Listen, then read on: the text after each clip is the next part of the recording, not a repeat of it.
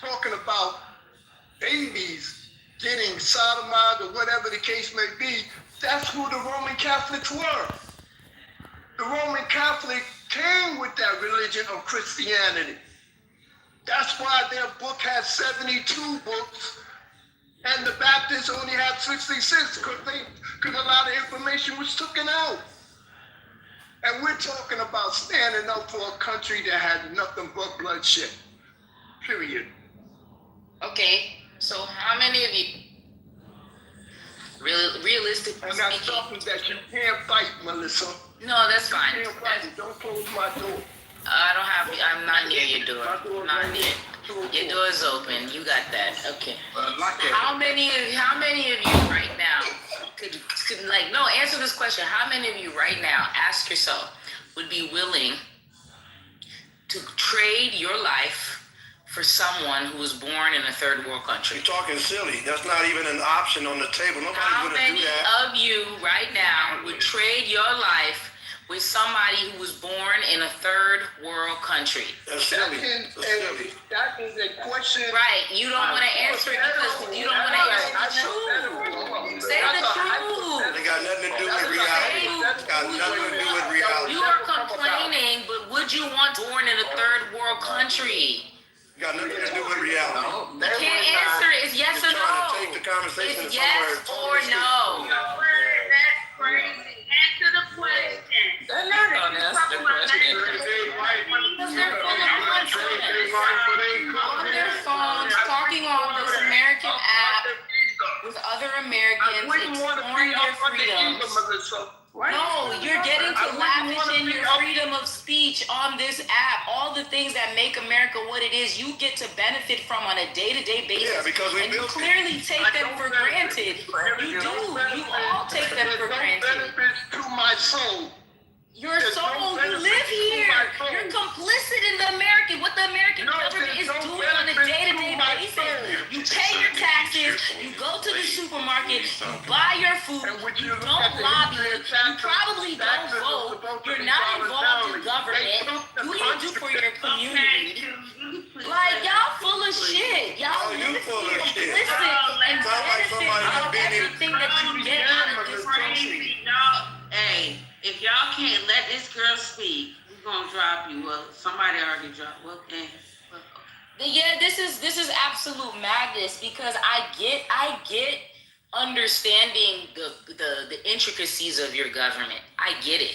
I get understanding the agendas. I get racism, structural racism, immigration, all of that stuff. But at the end of the day, if you are still in this country, living here, benefiting from all the government services, the police, the traffic laws, all the rights that you get from being in this country, but simultaneously calling for the destruction of this country, you are foolish. I understand the agendas, but at the same time, there is a spiritual effect from America spreading democracy, whether you like it or not.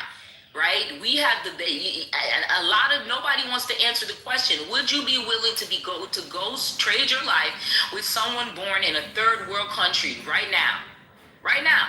No access to water. Your children got to walk to school. There's no more universities. You might have to immigrate out that country for a better life anyway. Right back to America, right? Nobody wants to answer that question because this is the truth. You benefit from everything that your government is doing. Let's be for real. So unless you are lobbying, you're involved in government, you are doing whatever political work that's actually trying to circumvent what's happening in the government right now, if you just sit on your phone here talking with us, you're complicit in this shit. So, let's wake up and be for real. The fall of America, the fall of democracy is not good. The Iranian government is the Sharia law, the form of Sharia law and Islamic law that they have, the Twelvers. That's the name of the group that was running the Iranian government, the Twelvers. They have a very specific form of Sharia law. It was not nice. That's why their people were calling for the downfall of their own government. That is not something from a political standpoint you would want spreading around the world. Yes, democracy, yes, America deserves a spank on the butt. We have a lot of shit going on, but at the same time, calling for the fall of the country that has created a lot of freedoms and opportunities for people is extremely foolish. There be some sort of balance in between. I know, right?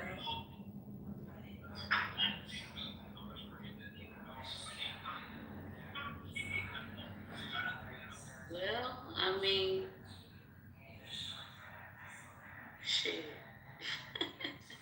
I mean, why would you give up? I mean, why would you want to trade your life here for somebody in a third world country?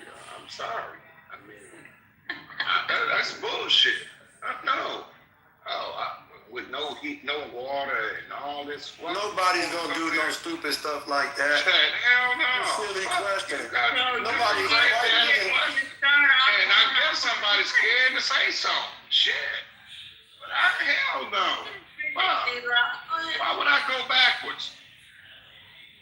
And Derek, you still find out who keeps throwing me in the goo, man. That's emotional. Why we crazy. put him off the stage that time? Hey, man. It's like, because I'm dialoguing, they rather have an echo chamber nice and quiet. They won't kick you off. Wait, what? Try that. Try to calm down so they won't kick you off. I'm not excited. I'm just trying to talk. Watch me calmly talk, and watch how they get upset. D-Lock was talking. Let him finish saying what he Okay, had. I'll go after him. Watch how calm I am after him. Go. No, I'm just saying, it just don't make sense. I mean, hell, maybe you could send money and help the situation over there or put together a fund or something. Why would you want to trade your life? The Lord put you in this life for a reason. So why would you want to take away the Lord's blessings? The blessings that you got, the little blessings that you do got. You got heat and water and shit like, stuff like that. But why would I want to go to a third world country with flies in my eyes and all that disease and malaria and stuff that I don't even know about? It makes sense. What? So then why don't y'all understand? Okay, go ahead, D. He seemed too I much. was I'm gonna go after Cut D-Lock. down commercials with the damn flies. Yeah, this is crazy. I'm just saying. No. And I know it ain't like that everywhere, but she said a third world country, so that means you out in the bush. So there's gonna be some flies out there. Hey, some of y'all kids got flies in their eyes in America, so what we talking about? I just want to say this one thing. I just want to go after D-Lock. I know. I cannot say calmly, this Erica. one thing. I'm not excited. I'm not emotional. Let Sweet go so he'll stop crying. Man, just like order. It's just order. I know that's hard to come by order, but so the reality is this. Nobody talking about promoting the fall of America and none of that. America is causing herself under what's happening.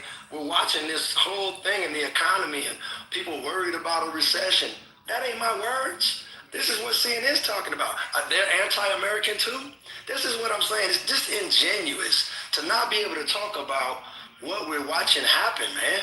And these are people that have been elected officials to just do this. And so the whole point of America, since you love democracy so much, is the people voice. Yeah, especially when all of a sudden bombs and people might be coming over here and upset and disrupting Wi-Fi and could do all kind of crazy shit that will definitely affect people if not you, in this country. And to just be like, oh, don't say anything about it. Or else why don't you go to a third world country? Where's the logic in that, man? There's nobody bringing in that thought into the conversation. Well, then just leave it. Love it or leave it. Don't question. Some people will tell you, if you love something, you're going to critique it. And you're going to try to make it better. You're going to be like, hold up, wait a minute. Yeah. You let your children run around doing whatever they want to do. If you love them, you can say, hold up, man, there's a better way to do this. But while it's happening, and the fact that the only value at some point is what we going to do next. We'll talk about what the hell different communities can do as a result of this, man. And because nothing worse than now, everybody American now is responsible. and now everybody where the angst and the upset around the world is, if you just find an American, just take them out. 5 seconds left. I'll donate that back to you, Mr. Ken. So, can I make my point now? Yeah, so you're talking a bunch of mumbo jumbo. The reality of it is that, like what he said, like, what did the guy say? That's why I don't want him to go. He said something about like, oh, why would I want to leave and stuff like that. Well, I mean, why would I want to go to a third world country? Well, if America does nothing and stays and becomes an isolationist country, which has never been before, right? Then what do you think the country that you're living in is going to become if your petrodollar fails and it turns into a petro fucking yen and it turns into a petro fucking like that? Let's be for real. That they're literally keeping America from becoming a third world country. Do you see what's happening in Europe right now? Have you seen France? They're literally throwing potatoes in the streets. All of their food and stuff. They're forcing people for the first time to give all of their leftover food directly to the homeless. That's how bad it is. They're having to circumvent capitalism just to survive. What? The white man?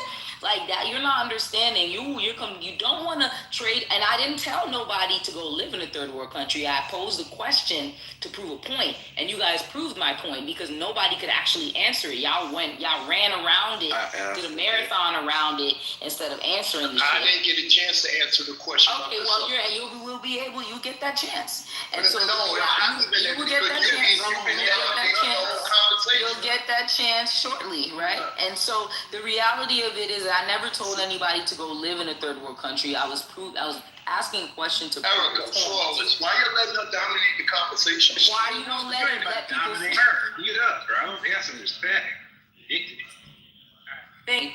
I mean, y'all didn't ask why Sweet was dominating the conversation. Because he has Because I wasn't dominating the conversation. I was just as long as you have one of those, they don't care. Go ahead, Melissa. Right. So it's again for the third time. Nobody told you to go leave and go to another country. It was an example to show you guys that no matter what, you don't want to trade yourself for a third world country. And if America takes an isolationist stance and doesn't do, in some regard, what it's doing now, right, as far as critical minerals, oil, and repositioning itself with China and Russia, guess what's going to happen? You're going to stay here and still wind up being in a third world country. So I just don't see how you guys are not seeing the long-term repercussions of not taking the stance that it is. And on top of that, the people that they're like this administration is not, I don't know what you guys are rallying for. How you gonna let somebody who's telling you in their own country that they want their own administration to fall, that they've been marginalized by since the 1970s, and you over here speaking for them? Who gives you that fucking right? Let them deal with their government and the stuff that's happening in their country and allow America to do what it's doing and take advantage of whatever they can so that we can stay at the top of this new industrial revolution that's happening with AI. So it's kind of like y'all just... School children are being bombed in the pursuit of this. You know that, right? Okay, that's not... that's the thing. Let somebody else do a submission. Who bombed the children? Did America bomb those children? Who definitively was responsible for that war for that? Who was it? Okay, and do you have an article that you can put in the chat? Melissa, thank you for your submission. Can we I'm waiting for the article. Thank you. You already know what's up. You know that America's hands are dirty. You know that they're complicit in bloodshed for the purpose of furthering their own agendas. He's not done. He's not done It yet. don't matter if we perceive it to be or not. It's the means don't justify the end. Yeah, that's true. If you in the car and your partner shoot, somebody and kill somebody, you're going to jail too. That was a drive-by. That's a dumb analogy. Oh, wait a minute. I'm looking at the same flawless in Erica. I didn't get a chance to speak. And then other people want to come in. And then when I do talk over those people, you want to put me in the goo and say I'm disrespectful. Shit. Okay. Brother, this way I get that right there. I don't know. Hold up. First of all, wait a minute. So you made your statement. I didn't make my statement. I didn't even finish. I had to cut somebody off. You had to cut somebody off to even get into the conversation. Yes. And you see that on Clubhouse, they don't have the hand raising. They used to have hand raising on here. But they took it out just so we can have chaos. What's going on? I don't know. Nothing. True is not being allowed to talk. That's encourage that, because we talk That's a like fact. You can't let it talk to you. I'm not being allowed to Instigator. talk. That's what you I'm not an instigator. All I No, want not to you, do is sweet. Hold on. No, He we're spoke talking about shooting, earlier. not the no, I didn't speak. Nowhere near as much as Melissa was spoke. responding to you and you interrupted her to argue with her point of view. Yeah, that's because she interrupted me. She did not. You were done. No, I wasn't done. I'm telling you, I wasn't I done. didn't interrupt you. Can y'all just Hey, let them take care of it. Talk now. come on?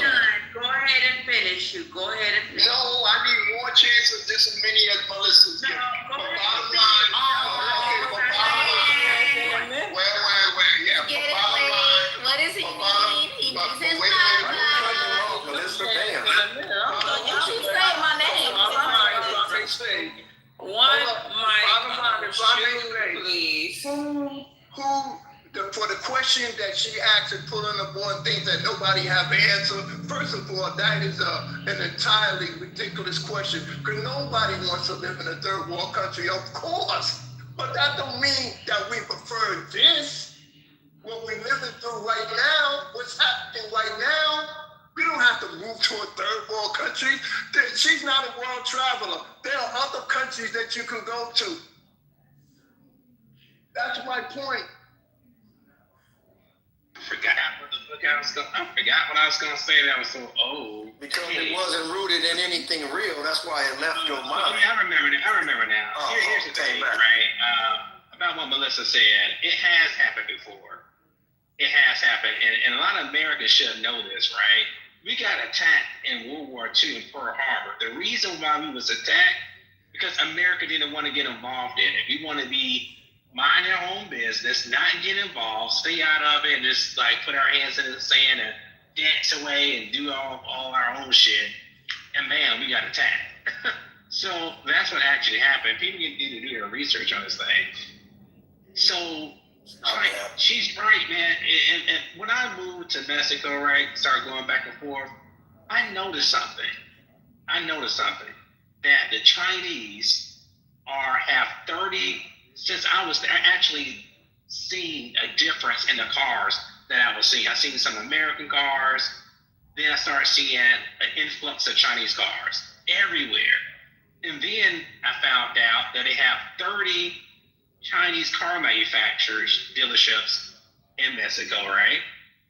3 BYD was built in less than a year in the city I was in. And they are dominating the rest of they was trying to, underneath Sleepy Joe, dominate the whole world, which is this. When you go to an American company and whatever the work that you're doing, right, they're doing the exact same thing, encircling us, making us circle. They've taken over Africa, taking over South America, taking over Europe. Every industry that we're in, they're doing it. Not to play fair and say, okay, let's have some type of fair game. No. They've been stealing our secrets. They've been hacking the shit out of us, taking all our intellectual properties, copying us. And the thing when I see about China, there is no room for anybody else in this world. There is no room to put have you ever heard of a Chinese moving their manufacturing hub to Africa? They are dominating. And when last time I was getting some paperwork done, visa work done, at the Mexican embassy, here it is, 2 rows of seats in front of me, right? It's 5:30, 6 o'clock in the morning. They have white pieces of paper in front of it. When they open up at 7, nothing but Chinese people came and sat down. You know, and the places, that nice places that I was going at, different hotels, whatever, they're buying up everything there. All the high-end property, they're dominating them. Still to this day. So I saw the strategy, the Chinese strategy. And look, the Chinese people are not stupid. They're not some type of dum-dums or stupid people. They're very intelligent and cunning to dominate you. And if America, I'm going to say this right, Melissa's right. If America do fall right, the whole world will be speaking Chinese. Literally. I'm serious. Like, oh man, and they're kicking it, and it still might happen. it still might happen. Who's to say? Because they're building one of the biggest militaries the world has ever seen. And look, when a man builds something like that, build a military, what military have humans built that massive and have not used it in human history? So I'll land on that. All right, good stuff. Now here's the reality, Nathan. I'm gonna address Nathan's point. I'm not gonna talk to Nathan. I'm just gonna talk for 2 minutes like he did about the reality. Nathan will have you think that China just what? I guess they took over. They just posted up in Mexico. No, didn't tell Mexico. They just gangstered their way in there. Mexico wasn't getting anything out of the deal. It'll have you think that China in Africa and building roads or whatever they're doing, like that's the same thing as just colonizing, right? That's the same as just coming in, and actually just taking over, like, killing folks, and there's no arm's length agreement there.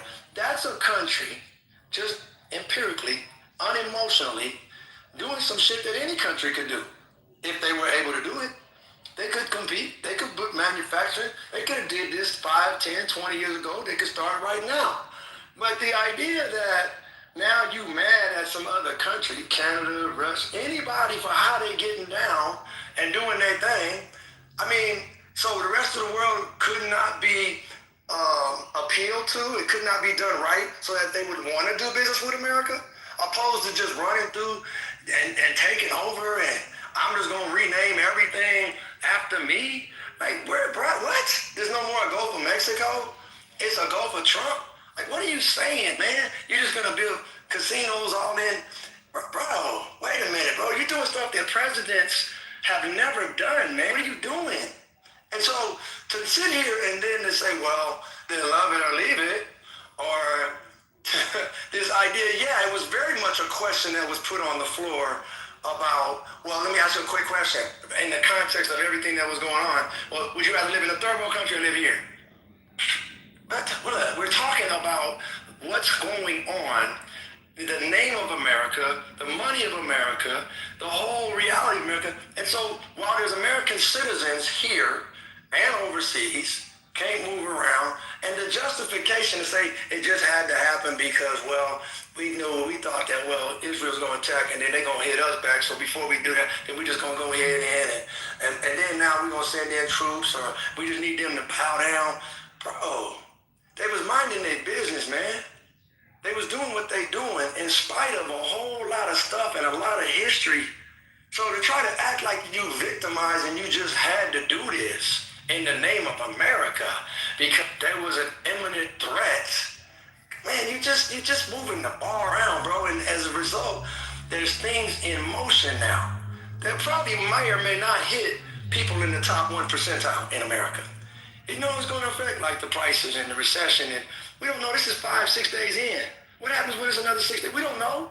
And it look like either side is backing up. So it's going to just continue to escalate. So when does it calm down? And how many lives are going to have to get taken out before it calms down? And how does that affect us? Real live human beings that are adults think about these questions because there's a cause and effect now more than ever in this AI, one world economy and coins and dollars and all and how quick and how fast and how interconnected everything is. It's not hard to figure out the trickling down effect and the domino effect, and when this happens and then that happens for those that want to study it. And business as usual doesn't go down like it used to anymore, and stuff is not flowing through the Strait of Hormuz, and a lot of trickling effects that, just like with the tariff conversation, you see it for 90 days. You may not see it for 60 days. It don't mean it's not some stuff in motion that people that understand have to prepare for if they like living and staying alive and stuff. So anyway, man.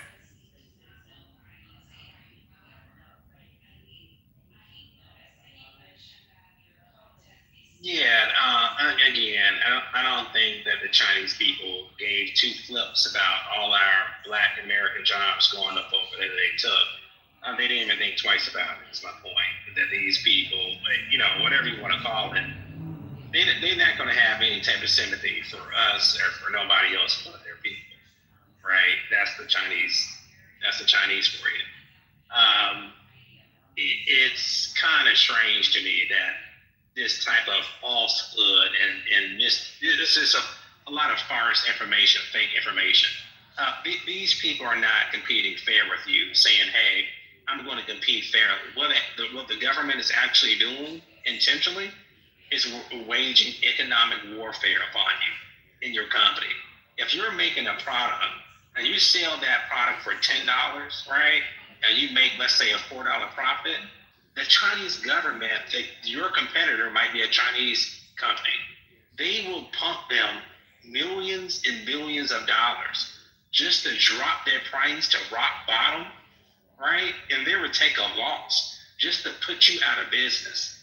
And they've been doing that for decades now.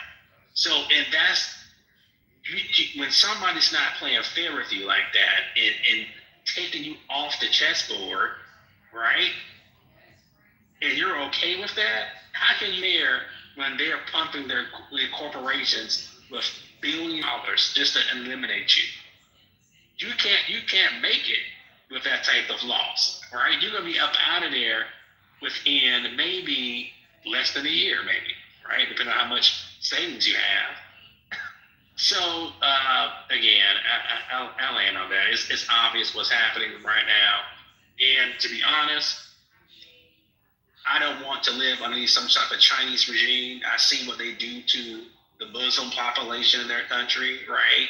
And what the heck they're doing. What they always have been doing for a very long time now. I don't want to live underneath the Russian regime, the Soviet Union regime that was being created. That when we talk about, what has America done, X, Y, Z, the North and South Korea war, that happened because the Soviet Union was pretty much trying to impose itself upon the world. That was happening back then, back in your day, I guess. So yeah, man, we have to look at history to see what the current players are, because they're still alive and thriving and still have the same agenda they did 80 years ago, 40 years ago, to 100 years ago. I like it. Thank you. To say that America's so weak. Okay, you can mute yourself. You ain't got to come off the mic every time somebody say something. Damn. Can other people join the conversation? Nathan, I just think at this point, from what I'm seeing is that some people, just sit around and wait for everybody else around them to build their shit up. And then complain later that they ain't got nothing or they conquered.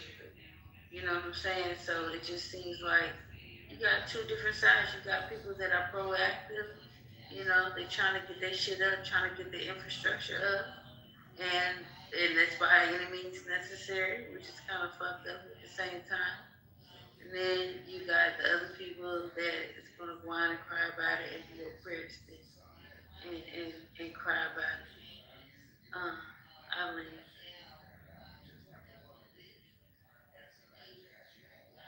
I like to win. In my personal life, I like to win. I'm competitive, so shit, let's win. I ain't trying to lose on nothing. Right. So my thought is, what's stopping America from making products and like America's so weak, China can just underprice us on every damn thing, so there's an unfair advantage. Maybe it's America's a little spoiled. Maybe we just haven't taken the time to put into a thing. So China, the world wants their stuff. Not just China, but wherever you can find some stuff. Maybe the Americans that wanted to just order stuff and have it shipped to them and wanted it coming wherever they could get it the cheapest spot, and it's sent to them. So now you're mad at the manufacturers for making it at a low price. That's not even, you're talking about capitalism. You're talking about Chinese playing a capitalistic game. And well, if somebody can produce it cheaper, oh no, you want to put blockades and no, you can't. Bro, I don't know what people understand or don't understand about economics. It's just that simple, supply and demand. Ain't nobody stopping, so America's now handicapped and can't produce good quality stuff. And that we can consume in America and can be exported around the world and that people can see value in. But so no, if China can make it cheaper or better or faster or whatever, and people decide they want that. They got free market economy around the planet. They can go whatever site they want to and order it. But now, no, you can't have access to that because they make stuff better than we make it. So now you can't have access to that now. And now we're going to put 145 tariff on it because we don't have anything to compete. Do you know how weak that sounds, bro? Do you know how the problem is not addressed? That you have to get better at making stuff. Especially if, that's something that you're going to need. And so, so now you're mad at, so now you're going to stop China from going all over the world because people want what they doing. But you still want to talk about democracy and capitalism. They saying whatever systems they got in place, they got systems in place to be able to manufacture it, and people are saying, okay, cool, thank you, yes, we would like that over here. So we can focus on some other stuff or whatever they're doing. And now they're going to be the big bad wolf. They are villain because, how about you just be cool people? Sweet, wake it up. How about you be cool people and exchange with them? They got a lot of value they could bring you. You got a lot of value you can bring them. You got land. Not going to let them run through us. But how you going to run through other people but don't want them to come back and try to run through you? It's just a universal concept, man. That's all I'm saying. So to think that we got the best representatives and to think that that's best practices are being used when you got planets in Dubai and different places are growing up in 20 years that obviously they know how to make something work. And a lot of places around the planet know how to make stuff work. But we just got to have a bunch of homeless running around. That's just not good management skills, man. That's what I'm saying. It's either a lack of care, a lack of interest, a lack of know-how, a lack of, just don't want to make it happen or something. But to act like that's just the best we can do, come on, man. I'm not here for that. I want to win too, but I don't want to win by eliminate the competition and I'm the only team on the block, so I win. Come on, man. How about we become the best and learn from people and be humble enough to, but it's just, obviously, it's not a part of our character, man, because of where we've been for the last 250 years, really the last 400 years.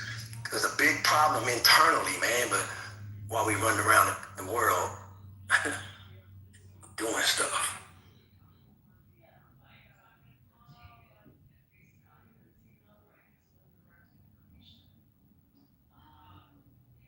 Y'all gonna be mad if you keep talking now. Come on, somebody else better get in there. Hey, look, no more friends. I'm glad you back. Look at that, you here. I've been here all damn day. You been here all day, so you heard Iranians all coming in here talking about the privacy. Yes, that's fascinating. I never looked at it from that perspective. That's fascinating. But shit, if we was experiencing what they was experiencing, we'd be fucking saying, hey, Iran, I'm glad y'all bombing this motherfucker too. Shit, we need some help around this motherfucker. So I get it. I get the logic in it. I do feel bad for the kids and shit, but it's the world we live in. Yeah, and it's not controlled by us. And it's not by us anyway. Talk about our race of people, black people. And number two, here in America, where our vote has been narrowed down when it comes down to election, to the electoral college, we think we have a say-so. And we really don't. You know what I'm saying? Bottom line, the Iranians, they're not going to quit. They're going to go until they die.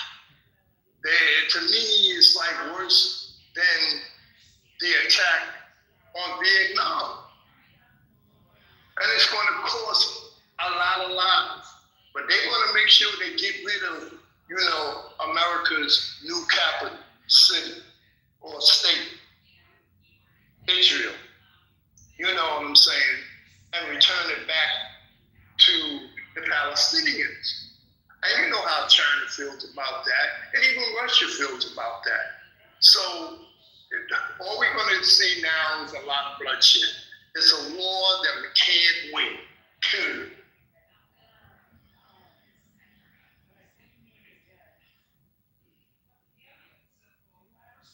And Sue, it makes you can't help but think about Trump. Know that, but he don't give a damn if America fall apart. It's like, oh well. He don't give a damn. And that's what my brothers and sisters on this stage and abroad don't realize. They don't care. Bottom line, they care about the 1%. But everybody else, casualty of war, period. Point blank, casualty of war.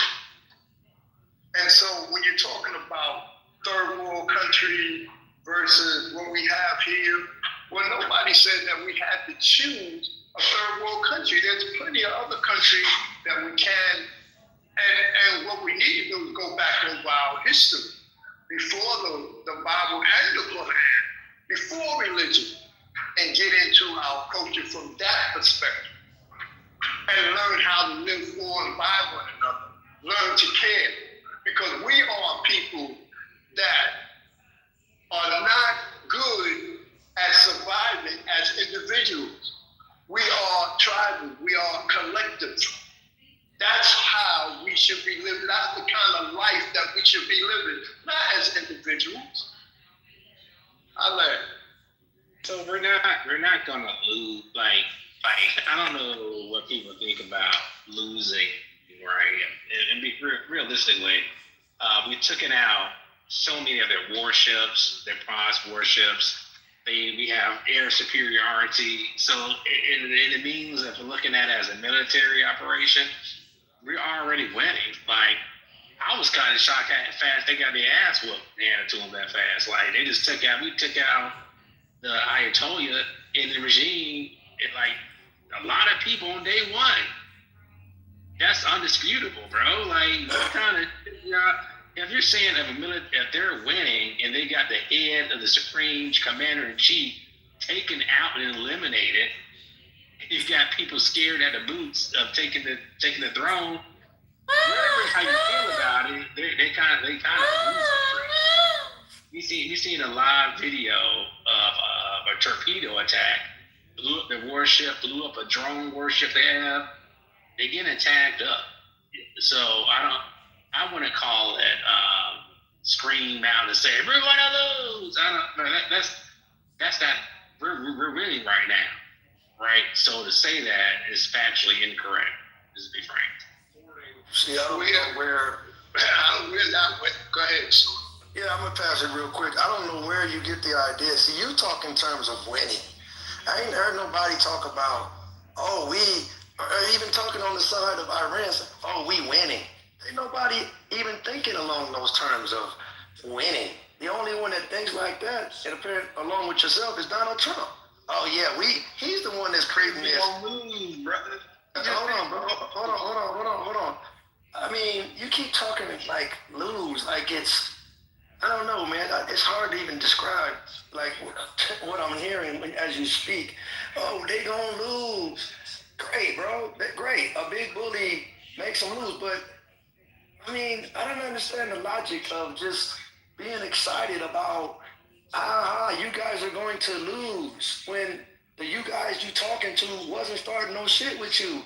He wasn't thinking about you, man, but you so damn paranoid, people that we talking about, that they might hit us, so we gonna go hit them. Oh, look like he might rob the Nordstrom store, so we better go ahead and arrest him right quick. Do you understand what you're saying, man? Like, it's a paranoid, schizophrenic, antisocial personality running around this planet, worried about that, oh shit, to get back. They might try to retaliate for the fucked up shit we've been doing. So now that's a crime because against them, they done a crime against us because you're so paranoid that they might do some shit. And it's like, bro, they don't have the right to have the same thing that every other country has a right to have. You buying in, whether you recognize it or not, to a principle that says, you dark black folks, you don't deserve to have shit.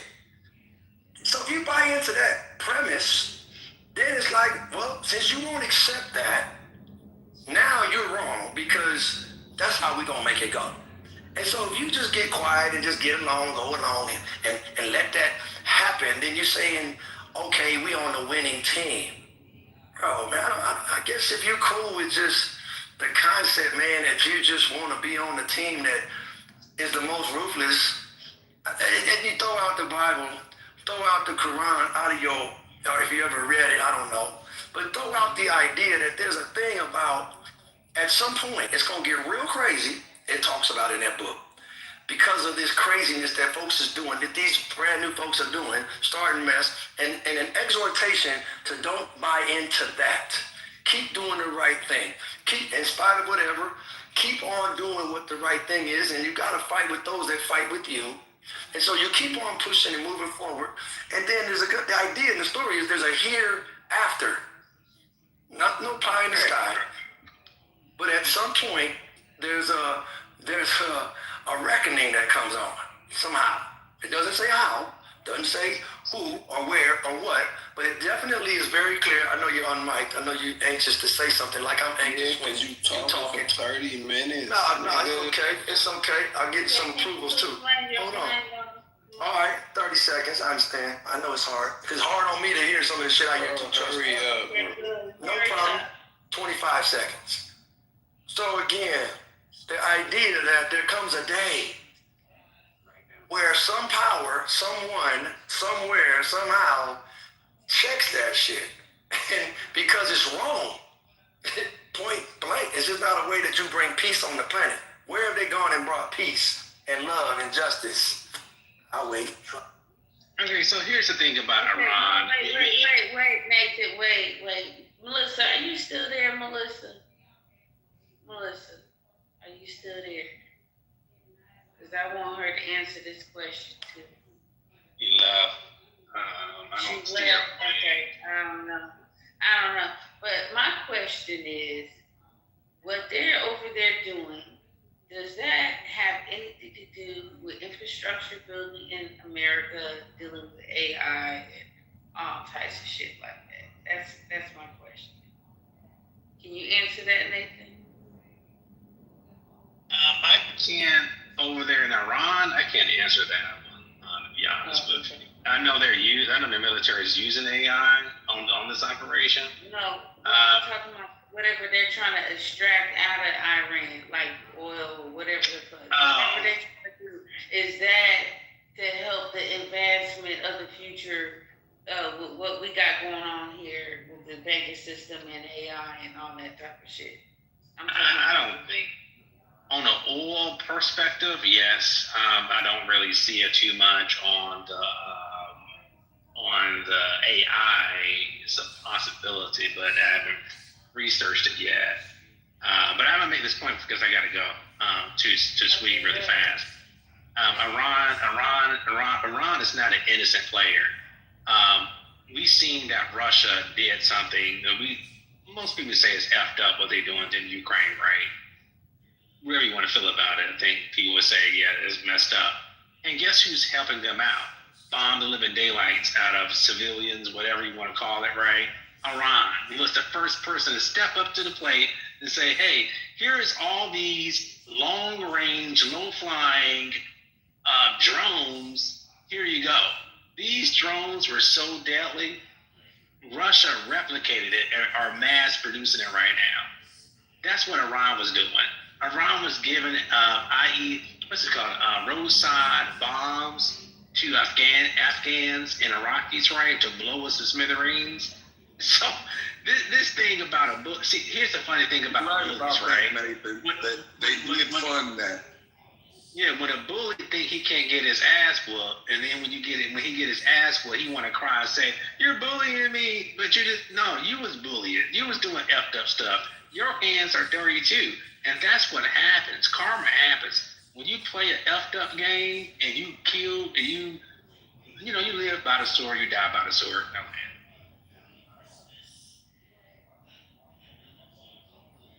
Bottom line, what's happening is if, first of all, oil prices or gas prices have gone up here in America. $93 a barrel. So whether the war is doing some good and them bombing over there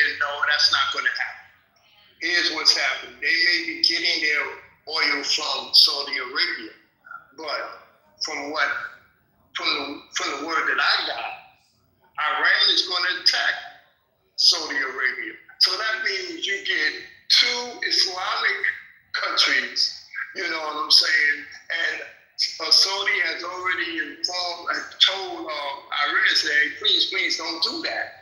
You know what I'm saying? But they're going to have to do that because they got to stop the U.S. from doing what they're doing. Nobody told Saudi Arabia to sleep in the bed of the U.S. government. They shouldn't have been there in the first place. Hey, brother, what do they call that? That's a part of the unholy alliance between us and Saudi Arabia, correct? Yes, most definitely. Now, the unholy alliance, it was the alliance they made with Saudi Arabia back then, knowing that Saudi Arabia was working with Iran to destroy certain infrastructure in the Middle East. Okay. I'm right here.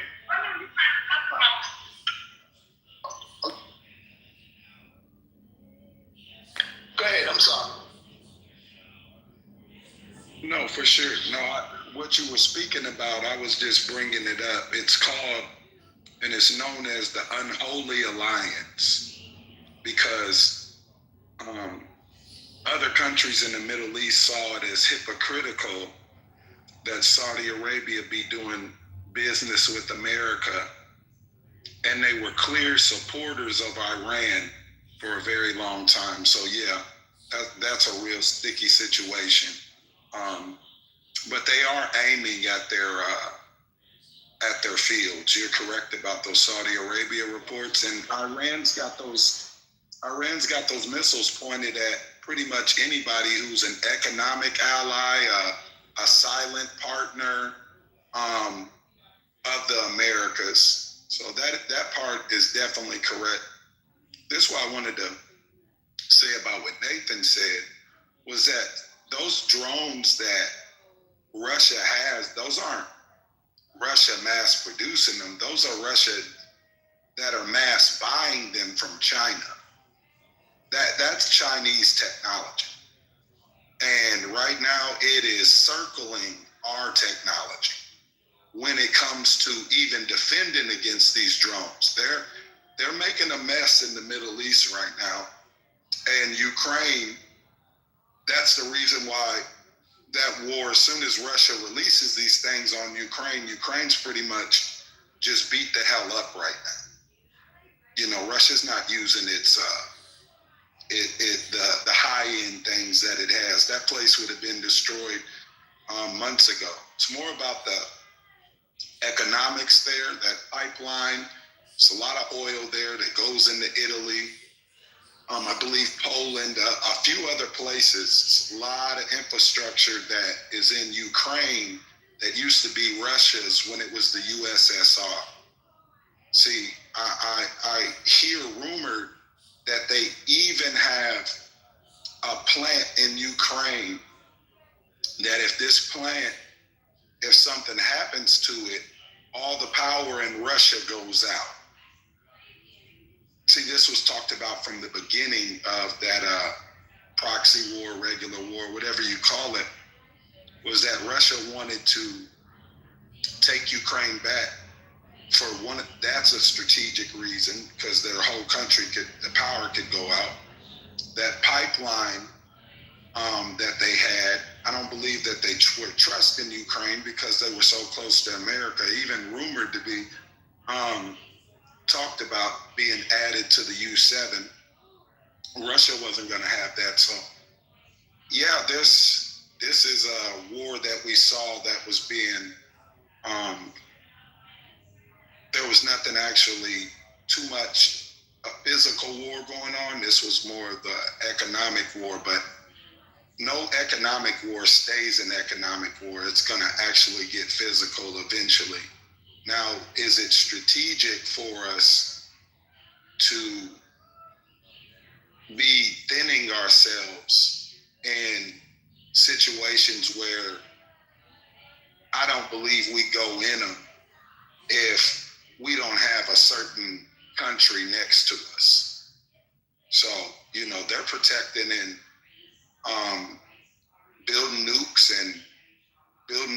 infrastructure, and they're trying to, I guess, position themselves so that they're hanging on to whoever's headed to the top. Israel's war. Exactly. And I'll land on this. There are plans in all of these places. I saw where they talked about Palestine and in the next 5 to 10 years turning it into Meta Gaza, so that there's more than rumors of that. And also even Iran, where they were mapping it out and people were speaking about certain areas, certain properties, infrastructure. It also, if it gets to a democracy, it being able to, be turned into, I guess what you would call not a smart city, but maybe a smart country. So maybe this is the plan anyway.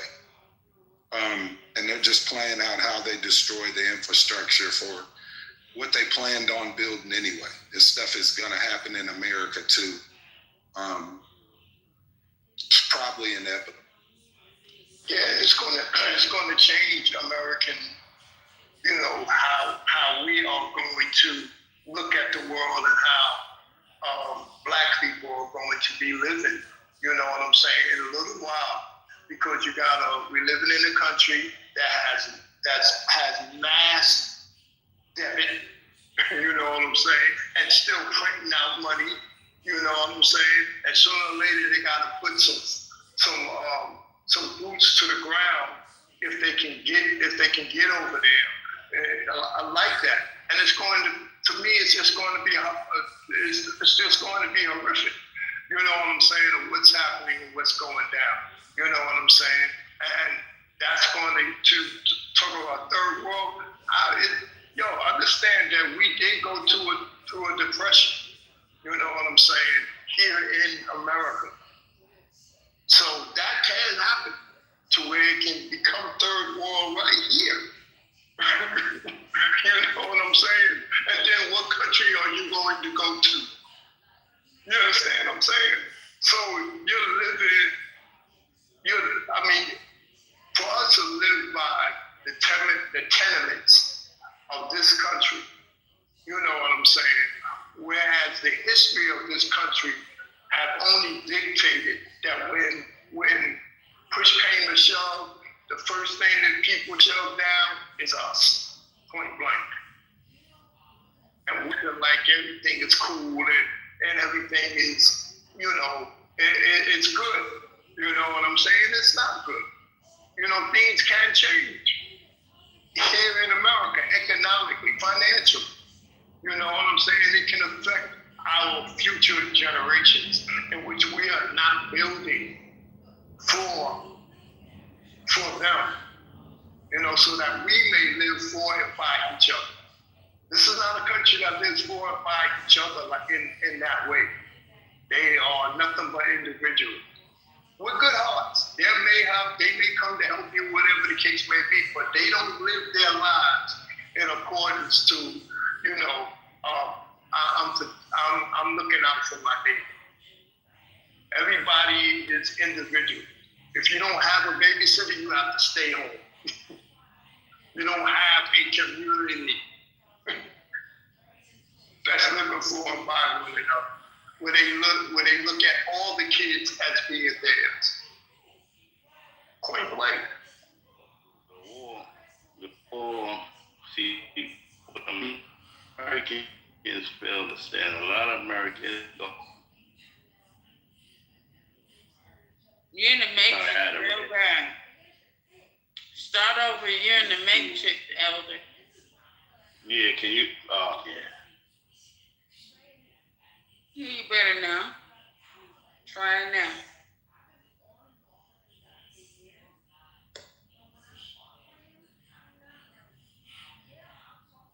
But Americans fail to understand.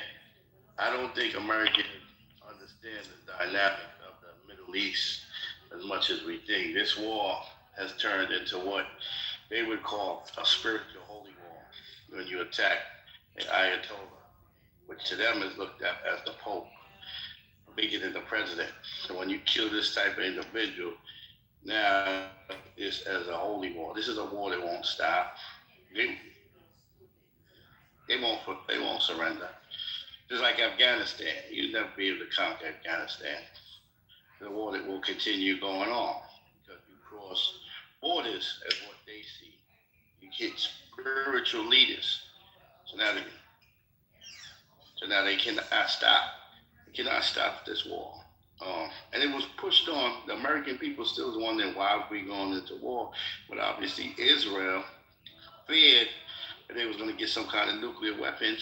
So Israel been pushing it for years for America to go in there and help them fight and destabilize Iran. That was the last stronghold of the Middle East.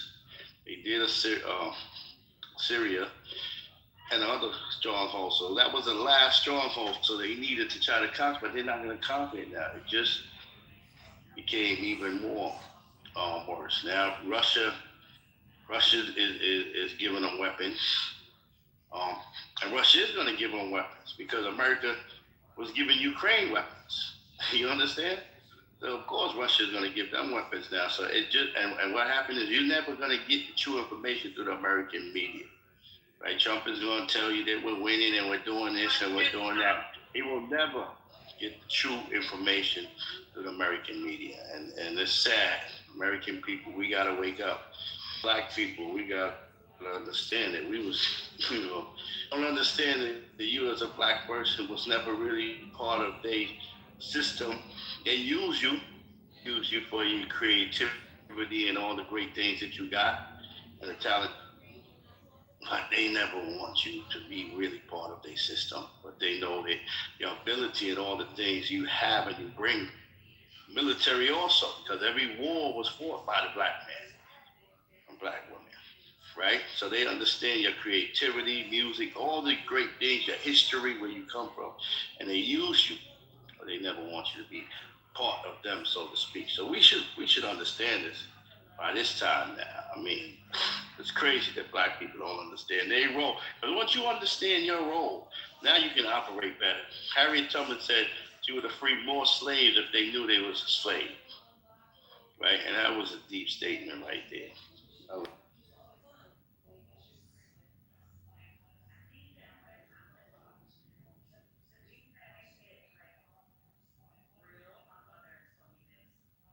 All right, can we get back to the war and stuff like that? I mean, I get it. Y'all think a lot of black people are slaves. I get it, but I don't know what that got to do with Iran and shit like that. And war in Iran, if we see a war with Israel and for the financial bankers and so on. That's their position. That's their war. That's their Hello war. guys. We have to understand that. Yes, guys. Can I tell you something, Wait a guys? minute, Zay. Hold on, Zay. What is it, Zayon? We can go on Z. Call me Z. Z. Okay, Z. Wait till Elder is finished talking. Let him, because I guess he wanted to explain something about how he. Okay, go ahead. Right. I'm not. It's just obviously the war. But the war, what I'm trying to really project, what I'm trying to project is that we should be able to understand our roles. We know that this war is based on world bankers. We know that this war is based on Israel and America trying to destabilize the last power hole in the Middle East, which is Iran. So we understand that. We should understand that. That's what that war is based on. I'm just saying we should always understand our role and what we have to play in this, and how we have to play in this. That's all I was trying to bring it across. Okay, thank you. Can I talk right now? Can I talk? Yeah, go ahead. Okay. So guys, listen. This war is conquered by Israel and America. They have a lot of interest in there. You have to understand something. When we call Israel first, yes, but not really. You know what Trump plan? Trump is a businessman at the end. He needs to he needs to have making deals. He likes making deals. I have read his book. It's simple. What he wanted is basically is that, see, what is his enemy? Who's his enemy? It's China, right? China is a big manufacturing company, right? What needs is oil, right? So he has 40. The U.S. has 40 trillions, or 40 trillion in debt. So to conquer that, the only way to do that is to first take Venezuela oil and then go to the Middle East, go to Iran. He's very smart. He knows everything. He knows everything. His game plan is basically to conquer that oil. Why? Because he have a meeting in China right now. It's coming in a month or two. So why? He wants to harmonize on the whole world to be a superpower, to make America as a superpower, not a power, superpower, to control everything. That's scary but brilliant, but it has a lot of risk. In the Middle East, it's different. In the Middle East, people don't understand. The Middle East, see, in America, they care about gas, money, and everything. It's all about money. They don't care about empathy. They don't care about religion, the faith. They don't care about. They fake it, but then they don't. But the true Americans, but still, it's different. In Middle East, it's different. It's so much different. Everything is there. Like, I'm from Saudi Arabia, guys. I'm from the land of Mecca and Medina and Jerusalem. It's different. We are different. Like, when you kill the Pope of that land, of that religion, you made everyone a soldier. See, that's why I don't like, you see, Trump, I love Trump. He's a smart ass person. I love him. I love him so much before he was president. But his cabinet, no one's told him that. He put himself with people of yes men. No one said no. In that point, no. He thought that he can do the same as Venezuela. No. In the Middle East is different. Apparently, what happened, these people of the Persian land, the Persians, if you understand history, Persians, they will last. No matter what you put bomb on them, they will last. It's part of this history. No matter what you put name on them, whether it's Islamic or non-Islamic, they're gonna last. They will last. What they did is that they had a plan for 47 years. And nothing you have seen. That's only 10-20%. That's it. They have more coming. See, what I like about this life is that thank God that the American or the military, they are low on fucking missiles, because I don't want the fucking land to destroy each other. I don't want the world to destroy each other. Thank God. If they came with a lot of bombs, we are fucked. All of us, all the world are fucked. All of us. But thank God, they have a bit low emo. Thank God. They will lose. Basically, they will lose and they will retreat. Yesterday, a big ship, or one of your ships, retreat. You know why? The Iranians put a small missile, one of their missiles, like a gunshot, like a warning shot, and they understood that. Because why? They had the sinking ship missile. They had that. So they left. They understood the message. They left. They went away. See, it's not about American energy. It's not about that. But you're talking about the land of Persia. You see, the problem is not about deals. Deals is nice, but when you talk about cultures and civilization, it's different. So you're talking about emotions and people and a lot of years. and they did not study their enemy. And I don't call the Persians our enemy. I don't call them. I call them a great civilization. But they did not understand. They did not understand their. I'm sorry, I'm a bit drunk, but they did not understand their counterpart. They did not do that. They did not do this. They thought that Venezuela is not Persia. It's not. Like Saudi Arabia, it's not. It's 100% not. Saudi Arabia is much worse than that. Saudi Arabia can conquer 2 billion people fighting. No. You don't talk about in the Middle East. You have be very careful, very careful. See, I like America, but America is only 250 years old. They don't know shit. With all due respect, they don't know shit. They have big muscles, but small brains. To be honest, small brains. You see, the problem is not America. I love America. Been there. I have a lot of friends. It's not America. The problem is not. The problem is not Republic. The problem is that you have Jews, guys. See, Jews. We know that. Jews usually what they do. Not Jews in general. I'm not fucking Jews. I'm talking about Zionists. People who take lands of people. Usually, what they do in empire, basically within 80 years. And we're coming to that, is that it's like a cancer. They come and they get in everything and they become their own land and they conquer you guys. See, you have to be very special. It's been there, and that's why Jews in general, they don't have a land, because they don't know between right or wrong. What's happening right now in America, that's my real message. Your congressmen, your senators, your president, everything you elect, what you think as democracy, is all full by people who are backed by people from, what you can call them, Israel, Jews, and whatever you can call them. You are fucking in a cancer. You're in cancer. They don't represent the people from Iowa, from the real people, the real Americans, the people who are dying. Haram. It is haram for us. These people in America, no, haram. No, I'm against that. People dying, I'm against that. They are not in this. They're not this fight. That's not right. The people in dying in Iran, that's not wrong. The girls with their sacrifice for being satanic stuff is not right. It's not right. All of that is not right. Not right. 100% not right.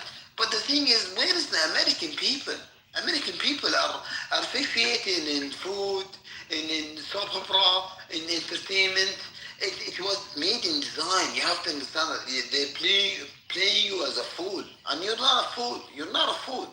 Americans are not fools. I've been there. I've been trained that. They're not fools. They're not fools. They're really good people. They're really good people. They can make you really great people. The best thing in my life, the best period in my life was brought from American trainers. I have the best feeling. No, Americans are true. I don't talk about Zionists. Americans are amazing. They fight for the right thing and they make you happy, and they're good. They're good people. But these people, you go to your congressman. You're lucky, guys. I'm in a monarchy. We don't have rights. I love my king. I love them.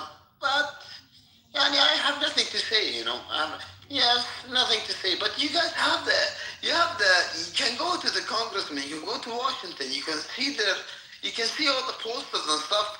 It's so obvious that everything is sell out. Everyone, 98% are sell out. Sell out. Your government, everything. Who represent you in the world, and also who take the taxpayers, are not from you guys. They are sellouts. Sellouts.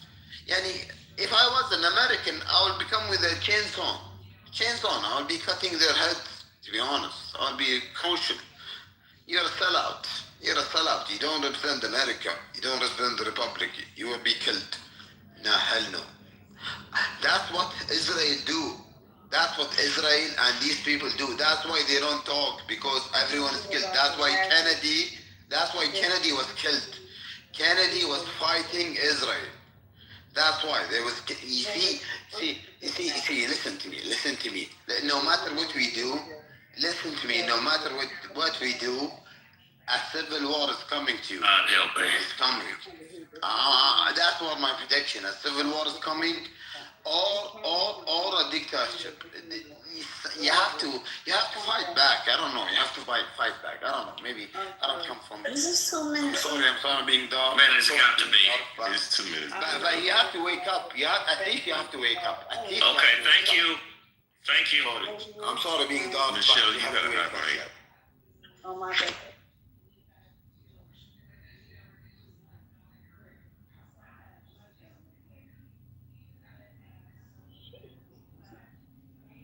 He stopped talking. Y'all might want to snatch the mic up before somebody else start talking.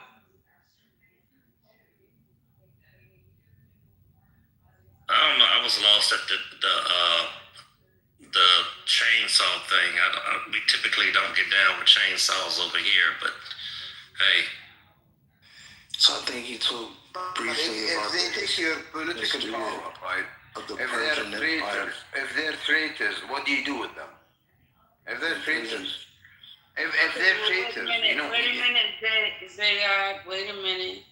What's that? Who was that ever just talking? Iraq, well, yeah, I was just gonna say the Persian Empire was, in a sense, abducted by the Muslims, forced to convert to Islam.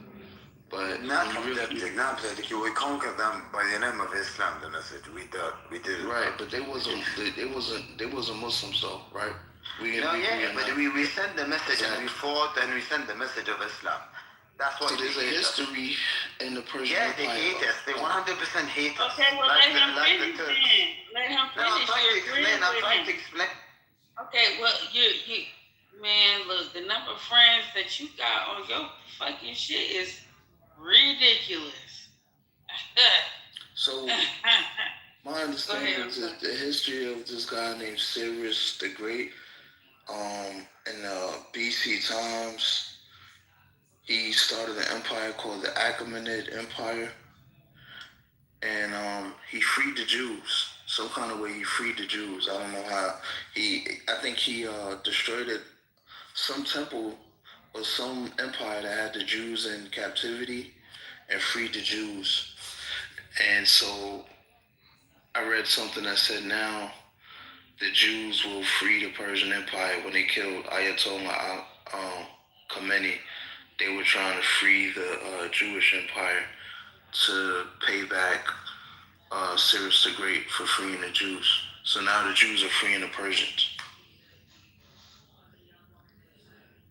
Because they did this guy Ayatollah Khomeini killed like 3,000 Iranians because he thought they were Israeli spies.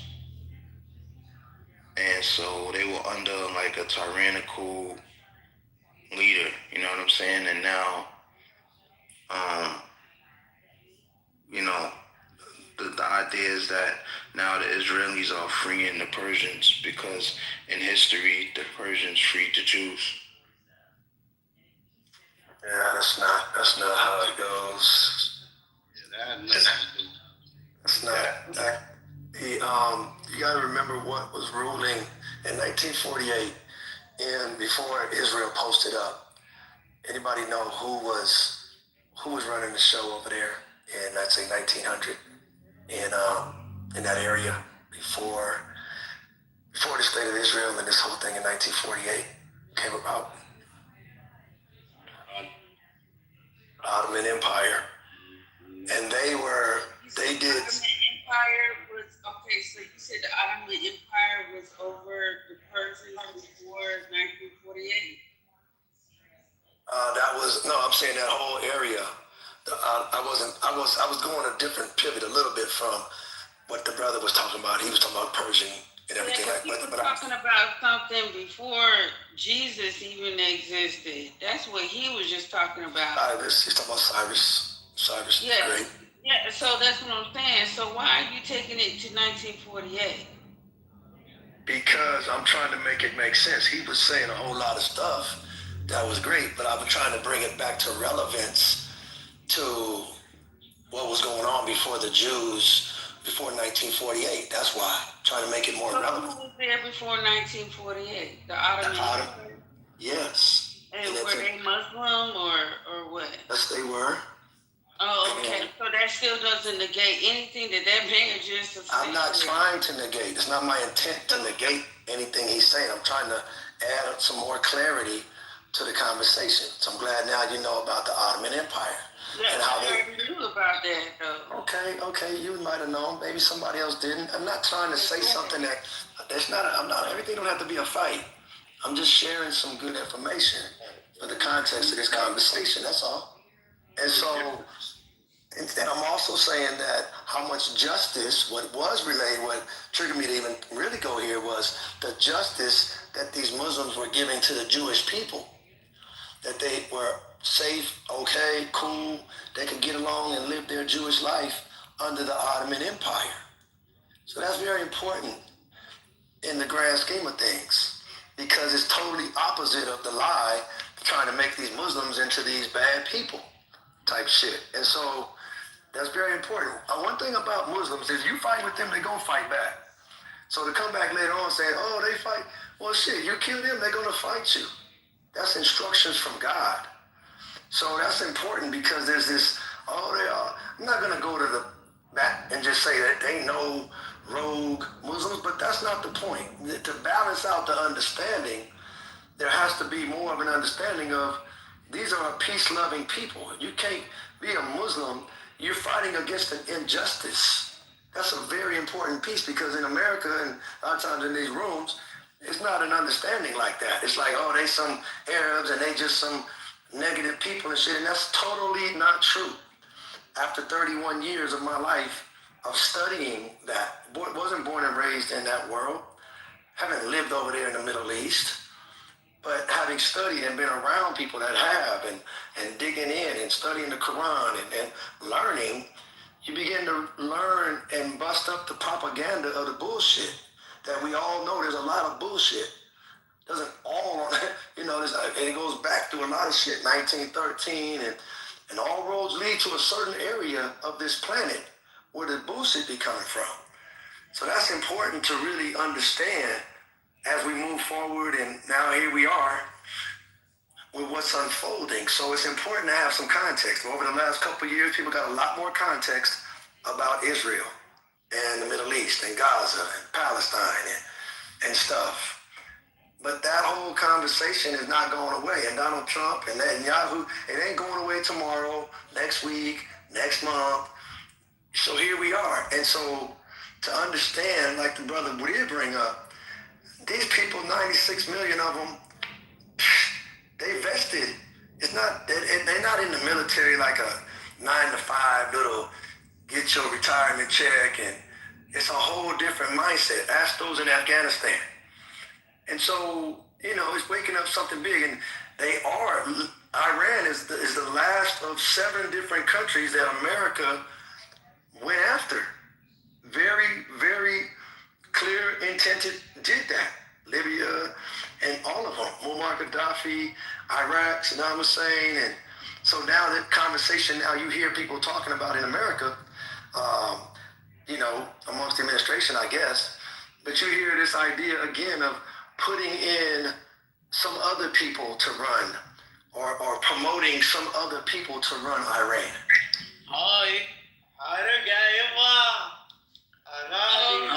Wait a minute. Okay, wait a minute. Mute up. Wait till he's done talking. I'll wrap it up so he can say something or other people can say something. I just wanted to just put that in. I know you would. That's why I'm doing it, because I know you would appreciate it. I know how hard it is for you to hear my voice. I know. But I'm going to say this anyway for the rest of the room. And to really honest with y'all move forward, there's a lot to understand. But I'm going to just say this little piece about the context. Because if your enemy or people just have you hating some other people and you don't even know why, you should really slow down and ask why and figure out what's really going on. And like I said, Iran is different than Iraq. And there's a reason why Iran is the last one. Because Somalia is one thing, Syria is one thing, Lebanon is one thing.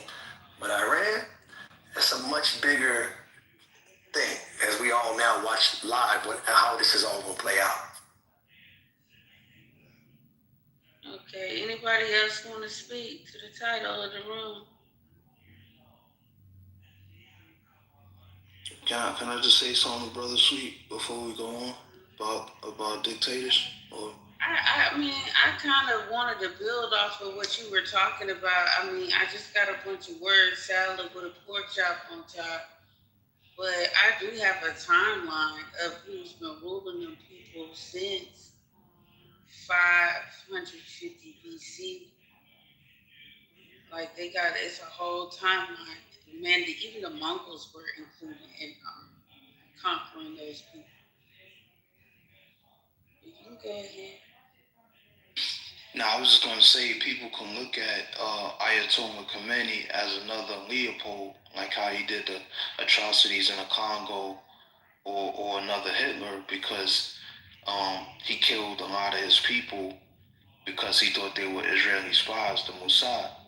He killed maybe like 3,000 of his people because of that. And I'm just saying that he could have chose a different method of punishment, like putting them in prison. You know what I'm saying? Rather than massacring a whole thousands of your own people. And that's the criticism for Ayatollah Khomeini. That was the basis for why America killed him.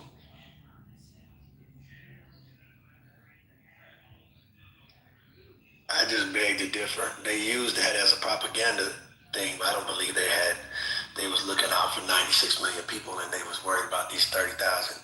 They've been destabilizing Iran for a long time, bro. Rakim in the song Juice 30 years ago was like, ain't controlling many, like Ayatollah Khomeini, and he was describing himself as a New York gangster, and he was using a reference to Ayatollah Khomeini for being a fierce dictator. So his reputation wasn't, he didn't have a reputation as a peaceful, loving leader, bro. His reputation was do what I say or die. Bro, Muslims will fight. I'm sure Rakim understood that ain't gonna be no easy run through. I'm sure he probably understood that Khomeini wasn't gonna be, he understood then that now. Figure out what year that was that he said And all I understand is that we understand Islam, we understand, the Quran and everything, right? But I'm not saying that he didn't have any kind of compassion, because I saw the clip where he had some African American captives and he let them go. He was like, these people have been oppressed in their history, so you can let them go.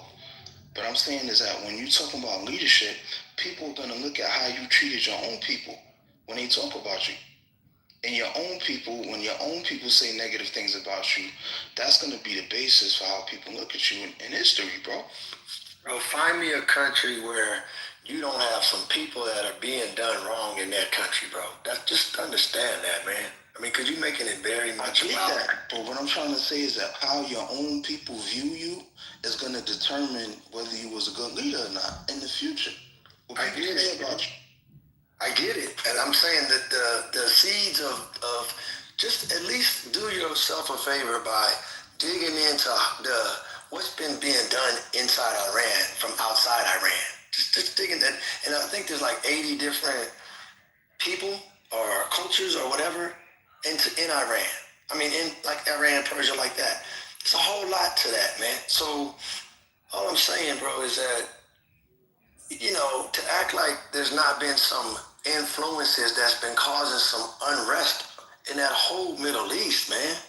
I mean, to not factor that into the conversation, to me, is showing an unwillingness to really dig into the truth. And so to come up in 2026 and say there's a lot of disgruntled people, Islam is not like going to Las Vegas. You know what I'm saying? It's a different mindset in general. You know what I'm saying? It's different. It's a whole different get down for 1,400 years. At the core of it, though, the intention of it at the core is about peace. So without digging in to understand that, and then the influences that don't want those original people to be over that land, the minerals, and all that, the waterway, to not have a conversation from that point of view, and to understand that it ain't just some benevolent love. We just want to come over here and free your people up, man. Wasn't that way in Kuwait? Wasn't no weapons of mass destruction. You know, were there some people that were disgruntled in there? I'm sure, of course.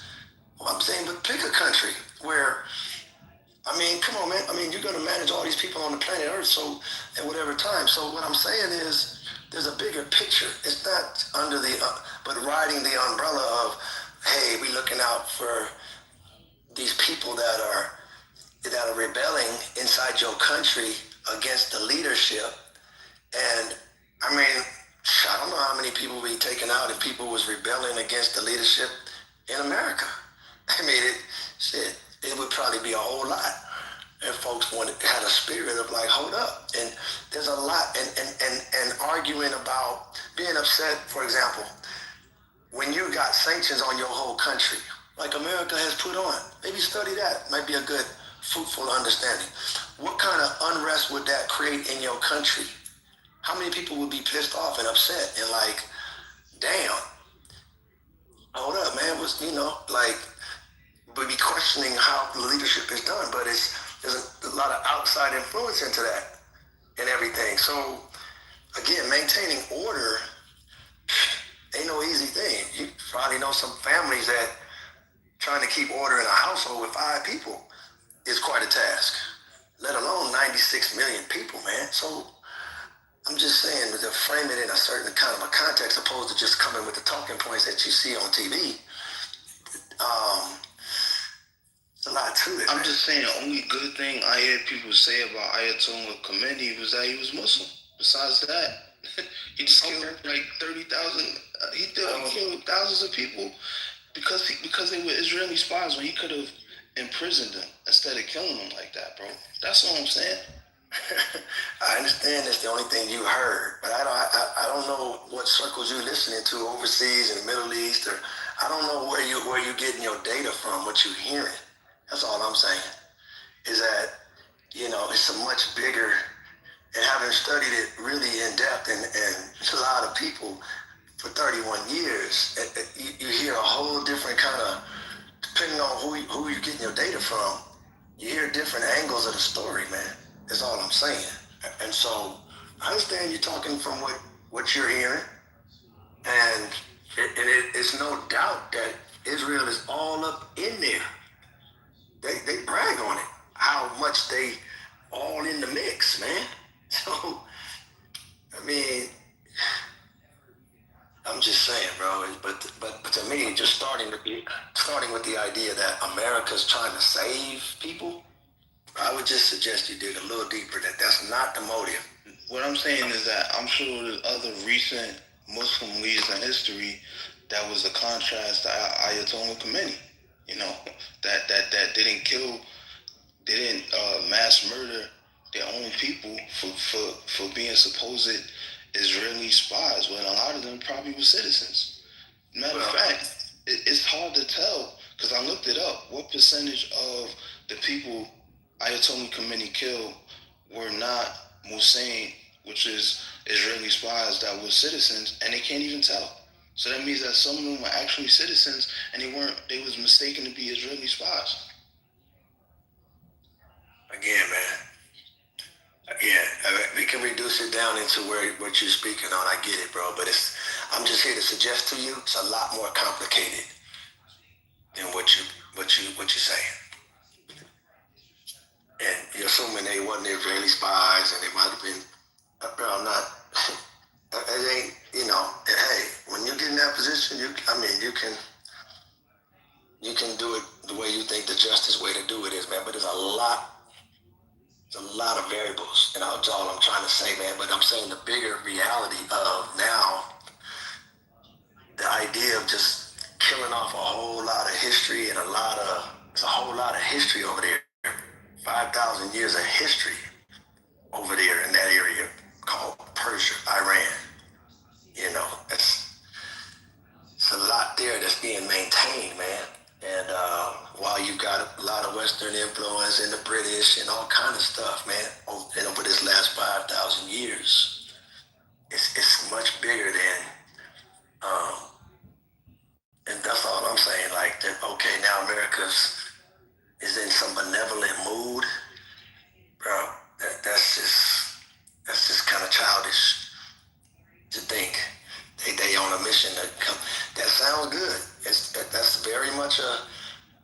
save you. It's been that way. There's weapons of mass destruction. We got to come in and save these people. Man, it's oil, man. And it's resources and making sure that they don't use that oil for other places and stuff, man. Just some people can just do that anywhere they want to go. That leads to a big worldwide conflict that we're watching. The cause and effect of stuff. We're willing to engage the whole world now because we want to save Iran. That's the storyline you believe in. It's willing to go to war with the whole planet, start a whole worldwide battle with far-reaching effects because America wants to save Iran. Bro, I mean, come on, man. We gotta think. That's what you said. I didn't say that. The reason they going to war with Iran is because the stockpiles of uranium that's almost 90%. That's almost 90%. I never said that, brother. So you said the 30,000 people, bro. Did you not? I said Ayatollah Khomeini killed 30,000 of his own people because they were Israeli spies. I never said that America's going to war with Iran. I know you didn't say that, but that's what's happening. America did that. America's going to war with Iran because Iran has stockpiles of uranium, almost weapons grade, and they told them to calm down the uranium. You know what I'm saying? The fact that they have almost a nuclear weapon, they kept telling them to chill with the uranium, and they didn't do it. They kept developing uranium. So that's the reason why America's going to war. Well, that's your story again. But do you remember when Barack Obama was president? Do you remember the agreement that they was already like, come look at all of our stuff. We ain't got no problem with it. Again, that was about sanctions and their money being frozen and taken from them. That's what I'm trying to say, man. Like when they asked Barack Obama if he would go to war with Iran if they had a nuclear weapon, what did he say? I'm not talking about what he said. I'm talking about what happened. Bro, I just got through telling you. I'm not talking about it. Did you hear what I said? You didn't even address what I said about the agreement they had about not enriching. Do you remember that? And it was being investigated by the United Nations and a whole international crew of people in America right there watching every move. Do you remember that? Who shut that down? The Iranians said we just don't want to do it no more? Come on, man. I don't know if you know about that. That's not a talking point that I see on the TV these days. So when they shut down that whole thing, and again, man, and even prior to that, the sanctions on their money. It goes right back to the same concept of you just gonna dictate to a whole other country what they should do with their resources? That's what I'm saying, bro. You gotta connect some dots. You gotta really go back, man. I'm just connecting the dot that when they asked Obama if he would go to war with Iran if they had a nuclear weapon, he said absolutely. When they asked Hillary Clinton if she would go to war with Iran if they had a nuclear weapon, she said absolutely. Let me ask you this: Does Iran have a nuclear weapon? If she would go to war with Iran if they had a nuclear weapon, she said absolutely. Let me ask you a question. When they asked Joe Biden if they would go to war with Iran if they had a nuclear weapon, he said absolutely. Only presidential elect that I've seen that would not go to war with Iran if they had a nuclear weapon that said that was Bernie Sanders. And that's the reason why he was never the president. Okay, let me ask you a question, bro. Has Iran ever, including now, developed a nuclear weapon? No. Okay, so why are you bringing up some other ex-presidents that said they would go to war if Iran developed a nuclear weapon? And they don't have a nuclear weapon. So right. To make it make sense, bro. 50% of uranium. They don't have a nuclear weapon, bro. It only takes 90% of uranium. They don't, bro. Listen to me closely. I'm using your logic. They do not have. But they're trying to develop a nuclear weapon. You don't know what they're trying to do, bro. Well, they didn't say we'll go to war. Everybody you just quoted, Barack, Hillary, roll call, Clinton, none of them said if they might potentially be able to have a nuclear weapon, we're gonna go to war with them. Nobody said that. According to what the facts are and what you just said. So you're moving the bar around, man. You know, a country enriching their uranium for enriching it however they want to. That's So, all right, let me ask you a question. If me and you was fighting a war, and I know you're trying to develop a nuclear weapon, is it wise for me to wait till you have a nuclear weapon to attack you, or wise to attack you before you have a nuclear weapon? bro. You're moving the bar, man. That's my point. You're moving the bar. You brought up some. You usually brought Barack Obama to the table. If if Iran has a nuclear weapon, would you go to war with them? And they all said yes. And then I asked you the question: does Iran have a nuclear? Have they ever developed a nuclear weapon? And you say no. But you justifying it, bringing that up because the president did go to war with them. With the idea, you see, but so the whole point was prior. So therefore, Barack and all of that, they said, and because they were serious about their statement about we don't want them to get a nuclear, and Iran said, that's cool. We don't have to develop one. In fact, we'll let you come watch what we're doing. Make that wrong, bro. It's the same excuse we went into Iraq. That's what I'm saying. So again, like I said earlier, so some paranoid person comes along. They don't even have the ability to do that. The people told you off the top, hey man, come in. Like your example with you and I say, okay, I tell you what, man, come on in. You can bring in all your people to watch what I'm doing over here. And see, and you know, use your satellites, use your this, use your that, whatever you want. Come see what I'm doing. So that you can rest assured I ain't developing no nuclear weapon to come kill you or ain't nobody else. But we enriching this uranium though. And you can come watch. And I'm inviting you in. And then you leave and say, okay, you're no longer president. Your cousin come along and say, man, we're breaking that deal with you and my cousin had. So we could break this down in Clubhouse terms. If me and you was enemies on the app, and I know you about to get a mod, and I could take you out before you get a mod, and I have a mod, is it wise for me to wait till you get a mod to take you out, or take you out before you get a mod? Bro, I appreciate trying to simplify the analogy. I appreciate you trying to simplify the analogy, bro, but nuclear weapons, when you're talking about Israel and you're talking about the planet and nuclear weapons and World War III, it's a little bit different than a mod badge, bro. And Persian and the history of the whole Middle East and Jesus, and it's very hard to reduce it down to. It makes it easier to kind of talk about. I get that, but bro, trust me, we can't even create enough realities in Clubhouse and to make the comparison really be able to be made about what's going on right now and stuff like that, man. So that's all I'm saying is that. But to think that in any way, shape, or form, all of a sudden America had love for Iran, and that's what the catalyst is. We got to debunk that, number one. Then number two, okay, what's the end game to this? Sending troops over there, making Iran America, the 53rd state after Canada. I mean, and then maybe 54th, because now Venezuela's American. They're just gonna put in American troops all over the planet. I guess we're gonna put them into Russia one day too, I guess. And I would just say my point, like I said the other night. Just because you take the first swing, don't mean you started the fight. What? That's my point. Bro, I promise you this, bro. We in the barbershop chilling, and I'm kicking it and this and that, whatever you don't like about my shoes, my outfit, and you swing on me, bro. I don't know where you. This is to me the psychosis in the brain. When you start to rationalize, just because I drop a nuclear bomb on you, however many months, not nuclear bomb, sorry, a bomb to mess up all of your, just drop it in your country like this, and brag on how hard and that.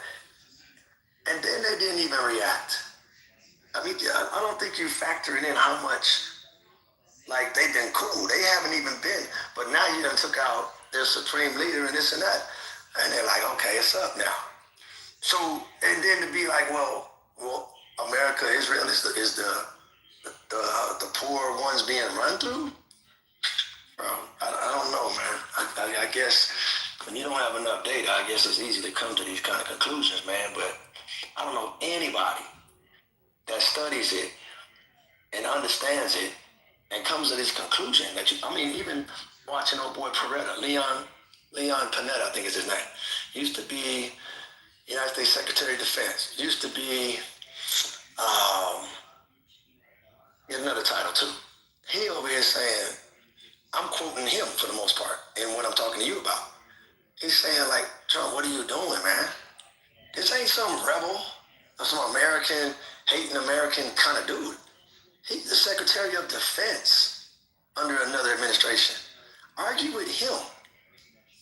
Like, you know what I'm saying? Like, what are you doing, man? You keep changing up what this is about. And so is he anti-American? Should he just go to a third world country, like was talking about earlier in the room? Like, or if you're going to critique America like that, and you don't think this is wise, or you're trying to understand what's the game plan, so everybody can try to get in alignment. Well, what's the goal here? Is it make sure they don't have no more, missiles, ballistic missiles? Is it to make sure that they don't have any more ability to fight, or is it they must surrender? They got to put out a white flag and say what? Okay, y'all can run us now, like in Japan, or what? They're different. I'm just saying, man, like, they've been watching what's been happening in Iraq and all these other countries all this time. You don't think they was preparing in their mind, like, okay, hey, man, they might try to come after us one day. And still trying to probably be brotherly love for the other Muslim brothers and stuff, but without setting off this whole thing, man, where it is now. I mean, damn, how long can you just keep poking a bear until they're not supposed to fight back at all? I just say this situation is less about religion and more about war. Because imagine Bernie Sanders is a Jew, right? But if you listen to his conversations about Iran getting a nuclear weapon, he said that he wouldn't go to war with Iran if they got a nuclear weapon, but he would have diplomatic conversations with them about peace. And that's the reason why America didn't make him the president. I think because every other president that I named, or potential president, Hillary, Barack, Biden, everyone, they all was in alignment with, if Iran gets a nuclear weapon or anywhere close to a nuclear weapon, they will attack Iran. Even Kamala said that. So I'm saying that he's not in alignment with America's foreign policy. Why are you talking about Bernie Sanders, though, bro? He's not. Why is that relevant? Why is Bernie Sanders? He's not in alignment with America's foreign policy on national security. So why is that relevant? Ain't nobody worried about Bernie Sanders, bro. Y'all be stretching it. Relevant to America's national security. I don't understand how y'all. Bernie Sanders ain't got no weight on none of this. What's happening right now, and that's why all the other presidents never went to war with Iran, because they were true to their word. If we don't know, because they never did get to a point where they had a nuclear weapon. So they didn't say, well, there's other reasons why we would go to war with them as well, and then they didn't do that. So to your point, or I don't know if it's to your point, but I'm just to the points you brought up. And my point is that the fact that Iran never did enrich and then put on a warhead, on a missile or anything, and point it and enrich their uranium to a point, and then now they then created a nuclear weapon to point towards other people that they knew didn't love them at all and never respected them. They never did that. So therefore, you never saw Barack,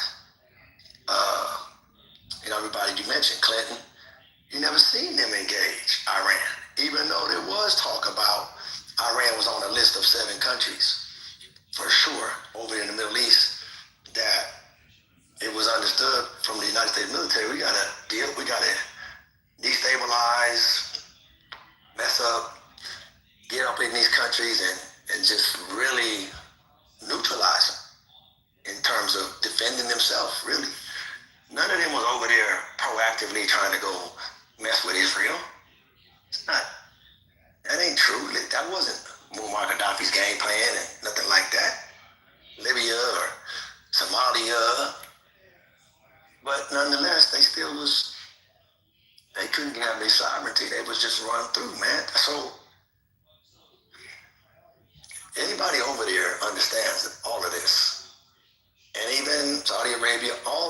bases. They know the history. They know they've been trying to be diplomatic and have conversation. But I mean, if somebody ain't gonna be cool, they just ain't gonna be cool, man. And so I'm sure I would believe a lot of those Muslim countries over there, they realize why Iran is sending these missiles to hit these bases in their countries. They like, okay. I'm sure they probably, in a part of the country overall ethos or mindset might be, well, man, why don't you just bow down like we doing and just kind of be cool, let them put a base over there. But Iran is like, nah, man, we ain't been run through like that yet. We're not finna do that. It's gonna be a bigger price. If we have to put military bases from America over here, they're gonna have to earn that. It seems to me, just watching it. And how you gonna tell another man how to fight or not fight for whatever he believes in? That's what I'm looking at. I don't care if it's in the local community, at the church, I don't care. Hey, how you gonna tell another person how to fight for their own freedom? I don't know how you do that.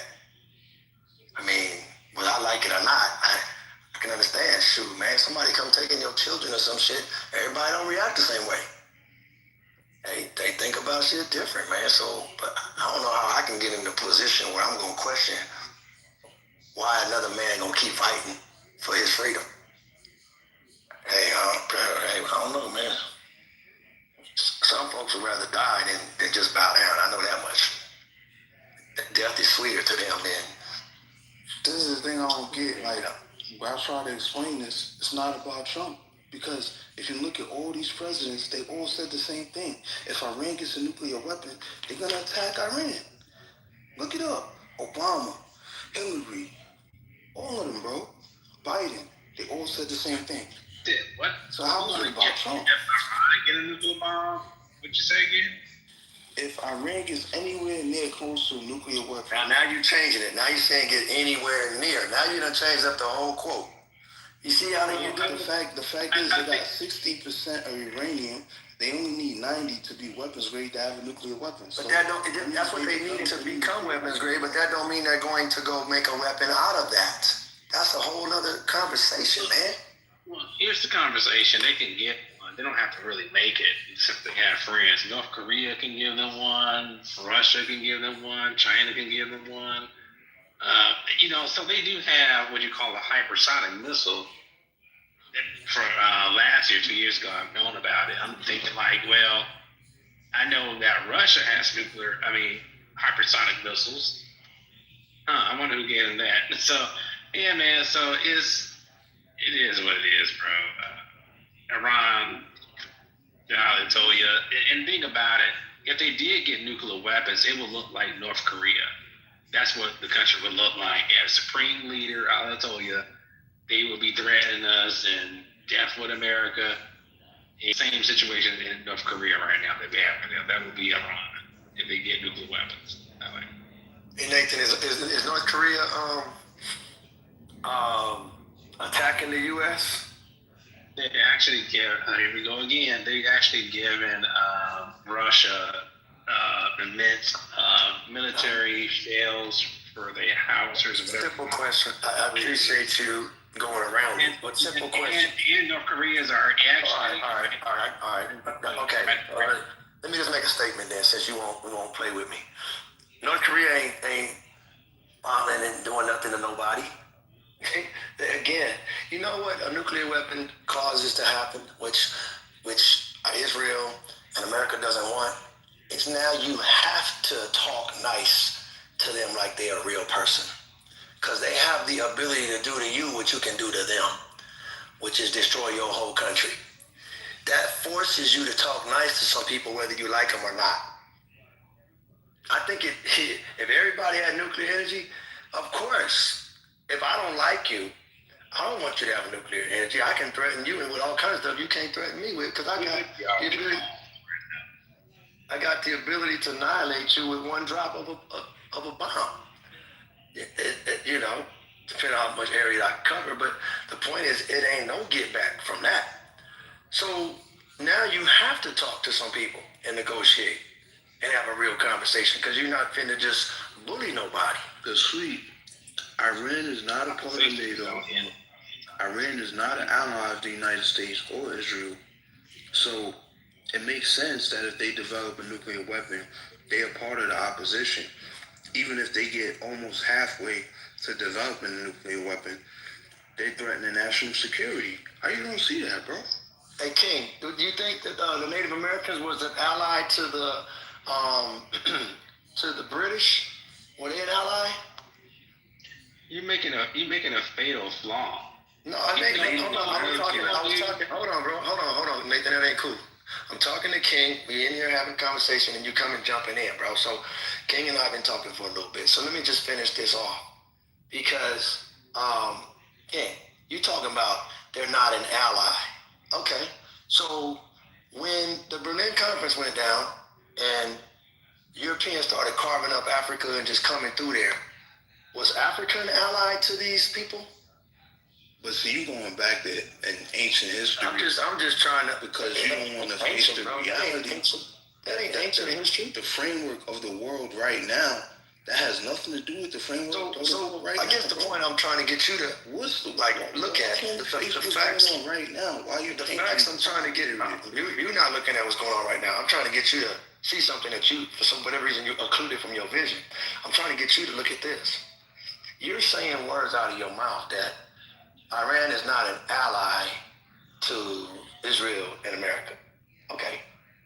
But I'm saying, so was Israel and the British an ally to when they started posting up and creeping up on and settling and expanding? Would you consider, so just because you start some mess with somebody and then now you say, well, they're not an ally. Well, damn, how could they ever be your ally? You just running through them.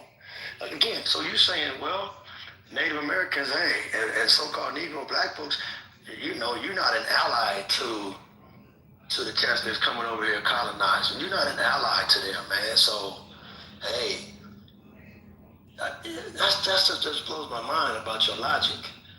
They're not an ally. Somebody want to come rescue. Saudi Arabia is an ally to the United States. You realize that, right? They're not a threat to the United States. They're an ally to the United States. So it's not about being Muslim.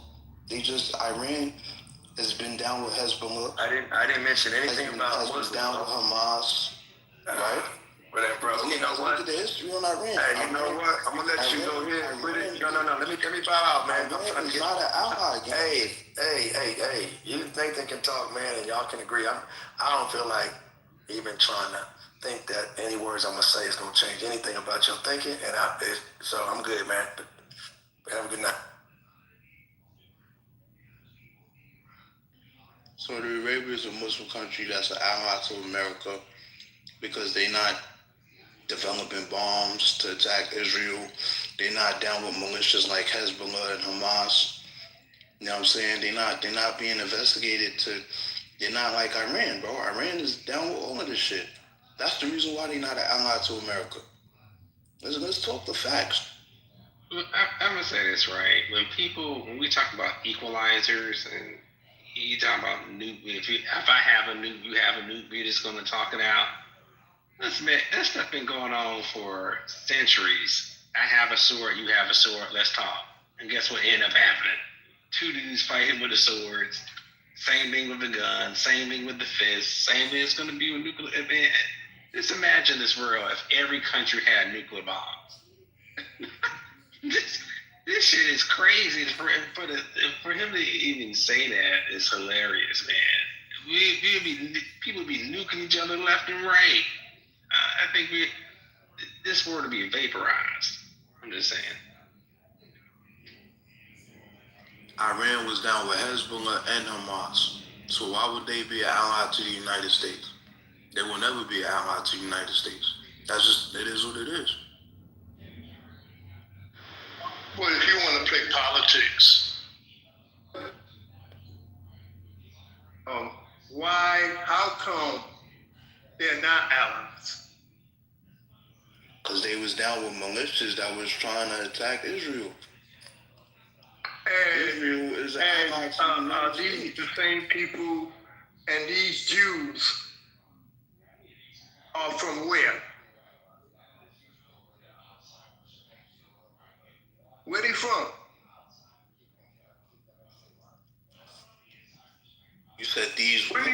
from originally? The Jews are from Israel, are from Jerusalem. No, they're I not. guess. No, they're not. See, that's why you don't know the history, good brother. And I'm not saying it to attack you, but you have to get into the history. You know what I'm saying? First of all, the terminology Jew, it didn't exist during the time of the Messiah. That's one thing you have to understand. The terminology Jew, J-E-W, did not exist. It did not exist in the society, period. In the world, period. The word Jew was not even thought of during that time. So when did the word Jew come about and how? I'm talking about the modern world. Now, hold up. Did you know that those people who now occupy Israel are originally from places like Russia or Europe? Did you know that? Did you know that, bro? You can check out what I'm saying. I hear what you're saying, bro, but it's still irrelevant to the modern world politics. The modern world politics. In the modern world politics, they're Jews, right? And they are part of the Zionist state of Israel. That was started on May 1948. And Yeah, all I'm saying, 1948. all I'm saying is that in recent times, Iran has been guilty of war crimes through Hezbollah and Hamas. So they're not an ally. And so now they're developing piles of uranium, right? Close to having a nuclear weapon. So the United States attacked them to defend the people that live here. People that live here. People in your community. And you have a problem with it? I don't get it. Yeah, big problem. I have a big problem with it. Let me tell you what the problem is, right? If you were to go into the history before 1948, right? You know there was a world war that was fought, right? And even before that, you know what I'm saying? Do you know the history of Jews in America? Do you know the history of Hollywood in America and who owns it? Do you know? Shoot, it's irrelevant, bro. Has nothing No, to do with it's what's not going on. irrelevant because all nothing that to had, do with what's let me going tell on. you why it's not irrelevant, bro. All that had taken place, the slavery, the redlining, you know, the racism at that particular, all that took place, right, had bring us to the now. Your now comes off of the history of what has happened in the past, like you speaking English. You don't speak English now unless you had a past. So you have to understand the history of the past. I think that if you knew that some of your ancestors, right, some of their children was fed to alligators, or they were hung, right, and which nowadays, now you don't care about that. You don't care. All you doing is living your life as an individual. But you don't know how you got to the now that you are living. And you have no idea of what's going to happen in the future. They have plans for you and I, and they're not good. So, shoot, you will let Iran get a nuclear weapon if you was the president? Why do we have nuclear weapons anyway? I'm asking you, if you was the president of the United States right now, would you? No, that's not even that. There's a better question than what you're asking. Exactly. Not answering the question to create another question. You won't answer the question? No, that's not a good question. If I was the president, I would attack Iran. I would not let Iran get a nuclear weapon. If I was the president, I would attack my enemy. It don't make a difference. See, you still exonerated Israel, who are not the true Israelites. You exonerating them. I'm protecting not my exonerating the black people Palestinians that live either. here in America. I'm protecting my African people that live here in America. And this America. doing that. That's what's important to me, bro. And like I said, if I was a president and chief of the United States, if I know Israel is trying to develop a nuclear weapon, Iran is trying to develop a nuclear weapon, I would attack Iran, bro. You're not going to stop school children, that's protecting black people in America. I'm confused. Bro, you're not incurring any emotions out of me, bro, because of that. Because I'm not trying to incur emotions. I'm trying to get you to think like I said, like I said, bro, Iran is not an ally of the United States. They not to be trusted, right? They down with Hezbollah. They down with Hamas, right? That's propaganda. So the reality, I don't understand. The reality is they're trying to develop a nuclear weapon. Wait, sir. And that's the reason why the war's going on right now, bro. Let me respond to you because you've been speaking for a minute. See, this is the thing that I don't understand. See, we live in a world where the global stage and the events that occur on it are carefully controlled and manipulated in order to push certain narratives and to justify the machinations of war, right? We know this. So this is what I'm saying. It's like, why do you people keep drinking the fucking Kool-Aid of propaganda and letting the media and all of these other people tell you that, oh, this country is so bad. Oh, we have to do this. We have to drop these bombs on these people. We have to da-da-da-da-da-da. There's always some, oh, they have a nuclear weapon. Oh, they got the uranium. They're developing a nuclear weapon. They're going to use it. Da-da-da. We got to go over there and bomb. It doesn't make sense. This is all satanic as nonsense, and you people are sitting here supporting this shit because you've been propagandized and brainwashed. There is no justification for spilling the blood of innocent human beings to maintain some geopolitical status. It just is ridiculous. It's absurd. And why do we as humans allow this shit to continue? Why do we allow these psychotic ass motherfuckers to destroy every aspect of this beautiful earth? They out here splatting people. They're out here vaporizing people. They are slaughtering them with no dignity, like they're fucking animals. And you people are sitting here supporting this shit? See, this is the thing, you niggas don't have to fuck around and find out. You want to sit here and shake ass for a bloodthirsty institution such as the United States?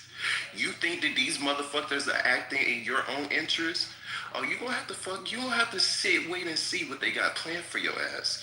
These are motherfuckers that are in direct liaison with fallen angelic extra-dimensional beings, okay? These motherfuckers are acting as puppets for Lucifer, every single one of them. That's why everything that they do is in furtherance of causing as much death, chaos, and destruction upon this planet Earth as possible. We do not need to be supporting nothing that these motherfuckers do. We need to be doing what we can to shift the paradigm so these motherfuckers do not have as much power and influence and ability to do the crazy ass satanic bullshit that they're fucking doing. These people are complicit in a global child sex trafficking, human trafficking, organ trafficking, gun trafficking, drug trafficking network that they have been orchestrating for the past thousands of years. When are humans going to wake the fuck up? This entire system and world that we live under conspires against humanity.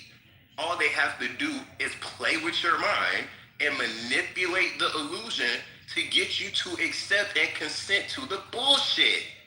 It's a war against our minds before anything else.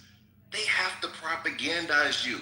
They have to plant the seed of chaos to get you to accept the satanic ass bullshit. There is no justification for all of this war. There is no justification for all of this needless slaughter. This is fallen angelic, evil ass bullshit. And if you sit here and you want to shake some ass for these motherfuckers, you gonna get pulled right into the pits of hell right along with them. This shit is not a game. We have to wake the fuck up. He has already been pulled into their game. You know what I'm saying? And I'm not, and you gotta understand where I'm coming from, King. I'm not on the side of Iran. And I'm not on the side of Israel or the American, or America. That's not what's happening. You know what I'm saying? You got a fight between the Hatfields and the McCoys. It has nothing really to do with us. What makes them want to, when they come, if they come to America to bomb, of course we're over here, but they're gonna bomb us because they think that we are for America, which you are. You know what I'm saying? You are supposed to come from out of America and not join Iran, but you're supposed to come back to your culture of who you are. That's the whole thing. You think you have control over your mind. They are not only dictating your mind, they're dictating the path of your soul. But because you have no doctrine about your soul and your spirit, because you have no doctrine about who you once were, right? And they have, and this has been going on for centuries, my good brother. The book, The Miseducation of the Negro, was back in the 1930s. We're here in the 2000s. So it's been going on for a long time. Point blank. But they had already fed your some of your baby ancestors to alligators. They already have been hanging you. They already have been practicing, you know what I'm saying, racism and redlining for a long, long time. Why you look into all the black cities that once was, you know what I'm saying, and how many of those cities they came and destroyed. When you look at their history, right, now you sitting there saying, oh, well, that was back then, that's irrelevant, then you don't understand how you got to that point, and now you're wearing the hat, their hat. You become like them. And that's why you're hollering, we America. Because you have become like them. Point blank. Anytime a black man knows about geopolitics, he's a white supremacist and he's a Yes, he is. Because that's crazy, bro. Let me tell you. Come to the room Let me tell you. Let me ask you. Let me ask you. Some Gen X or some baby brother generations coming to knowledge of self and black power. I don't know where I'm from. You don't. You don't. I know I'm E1B1A West African. Ile Ife, Nigeria. My ancestors went through the transatlantic slave trade 400 years ago. I know exactly where I'm from. I know who my people are. And what was about King of the world today? King, has what was to do with Africa. Yeah, it has a lot to do with Africa, bro. Yes, it does. About right now, what America's going through with Iran, what Iran is doing to attack America. And if you don't want to face that, you're not a warrior, bro. Do you know? Let me ask you. Let me ask you this. Do you know the history of Saddam Hussein? Do you know that history? Do you know, my brother? Do you know? Do you know that history? I'm talking about the war, bro. I'm not talking. I'm asking you, do you know the history of Saddam Hussein? Saddam Hussein, do you know that history? Something. Did you know? Something about the Ba'ath Party. Let me enlighten you. First of all, Saddam Hussein, right, was an ally, was an implant by the U.S. government within the what they're trying to do now. They're hoping that they can find somebody that can lead Iran away from their government. I'm not, hey, if you understood the history of religion and how it came about, you would understand the trick or the mind game that's being played with us. But Saddam Hussein eventually got so big, you know what I'm saying, that they had to kill him. Point blank, they had to kill him. Because these men, whether they're Arab, Caucasian Arabs, I call them Caucasian Arabs, or just Jewish Caucasians, you know what I'm saying? These tribes of people, because they all Caucasians, but they represent different tribes, are going back and forth between themselves. It has nothing to do with you, the black man. Has nothing. When you're not in their rooms when they talk. You're not. Unless you have sold your soul to them, you're not in their room. And the only reason why you have some type of an attachment to them is only in reference to the building blocks to what you have accepted and what you have become.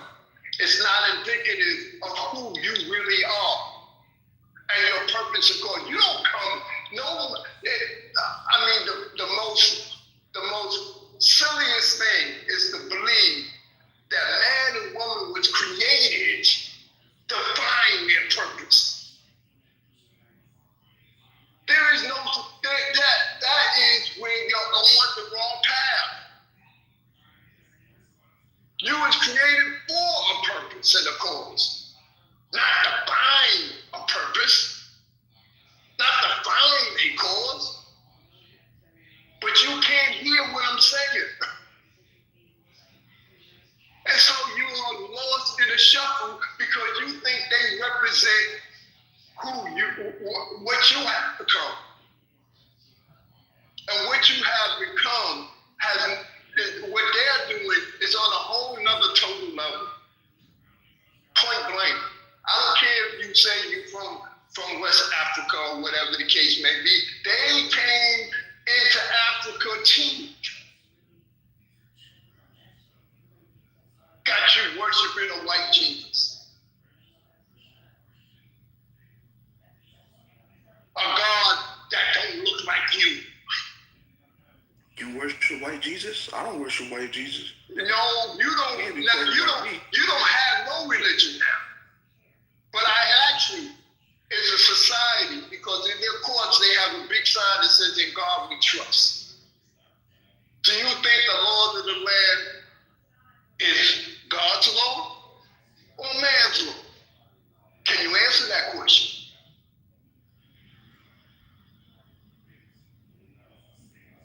Can you answer that question? The law of the land should be an extension of God's will. But it has nothing. Because when you go into court and put your hand on the bottom, right? You know what I'm saying? And they talk about God we trust, but then they are allowed to kill you when it says in the book that they gave us, "Thou shalt not kill," and vengeance is mine, says the Lord. What are they doing? You're not living under the Creator's law. You're living under the laws of man. Why do you think some of our women get so disrespected and then we have arguments, gender arguments between one another? Because it's being led by men. Point blank.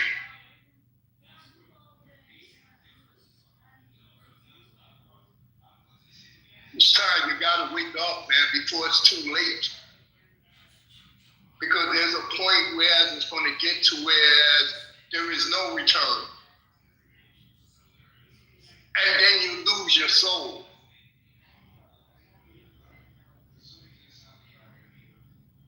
Point blank. need to wear their hat, because that's all it is. Alignment with Israel and the U.S. is just wearing their hat.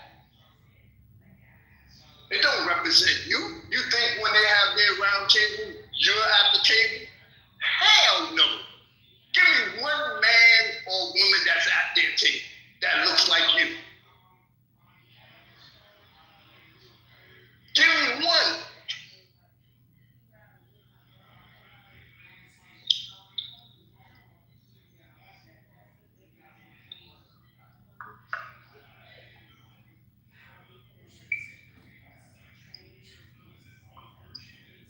What are you asking for?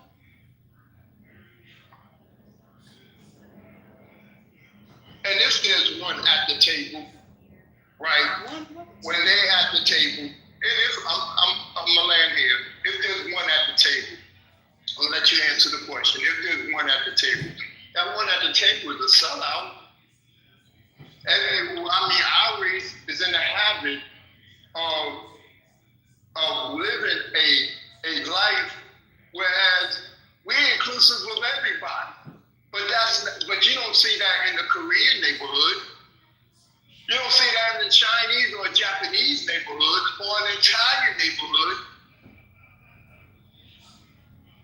These things represent who they are. If they are Italian American, you know they're gonna fly the Italian flag. If it's German American, you know they're gonna fly the German flag.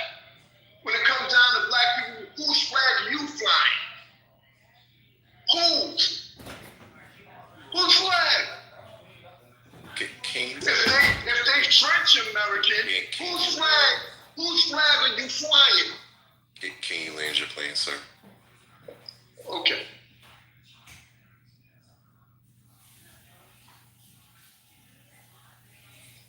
Not sure what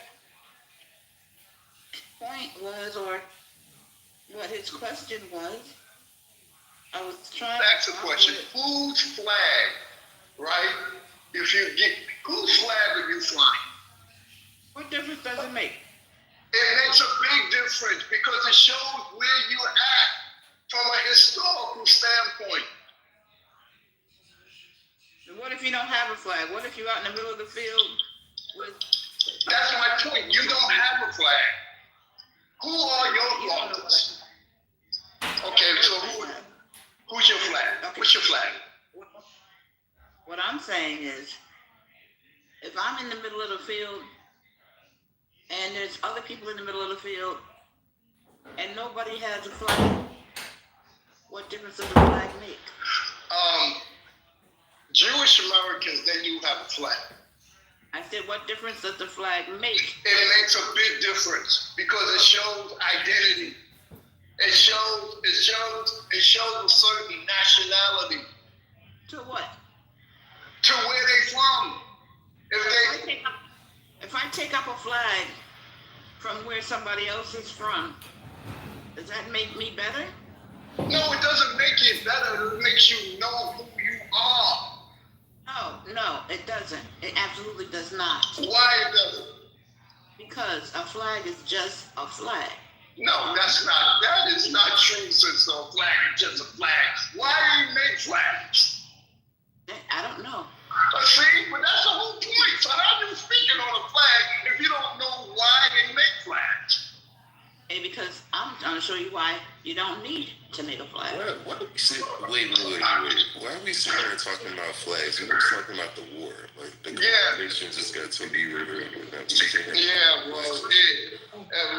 I'm sorry that the concept, of flag got in there like that, but go ahead, Marcella. Go ahead. I'm Marcella. My point is, we take up allegiance based on a piece of material and pledge our allegiance to that piece of material. Meaning, if I'm in another country and I grow up there, but the place where I was born has a different color flag than the place where I've grown up. Now I have to figure out whether I'm going to pledge allegiance to their material or the material like in the place where I grew up. It's a piece of material. It's got a design on it. But go ahead. Minutes. It's a piece of material, fabric, with a design on it. And because I live in a certain place, I'm supposed to wave it around in the air as if this means something more than the one that they're waving in the air. They're both pieces of material. People put emphasis on this. They put a meaning to this piece of material. And then they literally make laws over this piece of material. You can't let it touch the ground. You can't let anybody burn it. You can't let anybody walk on it. You have to bury it this way. You have to fold it that way. It's a piece of material. And it means absolutely nothing but what emphasis people put on it.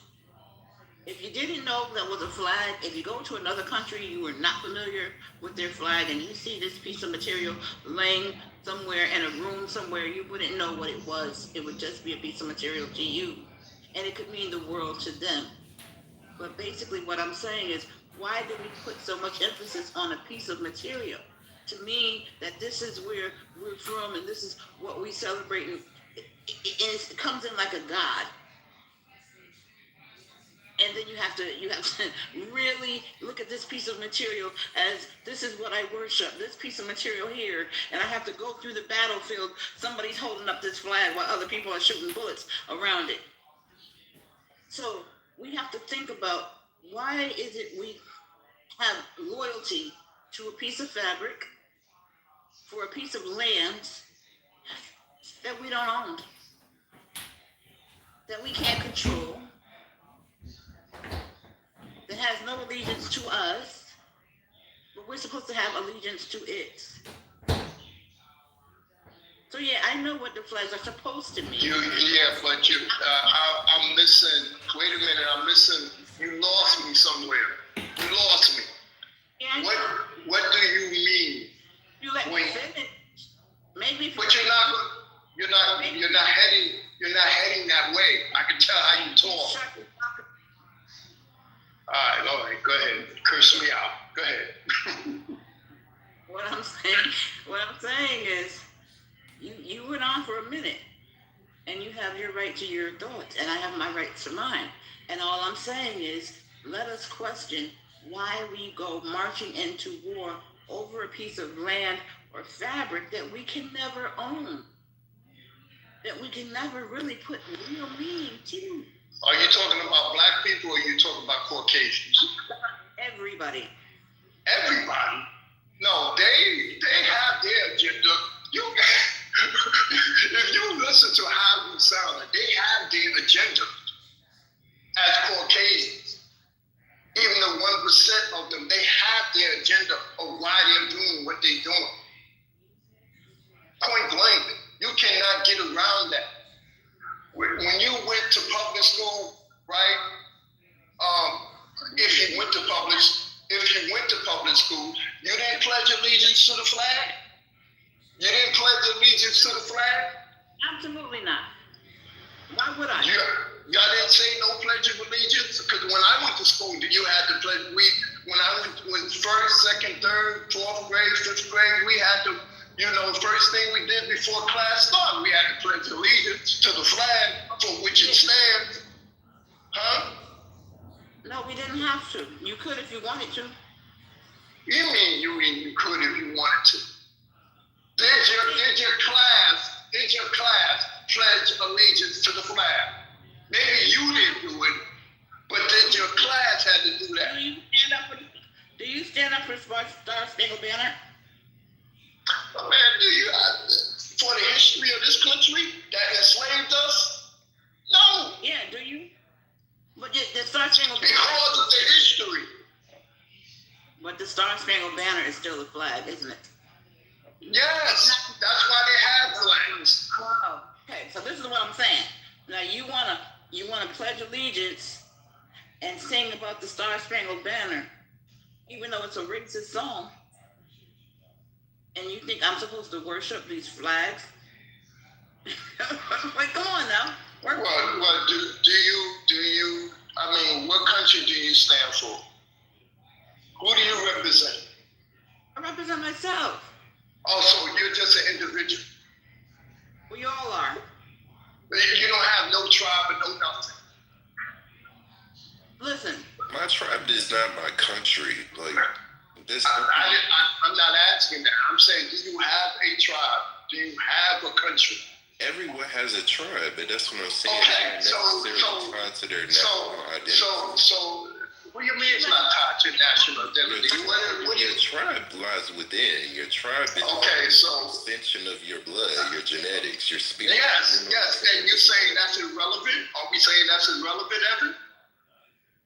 No, I didn't say that at all. I'm saying that there's a difference. There's a distinction. Like, that is what defines your tribe, not some national identity or flag or reference to a country. So it doesn't. So you don't have. So you too are individual. You don't have no allegiance to none but yourself. And as you. Evan, I'm asking Evan. Are you asking me? I'm asking you. No, I have an allegiance to a country and to a flag. Okay, well, that's what you choose to do. You choose to pledge allegiance to a corporation, then you can do that. I'm not going to do that. Yeah, well then you operate as an individual. Yes, because I don't believe in pledging any outside or energy to a corporation. All right, so what is the dead entity? Why would I? Okay, so what is the purpose of life? The what? The purpose of life. What does that have to do with a flag? That had nothing to do with the flag. That's my point. I said, what is the purpose of life? In regards to what Evan is saying, what is the purpose of life? Okay, because you interrupted me and Evan had to come in and try to hush you, please be quiet for a minute. Your purpose in life has nothing to do with a flag. What is the purpose of life? I'm asking you, right? I forget about the flag talk. No, the purpose of life ain't got nothing to do with your flag. I'm asking you, what is the purpose of life? You trying to get away from the question. Why can't you just express your point? Why you gotta kill us with the hype? Oh, I need y'all to express your point. What is the purpose of life? Why? Okay, listen, I'm not going to answer. You already addressed your point, and now you're trying to lead us into something totally different, brother. Like what? Because I believe your lack of history is the reason why you speak the way you speak. No matter how intelligent. That's how you think. That's a projection. That's coming from your mind. That's why. All right. What is the purpose of life? Okay, that's up to each individual person. Up to each individual purpose. So what is your creation story? I'm not. This has nothing to do with no flag. What is your creation story? What you got to do with a damn war? It has a lot to do. Y'all don't see you are way off. Y'all done lost your soul. Point blank. You lost your mind because you don't. No, my mind is good. You lost. My mind is good. Y'all done lost your soul. You lost the thing. You go, nigga. You don't even hear yourself. You're not even making no sense. You just rambling. It's a question like knowing your purpose and cause of what life is all about. You know why human beings are here on the planet? Do you know that you don't sound important? Do you know that other people have a way to talk as well? Do you know that we have the right to answer a question the way that we feel the question should be answered, not the way that you want it to be answered? No, I'm not looking for you to answer the question the way I need it to be answered.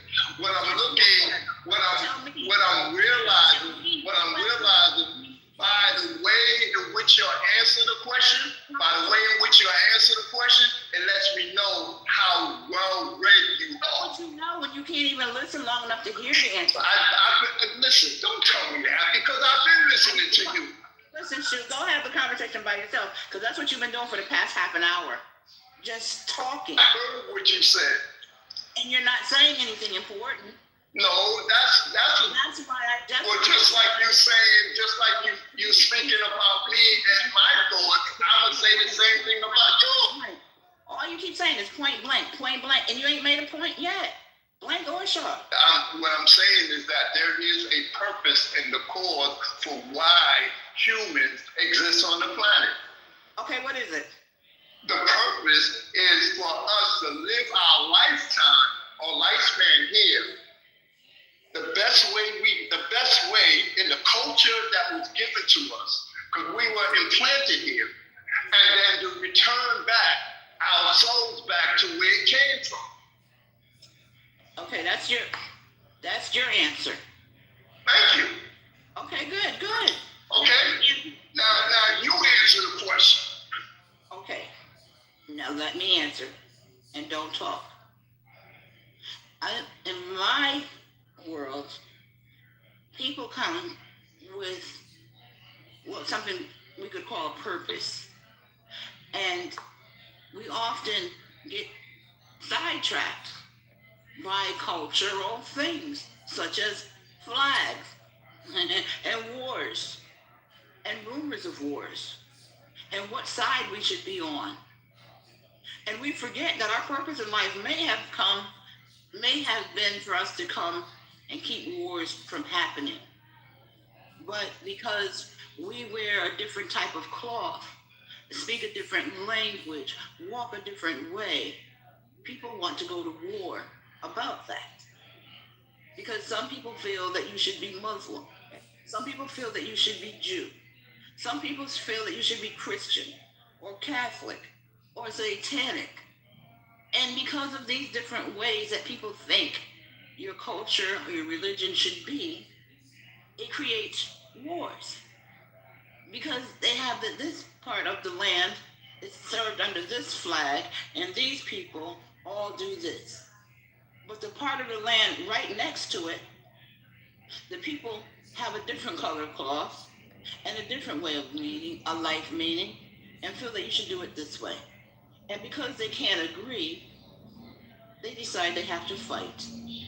And we get caught up in trying to fight one another, thinking the one or the other is more right than the last, instead of sticking to the purpose for which we come, which was to keep peace or to start peace or to start war if that's what they came to do.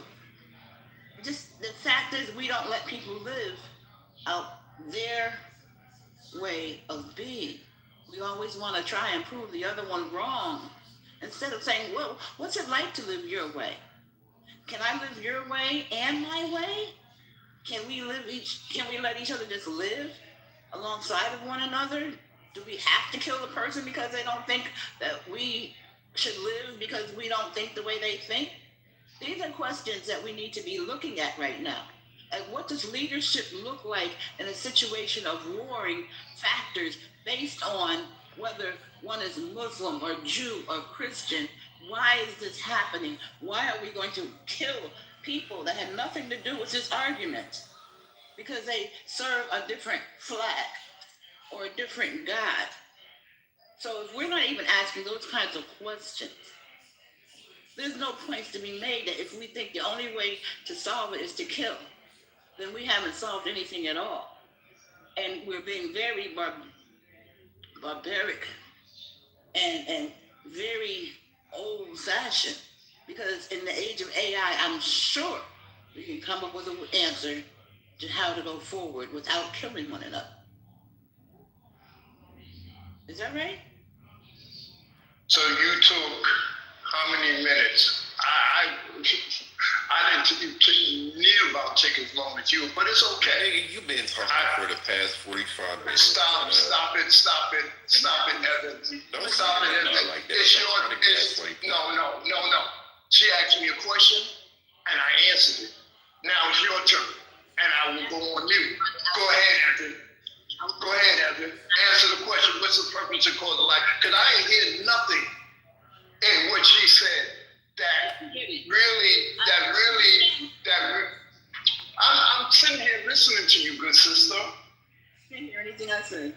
I heard everything you said. But you talked about a flag and this, that, and the other, and about war. You're not in a seat or power where you can stop wars from happening. Point blank, I heard what you said. Come on, stop that. sure that make it believe that I don't know what you're talking about. I know what you're talking about. But you know nothing about what is the purpose and cause of what life is all about. Now Evan's turn. And I'm gonna go on mute. Come on, Evan. If I answer this question, are you gonna drop this, or are you just gonna pull us into a whole nother topic, a whole nother question that we got? Brother, I'm not gonna interfere with what you're saying. What is the purpose and cause of what life is all about? Okay, so my understanding of what life is about, this is just an experience. It's not inherently good or bad. We all carry an eternal spirit that has a direct cord, like an umbilical cord, a connection to that central source that we all emerge from, aka God, spirit, whatever you want to call it. Right, and we're here within this universal system again to experience. So basically, what's happened here is, this reality system has been infiltrated by fallen angelic beings.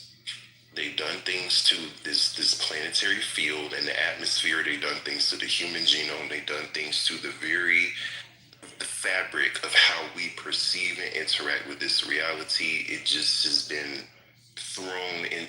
It's been it just things are not, they don't operate how they're supposed to in accordance with God's image here in this reality system. Things are supposed to live eternally. We're supposed to have a certain level of awareness of self, of our multidimensional self, because humans are multidimensional beings. This is how we are able to dream. This is how we're able to reincarnate. This is how we're able to do things that are not necessarily expressed through the physical realm. So it's just to say that, speak on the tribe, like, everything is an extension of God. You know what I'm saying? Like, everything lies within the womb of God. So your true tribe, it lies within, because ultimately what determines the purpose of life and the experiences that we have is it's the lens that we're observing them through. You know what I'm saying? It's our perception and how we quantify these experiences that's what assigns the purpose and the meaning to it. You know what I'm saying? But inherently, I mean, this is just a place to come and experience. So it's just to say that we have free will. We're given free will to decide, what type of experiences we'll have, what type of paths, what type of journey that we'll follow. And, we're expected to use that free will in ways that lead us back to spirit. You see what I'm saying? Now, the issue is, like I was saying, because this reality field got, infiltrated by the fallen angelics, basically what they're able to do is just they're able to play with people's minds. They're able to play with your spirit. They're able to interface into people's minds through their shadow bodies and their egos. And they're able to just basically put people's minds and spirits in a box, right? It's a condition of a limited perspective, right? So when people are operating from a limited perspective, they think in limited terms and they act in limited terms. You see what I'm saying?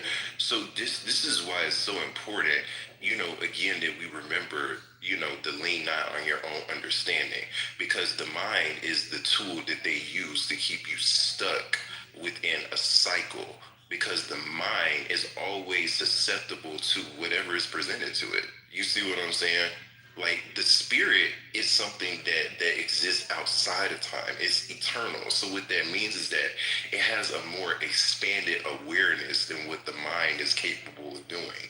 So this is why it's important that we recognize that we have an eternal spirit within us. You feel me?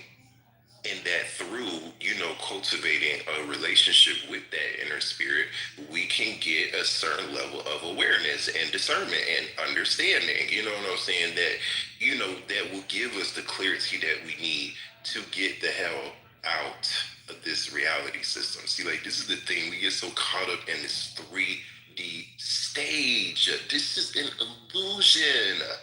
Like, do y'all people not understand this? This is why these wars are manipulated. It's control opposition. They fund both sides of this shit. They have to create the narrative. They have to create the illusion. and they have to present it to you. And that is how you get pulled into the shit. This shit is not real. The war is not real, but the deaths, the people that they're killing, the bodies are very much real. You see what I'm saying? Because they have no gripes with killing and sacrificing human beings to keep us all collectively stuck within some fucking illusion or operating under some global system that it just, we can't evolve, we can't grow, we can't do anything that we are expected to do as a species while living under this fucking satanic ass system. Like this is just the root of the issue. As long as the satanic bloodlines, as long as these Venetian bloodlines, the papal bloodlines, you know, it just like as long as these fallen angelic hybridized as motherfuckers are still here on this planet, the bullshit is not going to stop. There's always going to be war. There's always going to be chaos. There's always going to be conflict. There's always going to be some satanic ritual abuse that's being inflicted upon the masses. And we have to wake the fuck up, because ultimately we have free will. See, this is the thing that we as humans, we just forget, right? Is that we have the highest form of leverage on this planet. None of the shit that they do can work without us. Everything that they do is off of our input. It's off of the physical, the tangible and non-tangible energy that they harvest from us just by us existing here under their system. So what that means is that once we start to expand our perspectives and start to remember who we are, remember where our true power lies, and remember what reality and life is supposed to be, right? Then we can start doing what's necessary to plant the seeds for that reality to come about. But the longer that we're still sitting here stuck on stupid and sitting here thinking that these fucking agents of Lucifer are going to do anything other than what they've been doing, which is causing chaos across every corner of the earth, the longer we're going to be stuck within a fucking illusion. And let me tell y'all something, right? Because see, this is the thing, guess what? With all of this chaos and stuff that's been going on, our motherfucking president that sat and passed 6G into legislation, right? So basically what they're doing now, and you can look this up, is that they're starting to allocate the 6G frequency bands for federal and widespread commercial use, right? Now, mind you, in addition to this, the Department of War, aka formerly the Department of Defense, y'all know they recently just came out with like a buku crazy budget, right? I think it was like $9 trillion. The number keeps shifting, but it's somewhere in the trillions with a T of dollars, right? So one thing that they had mentioned on that budget plan was for the dispersion of smart dust, right? So what is smart dust? So smart dust is basically atmospheric compounds, right, that they spray in the sky. And smart dust contain a swath of different compounds, like different heavy metals and viruses, bacteria, and things of that nature. But the main thing that it carries is quantum dot sensors, right? Evan, can I answer your question you put in the chat? The stockpiles of uranium at 60. Wait, pause. That Iran has developed is the answer, and it's also efficient to say that it'll only take them 2 weeks to have. I know you heard me talking, and then you just randomly interrupted me, which will make them have a nuclear in 2 weeks. So could that response have waited until after I landed my plane, or did you have to interject right in that moment to tell me that? Evan, I got another question for you. Okay, and did again? Have I landed my plane? I'm about to wrap this up, y'all.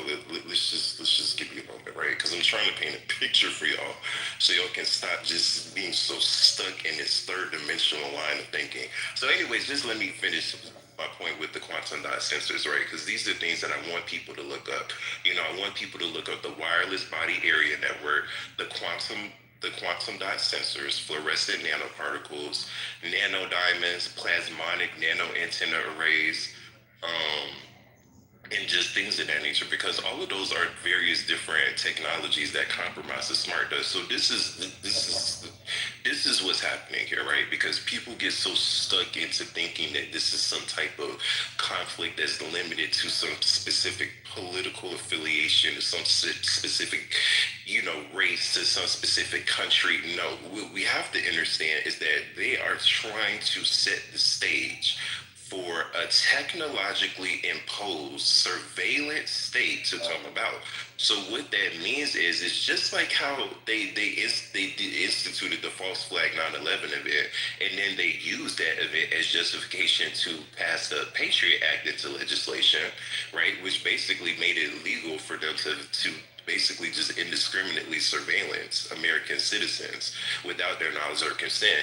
And then in addition to that, it also laid the groundwork for gang stalking, right? Which is, federally,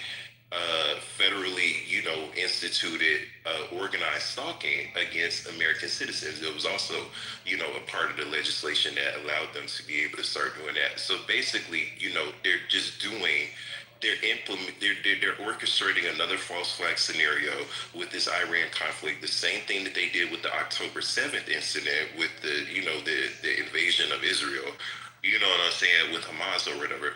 So it's just, all they do is they fund both sides of the conflict in order to create a certain narrative, in order to justify passing some type of legislation or some type of legal maneuver that's going to allow them to have more, to basically just be able to violate your rights. They use these wars as a means to start to break down the Constitution and the fundamental principles of American society, right? It's like, and they use propaganda in order to get you to mentally accept or to see these events from their perspective.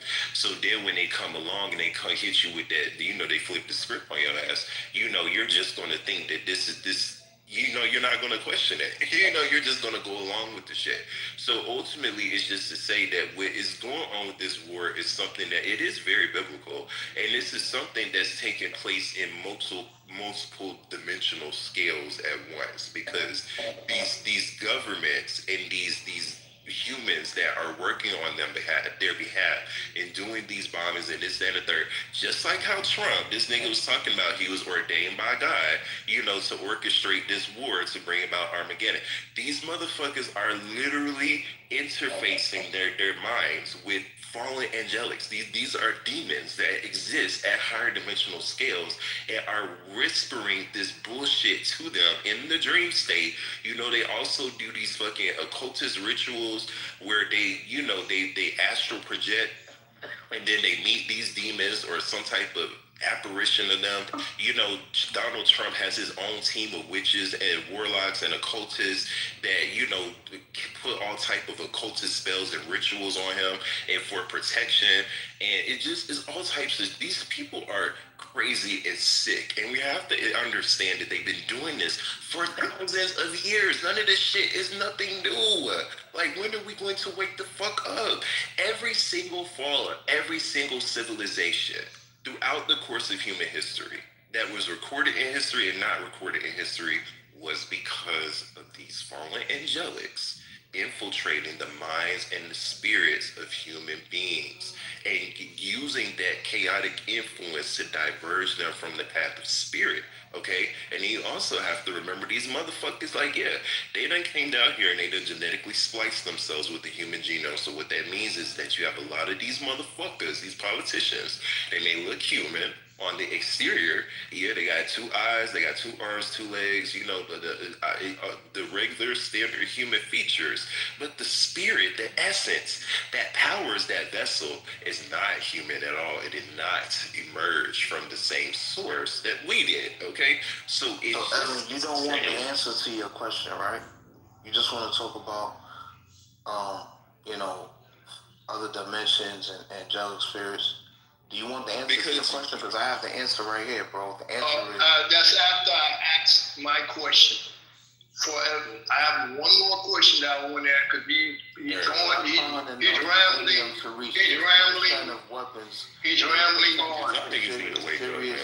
National Listen, stockpiling enough uranium to reach 60% of weapons grade potential is considered to be a serious national security threat because it shortens the breakout time to a weapon to a weapon and could alter the balance of power in the Middle East. And it said from 60 to 90, which is weapons grade of uranium, it only takes a few days to weeks for them to have had a nuclear weapon. That's the answer to your question. Yeah, I read your answer in the chat, my good brother. So don't think that I'm ignoring you. My question to you, Evan, is this. You said that we have to wake up and we have to remember. In order for us to remember, that means that there had to be information that has been forgotten. My question to you is, what is that information that we forgot? What is that doctrine? What is that education that we forgot? It's the awareness of spirit and how that spirit expresses itself through all things within our reality. You know what I'm saying? It's just like, this is the thing. There's no separation between God and anything within all of creation. Like, it's the same. So like, that's what I'm saying. The essence that we forgot, and it's not just something that we forgot with our minds. Like, it's just something like our DNA. We don't even have the biological capability. Well, most people don't. Some people do, but most people don't even have the biological capability to think and to remember that, to, you know, not just to understand that concept, but to feel it and to know that it's true. You know what I'm saying? Like, it's again, like, it just, things are just different here within this reality system, you know, and it's just like all of these things that we think are natural, like death is natural and da da da da da, like these things don't exist within an eternal reality system. And the eternal reality system, mind you, there's a whole lot of them, but there's one in particular that we directly emerge from, right? That we need to do what's necessary to get back to. That's when things will just start making more sense. That's when we'll remember. We'll have the full awareness necessary to know the inner spirit that comprises all things and how we are directly connected to it. It's a mindset. It's an internal state of beingness that has to shift and has to expand. Like, that's why people they buck at these type of concepts, because they just are suffering from a limited perspective. It's like, I don't even get upset when I get pushback on this shit. I do get a little frustrated, but it's just, you have to understand, it's like humans carry a genetic distortion that directly expresses itself through their psychological, cognitive, physiological, and sensory functions. So what that means is just like, all of us are working with a less than full set of tools. You feel me? And that there's levels and degrees how that expresses itself within the population. Some people are a little bit naturally more awake than others, but it just is what it is. We're all, you know, amnesiac to some degree. None of us have the full awareness or remembrance of who we are, our true identity, and just what this all is. We're supposed to have that, but we don't have it anymore. But the thing about it is that through, you know, getting our minds back into a unified principle, you know, bringing the mind back into alignment with the spirit, you know, merging that inner light and the dark, we can start to gain the awareness necessary to remember and to wake up and to know how to utilize our free will in ways that help us achieve our own liberation. Like, fuck, instead of just looking to all of this stupid shit outside of us, y'all are looking to aspects of an illusion to get you out of the illusion. That doesn't make sense. The only way that you can get out of the illusion is through remembering. That's it. That was my question, Evan, but that was my question. What is it, right, that we have to remember in regards to the spiritual and how we are to be? Oh, and what is the culture? Shoot. What? No. I want him to answer. Because he's been going on. No. Listen, I already know. The only reason why I'm bringing up a point. If you already know, why you ask the question?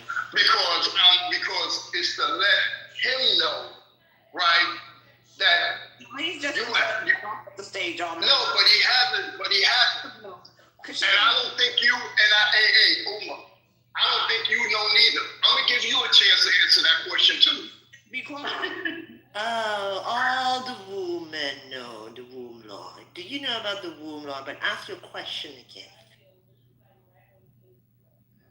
Ask you. Ask the whole room. Ask as human and not. Okay.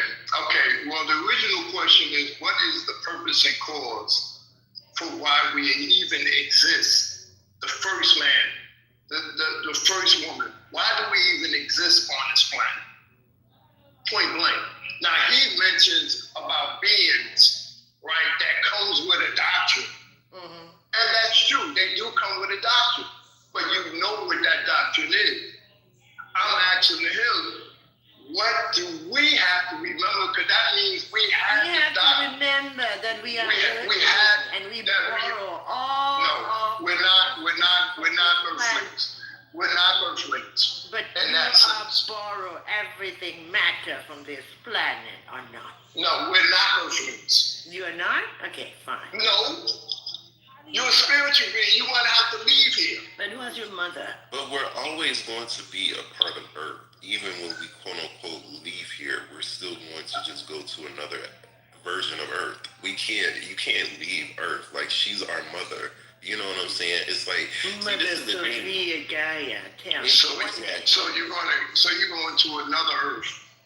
Yeah, because there's so what came we're multi-dimensional. So my question we are multi-dimensional. So my question to you in regard to that which is physical, which came first, gases or solids? Gases. Okay. So, and what about the ether? Excuse me. And what about the gases? She gave the answer. She gave it ether, plasma, and so forth and so on. What makes up this ether and this plasma? What you mean? Wait. What do you mean? What makes it up? Yeah, what makes it up?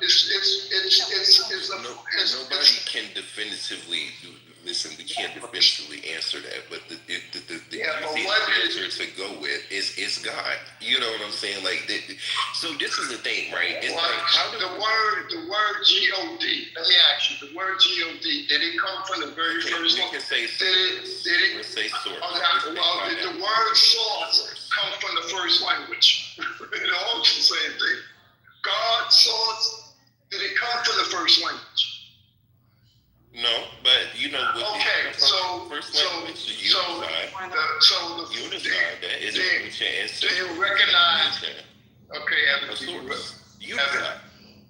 do you recognize that when we came to the earth, that the first language that we get would be the language of Anunnaki?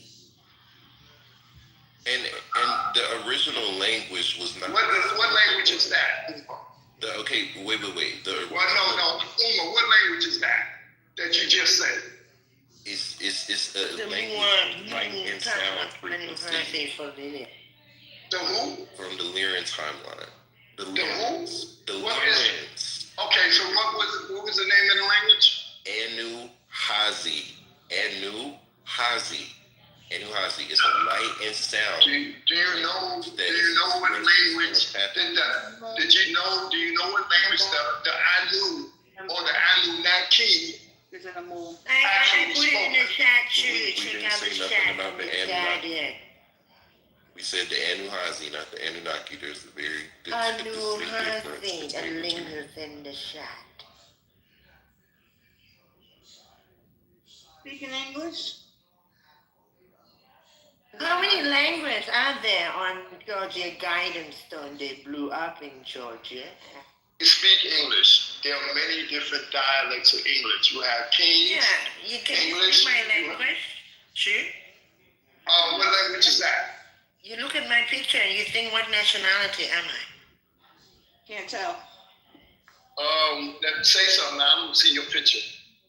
You blind? I don't see your picture. Oh, Uma. Let me get you. There's a lot of people in the room. Mine. You talk about Barabbas? Is that your language, Barabbas? No. กรุงเทพมหานครอมรรัตนโกสินทร์มหินทราอยุธยามหาดิโลกพบนพรัตน์ราชธานีบุรีรมย์อุดม And can you interpret what you just said? สักกทันติยะวิษณุ Can you interpret what you just I said? just said is the real name of Bangkok in Thai. Of who? Bangkok. Bangkok. Mm-hmm. What language is it? Bangkok. Oh my God. Bangkok, Thailand.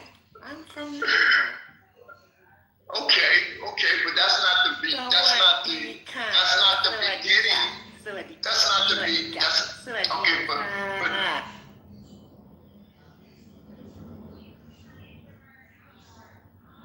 Adadal, Taruk, see, so but I can speak another language also. That's the whole thing. Which came first? What language came first? Hard language came first. How about that? Language of thoughts. It's the language of thought. Well, language is going to be, thoughts are going to be in a language. The thoughts were the language. That was the language. Right. And what language were the thoughts in? It was a thought. It was. Yes. It was. And what language? Wait. Thought. Because you're implying that a thought can only be a linguistical expression. A thought can be a visual expression. It could be an acoustic expression. You know what I'm saying? So that's how we communicated. It was through light and sound, through visual, through color, through beings. Yeah. But it didn't appear. Everything didn't appear in pictures. Why not? That's not or you in the beginning, everything didn't appear. No, it does make sense. That don't make sense because then how did the image of creation come into beingness? How did what? How did the image of creation come into beingness? If it came by way of the word. Right, and the word is the thought. That's the word. Right. And that's what I'm saying. I said that the word is a thought. Right. But it's not a word. It's not a linguistical expression. Yes. Literally. Yeah. No, Yes. This is the thing. Stop. Wait. Damn. Why did you do this? Damn, man. You don't know what you're talking about. The language. The word is the thought. The word is a tone, it's a frequency, right. It's a sound, right. It's a linguistical word. Yes, it is a linguistical word. It can't be a frequency of what? They're sound tones, they're frequency tones. It's not a specific linguistical word. So you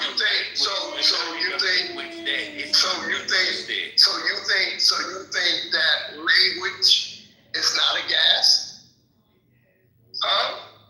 You just said that gas came first. You think that language is not a gas? You keep shifting the goalposts. No, I ain't shifting the goalposts. I just stumped you. You didn't. You stumped me because you're asking me dumb, redundant questions. It's not. Just doesn't mean that you got them. And most of the time it means because you just said some dumbass shit, and I'm sitting here trying to process what the fuck you just said. Okay. You didn't say anything about the word being the gas. Okay. So what? No, but it is a gas. Let me say. It's a frequency. It's 30. Yes, it is. I didn't say it's light. I didn't say it was a frequency. but see, I didn't say it wasn't, bro. Get anything. Bro, I did not say it คุย wasn't. กับอุมาดีกว่ามาคุยกับอุมา I didn't say it was. ไม่ต้อง I didn't say it wasn't, bro. say that. เยอะแล้วไม่ต้องกลัว How did you just ask me that question and say that I said that it wasn't? If we're saying the same. No, you saying that language. You're saying that language is not a gas.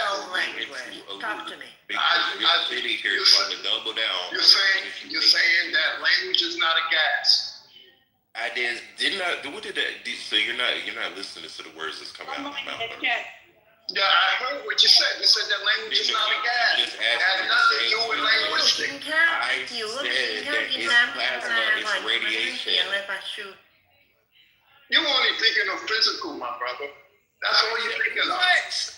I'm just gonna go on. Brother, Fuck just shake somebody else hands, and not win-win. my- This nigga get on my nerves, bro. Like you sit here. Yeah, well, that's because you don't have no tolerance. Get out mind trick. No, you don't have no tolerance. I don't have tolerance for. That's right. So how the hell you want? So how in the world you want? So how in the world are you on a higher frequency? How you on a higher frequency? You're not, because you can't tolerate it. That's how you feel, sir. That's No, bro. We are tolerating you by listening. Bro, your own, and it does All not of us define. are bro. You don't understand the science of creation. I don't think any human being on this earth truly understands the science. No, there is a bunch of us. There's a lot of us that do. I'm not alone. How can we understand the science of creation if we're not in a place where we can observe it taking place? Easily, you are at a point where you can take it, where it can take. You have children? This is the sign. Do you have children? I'm talking about creation at a universal scale, nigga. I'm not talking about what universe? There's some biological function on an easel. I'm talking about the creation of a whole universe. And okay. Are you talking about planets and suns? Yes. Okay, so you're talking about physics. That's where you at. That's where your mind is at. You ain't talking about the equal. So the topic of the room is. So the topic of the room is did Trump just play 4D chess? Was it genius move or did he get tricked? Okay, because we need to swing off of this real quick. You see how you just change it? You said that Trump. I am changing. You said did Trump get genius or did he get tricked? How would Trump get tricked? Read topic. Well, because Trump is an agent of Lucifer. He could have been tricked by Congress or the Senate. He could have been tricked by. He's being tricked by the demon that he's pledged. Oh, so you think that Trump is a good guy? He's a good agent. It's a question. What? You're just saying that Trump is a good agent. No, Who said that? I'm asking you questions. I ain't saying that. I'm saying something. Why would you preach that? Wait, this is the intellectual dishonesty I don't fucks with. Because when did I ever say or imply that Trump was a good guy? Why would you phrase it that way? You said you just asked me what my you said that Trump dishonest because don't say that I'm being intellectually dishonest. Because I just said that Trump was a Lucifer, so why would you ask me if he you said that Trump got tricked. You did say that. That's the topic of the room. Was it a genius move or did Trump get tricked? Nigga, scroll up and look at the top. Those weren't my words. I'm reading the fucking topic of the room. What are you talking about? There you go. It didn't say or. Where says or? Title of the room. Where does it say or at? Oh, listen to this one. Where does it say genius or tricked? You know what I'm saying? I'm asking you. That didn't apply to Trump. They said, did Trump just play 4D chess? And it's actually, is he a genius or tricked? There's your or. Okay. So you're saying that he got tricked? It's a question. Okay, but what's the answer, fool? That's why you don't understand what you're talking about. What did he get? Is he a genius or did he get tricked? Brother, you were Evan, to deal with Evan, did he get tricked or is he a genius? What a noob. You see, I know you don't know what you're talking. You don't want to answer the question. Okay, so you give us your answer, Mr. No, I'm not giving you no answer because you are. You don't want to respond. No, it's not about. It's not being the most guys. I'm listening to what you are saying, and you're not making no sense. I didn't even say anything. You just said. All I did was ask the question, and then I said Trump is an agent of Lucifer. That's it. He's an agent of Lucifer. Yes, Trump is an agent of Lucifer. Oh, okay. So then, what does that detail in regard? Let's look at it. Let's look at it another way. There's a lot of people in here, and a lot of people are listening in the chat, right? Let's look at the genius side of this thing.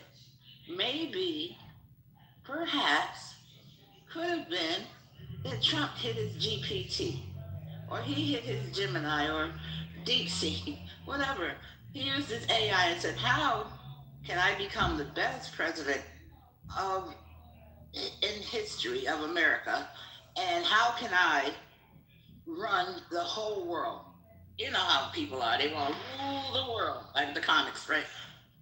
So say he did a rule the world thing and tried to do a genius move and take over all the oil in the world so that everybody would have to come to him for oil. Would that be a genius move? Would it be greedy? Would the billionaires who have oil wells think this is a good way for them to make money? It would be greed. But could that greed be the reason for this mess outside of the obvious files? Could that greed be leading us into this mess? Because the oil prices will go up if they... And which they have. They have going on.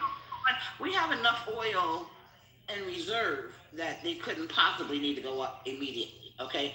We haven't even touched our own reserves in America. They have went on. Okay, they got a whole tanker from Venezuela, which I understand can't be used the way that it is, and they need some crude oil or something like that. I don't know how the oil thing works, but whatever they need, I think they have it in Iran or in the Strait of Hormuz, where all those ships are waiting to be deployed to get to their location. So was this a good move? So now all the countries need to come and get oil from us and have to make deals that include tariffs that, would make it easy for us to get through all these waterways that we need to get to and around to get our supplies. So was that a good move? Could that be it? We in trouble. You think that the U.S. is going to take over Iran? I didn't say that. I asked a question. I didn't say that you said that. See, that's why you're not listening. But look at how you phrase Oh the my question. God. You phrase the question like that's something that somebody said, but that's nothing that. No, I put it. I know. You don't phrase an open-ended question. You present the question from an angle, that that nobody presented but you. You see what I'm saying? That's the intellectual dishonesty we talking about. That's not where my question was coming from. I asked her, do you think that they're going to take over Iran? How else I'm going to phrase it? Okay, so why would you think that I think that? I didn't say. I said it was a question. Okay, so I don't understand how that question came into play. What was your thought process that made that question come up? Because you said that Trump is looking to take over the world. So that way everybody, hold up, let me finish. That way everybody has to come to him. So I asked you, so do you think that he is trying to take over all of Iran? No, I think that he's trying to take over the oil industry, period. I'm saying you think that's possible? I'm thinking that's the possibility of why this thing started to where it is. I'm not saying that's exactly what happened. I'm thinking it was a power move. Whether it's genius or a trick, I'm not sure, but I do think it was a power move because I think I'm looking at Venezuela, I'm looking at Mexico, I'm understanding that there's something going on in Cuba, I'm looking at Jamaica, I'm looking at a lot of the different things that have been happening on the water with ships being pulled down and not allowed to move. That's what I'm hearing. They could just be wagging the dog. I'm not sure. But the news vendors are saying that these things are happening. So I'm wondering, if our president is just trying to make power moves so he can go down in history as one of the greatest presidents ever. That's your president. It sounds like a Napoleon. It sounds, no, he's not. It sounds like a Napoleon. Are you an American citizen? Are you on American land right now? Who? This land, are you? This land is our land, and it's not to be governed by no constitution. It's not supposed to. No, it's not to be governed by the United States Corporation. It's made by its own. Yes, I know they're in control right now. So you are with that? That's my question. Are you with that? Am I with the United States? I already answered this question earlier. I don't support or condone the United States Corporation. I don't. Okay, so then why you expect me to? I didn't ask you that, but you said that that's your president, right? No, I said that it wasn't my president. Well, no, I said that. No, my yeah, that's right. You said that Trump is your president. Wait, calm down. But at the same time, you said that you don't condone. Calm down. This is what I'm saying. You still have a social security number, right? You still pay taxes. You still pay bills. You still have a driver's license. You still, have all of these things that are core to you to this system. So what that means is, nigga, that you are still legal property owned by the United States Corporation. So what that means is, guess what, nigga, whether you voted for him or not, he's still your president. Shit, because guess what? He's the president of the corporation that owns you on paper. Ain't that about a bitch? So this is why it's important that we start waking the fuck up and start using our free will in ways to shift the paradigm back to that other people, right? Because we're the ones that are running this shit anyways, right? You feel me? We're just operating under the illusion. We're giving these politicians, allowing them to play in their little stage play like they got control over the masses. You feel me? We give them that control. They don't just naturally have it. They weren't ordained by God to rule the masses of the people.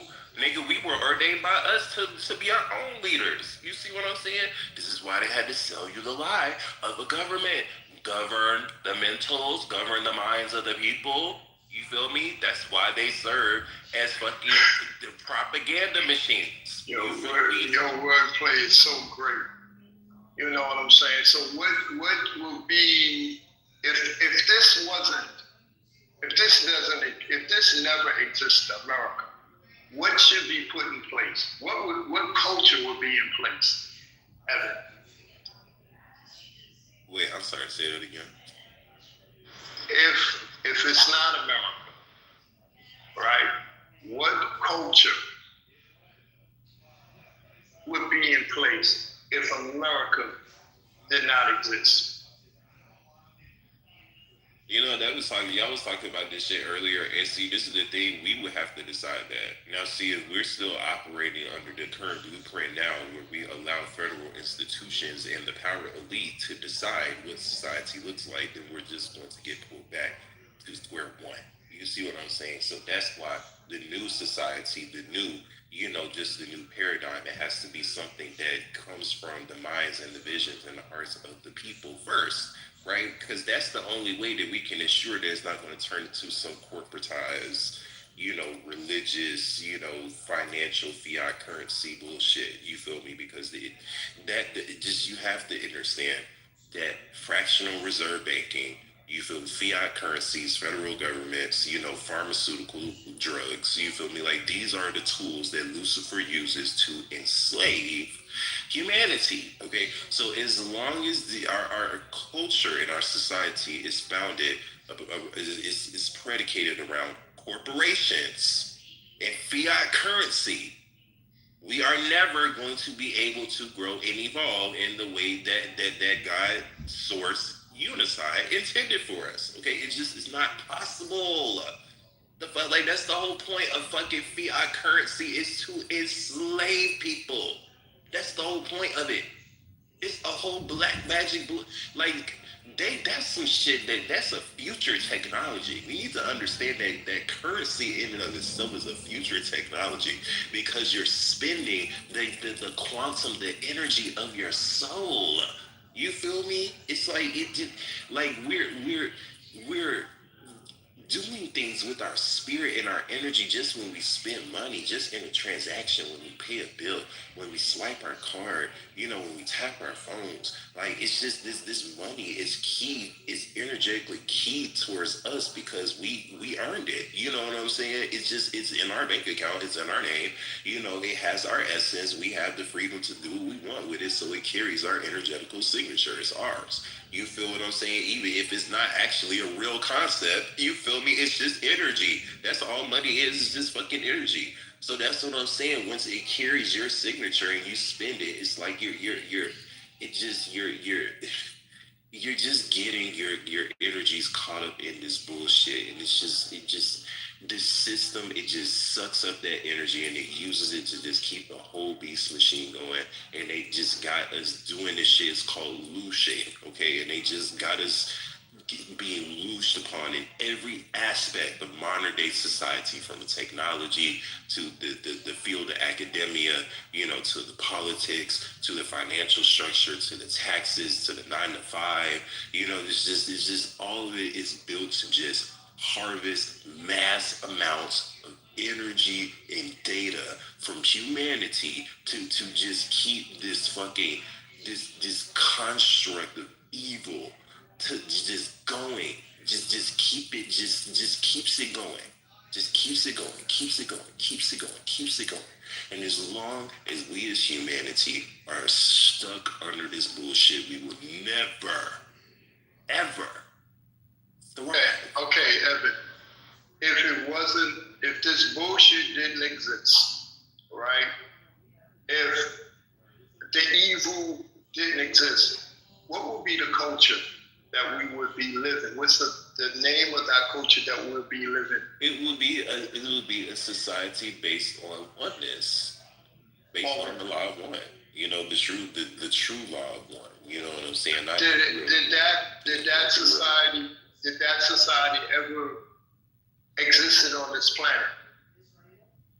It exists on this planet in a future time cycle. No, not in the future. I'm talking about in the past. Did this type of society, did it ever exist? Well, you have to understand, Atlantis was a society that took place in the future. And what was the Atlantean society? It was in the future, but it was in the past because we as humanity. Oh God, I'm done. I'm done. Well, let me cook. Because see, this is the thing. Time is happening simultaneously. You know what I'm saying? Like our linear perception of time is just an illusion. Like all the time is happening now. So what that means is like, is to say that humanity, our origins, we did not emerge into 3D. Like we're not 3D beings. Like we were originally 12th dimensional beings, and then there was a time cycle like on the 4th or the 5th dimensional continuity. Well, I think Atlantis was specifically a 4th dimensional society. So what that means is anything that's happening in a dimension higher than the 3D is technically taking place in the future, quote unquote.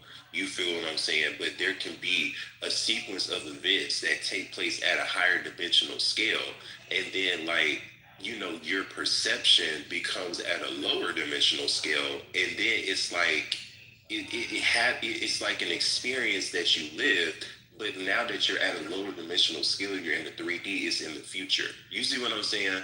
So it's just to say that with the fall of Atlantis, we got blown backwards in time, basically. You see what I'm saying? Because we were in the 4D, and then once that happened, we got blown to the 3D. So in us getting blown to the 3D, we got blown backwards in time. So this is how the concept of a future memory works. You know what I'm saying? Like how you can have a memory of something that hasn't actually happened yet. You feel what I'm saying? Because we're multidimensional beings. We have awareness in the future. You know what I'm saying? Like we have in the fourth, fifth, sixth, all the way up and beyond. Like we have a level of awareness and identity throughout all the creation. You know what I'm saying? So it's to say that consciousness naturally travels through time. You see what I'm saying? Okay, so Evan, I think they what they're looking for are what we call anchor points.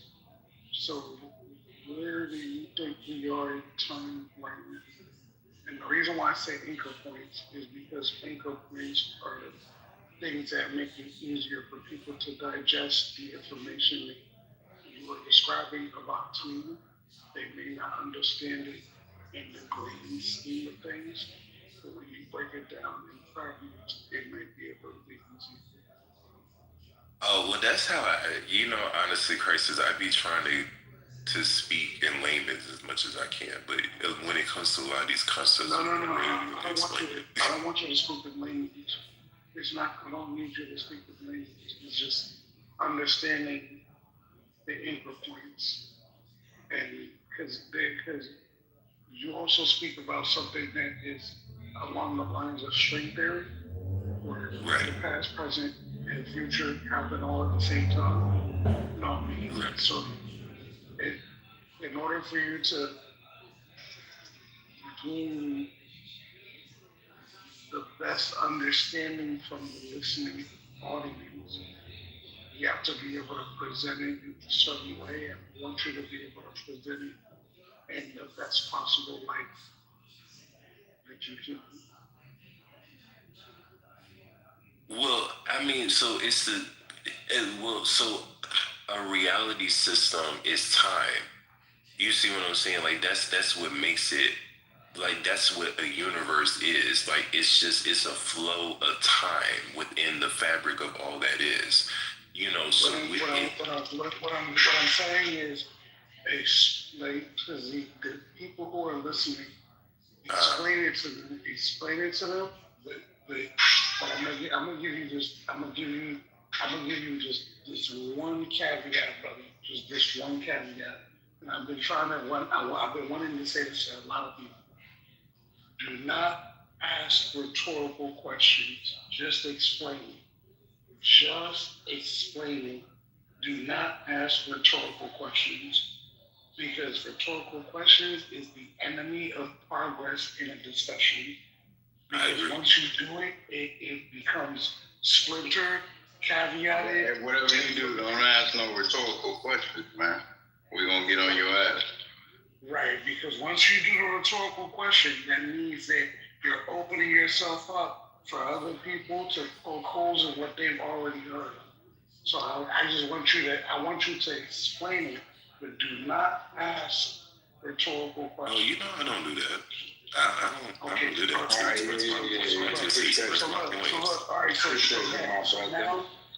So now, go explain it to them so that they can understand what this actually is. Well, I mean, no rhetorical questions. Well, again, so it's like think of, I guess. Well, like I said, all the time is happening simultaneously. So, like, that's what I'm saying. It's like. Hold up, Evan. Hold up. What is it? No, hold up. Hey, and Evan is going. Listen, bro. Evan is speaking. Let him get it out. Part of what we're gonna do as men is we're gonna respect the fact that he's not gonna ask rhetorical questions. But what we're going to do is allow him to actually speak his full thought all the way through. So don't interrupt him for nothing. And Evan, I just need you to be able to say, I land at the end of it. Well, okay. Well, I mean, because this is the thing. This is the exercise, Evan. We've had this conversation before. This is an exercise that is very much necessary. Let's just do it tonight. It's better. It's better when the stage is not that huge. Let's go. Keep it moving. Move.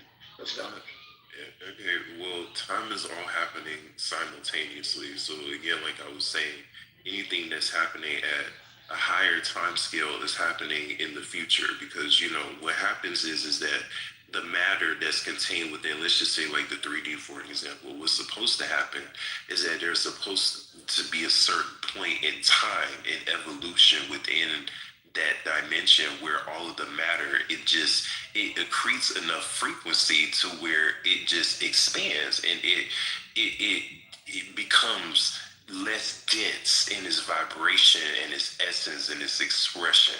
You know what I'm saying? And that's a process that continually happens, and you go up and up and up and up and up the dimensional scale until the essence of matter is almost like it dematerializes. But the essence of life and creation and awareness, it does spirit. It doesn't stop, just because you can't perceive it or observe it. You know what I'm saying? It just takes on a different essence because energy can't be created or destroyed. So, anyways, the time is not necessarily a real concept in the way that we understand it to be, but it's more so just to put into context of it's like a certain it's like a temporal flow, a temporal band. Yeah. You know what I'm saying? What you understand it to be is wrong. Okay? You can't. Mute up, please, sir. Mute up. Evan, are you done? No, man, mute up, bro. What are you doing, man? Why are you interrupting me, bro? What the fuck is wrong with you, man? I mean, Evan was the one saying, dude. Evan, are you done? I don't give a fuck if he's done or not. He's saying the same shit over and over, you stupid fuck. That's cool. Fuck you, man. The fuck are you talking about, fool? Huh? Right. Are you done, nigga? Are you done? Are you finished or are you done, nigga? You bum ass niggas been saying the same shit over and over. Stop playing with me, nigga. Mute up and mute your mic, nigga. Mute your fucking mic, brother. Mute your mic, brother. Evan, were you done? Evan? I'm gonna mute my mic out of respect for the room, man. You're a fucking clown. Exactly. I mean, if there's a specific question that someone had that I could clarify, because again, I kind of did already extrapolate this to some degree, and I only did it because I was asked to do it again. But I mean, that's the thing. Yeah, you extrapolated it to the third degree. If I may say so myself. Not really. And whoever the security guard you have, your security guard, bro, I'm gonna have to tell you, man, this nigga you need to dock his pay. You need your pay to be docked, sir. Here we go. I would dock your pay, sir. Brother, can you just respect you can dock whatever the fuck you want. When I'm dealing, exactly. When I'm dealing with high value clients, bro, I wouldn't have you around. When I'm dealing with high value clients, I would never have you around because you're obviously a problem. You can't hold your tongue. You can't hold your tongue even with a high value client. You can't do that. Shit that you saying don't mean nothing, bro. At the end of the day, I don't want to have security, nigga. You don't even want to have to finish. When I say I'm a high value, nigga, fuck you talking about, nigga? Don't nobody give a fuck about your high value, bro. Only bitches know me, nigga. Women nobody gives a fuck nigga. about your high value. I don't care if niggas know me, nigga. It don't matter. Yeah. It don't matter. I don't care. Like I said, I don't care if niggas know me, man. It don't matter. On the stage. Right, bro, I'm eating a baked potato right now. You don't mean nothing. It don't matter, bro. It don't matter. Exactly. I'm eating a baked potato and you're eating nothing, nigga. Right. That's you're hungry. You're broken. You're broken hungry, nigga. So you're eating a baked potato. How are you eating and talking at the same time? How about you shut the fuck up? I'm doing it. Can you hear me doing it? Hey, can you hear me doing it, motherfucker? You hear me doing it, right? I'm doing it, right? How am I doing it? It's magic, motherfucker. Super motherfucker. Fuck you. Stupid ass bitch. Shut up, nigga. Shut up, nigga, before I beat your ass. I know you hate the fact. I got some cavities right here. You can't stop that. You hate the fact that you can't stop that. That's cool. You hate the fact you can't stop that, though. He's talking about like my tablet, nigga. Yeah. Get your search in. Get your search in. Get your search in. No, keep eating your search, bro. Keep eating your search. What part of Africa you from, nigga? Eat that baked potato. No, stop talking to me. Eat that baked potato. What part of Africa you from, nigga? Eat that baked potato. Eat that baked potato. I'm done with that. I'm done with that. You got me, nigga. You bitch ass nigga, I'm eating cabbage now, nigga. You ain't done with it. Hey, bitch. I said I'm eating cabbage now, nigga. I'm done with the baked potato. I'm finished it, you moist ass nigga. Hey, this type of nigga he never ate a baked potato in his life. He's like, oh shit, you finished it? You finished the whole baked potato? You're a bitch. Hey, so check this out. You skinny. The reason why I asked you that, you skinny loser. Shut up, nigga. I don't care what you think, nigga. I don't care what you think, nigga. I'm eating carrots right now. Fuck you. Perspective from me. You talking about? I wanted you to also be able to compare that. What you think? What is it? From here. What was that? If you hear what I just said, Evan. Say it again. I wanted you to also compare it from the people who are not natively from here. The native to what? Nigga, I ain't talking to you, I'm talking to Evan. You over there? Yeah, I know you ain't talking to me. Eat your baked potato, nigga. If you was talking to me, you talking about native to the United States. Eat your baked potato. We on that, nigga. We on that, nigga. Yeah. Hey, me and these white boys is native to the United States. You not, nigga. White boys, yeah, that's great. That's great. I ain't worried about none of that. Shut up, nigga, before I send a bomb. Shut up, nigga. Send a bomb, yeah. Send a bomb here, there, whatever. Right. Get your bitch ass up, nigga. You so good. You're so good with what you're saying right now, right? This fulfilled you for the night, right? You still great. Guess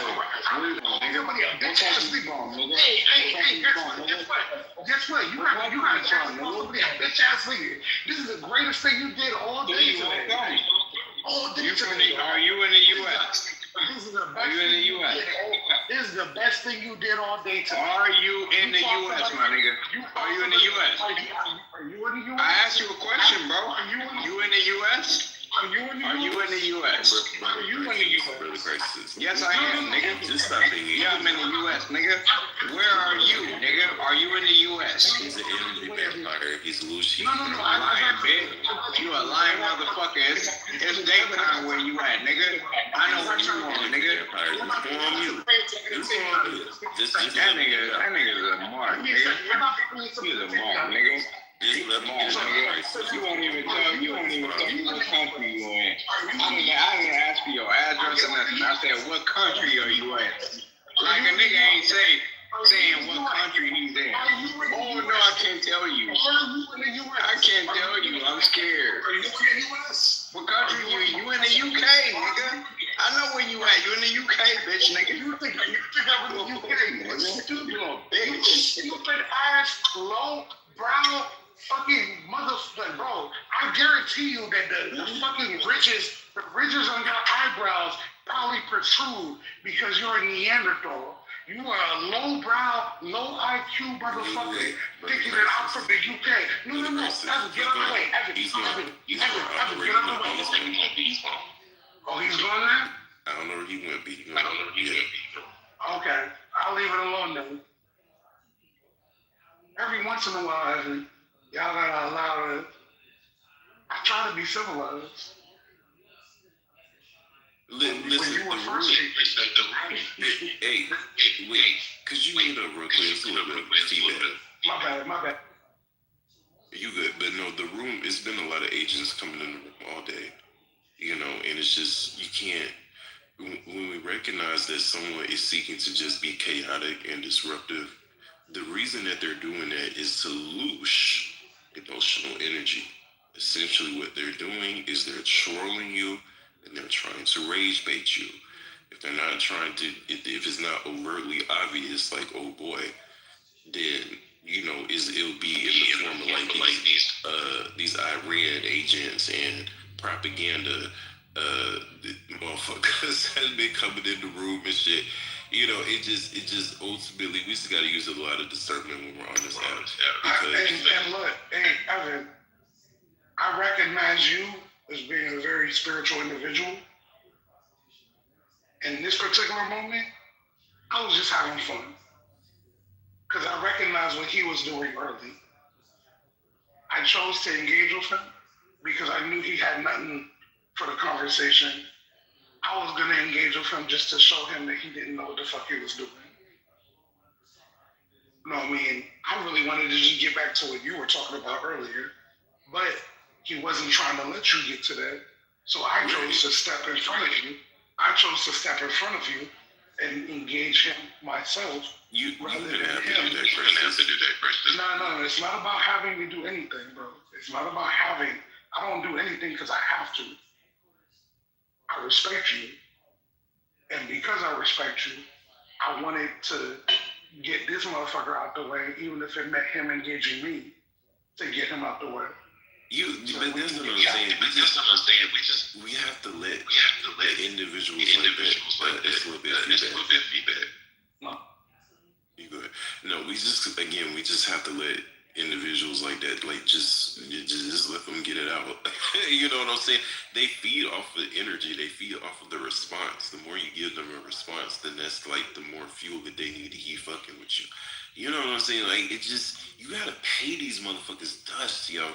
Like, and it's just, I've had to learn this in my own life, just dealing with people at a personal level. It's just like, when people just kind of bring some type of chaotic element into your life, and then it's like, it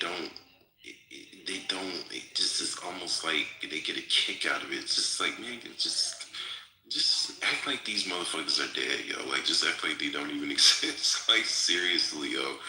I mean, for real, because this is how the beast system works. You know what I'm saying? It's like they have to find some way to feed off of your energy in some way, shape, or form. Doesn't matter what it is. If it's just any way that they can get some of that good spirit energy that you got, they're gonna do it. You know, and it's just, especially just on this app, like there's so many individuals who is like, I sit here and I listen to them talk. And I sit here and I listen to how they just try to push these narratives, these perspectives, this ideology, this, that, and the third. And I hear the angle of it. And I hear the intention behind it. I hear the astral cording. I hear that inverted frequency oscillating through just their entire expression. I don't say shit, because I don't judge these people.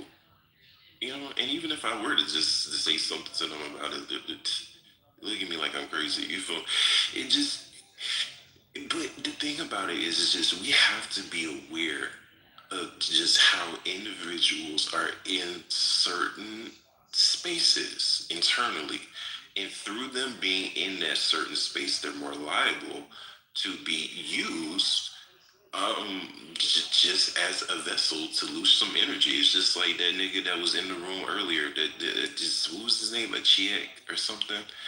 This nigga just literally fucking retarded, you know what I'm saying? Like, seriously. And it just, the way that he just had the room just captivated with just the machinations of his foolishness. I'm like, this nigga something is literally wrong with his brain. Like, you know what I'm saying? But like, that's how it works. It's just like that essence, it will use you when you're not within the right space internally. It will use you as a vessel to harvest energy off of other people, right? Like, it just, there's a lot of different types of, it's not necessarily possession, but it's a subliminal influence that it latches on through the ego and through the shadow body, and it expresses itself directly through the mind, through the emotions, through, you know, just their psychological functions. You see what I'm saying? That's why it's like, you know, like, it just expressions of narcissism and you know, just not having a certain level of self-awareness or self-accountability. You know, it's just, people gotta see the bigger picture here. It's just like, look, like, these are all things that they use to keep you plugged into a system. Seriously, like, this is a simulated reality field. It is not what it's supposed to be. This is not where we originally emerged from. And it's some whole other shit that they have to keep you plugged into by means of keeping your mind operating through all of these perceptual filters and distortions, right? All expressed through the ego, all expressed through these self-preservation narratives, these identity based things, and assigning value to our identity based on these worldly concepts. It's like it's all meant to pull your consciousness and your understanding into a limited perspective, aka into a box. You feel me? Like this is where the cube and shit comes into play. But anyways, go ahead. Brother Evan, check this out, right? If I rock with you in many different spaces, right, in terms of this app, if I rock with you in many different spaces, but I don't come to your defense when I have the opportunity to come to your defense, does that mean I still rock with you? The reason why I chose to say something is because what was being said wasn't fair to what you were saying.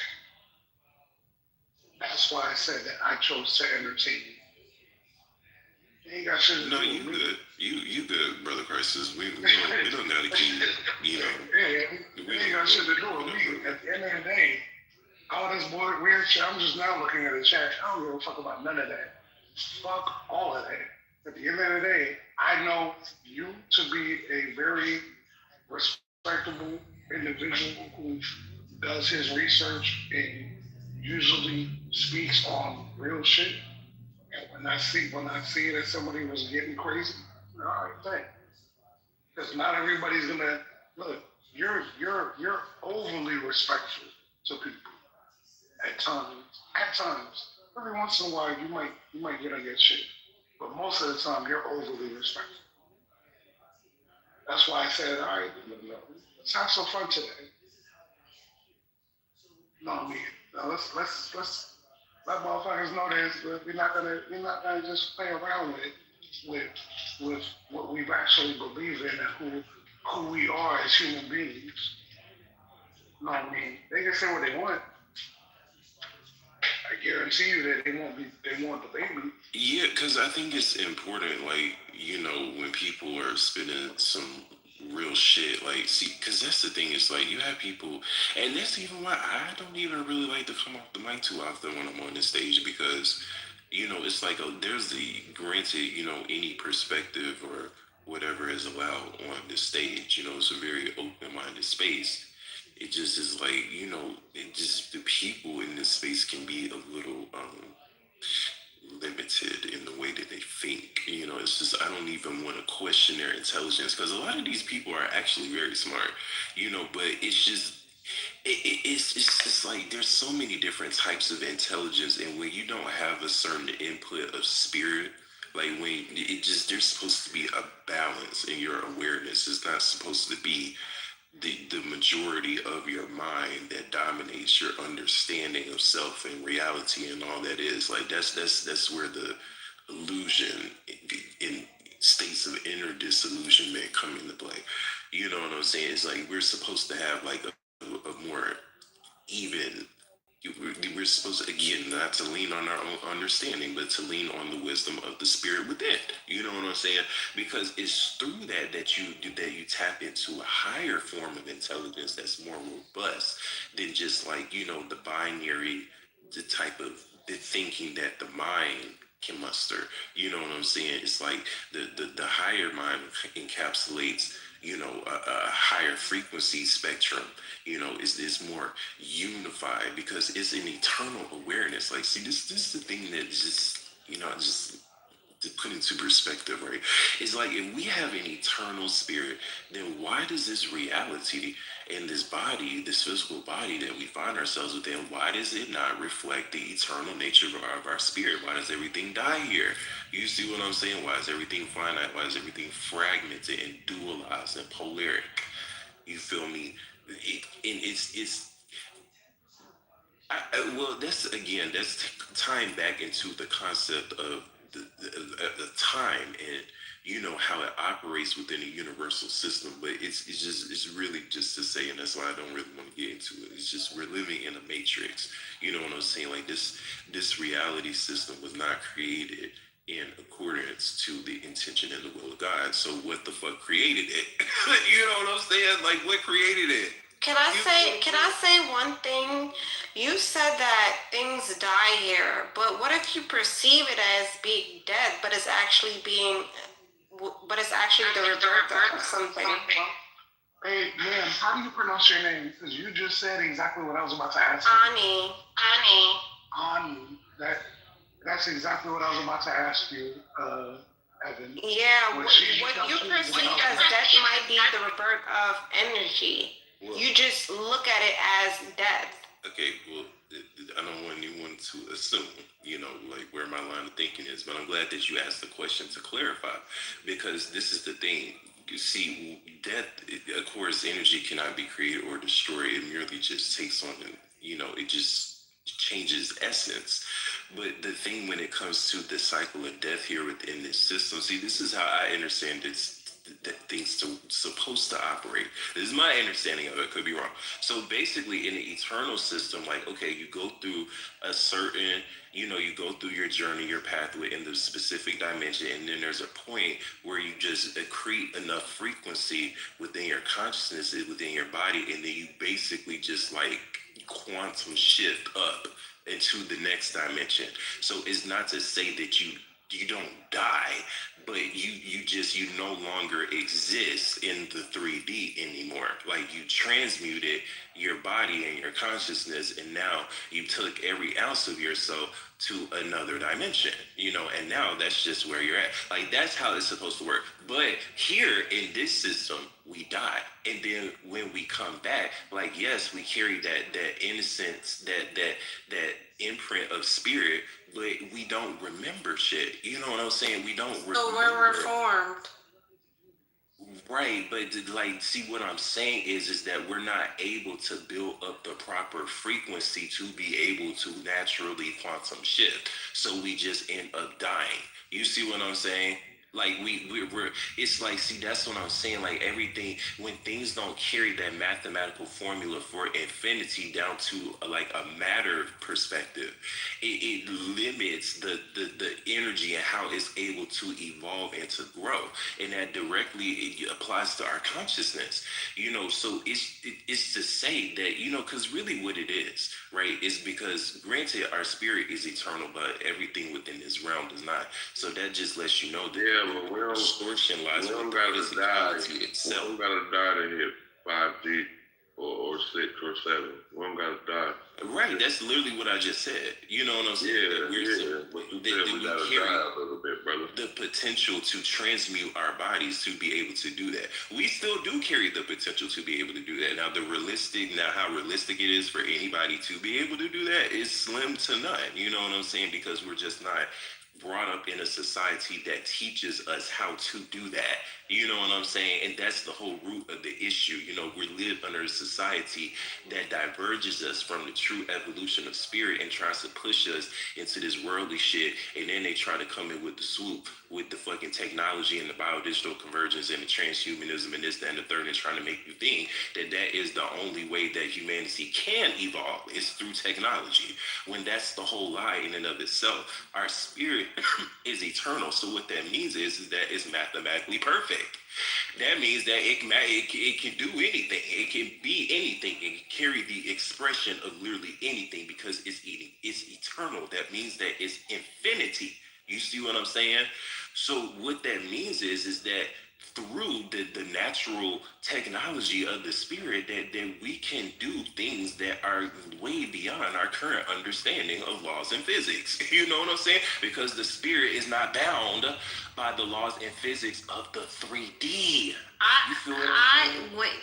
Your soliloquy, you just went off, and I completely understand. And from what I concluded from what you just said, basically the state of being that we're in, when we quote unquote die, even if we're born again in another form, we're not going to remember our past life. We're not going to be able to connect the dots and be able to understand and come to some form of conclusion to what all of this is. Right, exactly. And maybe guess what? It's not made for us to understand. What have you guys ever thought of that? Yeah. Mm-hmm. Yeah.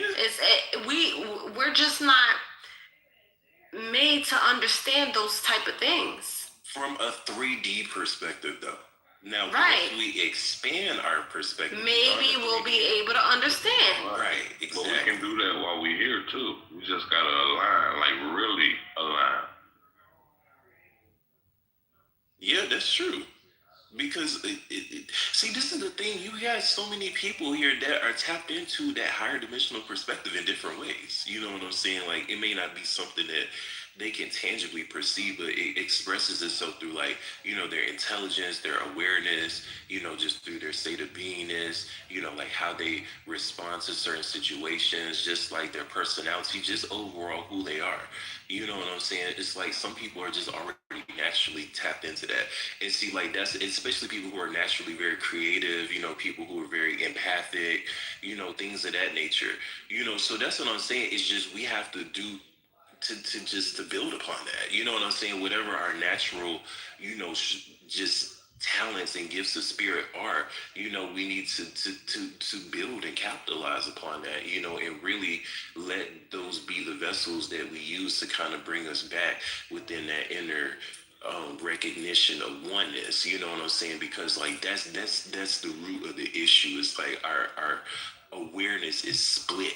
You know what I'm saying? Like that's a distortion within this realm, and it's imposed through a genetic distortion we carry within the human genome as well. You know, it's like we can't. Our biological forms are not capable of holding the frequency pattern that's necessary for us to have a unified awareness. So instead, it has to get split up in order for the body to be able to hold those frequency bands. So this is what manifests itself as the higher mind, the higher self, the 3D mind, and the shadow, or just the different aspects. There's a lot of different aspects to our 3D anatomy, but you know, all of that, you know, is basically just an extension. You know, even just like our nervous system and our brains, you know, it basically acts as like biological antennas and receivers for dimensional energies, like quantum, period. You know, and see, that's the thing. It's like once you start to, like, even with people who naturally have, like, you know, it's a higher DNA strand activation, because some people, like indigos, they come out of the womb with the 6th strand activated already. So what that means is that they naturally just have some type of genetic input coming in through their 6th dimensional identity. Then you have some people like who can naturally astral project. Those are people that have some element of their 4th strand assembled. So, you know, they're more in tune with their astral identity, so they're able to, you know, to travel in the astral and actually remember it. Some people, we all do that to some degree, but some people you have to have the 4th DNA strand to actually remember, you know, that you do that. Because see, that's another reason why we forget, is because we, like, our DNA strands are shut off. Because see, this is the thing, right? Your DNA strands, they basically serve as genetic conduits for you to be able to hold the frequency pattern of the memory. And see, this is why we don't remember the previous time cycles, because they happen at higher dimensional scales, right? Like, can I ask you a question? I just want to stop you right there, because this is an interesting question that can probably like upgrade us intellectually. When you say that our DNA strands don't remember, my question is, how do we get them to remember? If they're turned off, how do we get them to turn on? So this is the thing, it's through frequency. It's through the building up of frequency and holding that frequency in the body. Like, basically what it does is like the genetic information in your body, it takes that frequency. And mind you, this is coming from just like mindset changes, lifestyle changes, dietary changes, just really getting your internal state of affairs in the proper order. It's like you start to emit a higher frequency, and that information is translated through your cells and through your DNA, and it starts to naturally just reassemble those scrambled DNA strands. And over time, it's like they just fully reassemble. You see what I'm saying? Because you have to understand they can't take that out of you. You know what I'm saying? It's a natural part of who you are. You feel me? It's through you having your DNA strands that your consciousness can even be can be attached to the body. You know what I'm saying? So it's just ultimately it's the potential is there. It's just a matter of how we utilize our own energies, because we have the natural functions where if we're able to build up the proper energy, that our body and our cells will do what it's supposed to do. Like, it will start to bring itself back into order, and it'll start to reassemble the DNA strands on its own. You know what I'm saying? But it's a very intentional act. You know what I'm saying? Because it's like it's you have to strive to keep yourself within that state of purity, just like with every moment. You know what I'm saying? Like, it's just the world is not it's not really compatible for us to do it like that. So that's why I'm saying it's like what we also have to remember is that, look, your ability to be able to shift it back into an eternal continuity, like let's just say if you die, is not predicated upon how many DNA strands you are able to activate in this lifetime. You see what I'm saying? You do need to have at least some of your fourth or fifth strand, I know for a fact, or higher to some degree.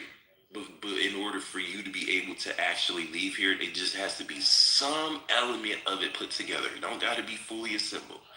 But there at least needs to be, you at least need to be able to pull in some energy through those DNA strands in order to be able to get out of here. So this is the thing, it's just the most important thing that we can do, is just to strive to get our internal state of affairs, our mindset, just everything going on internally within the proper alignment, and then just trust that everything will come back into alignment as a result. You see what I'm saying? Like, we just gotta trust. So who you pulled up into the wilderness? Like, if everybody went to alignment with the DNA and everybody lined up the chakras and that, like, how would that benefit the global consciousness? Like, what would happen? That's the thing. Okay, so let me answer your question. How would that affect the global consciousness? So the more that we can do that individually, it's like you have to look at it like this. Like, once you start to just like shine the light, so to speak, it's like other people recognize that, because we're electromagnetic creatures. You know what I'm saying? It's like, like humans, we have very extensive anatomies. Like, we have the physical body that we can perceive, but we got a lot of bodies that that we can't see with our own two eyes. Like, it is crazy because they're extensions of our nervous system. You know what I'm saying? It's like your immune system is a body, your mental, your psychological self, that's a body. You know what I'm saying? Your emotions, like, that's a body. You know what I'm saying? Your aura, that's a body. It is all expressed through like electromagnetism, through our bodies and through our auric field. So it's just to say that once you start to shine the light, you naturally just start to impart that higher energy into your reality. You start to impart it into the people you come across. You start to impart it into the land. You start to impart it into the air, into the atmosphere, into the water, the trees. It just starts to just express everywhere. And in the process of you doing that, other people and other life forms, they naturally pick up that energy, right? And it starts, especially in the context of a human being, like it can start to just wake them up. You know what I'm saying? It's like, you just, by just being, you just naturally just influence people to also remember how to be. You see what I'm saying? Like, and this was the whole root of Yeshua. Like, this is what he was. This is literally what he stood on, bro. So what you described? My bad, no, it's all good. I've been listening in. You guys are cooking. What he's describing is the balance.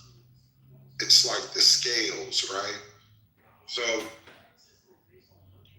you mentioned life, global consciousness, right? Well, if you look around at the world, you can see that most are operating in a kind of hive mind consciousness. See, this isn't natural. You are operating usually in a worldly system mindset where you could possibly go your whole life without even knowing how this reality actually works and the power that you had as natural human beings. See, look at the technology, like the direction they're trying to go in. Do you think that, you know, the ones that make the decision to turn to the transhumanism and in the way of the AI, I don't think that they're paying attention to history, right? And when you're dealing with something that is ancient, if you've got a global consciousness, just think about the amount of control that you could have over that mindset. So if this has been a script running in reality for hundreds and thousands of years, that would probably be the buffer and the balance between getting sent back here, what some would call for incarnation or reincarnation, and the ones who truly ascended like the Son of God and learned how to take their power. See, you brought him up and that it triggered me because I'm like, wow, I was just thinking that. I said, now that's the balance. I can imagine that, sure, people do come back here to this reality. I think there has to be a balance for, just think about in our lifetime, how many really bad people that are being exposed right now today that nothing will ever happen to in this reality, where there's a balance. They'll be sent back. So you gotta wonder, you know, if that is true, and we're just speaking allegedly, then what did we do in a prior lifetime to get us processed back here? Right. Yeah. And, you know, again, like, that's a very profound question because,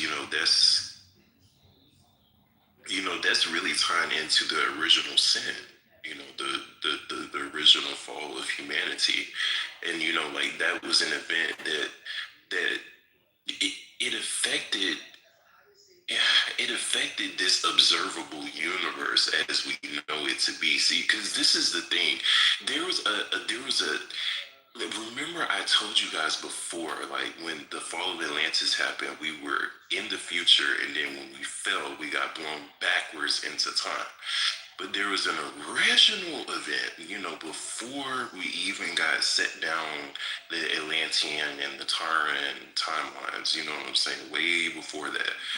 This was an eternal reality system. Like things were eternally replenished by the direct connection and expression of the intention of the Most High, right? And it expressed itself through the very matter, the energy, the radiation, the plasma, the light, the frequencies that comprise just down to just the very just microcosm. You feel me? So what happened was again, this is tying back into the fallen angelics. There was a group of beings that had origins within our eternal star system They were technically our brothers and sisters of the light. They made a, a, a continued set of choices that were not in accordance with the intention of God.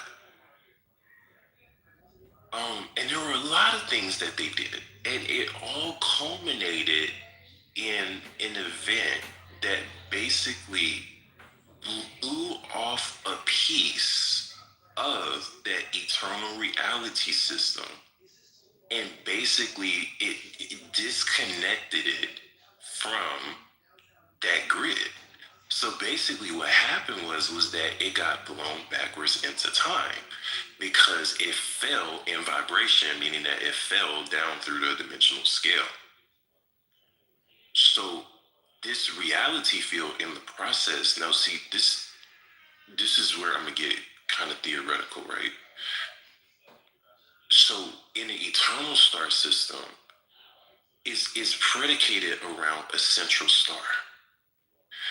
The central star of any given universal system can be either masculine or it can be feminine. This universal system is feminine. And the central star of this universe is through chemotic science, they call her Arimatina. Now her true name is something that I don't think this is something that can be spoken linguistically. But you know, what she basically is she's the highest dimensional expression of Mother Earth.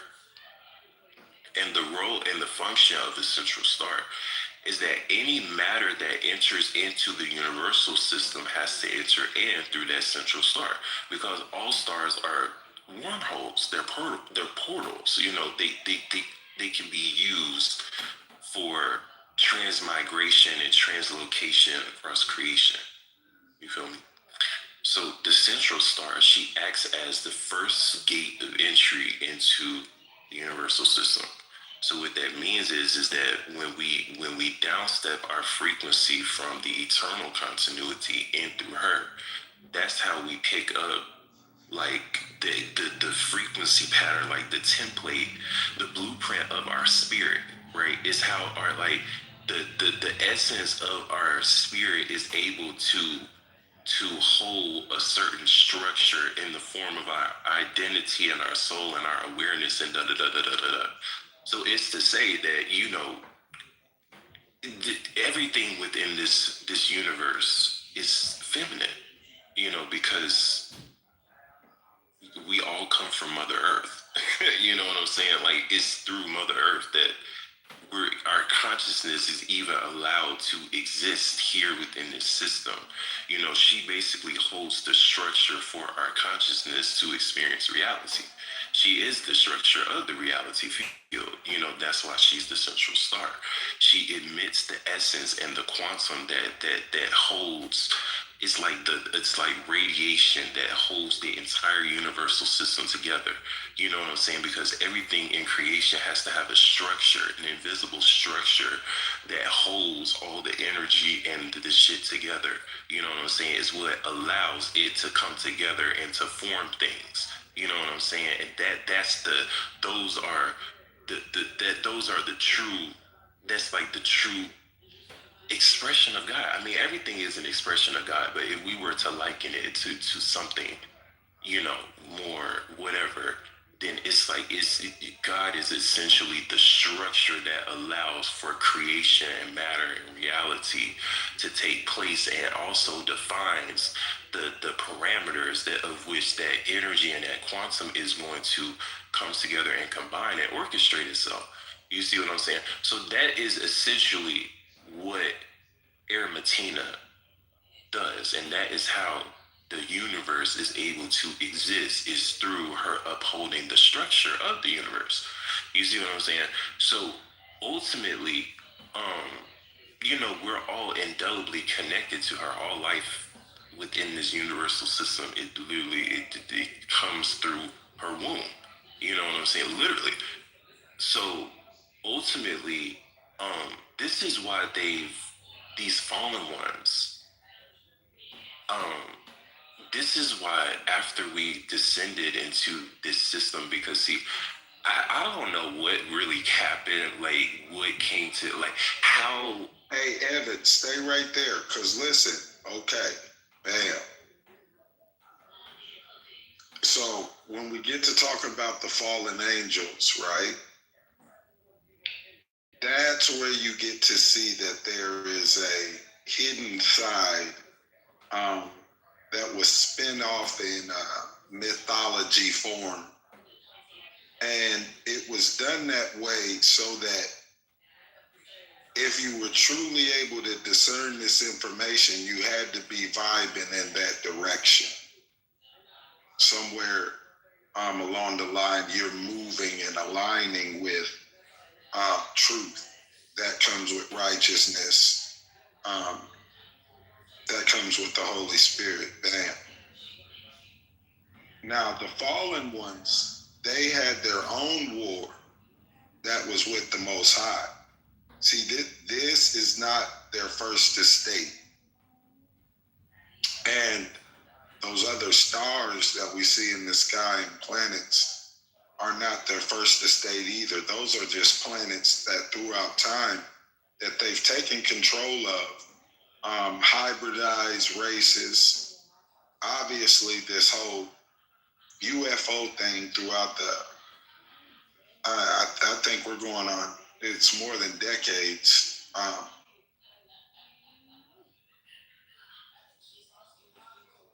This is the balance to knowing that they're the ones that are running this program down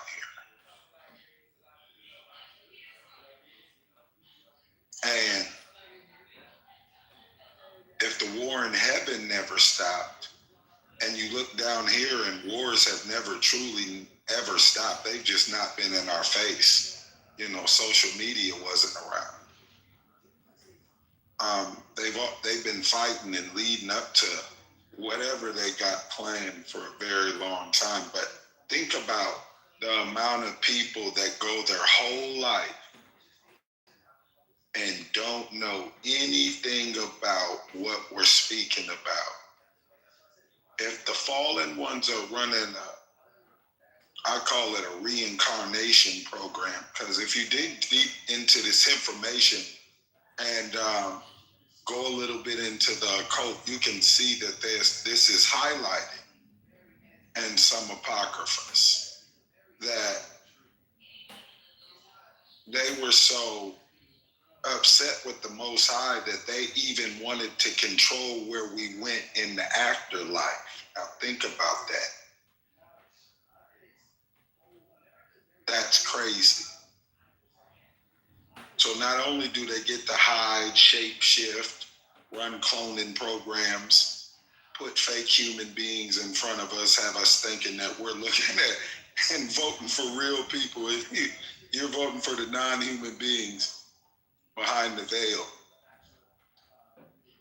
When you pass or you die and you don't know any of this information, you're going to do exactly what they wanted you to do. And your mindset and spirit, your soul are going to align with that. And it would be easy to see that, at the top, it seems to have always been really, really bad throughout history amongst the elite. And this isn't just the Roman and the Holy Roman Empire, or the Greeks. I mean, this is going through Mesopotamia, etc. Find it in Africa. There is a worshiping of a hierarchy of these fallen angels, and they have placed themselves as the prayer takers of the Most High.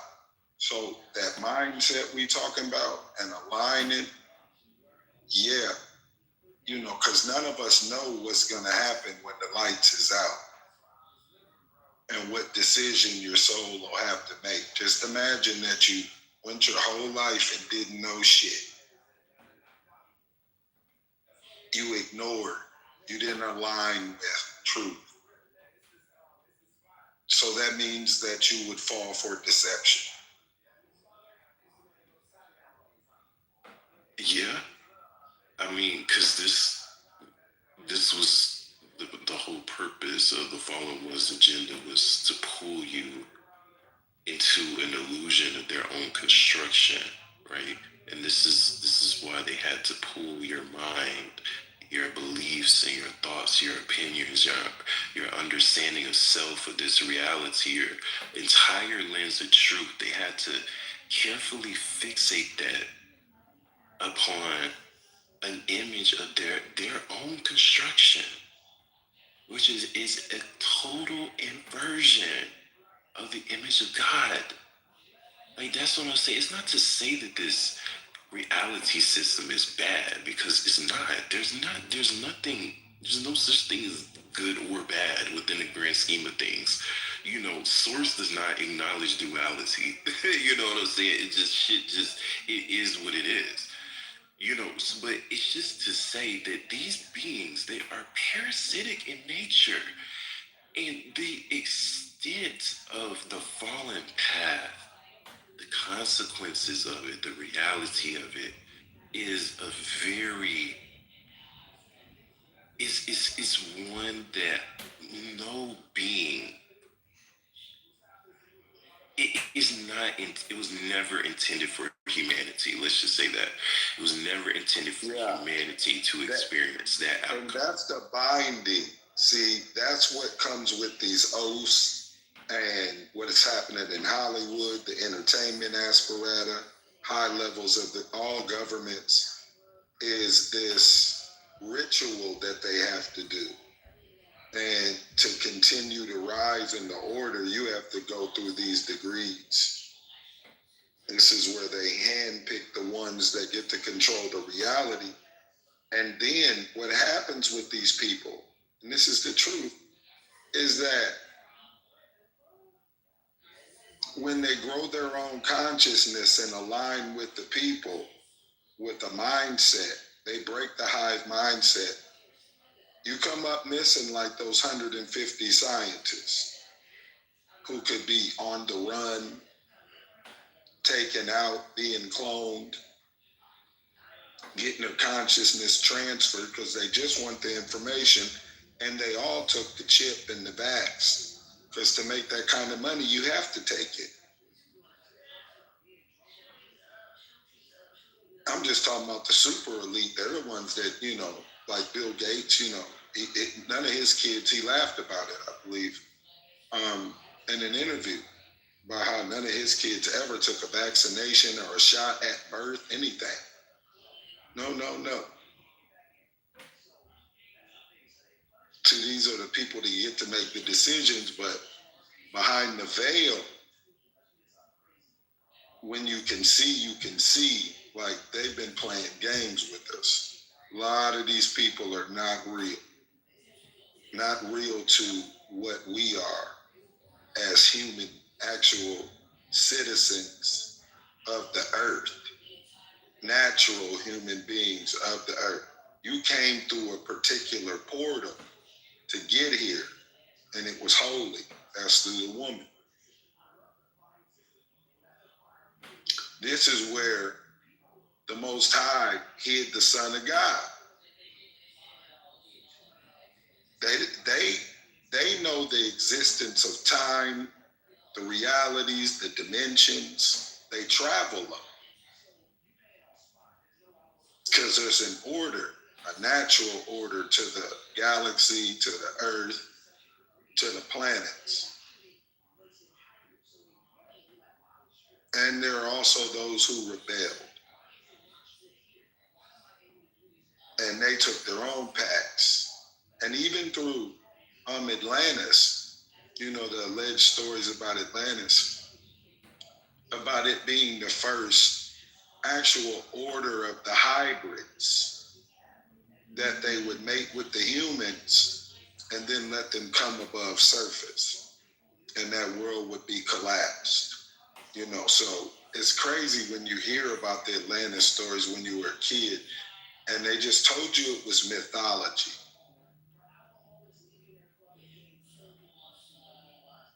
They didn't tell you that there was, they had found evidence, and more than evidence, they got the documentation, they got the tablets, all the shit's real. It's just who has control of it in this reality. It's the same people that we're talking about, the same spirits, the same principalities. It's their bloodlines that control this reality. Like I said, I just asked a question, like, what happens when you go your whole life and then it's over? And your soul is you. That's what's keeping the light on in you right now. That's your soul. That's something that it really can't be unless you break the rules like they did. You see, you got to do the most and participate in, pacts and treaties that really are a detriment to humanity as a whole. See what I'm saying? What were the angels guilty of? The fallen ones, the archons. They were guilty of teaching man war, how to build weapons, how to start wars. They even had a group of the Watchers who their duty was just to watch and be of assistance to mankind through the levels, and I believe 1 through 7th of the heavens. And a percentage of them also rebelled. So their bloodlines run rampant on this planet. You can see that regardless of what talking point they put on the news, there seems to be some kind of ritual behind war.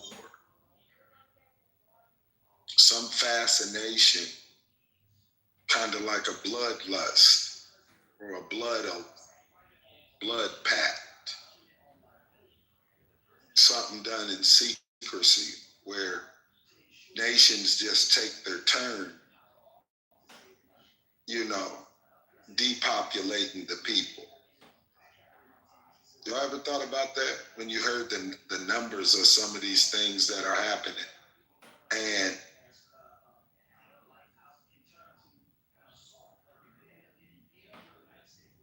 you just wonder what kind of spirit is behind this mindset that's been around throughout the ages.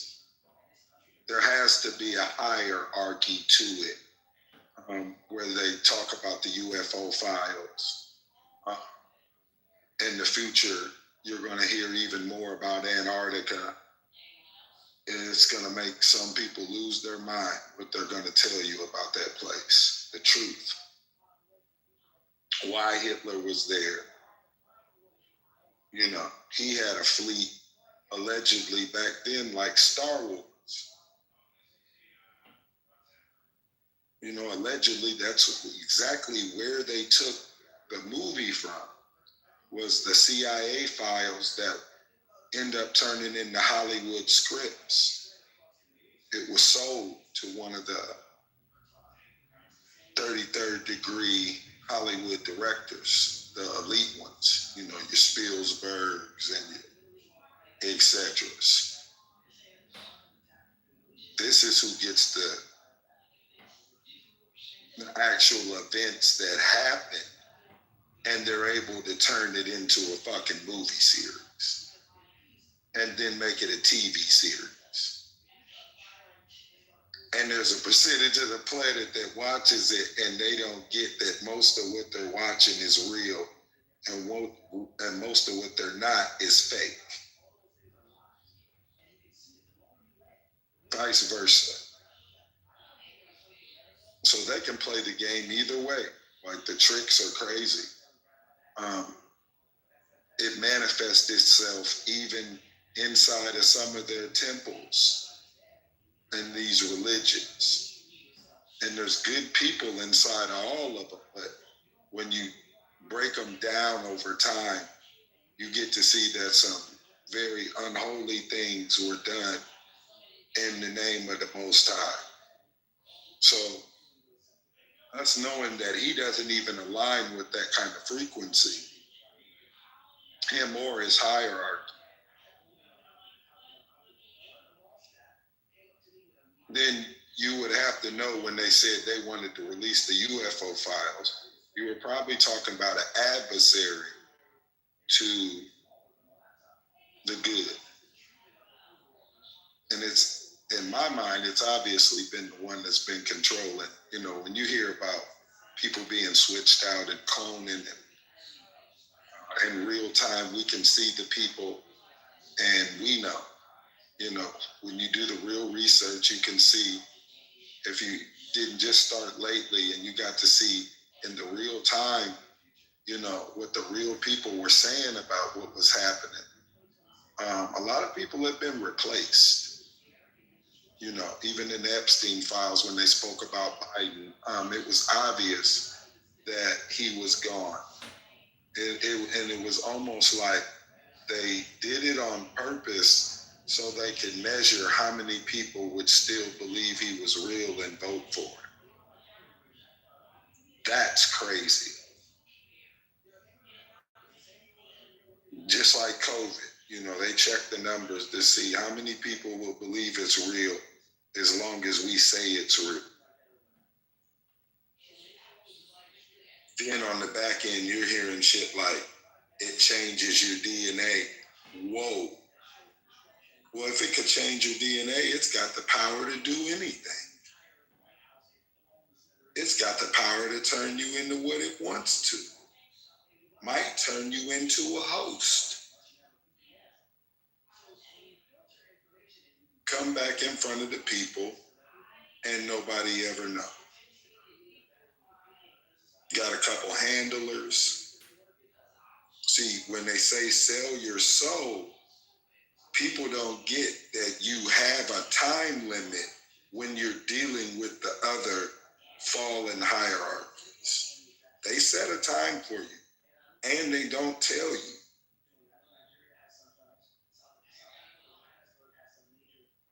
You just know you are going to receive the riches of this earth and the status, but you belong to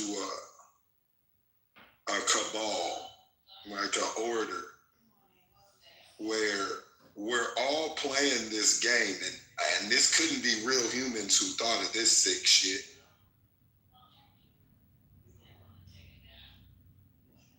You know, you're playing a game to keep illusions and the war going that you had on the creator that created you. Now that's, man, you know, some people, they'll never look at the other side of the coin.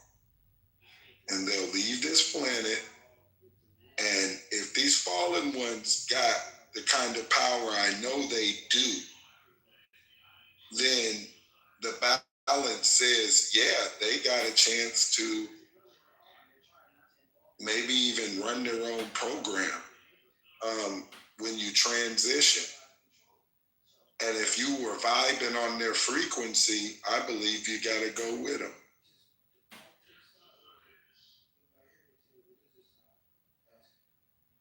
Oh yeah, that's facts. You know, ultimately, whatever your consciousness is most resonant with, then that is what your reality will be.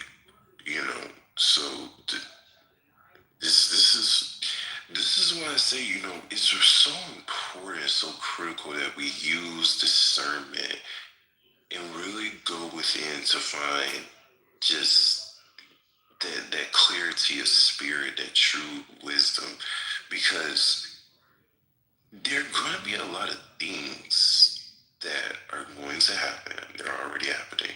That are going to.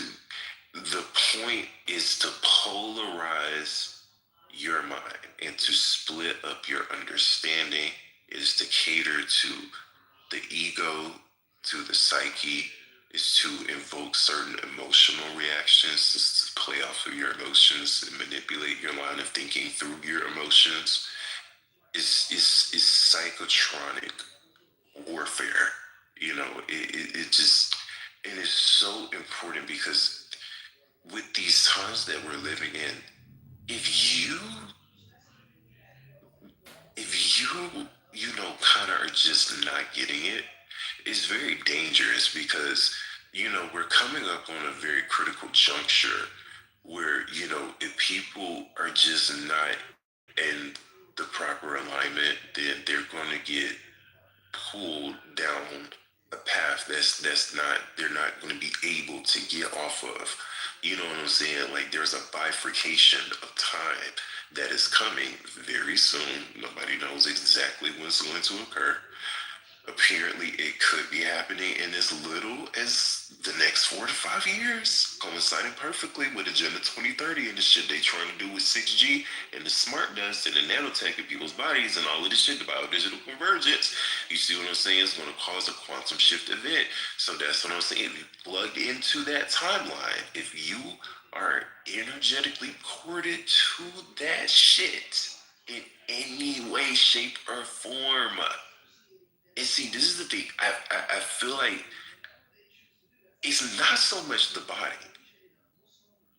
You do need to detoxify. Everybody needs to be detoxified. But the thing about it is the body has some things that ain't no amount of detoxification is going to help, seriously. So I think the most important thing is the critical deciding factor is your mindset, the content of your heart in conjunction with the mind, in conjunction with just the perception and the lens that you just understand yourself and your connection to spirit and source. It has to be a certain actualization that's taking place within.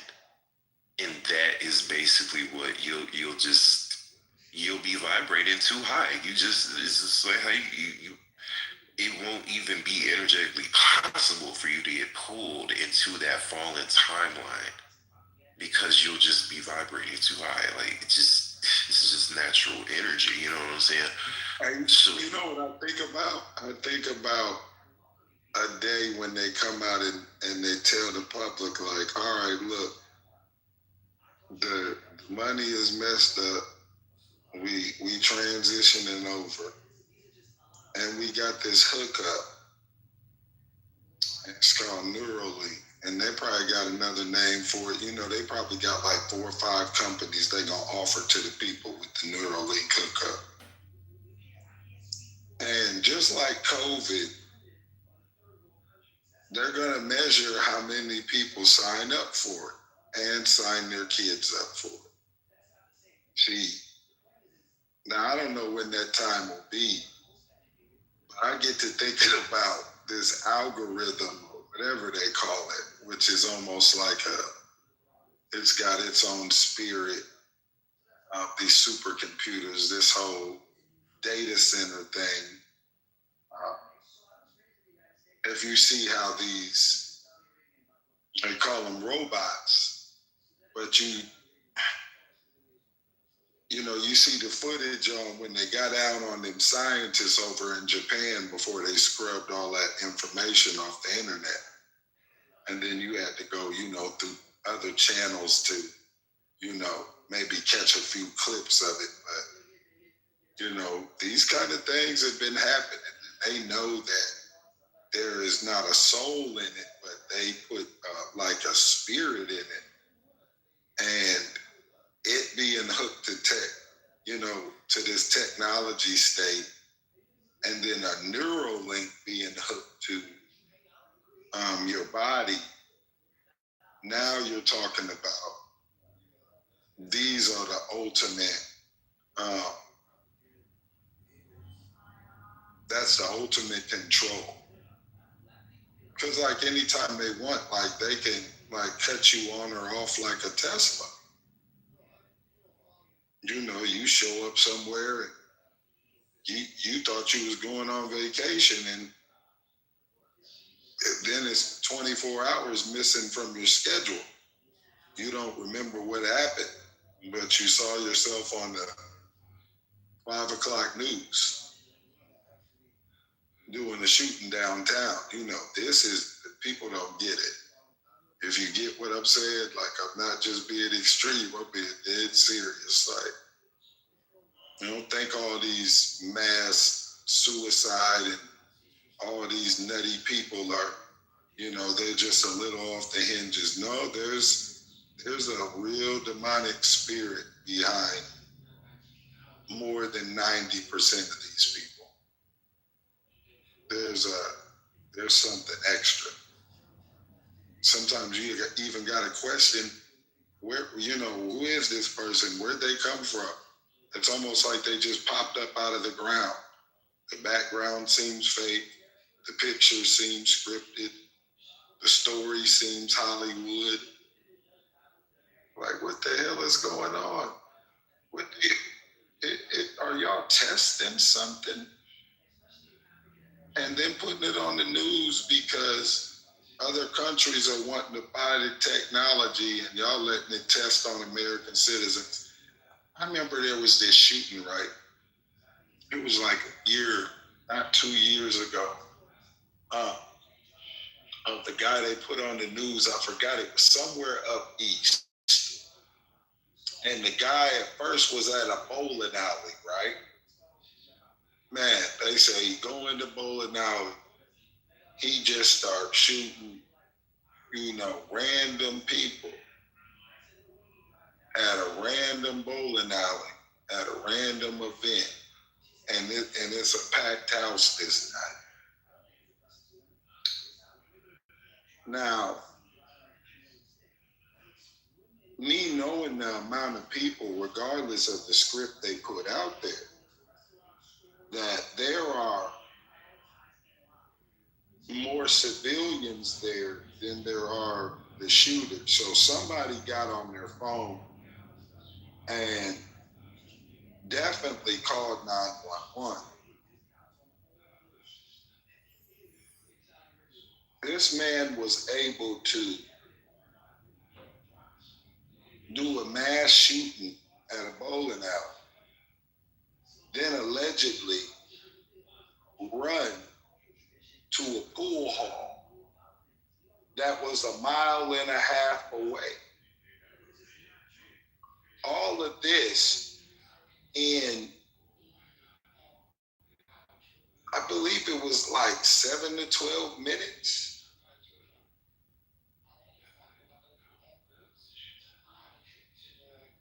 Sounding like a script from Jason Bourne. Gets to the pool hall, shoots it up. Now, by this time, with the amount of dead people and civilians that were at both, my real discernment tells me there was more than a lot of people that were on their phones. This man was able to get through the local police, the state police, the sheriff's department, FBI. You know, it's a mass shooting, so somebody from the Pentagon is coming. Now the government is involved. All these people, and y'all couldn't catch this brother who just did 2 mass shootings and not the time it take to catch an Uber. What is this kind of person?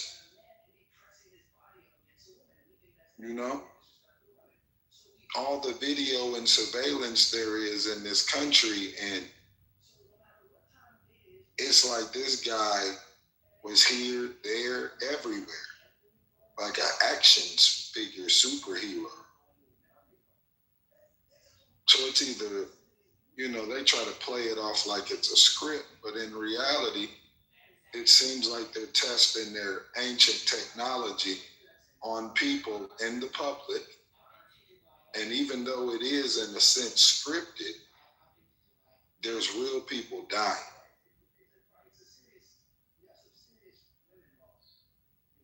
Yeah, that whole shooting, I remember. That's what, I knew. I'm like, this is just, it's bigger than sleeper cell at that point when they let them kill that many people. Usually the sleeper cell gonna pop out and maybe try to pop off the president or something. That's usually how that works. But these guys just coming in there, and I'm talking about shooting like your best Army Ranger or Navy SEAL or Delta Force, and come in and can get an upload in hand-to-hand combat, Bruce Lee, Mike Tyson, and he gonna get out like that. The super soldiers are not John Wick, exactly. This ain't no joke. Y'all think it's a game? Y'all think they just be from 1,000 yards out smoking a cigarette, fully MK Ultra in that sniper rifle with vision like an eagle, a hawk? You hear me? Show up on the scene and do real damage. And by the time the government get it, the government know he couldn't have been no real human being that did this. No, this is crazy. It's crazy. We calculate what real human beings can do. Even so, you got to think. Now, go on to the serial killers, right?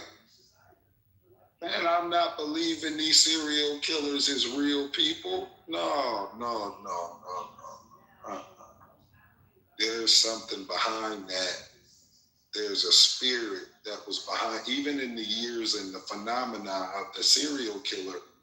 When you look back on it and then you see the movie culture that they put with it, and then mixed in the dark occult in the movies with it, now they got people opened up to all kind of crazy shit. I mean, you got to think, people are just going to take what's the next phenomenon, by the biggest percentage.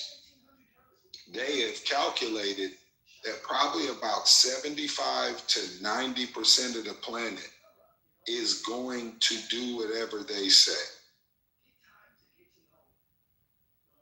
It's like, realistically, it's like a 10% rebellion when it comes. That's why how it's dangerous when you're around things and it's not aligned with righteousness, or it's hidden and masked. Some people got a religion, but behind that religion is Satanism. And if you're ignorant of it, you can get dragged into it and then be judged as a part of it. See, this is where the selling of the soul,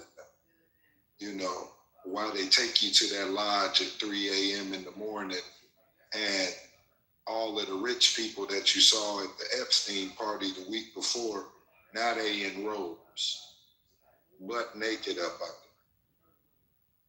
speaking fucking pig Latin with a pentagraph in the floor, and they finna bring a couple children to finish their Lester Crowley sex, murder, magic ritual. That's all that was going on Epstein Island. This isn't anything new. A lot of these people on these high levels, this is what the whole thing is when they're talking about selling your soul.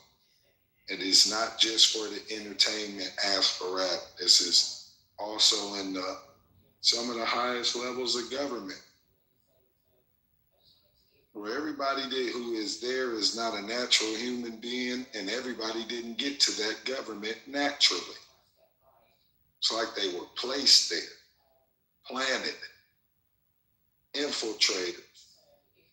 Some of these people sit down and they there, them in and out decades, 40, 50, you know, and you don't know what these people are behind the veil. So, you know, it's dangerous. It's even, you know, in the religions, it's the truth. Like, everything's been infiltrated. I think that's why the UFO files, I believe the truth is that's why it has to come out, because we're going to start seeing things more frequently in the sky, and things coming in and out from the 5D to the 4D, and there's no telling how many dimensions through that. I heard CERN broke, right? But China's building one, and it's 10 times bigger than CERN. See, when they hear me speak about China, people don't speak about that.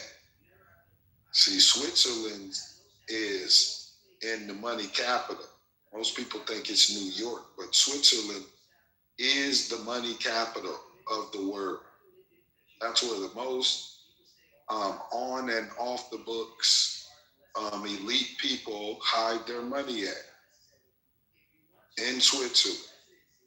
Like of the banking cartels and etc. It sits, if not number one, it's definitely in the top 3 for sure. Very, very powerful is Switzerland, and that's where CERN is, you know, because they privately funded it. No, so these are the same families and the same principalities that are trying to use a particle collider to get into other dimensions. Now, what could you do off of a program in the tentacles? You could do time travel. You could try to Mandela affect people. You could try to bring things back from out of these portals. Give them a gateway,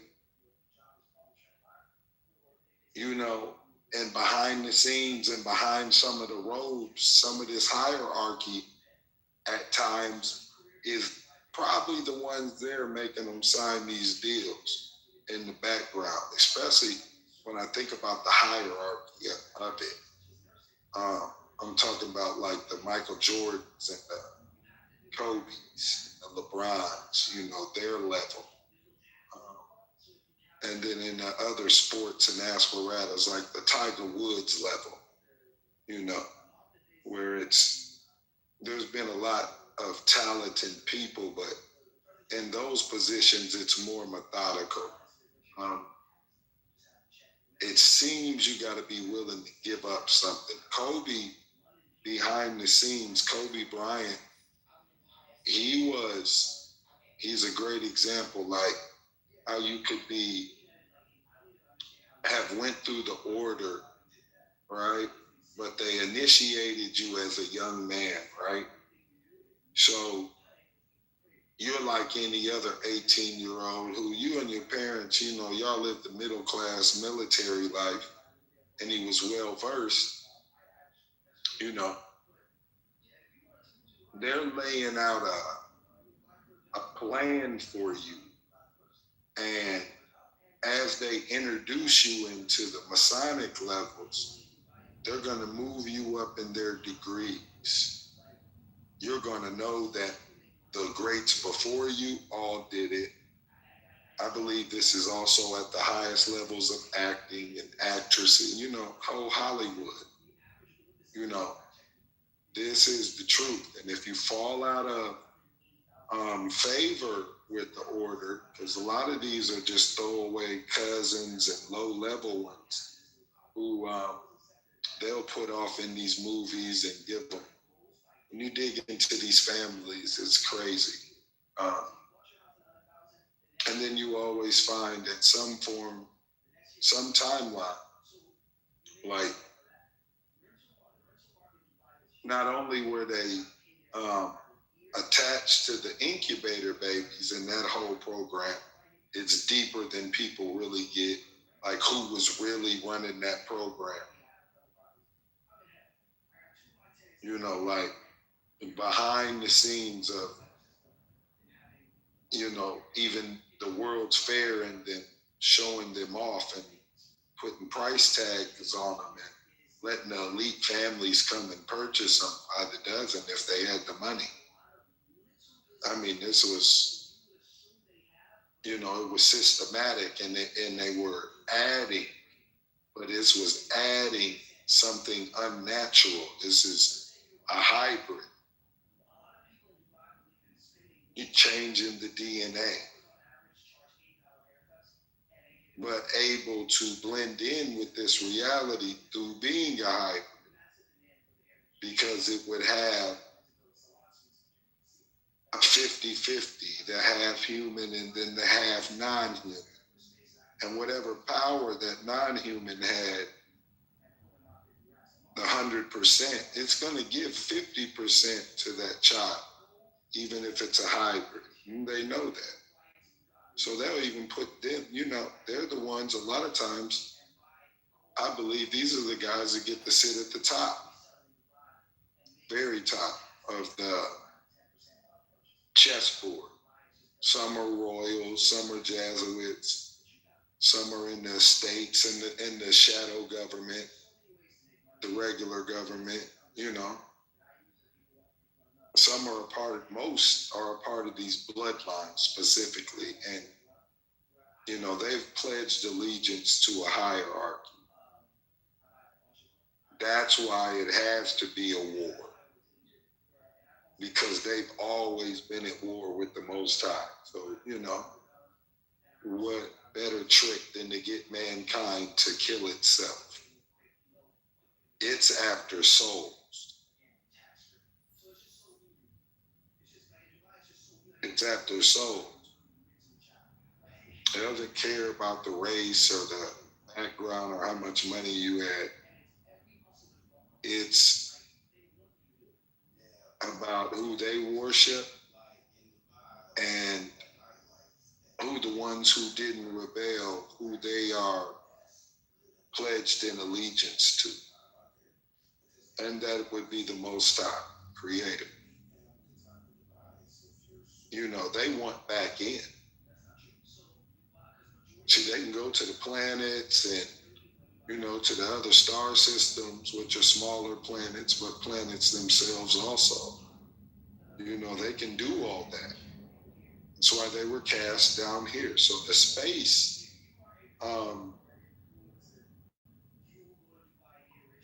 even if you don't have to argue the flat earth, right?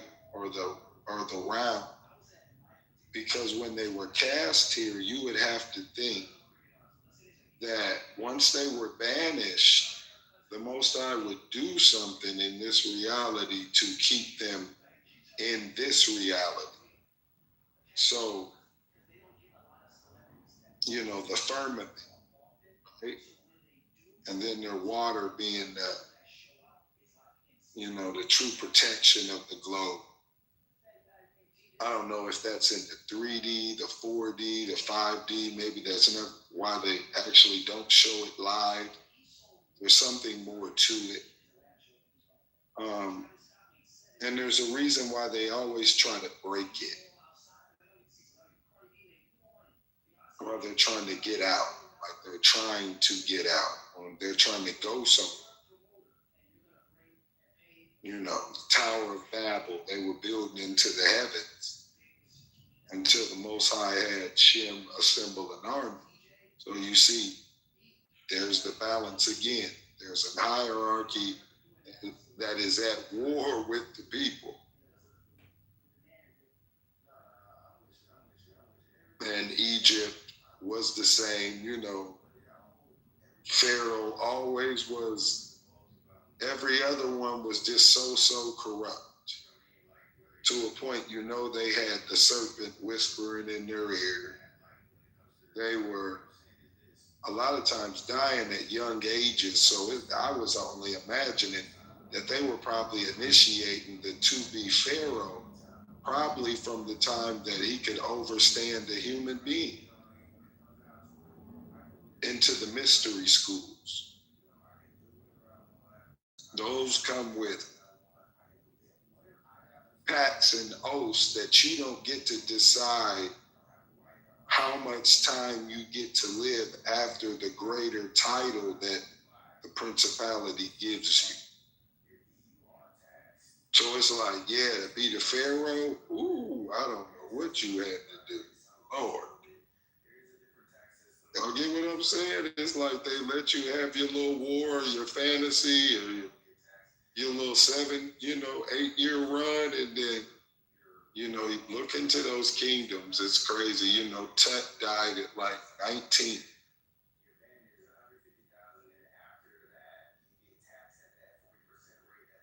That's just a prime example of,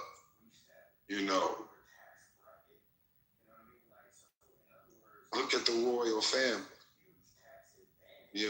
over in Britain, masquerading as British, but they're really Germanic, Nazi.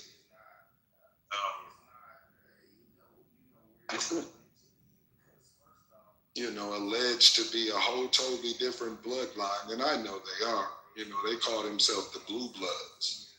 Diana called them reptiles. So, it's very interesting. And this UFO phenomena that'll be coming out, because they got to keep, at this war. I don't know if it's fully going to cover up. Even if nobody else in the world cares, fuck, the Democrats are going to talk about the Epstein files until people start going to jail because it fits their political narrative. That almost feels biblical. Like, regardless, they're going to proverbially throw each other under the bus. They're going to expose themselves.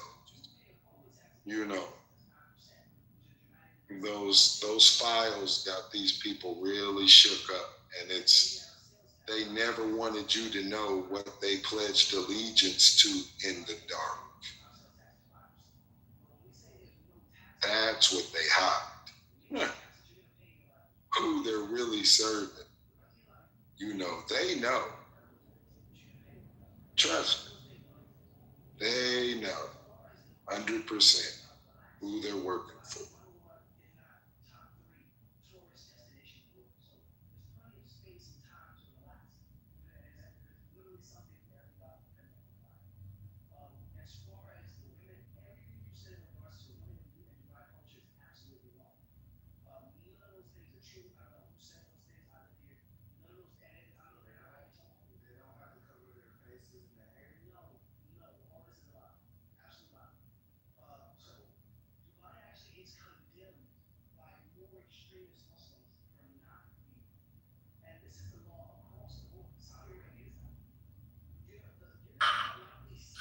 Yeah, one of the objections,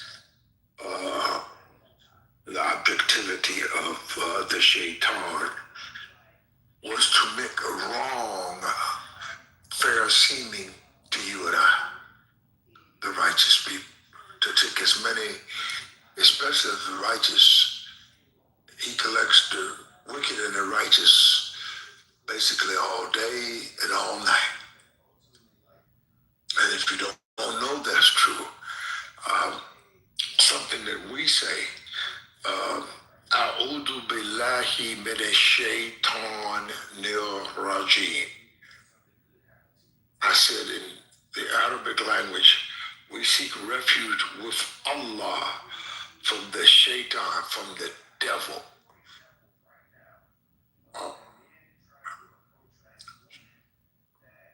And it's quite a thing, it's quite an undertaking that he would bring first the deception is that I'm a good guy and you and I can get along. And he'll flash something like, I owned so-and-so down the street. Did you know that? Oh, you didn't know that? Well, I own this. He said, wow, Shaitan, you own this over here. And he'll say, well, I also have another one down in the Vegas. Oh, you need, I also have one in Florida. Well, would you like to come and take a visit? Well, I can't afford the trip, Shaitan. Oh, I can get you on. Don't worry, just say you know me and you'll be able to get in. And then when he soaks you for everything that you have become useful for, now he has to drop you. He will give you a landing. At 10,000 feet, he's going to drop your ass. And even if you know these facts, it's still very tempting to follow the shaitan. But I say, A'udhu billahi minash shaitan nirrajim. And I'm never, ever will I succumb to the vices of the shaitan or bow down to him or lick his feet, carry his luggage, or in any wise make it. I am here to make the shaitan very uncomfortable. Being around a righteous man will destroy shaitan. He would self-destruct. But if many of us would attain righteousness, shaitan would lose his power and things will go back to norm for you and I, because that is the objective. Our objectivity is to take our land back and take back our family value systems from a no good, low down shaitan, the devil, has taken our property, our scriptures,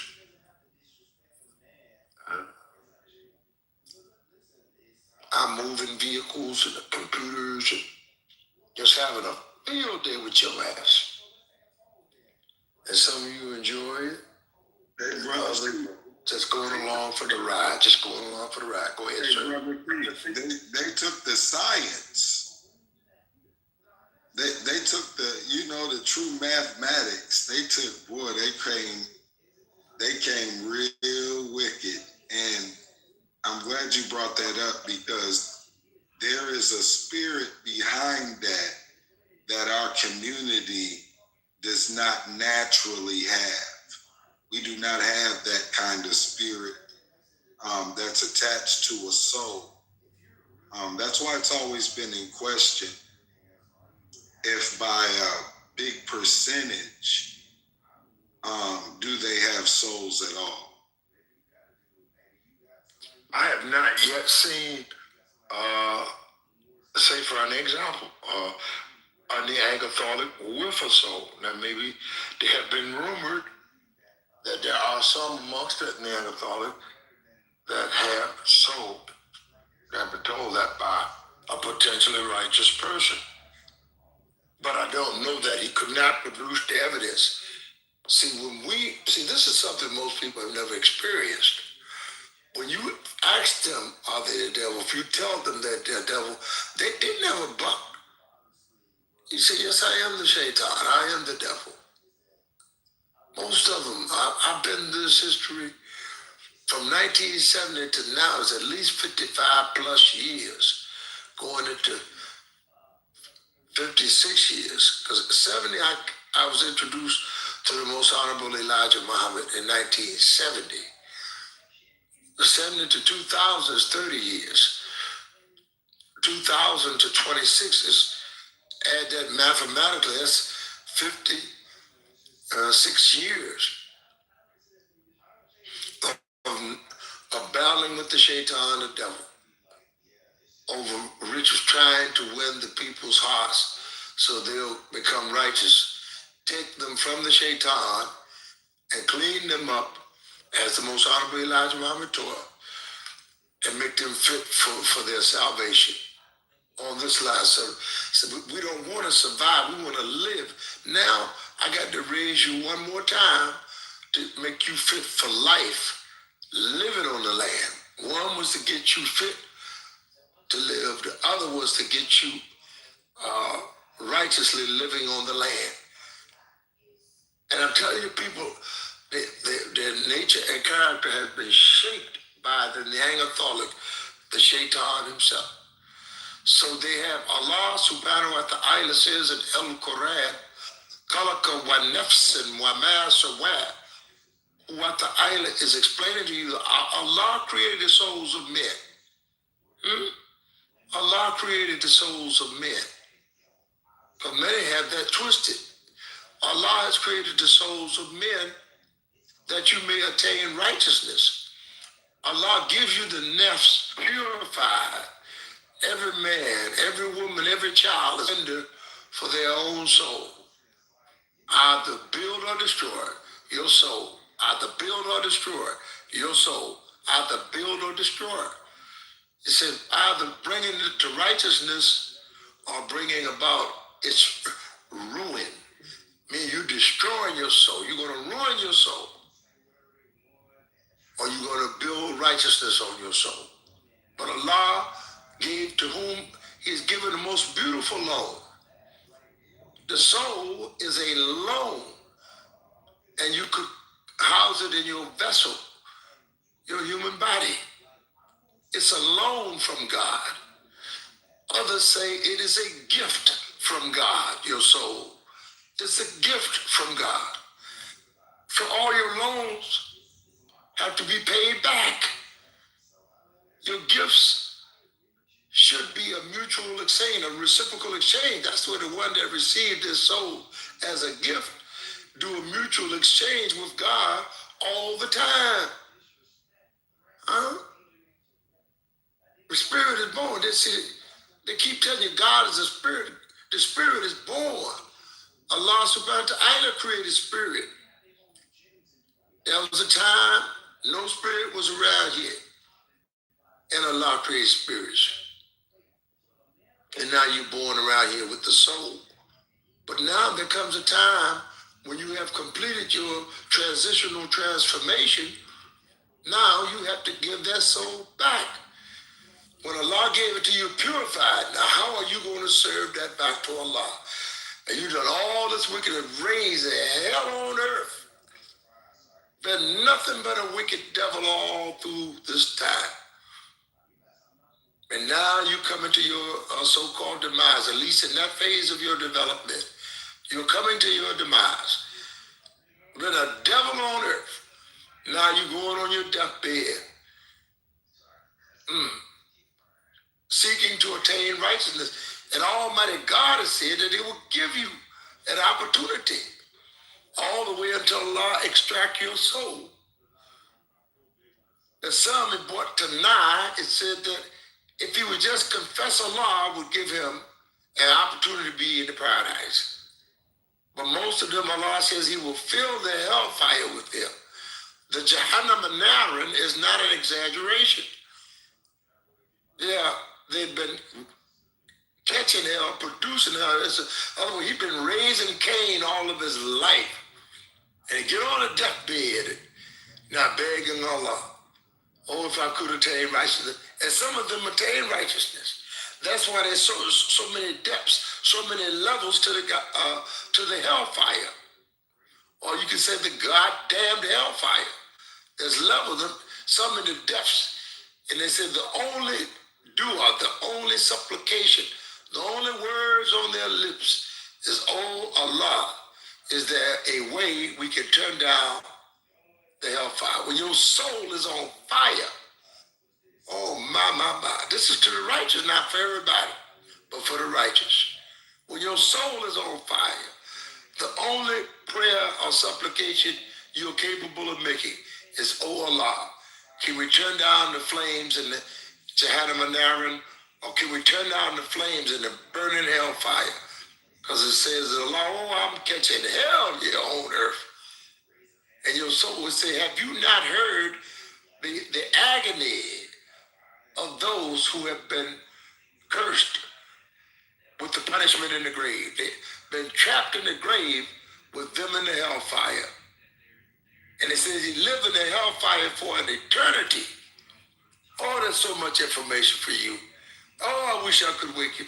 Oh, I wish I could get this over to you by just saying my. Oh, my. Y'all still look good tonight. You can save your soul by confessing Allah and by practicing deeds of righteousness will get you removed from the burning temptations of the hellfire. I mean, oh, and my. Y'all look so good tonight.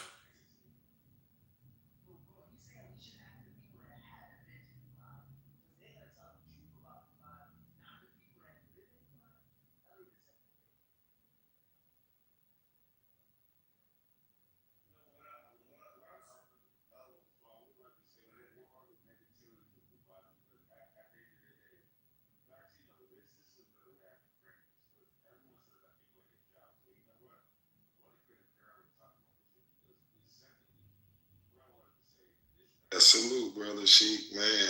Hey, you know, y'all up, you know, you can speak to the title if you're on the stage. Did Trump just play 4D chess? Wow. I don't know about that. I don't know what kind of dummy. As you could say, righteous or wicked. There it is. They said it up there. A genius. Yeah. Poetry. Yeah, exactly. He will fill the hell with as many as you as possible. He promises you nothing but deception. I promise you, I came on 40 acres and went all over Clubhouse, warning of the shaitan, telling people that Donald John Trump is not a devil, but the devil, the Dajjal, the Antichrist, the devil himself, meaning Cain on earth, the devil on earth. I tell everybody that. I never stop preaching on here. Y'all be talking about getting to Antarctica. I said, did you know that Donald John Trump is a shaitan? But he said, get off the stage. Enough of that Trump stuff already. Now all of them talking about Donald John Trump. Hey, potentially be it's his own people. Ain't on earth. Come on. They thought they was covered up, man. They thought they was good, and they took that standing military man today or yesterday or the day before. You know, he in there. He wanted to voice his opinion. We figured out. I think he was a Marine sergeant. Ain't on earth. 3 strike, man. They busted him up in that on live television, man. Come on, you familiar with their own, brother Sheik? They turned all this last 2 years. 2 years of Hakeem. Hakeem was the kingpin among the shaitan with the Donald John Trump rhetoric, followed by a prolific pro. Yeah, come on, Pedro. And he got about 10 with him. Pedro got 10 followers pushing Donald John Trump program. Who else you got up in here? Or they'll slide up on you. Here come wooden tooth sucker free, the Republican. He took on the name of the shaitan. What kind of name is that? Sucker. Your name's Sucker. And you will know, and every now and then we only get he'll have 2 or 3 in a row and say, we got peace over here. Knowing all the time he's raising hell, teaching you wickedness, teaching you how to be slick, how to charm us out of our money and whatnot. Wouldn't do sucker free. Come on to the mic. Now, when Donald Trump getting a little trouble, they'll be quiet. They'll go slide somewhere. Then when he'll go, and then Donald John will go to the media and say, look, I got all you niggas black jobs. You see that? Trump got y'all. Just come right on the mic. You know, Donald John Trump got y'all a job, man. And he said, well, oh man, he gonna fix the Bitcoin so you all get on. So many, a rack of them. It was a protection. Now, some of them made money on Donald John Trump, but a lot of them lost. They said, man, I lost on that thing. Some of his kingpin followers said they lost money fucking with him. Now you can make money. Shaitan is not cutting the material world off from you now. Hell no. But he gonna make you catch a hell. He gonna get you hell from the cradle to the grave. Come on, come on. Come on, sucker freak. Where you at? Come here, Republicans, and the rest of y'all Negroes and that Donald Trump preached the Kool-Aid from dusk to dawn on the clubhouse. Oh, I went all in. Now I went in the marathon room, shook the goddamn walls. Come on, be real. I went on Lufak. I got a green bunny. Any of them big rooms, I can go in there and get a patch. And I ain't never asked for a patch on Clubhouse. Nobody in the room. A patch where I had one in here, but they said, no, man, now get that to the ambassador. Take it back. So Hogan said, and Eugene, they played with my green bunny. I don't need one. You already know that. Any room I go in, I'm going to light that shit up. I am going to light up the goddamn mic. And most of the time, regardless of the subject, because I have been trained by the most honorable Elijah Muhammad in so many fields, so many things to do. You ain't never met a man like the most honorable Elijah Muhammad. You meet me, you ain't met no nigga like me. I'm like Ike Hayes, the goddamn chocolate chip, and you ain't never met a nigga like me. I take nigga, negro, and any of them names and preach it until the purified and righteous.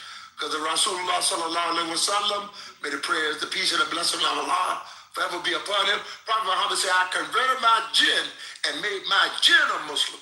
So I don't have a problem working amongst the wicked and trying to get them straight and trying to clean them up and make them fit for divine black revolution.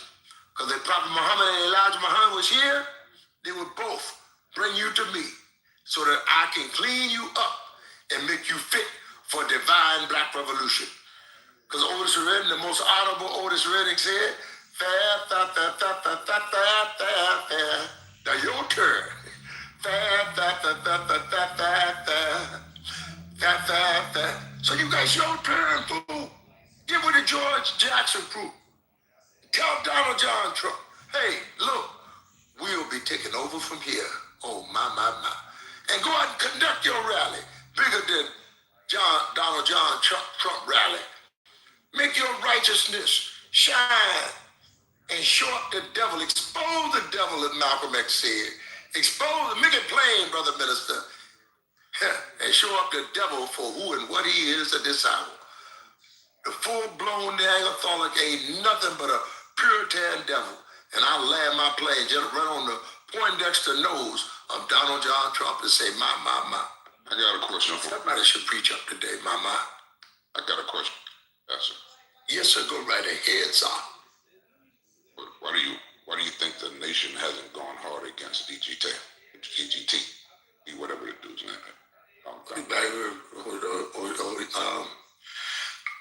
See, the nation is on a course. They're not on a collision course. And divine, even me, I can't preach this everywhere I go. But the bottom line is, again,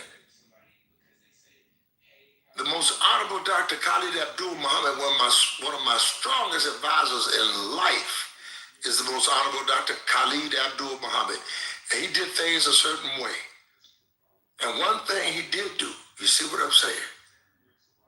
He said, and on this wise, that the divine black revolution is on a fine timeline of divine. And I think I added that we cannot speed it up with anticipation, and we can't slow it down, puking and moaning.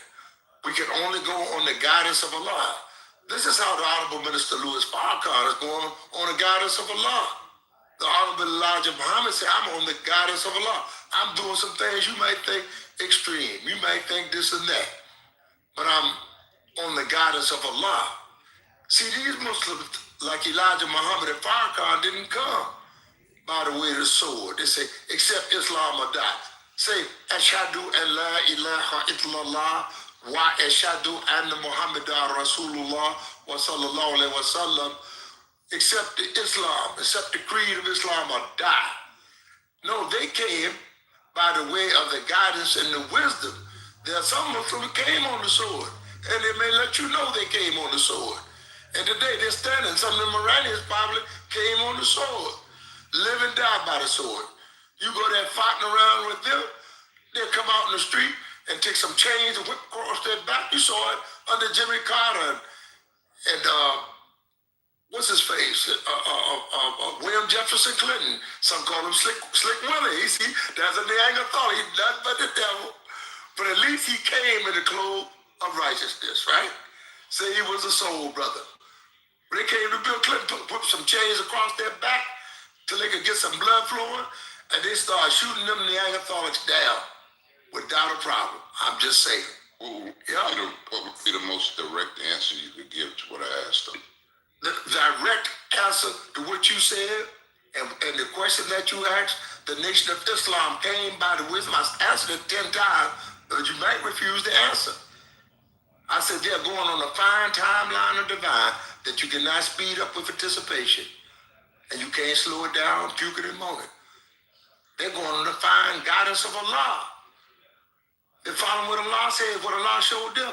Allah may show you something. You may come out, if you listen to what I'm telling you, and be a Superman. You step out in front of Elijah Muhammad. You step in front of Farrakhan on carrying this message. If you catch it, you let that catch fire in a righteous way, what I'm explaining to you right now.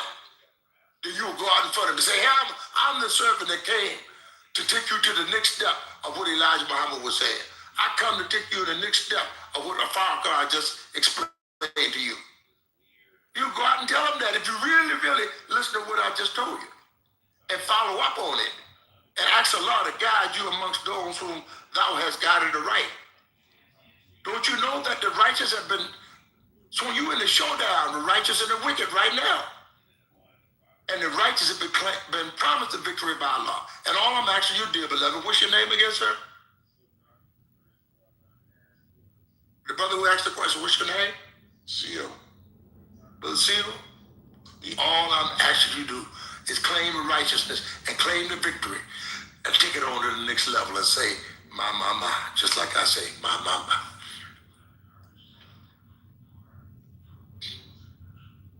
Claim the victory, that's it.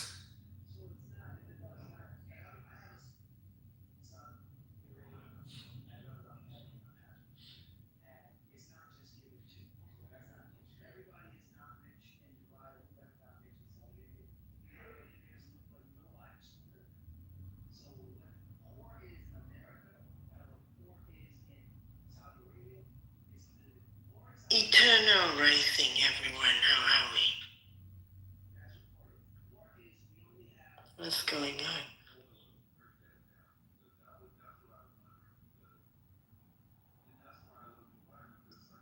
Grand Rising, what's going on? What's on your mind? Did Trump? That's what's on my mind, that this guy should be charged with public. You should personally take the charges up of public deception on the wicked Neanderthal named Donald John Trump. Come on, sir. Come on to the mic. It's hot, nice and hot, and blazing like you like it, mama. Well, I think the gentlemen have to be gentle with their intention when they hold the mic and speak from the truth. Because we all know that humans are in a lot of trouble now, right? And these problems are in history of all mankind, of all timelines merging right now in this eternal now. I am this I am, as much as you are you. And in speaking truth at all times, intentionally and addressed to everyone, not just one singular person, because it's confusing English. I didn't born into English. Now, may I ask you a question? How long have you been on Clubhouse? How long have you been at Clubhouse? As long as you are. Oh, well, good. Now, have you heard me give this warning before?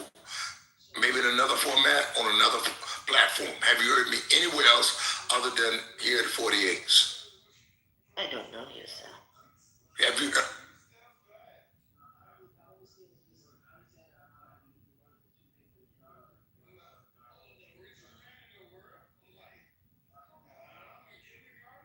Because when the English people ask, how are you? And I learned simple kindergarten English. Work to be.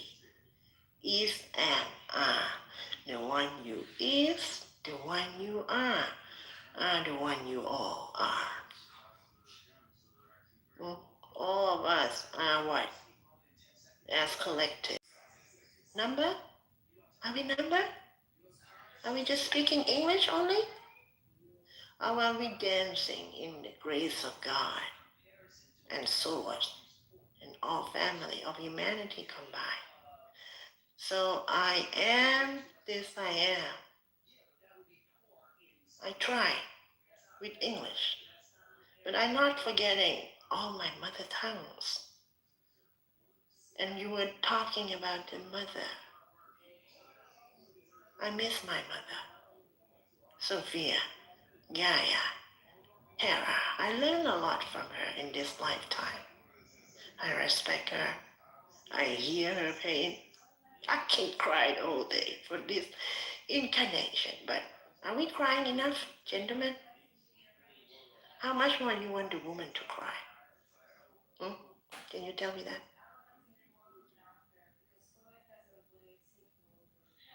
Why Bob Marley have to sing, no woman, no cry? Men, gentlemen, why you like Mama crying? Mama doesn't want to cry.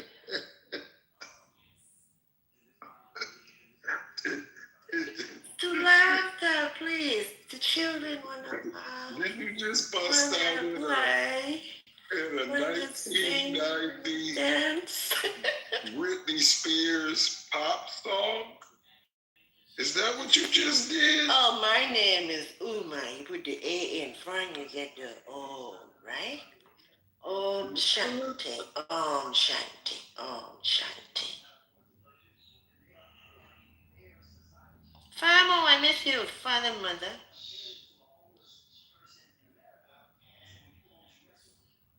They call me crazy in here. They call me lady boy because I'm Thai. Can you hear in my voice where I'm speaking from? They call you lady boy. Well, I'm so pissed when they do that. Like this boy, how stupid are you, gentlemen, that you cannot tell anymore who's gay, who's woman, who's hurting, whose animals not making it and still need our help as daughter of the sun, children of the sun? Do you hear your son calling? Holy Spirit is where? I'm not here to play anymore, gentlemen. I had enough.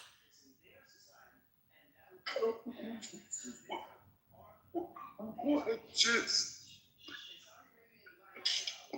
Damn, right? What just happened? Damn, can you tell me why God saved the queen and not the king? Wow. And how come as the queen, drag queen, dragging all the queen right now? Hey, Uma, look. Come on, Lucifer. You gotta calm down, Uma. What? I don't know what you got I'm going just on. just as much as you are. This game is boring. This is Uma. You might got split personalities. I don't know what's going on in there, Uma. Yeah, I'm funny as hell. Uma, I was checking in your PTR. You had some interesting pictures. Which one? Let's talk about it. Oh, Which man, one? you got Which some number? Let's talk about this one first, will you? Hey, This Uma, one is funny. Hey, Uma, can I ask you something? What religion do you practice? All religion does not embracing conflict because I'm a Libra. How about a Libra as a religion?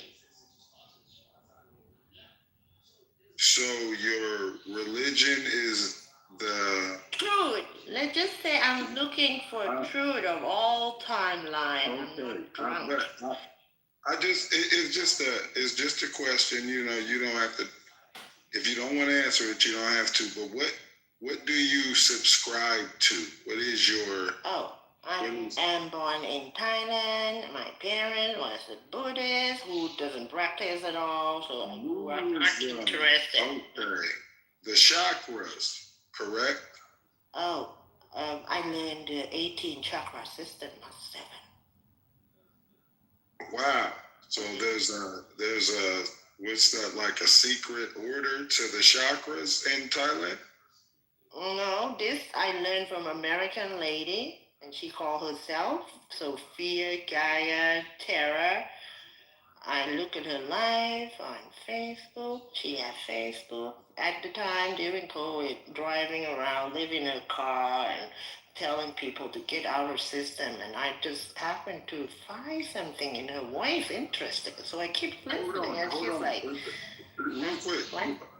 Did you say you was homeless and you was driving around? No. And then that's a lady in America who taught that was her chakra system. Yes. That was her. Hold on. That was her story that you were telling. Okay, so she was homeless, and then she figured out how to get into the chakras and manifest. Is that what she did? She has a website. I will put her website on the chat. I'll look it up because it's easy. Website name lovegrowgaia.com. You should not, yeah, but maybe not because it's a long story. But if you want to take her website, you just gonna have it. No, I ain't trying to go meet Mother Gaia. No, you don't want to meet her, you should. Because she taught me the hell loads of chakra. And she said, Boomer, you a 70 gatekeeper, hold the life for the collective at the time. And this is some years back. I can't come in. Me and Mother Gaia ain't got nothing to talk about. Who is Gaia? Yeah. Who is Gaia? What principality? That's the planet. Hold on. I gotta ask you, what principality is that? Oh, just her name in different dimension. Because, yeah, how are you gonna separate physics from mathematics, from chemistry, from language, from music? So every word is just a word in my hearing and seeing by now. And look at this one. Here's more easy. This profile PTR, simple. No language. I like this habit.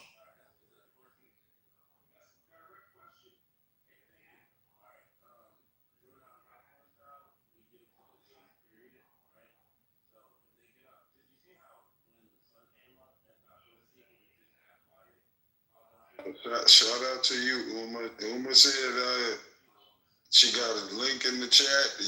Y'all want to go meet Mother Gaia? Y'all can. I have to tell you that she said to me, this lady taught me 18 chakra system. We talked for years, but in the end, she challenged me and she said she will kill my husband in the astral. Whoa, hold on. You said Mother Gaia. Hold on. Now we're getting somewhere. This is crazy. Did you say Mother Gaia said she'll kill your husband in the astral? Yeah, she said. In the astral? The lady who had this website sent it to me. I respect her though. I get it. Back then. What is Mother Gaia? Hold on, man. Hold on. Uma. Man, this why I'm cold at this. People will think I be trolling, but I know how to get to where I'm going. Wow. So, Mother Gaia has a spirit of, if she's willing to teach you or tell you at least that she's got the power to astral project and go kill your husband. And you want us to go meet Mother Gaia. No, she said a lot of things, but then you have to like rearrange the timeline how she said it and when she said it. Tell me, when you met Mother Gaia, how did you meet her? Did you meet her in the astral world? Did you meet her in the 4D, the 5D? Where did you meet Mother Gaia at? In this now, in eternal now, she's my heart. She's your heart? I mean, how did you get to her? Did you have a dream? It's her heart chakra. No. She's a real person who made this website. And she taught me a lot of things, but now she's like disappeared. I haven't met her. Yeah, it's anymore. not a She's real gone person. from my It's like it's almost like a chakra. She just said it. It's her heart chakra. It's her it's very hard to explain, but it's not what you think. It's just principles. It's a principle attribute. Look, y'all laughing at No, I know how it's hard to explain the heart of mother and the womb. Yeah, it's unconditional. It's unconditional, always receive, and the best that you can learn from it. You have to listen to the Nakamundi Library. But tell me, why? No, I got to get back to this one question though. Why Mother Gaia want to teach you how to kill your husband? No, she didn't say that. Mother. What's wrong with your ear, King James? No, that's what you said. You said Mother Gaia. I didn't say that. I said. You gonna tell me? Your ear is fucked up. So you just took me in a dream world. I disappeared from the stage from just asking this question. Come on, but do not. It's not a demon frequency. Y'all are crazy. She literally just said it's the heart chakra. It's the No, I get that, Michelle. I'm talking about before that. She said something about Mother. I ain't talking to you. I'm talking to the niggas in the chat, babe. I'm sorry. Oh, okay. Oh, no, you're okay. You're okay, Flawless. I was just I don't want any problem or anything because king is not my duty. That's for God to deal with. Okay? Oh, no, Uber, don't do that. What do you have to do to amend everything? How you gonna change? I just want to know why Mother Gaia, because that was the original question. Was what if Mother Gaia got to do with teaching you? Gaia is 7D. So Gaia's real. Oh, are you not for real? Gaia 7D? It's 7 gods. Gaia is God. God. She just said God, 70 names. She had many names. Sophia Gaia Terra. It's God. She's talking about it's her perception of God, man. Godmother. No, I trust you, but I don't know. Uma said something about Gaia teaching her how to kill her husband. No, I didn't say that. Oh, you didn't say that? Because I was about She said she will astral. She said she will astral project. You misheard. And kill my. No, Uma. There's a replay. No, there's no replay. No, don't even do the replay. Because I know what I heard. We were discussing. I didn't say what you said. You misheard. Oh, no, Uma.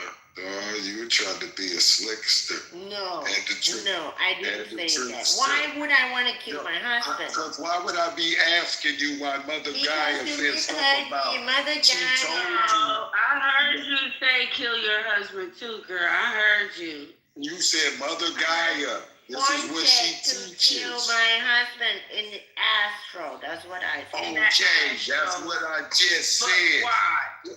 Whoa, Flawless, did you just see? Is your husband dead or alive? Is still here.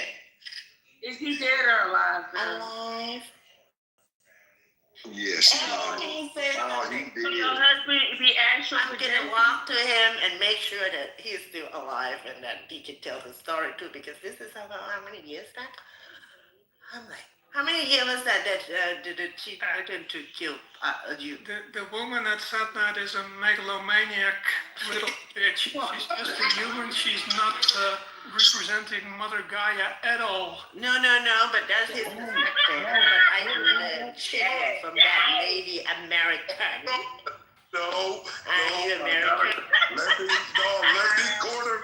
Let me quarterback this. Let me be Joe Montana. Listen, Uma, put your husband back on the phone. Give him 5 minutes. We just need to talk to him. Because he sound like he know what he talking. He sound like he know what he talking about. And he's dealing with you. Yes, a maniac husband. Welcome. He sounds very grounded. He sounds very normal and grounded. And my children are here. Uma, do me a favor though. No, Uma, do me a favor. Okay. Please.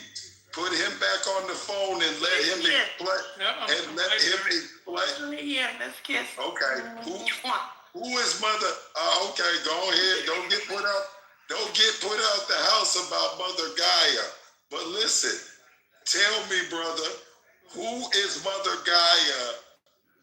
And explain what you was just explaining when you first got on. Please tell us that one more time and then expand on it. What I'm talking about is that she's listening to a lady called Shelley, and she is teaching about chakra system, 13 chakras of 18, and she says that numbers are living beings. And then she also claims that she is Mother Gaia, and that she is representing the planet. And that is what I think is completely bullshit. No, you don't know. Thank you. Let him continue. No, I said no. Hey, hold on. Hey, sir. Now listen, you know how I know it's truth what you're speaking, because this is what I was alluding to while I've been quarterbacking and talking to her. I've just been sharpening my skills, and I've been very patient. But I knew exactly what I was talking about. That there is a principle. This is a real woman who's telling people that she's in a sense God, Mother Gaia, and she's preaching a doctrine that is of the fallen ones. See, I'm glad I got to talk. This is what you need to be doing, Uma. You need to be listening to your husband. You understand? No, you don't know him how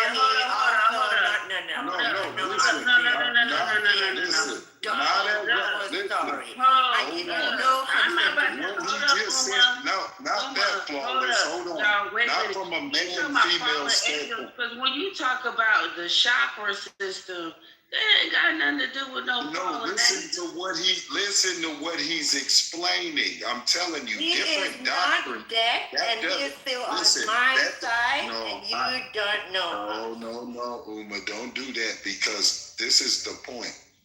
As I heard him say, see, she explained this, Michelle, as this Mother Gaia lady was like actually a god. No. And a part of creation, yes. Her husband corrected her and explained to us that Mother Gaia is actually a real woman like Bando, who's probably got a cult following, and she's a part of it. Her husband's got Yes, I know what I'm doing. I knew it was the whole time, Michelle. Listen to me. This is why I don't just call myself the best. I can break through something and see clearly through it, just through guiding you through just a few questions. And you have to be honest, because I'm being genuine. That means I'm being righteous. I'm not true. Listen, it's because, listen, hold on. Oh, you see that? I don't trust him. I do not. No, she's a witch. No, she's a witch. I am. Uma, listen. Now, Michelle. She ain't no witch. Yes. Do you get what I'm saying? My. Do you get what I said when I was saying? King That- Slim, wake the fuck Hold up. on, Real Uma, king, hold no on. Hold James, on, what do you Uma. expect? She got picked. Well, she done lost all her PTR pictures, but she had Her one husband with that. has got with the that common black face. sense, though. Yeah, You see what I'm saying? I heard him. Yeah, he right. Her husband is right because I heard him say it's some woman that teaching her this shit. Look, Yes. 13 chakras. That's just some old other. Yes. Like. This is going after the 13 bloodline. You know what I'm saying? I told you it's a hierarchy. They follow a certain pattern. 7 is the number of God, not 13. Yeah, No, exactly. 13 is for the 13 female Christ. And I And got she's my got the- 13 hey, faith flawless. at Table Mountain, South America. This is a Her different husband, her husband has been her. She don't know it, flawless. But her husband asked me to has get married the first day we listen, met. her husband That was actually 25 years ago. is her protection. Right. This whole time she's been listening to that false. You see how the Most High will even protect you and bless you off of who you're. And then evilness gonna have talking about kill your husband. I heard what you said. I was like, what the fuck? He's a good man. You see what I'm saying? He's a good man. He actually just exposed this for what it was. I wasn't trying to offend her. So sometimes you don't want to offend people. What you got to do is you got to ask some direct questions. You're going to get some direct, truthful answers, and then use your discernment to what is behind. I knew Mother Gaia was a real woman. I knew she's probably a aspiring or an actual witch who's participating, telling people about the astral projecting. First of all, what you didn't know, Uma, is I know all about astral projecting. See, when I was a child, I used to be able to do it to perfection, actually to the point that I thought one day I would probably need some form of therapy. And then it being reinforced by the Gateway school program that I was in for more than 3 years. What else do you know? Hold on. This let me know that there is a natural way in, because when you're a child, see, you are pure, right? You haven't got any influence. You don't have drugs in you. You don't even have really only but your parents' level of indoctrination. So you can be assisted if you're a certain type of bloodline, certain type of child. They've even been prophesized about, but think about this. How was I able to, hold on. How was I able to recognize that even though you made Mother Gaia sound like a god, a principality? No, she's not. She's just a woman. She is just a woman. And you made it seem like she was a god, but your husband, see, he's the one who's apprehensive and actually is using his discernment, because he probably knows this lady's a kook and she's running a scam. And more like what I said, when I said like the Bando situation, I just equivalent that to high level like Jim Jones. But you didn't listen to my story. When you hear the message, hold on. There was a real quick. There was a spirit behind Jim Jones and the indoctrination and the tactics he was using. It was obvious that it was almost like a wolf in sheep's clothing, where he got people to buy into an ideology of Christ and turned around and assisted in the suicide and murder of most of it being African American, his little covenant or cult, or some were even trying to, call it a religious group, This is a particular spirit.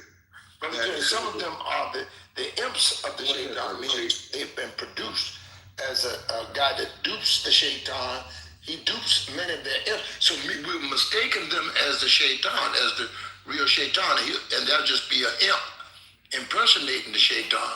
The real shaitan, you see, you have the mark in the right hand and the marks on their foreheads. The Jal mark is on them. Those are the big chiefs among the shaitan. And then there's the chief Satan himself. See, Donald John Trump is only one of the imps. It's only one of the imps, one of the shaitan, one of the little guy. The big one is you're going to bust him when you expose the biggest of the chiefs amongst the shaitan. Their father, their mother, father, and their children of the devil. They let you know, they reap ye the corn, they're children of the corn. And will kill you when they get you isolated, will take your life quick. I promise you by Allah, what I say is true. I see them all through Greenwich Village. You go on the 6th Avenue of the Americas in New York City, and you'll see a bunch of them walking the streets, going back and forth to the bodega, anywhere. While they watch the basketball game on the basketball courts in New York. All of that. MC Shaitan walking to the big grocery, catching a bus or a train. And they duplicate like Barnabas called it. My name is Barnabas. Those are the imps of the shaitan. Yeah. And they live that lifestyle, sucking on blood, looking for blood to drink. Yeah. Not just on Wesley Snipes, what they call that? What was the name when he bought that so old Blade? With 2 Blade would come out on him. Wesley Snipes into Dr. York teaching. He was one of the, he was a big one. But no, but to cover up, but your attempt is to cover up yourself as an imp of the shaitan. You just said that Wesley Snipes it follows Dr. York's teaching. Yes, this guy on my PTR told me that. This guy is a son of Dr. York on this guy. He told me, and he told me a lot of things. Oh man, I don't really know this on this app. Don't do a lot of things to your husband. What are you doing? That's how I know. And this guy dogged me on this app, on the talking Mother Guy got you all the way turned out. You better. This guy on the picture dogged me. You better get away from Mother Guy. When I recognized, I went to pray immediately. But I asked you, have you ever heard me before on any network? That's Uma asked her that question, but I had to run pray. But come on back. Yeah, Dr. York wanted to hit there. Yeah, I asked her that question, but I never got your answer, Uma. No, let her finish, though. No, I did ask her a question, and I did get cut off the prayer. It's a simple answer. She either heard me or she hadn't. What's the question? Had you heard me on any other network other than 40 Acres? I asked Uma that question. I couldn't understand his accent. Yeah, I said, have you ever heard, have you seen or heard of me before? Anyway. I feel around this. That's sufficient. That's sufficient. The answer's sufficient. She gonna go get So she's been warned. So in other words, you have been warned about this. And it said Allah will not bring about your destruction without first giving you the warning of the destruction. And I want everybody, and there's not a person on Clubhouse that know me or heard me that I didn't warn them that this fire was coming, that Trump would manifest, and that you would manifest. Now go ahead and manifest. So this is the thing. She's the type of person that goes through everybody's culture and loves on it and cherishes it. This is the type of person Uma is, okay? Yeah, she a blood sucker or blood giver? Hold up. She may have fallen into a doctrine of somebody. To me, it would be a false doctrine because I do agree with you, James. Anything with 13, you're moving away from God.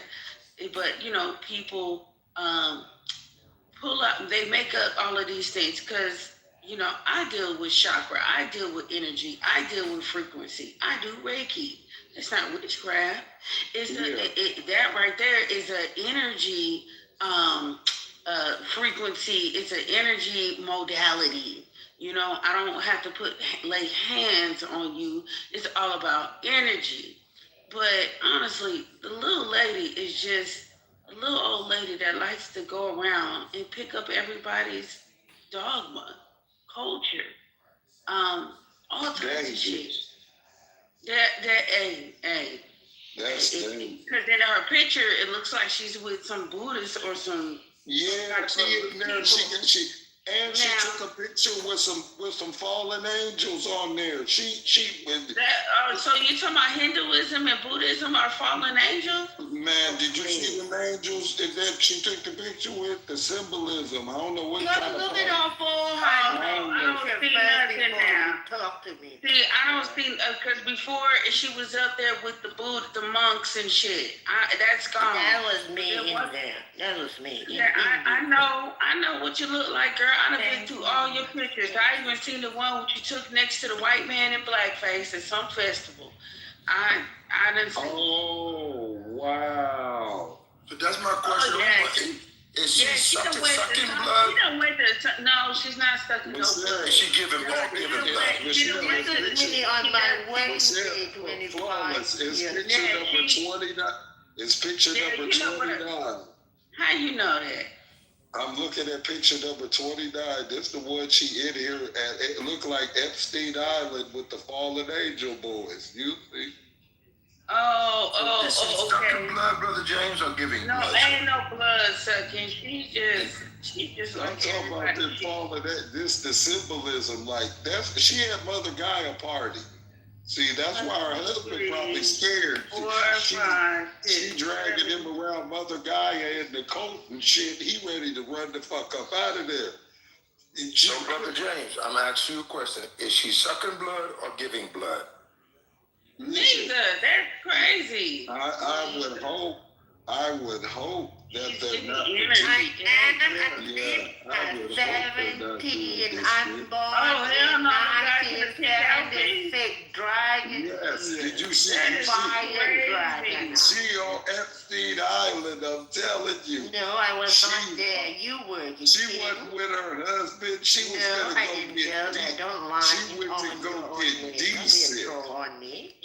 Don't do it, Uma. You know I know why you left your husband to go be with Chip and Dale. Okay. So I'm looking at through all her pictures. Oh, the thing called the Epstein Island. What are they doing there then, sir? Look. I'm looking at her pictures, and a lot of them, it's like a lot of mixed cultures and cosmologies and shit like that. Planet and stuff. I'm looking for that picture. See, you done got smart. She done got smart. She done took that picture out of it. First class seat. But the most important is this one right here. Nah, she took that picture out of there, James, because we done got on her ass too much about it. Good job. She went in there deleting shit. That's what she did. It was a picture. It was a man somewhere, some country she was at. And he was with the black face on. The one that you don't like about the Dutch doing the swipe to pick children. They changed it, all right. Well, I'm glad you took it off. You did good. You did that motherfucker. Yeah. I don't hate anyone, but people just don't get me, so their problem. Why you was with somebody that had blackface on? What was that for? She was at a festival. What country? The Netherlands. Wow. It's crazy shit. And it's one of them that be eating the body of Sarah Bachman, man. Man, that's what's going on over in the Netherlands? I lived here for 23 years because this guy asked me to marry the first day he met me. In the Netherlands. Yes, more crazy than me, the one. Ain't that where the hairy man came from? Ain't that where they came? Man, I gotta talk to Ludwig, man, because you know Ludwig is from the Netherlands. I know that 100%. There you go. He lives there. See, it's so bad that the Netherlands, they have brought Bill Gates to a public testimony to Netherlands.gov testimony. Bill Gates, I think, and his wife has to testify on some wickedness that they have done in the Netherlands. And you know, That's sir, right, where I am, How many of you know about that? How many knew about that?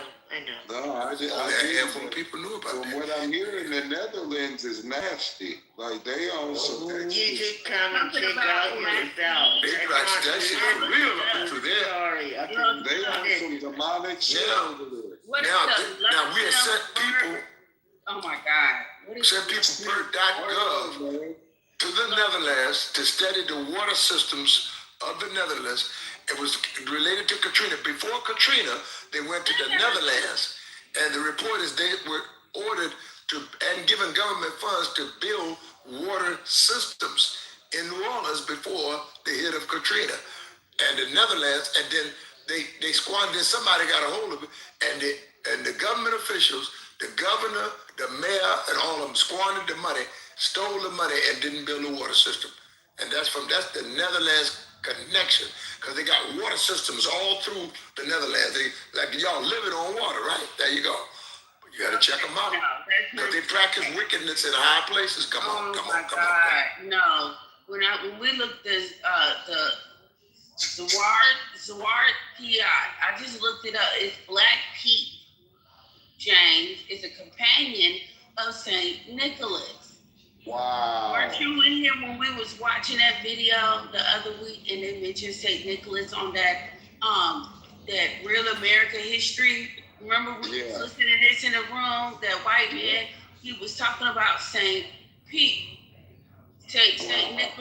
his name, I think it was Saint Peter, and then he was enslaved in Ireland, escaped, came back, right? Came back and got rid of, chased all the snakes. That's the no, that must be somebody else. Saint Nicholas. Who the fuck is Saint Yes, Nicholas? Saint Nicholas is already connected to all Father or Odin, all concepts. No,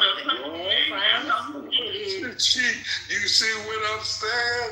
Mother Gaia and them is teaching some shit over there, and I can expose them.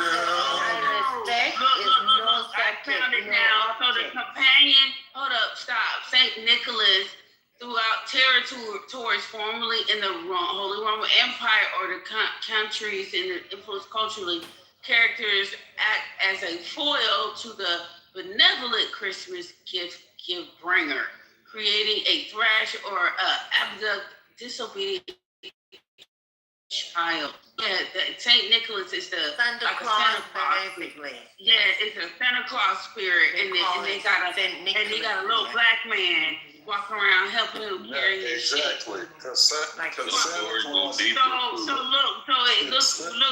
Look, James, wait, James, it says similar entities, James. Crumpus. Go deeper. It go a little bit deeper. See, this is what I'm talking about. That I knew behind all of this shit, Saint Nicholas and all this, Satan, Krampus, is a horror anthropomorphic. Krampus ain't nothing but the Baphomet. Ain't nothing in it. That's it. It's a motherfucking demon, a monster, run around with the imaginary Santa Claus. That's Baal. That's one of the principalities. That's why I said they always want to show the horned God. But why do they make a blackamoor that represent that, though? Because what you got to do is you have to demonize the reason why you rebelled against the Most High. And it was because if Judah was put here first, Judah is a melanated tribe. We're a dark tribe. A whole. Now there are light-skinned ones in the tribe and brown and other colors, but if you go down just the spectrum of us, we are mostly from a browner to a darker brown color. We are identified. They know exactly who we are. But the ones who rebelled, they did not want to serve us. So if you're going to go against the Most High, you're going to also go against the people that the Most High told you that you had to serve. So a certain percentage was willing to serve. A certain percentage of the watchers and the fallen angels They packed it together. And they didn't even get, that's how you know the Most High is righteous, because he didn't ban them for the war.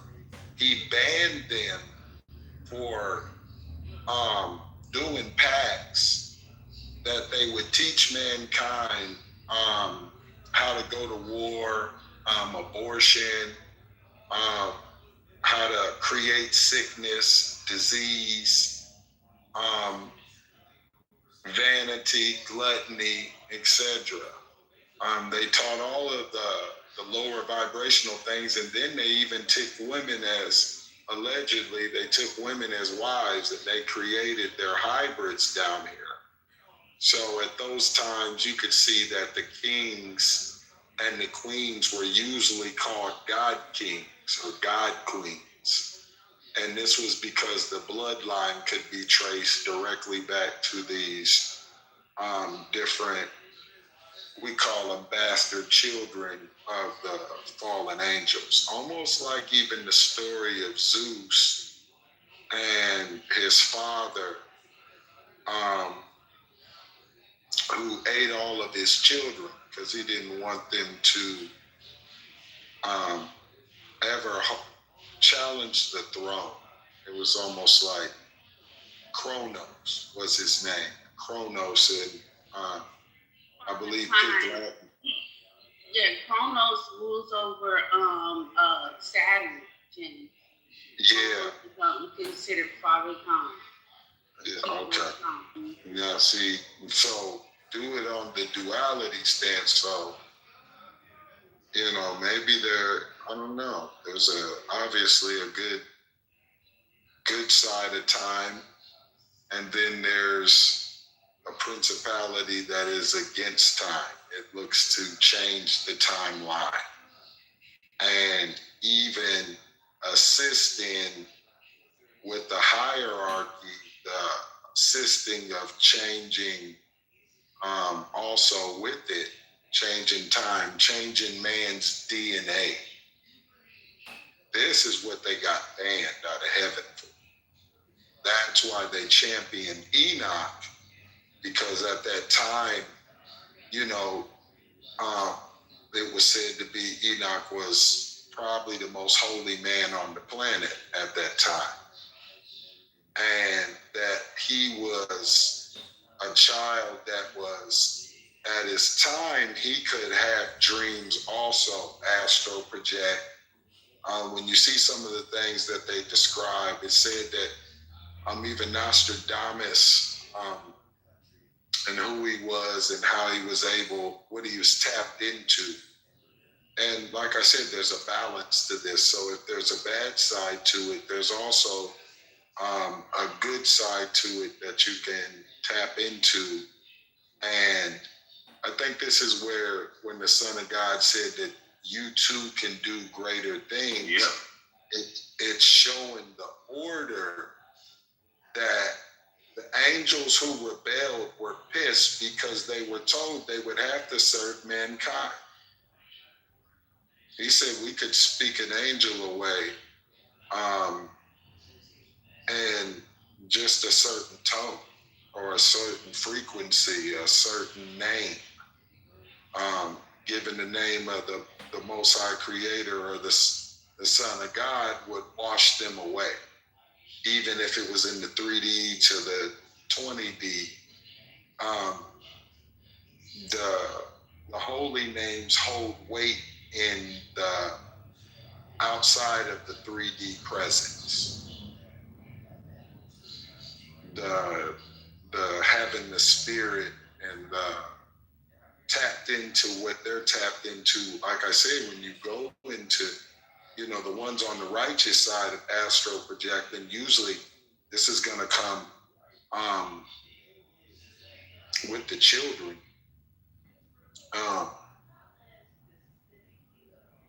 And how their frequency hasn't been corrupted. And they had just 5 years, say they're 5 years ago, they weren't alive. They were tapped in with the Most High Creator. So they are still at a high frequency from spending the most majority of their life was spent with the Creator. Some people don't get that because it's like you were created before your parents even, because it was already in the ethers that they were going to meet and have you. Why the Bible say I knew you before your mom's womb? Exactly. And you think your mama and your daddy just got together on some humbug stuff, when the truth was the Creator was aligning you with who you were supposed to be aligned with at that time, good or bad. It's crazy how this world works, truly. How there is a hierarchy and a Creator that does not ask for permission to move the chessboard. He can play any kind of chess. So even when these people are starting their wars, they don't get that the end result for that spirit, for them will be Judgment Day, where they've all packed it together to go to the same place. They know where they're going, whether you don't believe it or not. That doesn't even matter. But because they know their bloodlines. They know exactly where they're coming from. And they got people that are preaching their doctrines right here on this planet, getting people sucked into their bullshit in the name of a religion. You don't even know you over there.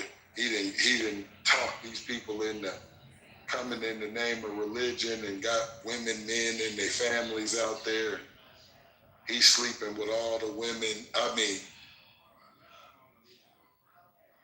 that's why I even give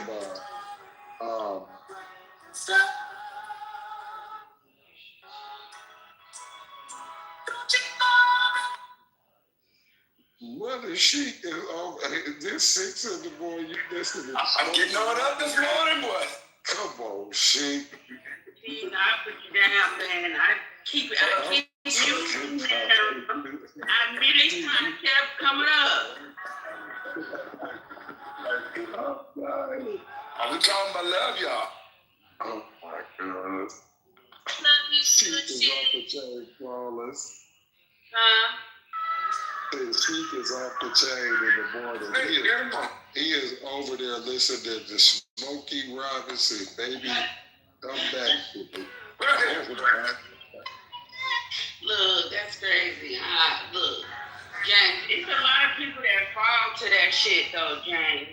It's almost like a lot of people be looking for a sense of belonging, a sense of aligning with something. And if you're looking too hard, you fall victim to some shit. Man. You fall into that shit. People take the life savings. But if you stumble upon it, you look at it, you read about it, you create an understanding and move on, you'll be fine. And that's the problem. A lot of people like to dwell in it and break it down and go into it and all types of shit. Yeah, they like to get aligned with it. See, you know what I'm talking about. They can't get out like the movie. You know, but astral projecting, hey, ain't nothing wrong with astral projecting now. It's about all what you doing while you are in that, girl. Like, what the fuck is you going to do? And then when you say your husband, I was like, what killing her husband, Michelle. She talking about killing her husband in the astro. She mad at him, man. She went to bed mad that night. That's what that is. That's what happens when y'all go to bed mad at each other. Don't do that. Exactly. And then you know how it be when you're emotional. One of y'all that said something, I hate you. I can't stand you. I don't care if you get hit by a car, just some dumb shit. You know, people be on. Good God. And then you fucking, hold on. Then you fucking with mother. Yes. You know, people who love each other, they say crazy shit. But this is my point. See, when you messing with Mother Gaia, and you go to bed mad, okay? Mother Gaia is coming in your dream in real life, okay? So you didn't fell asleep and you didn't thought she popped up in your dream randomly. Mother Gaia is there for real. Do you hear me? Do you hear me? She the candy man. It's like, who called for you to be in here? Like, I know how I got in. So the Most High, because listen, sometimes the Most High, he allows some of us. You or Mama? He allows some of us to tap into this, but it's a natural. Listen, well, she asked the question. She said, "Who is the Most High, you or Mama?" And I'm like, "Who is it?" She going crazy because I don't want to be crazy because crazy for me is conscious, radiant, ambient, zealous. Look what she's doing, Michelle. I'm gonna show you. Now, she's taking the true duality that works together. Remember, I told you it's the Most High, but when I'm telling you the Most High, people don't get that there is a hierarchy even to their structure. But the woman on top is high. The Most High who sits at the top is the one and only. All right? There is no times of the king, God said the queen. But he also, with balance, he is going to have a feminine energy also. Yes, this is what makes him the creator Most High. And this is why he made the world. And the story, you know, they put you in the men hierarchy and patriarchy. Yes, I know that. But the truth is that we know that through the Son of God, the portal that he hid the Son of God from Satan and Lucifer was through a woman. Yes, because see, that was the point. And this exactly. That's why. So Mama is a high, correct? We were talking about it yesterday, and I believe you were in the room, or it might have been the day before yesterday. We was talking about the Shekinah, whatever the Shekinah that's over Shekinah. Yes. has a feminine energy. So would the ark have a masculine energy? That's why I'm saying that like when you join something that only recognizes one Michelle, you gotta be careful. You see what I'm saying? Yeah.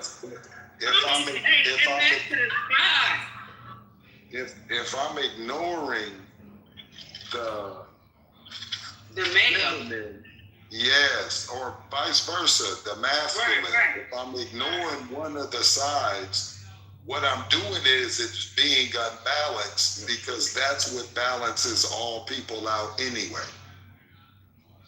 Is the masculine and put some love in energy. Hey, Ambassador, you done had 3 coffees. No, he done had 3 brandies up in his mouth. 3 because he over here talking about being in love. He want us to hear that he in love. Okay, he got a woman over here. Ambassador, you got it. Ooh-wee. Look at I knew it. Do your thing, Ambassador. Yeah. Oh, yeah. On mute, though. On mute. Because I'm trying to explain this. So can anybody else answer that question though? Is the masculine principle the art because they say she sits upon a throne, the feminine, the Shekinah, the feminine energy. And I get the Ark of the Covenant. Okay. Yeah. Look, I was talking to somebody the other day and I was like, well shoot, if you want to really look at it, the Ark of the Covenant sounds like that Golden Dome shit, James. You know what I'm talking about, the Golden Dome? Man, this might be even the technology that he's gotten from these fallen angels. And even when I was looking at Israel's Iron Dome, what I was seeing was it had a ratio that it allowed not the little weapons to come through, but when they shot those hypersonics, it did not work as effective. And I'm wondering about you this. talking about Israel has a Golden Dome. That's They got an Iron Dome. They call theirs, I think, the Iron Dome. But what we're building is similar, and actually golden is going to be better. And it's crazy when they say Golden Dome, like, is that, now think about what I'm about to say. Is that the truth on what they did with all the gold? Did they need that to start this project that they knew they were going to need in the future? Now that's crazy that the word golden, keeps calling it the Golden Dome. Now think about it. You're not going to be able to see it, but it could be the truth is and it's being made so it's like tapping into another dimension. I can't explain the technology, but it is beyond the quantum physics. Yes, and do you know how many dimensions are there? I can't see the dome in Israel. This is my 30 point. of them. Stop interrupting him. Like it's an Iron Dome, Michelle, but you can't see it. You get what I'm saying? So it's like, what dimension is this? It's still in Lil. I'm actually saying N-I-N and then space Lil, L-I-L, because when you study Enochian mathematics, okay, you study Enochian mathematics, they talk about the 31 dimensions. King James, I've been on a roll. Remember I was telling you about the 007 the other day? Remember I was telling you about the man that was signing his name 007? I remember that. The original search started with his assistant. Why I found out his assistant is black. Edward Kelly was a black man, but they got him whitewashed throughout the internet. And why I found one picture, and it was like a hand drawing. He's black. You're a black man. Sure did. So that 31 dimensions that they had created, or not created, but said that they found while scrying through a Mexican obsidian mirror, the Black Mirror, you get what I'm saying? So it's 31 dimensions, and the lowest one closest to Earth is called Lil, L-I-L.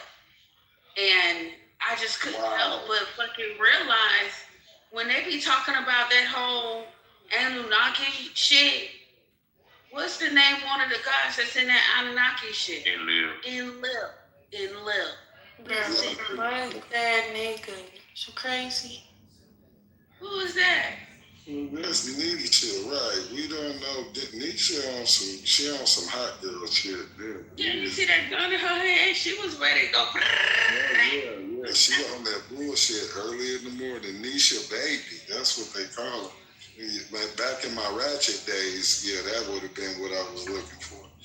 But anyway, not that back in I'm saying this way when I was a young man, young spring chicken. I didn't know no better.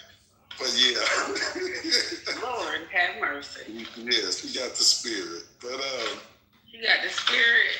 I can't believe this shit. This is crazy. But in Lil. So I just thought that was interesting how you can interpret that, because Enlil and the Anunnaki ruled over Earth, but the dimension that they found inside of while scrying was called Lil. And I was like, damn. these people, this shit's been going on for a long time. People been working with this type of shit for a very, very long time. Kind of crazy, kind of weird to read about this shit and see how people mix and match all types of crazy shit. James, these people is wild. Playing with these frequencies and tapping into shit. See, nowadays they done opened up things with these towers being built, all these satellites being put in the sky.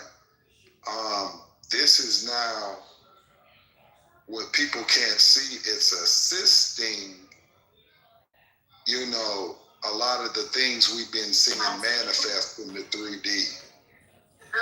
Yeah,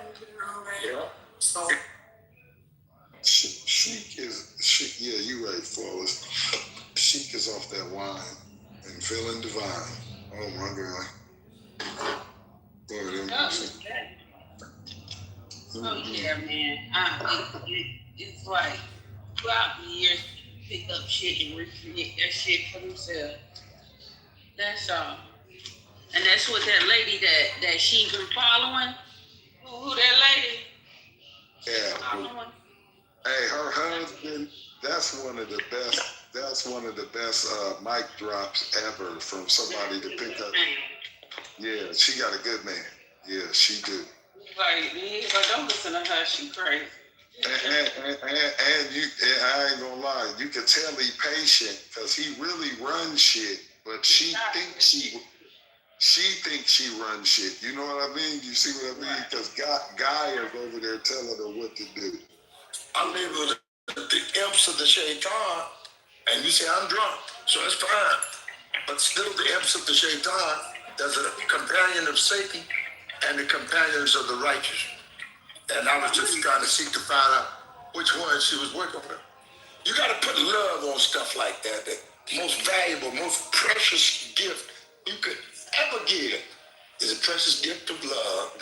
You give it in abundance, you receive it in abundance. But just people, they ain't been schooled on these things, you understand? So they're levitating, they're suspended in animation, levitating between the extremes. Most of them are searching for answers, but you have to knock on the doors of knowledge. Answers shall be given unto you, and all things shall be added in abundance. If you would just only believe, my. Oh, my. I just want to know, can you stand the rain? Oh, my.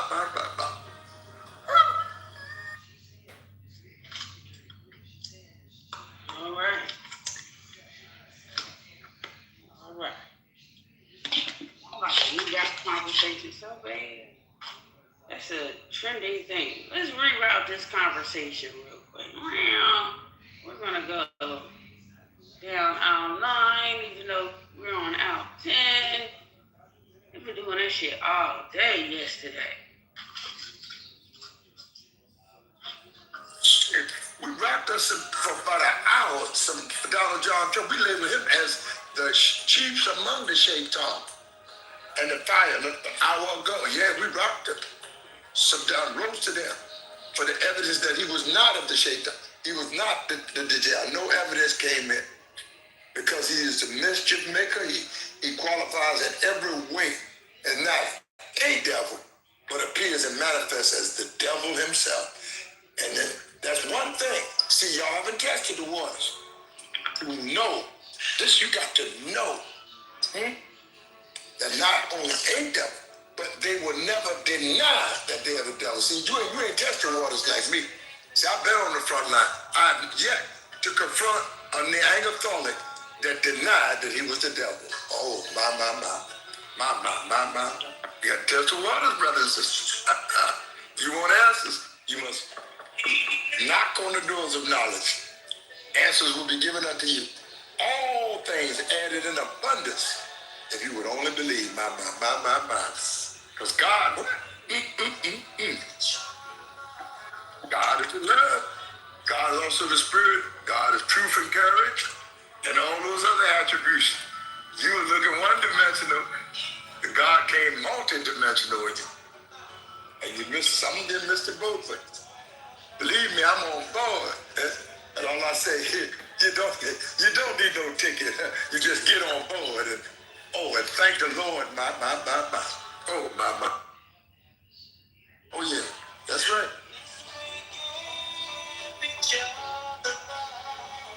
I know that's hard on most of you. That's hard on most of you, though. Okay, yeah. Yeah. So James, what you been on here talking about with these crazy people all night?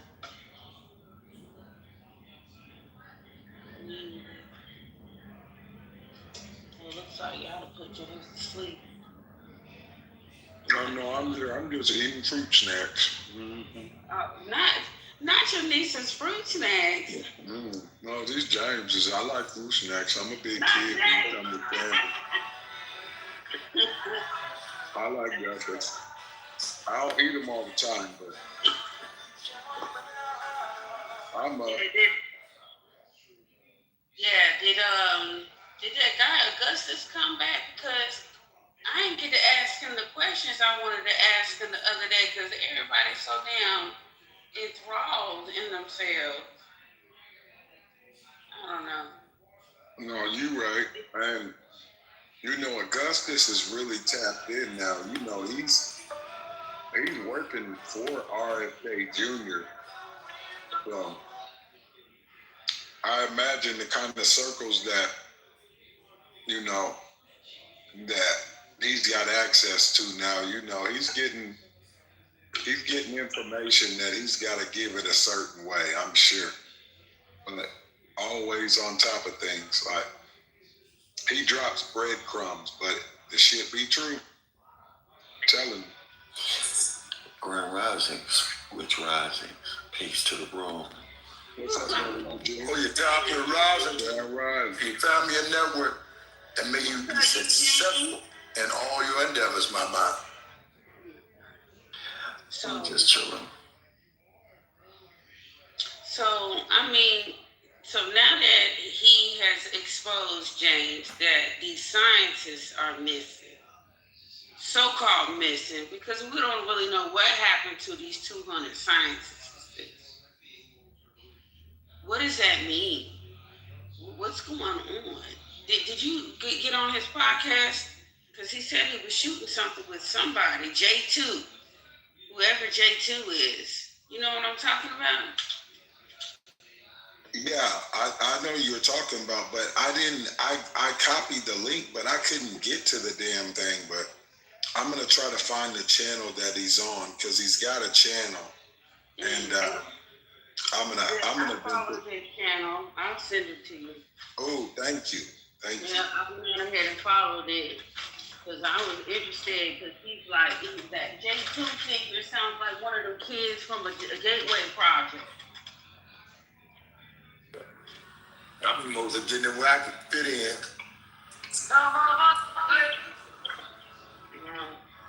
Well, yeah, please stop that, though. I actually stop doing that. If you're going to talk, but playing the music, I can't hear what the people are saying when they talking. Oh, I wouldn't do that purposefully. On the real. Oh. On the real. Yeah, I just happen to have the music playing. I'm talking, I'm going to rock that mic. I know a lot of you love playing with my mic. I know you were playing it, not damn thing. Just like Marilyn Monroe and John the Jim Kennedy. You love playing. So hard-headed. You love playing with my mic. I ain't gonna lie to you. And I don't mind it either. I don't mind you love playing with my mic. I can rock that fucker. Rich Rising page. I'll play that motherfucker up. I know. I need a page. I know. I'm born to rock the mic. You already know. There ain't no music. You ain't misunderstood, goddamn. Hold up, James. I need a Pedro and Ambassador rematch this morning. Fire that shit on up. I'm waiting on it. He smoked me the first time. We need a rematch. I don't know who's going to rematch. Called for last night. I called for Joe in here. Bring him on. Okay, hold up. Ambassador rematch on. What you want a rematch with Pedro on, Ambassador? On the proof and evidence of what it's already in the track. What did Trump play 4D chess Is he a genius or a trick? Is he an imp of the shaitan himself, or he was just hanging around? Is he the Dajjal, the Antichrist, or the Christ? Okay. Plenty to talk about. On your case out there, yeah, Ambassador, you gonna do so? Pedro, are you down to Just do? drop the topic at the top of the room. Come in, Mike. Dre, where Dre at? Bring his. He's right here. Bring his hip Florida boy. Come on and smoke you this morning. I'm ready for smoke. He talking shit. Don't even know you in the room, Pedro. Yeah. You know, he'll off. You know, let's see now. Yeah, I seen him ease up to that man. Don't play with me this morning. I'm ready for it. Nah, I'm here. I'll wait till your ass. Where you at, Drew? You in Florida, California, Washington, D.C. Where you at this morning? Geographically. I know where the my missiles at. Where you at? The great state of Florida. Greatest state of Florida. Okay, well, I'm in Washington, D.C. East Coast versus East Coast. Let's smoke this shit up. Come on, Brett. So what do y'all have going? Y'all arguing, y'all got intellectual. And you're a referee up in here, Flawless. All the rules y'all set. 2 minutes at the mic. I was about to tell Ambassador, referee, clean up the mess. Let's debate. I was gonna tell them I want to hear a debate. We're gonna go 3 rounds. King gets to clean up the blood. Y'all got to think. Hold on. It's gonna be mud and blood here today. Relax. What are y'all doing?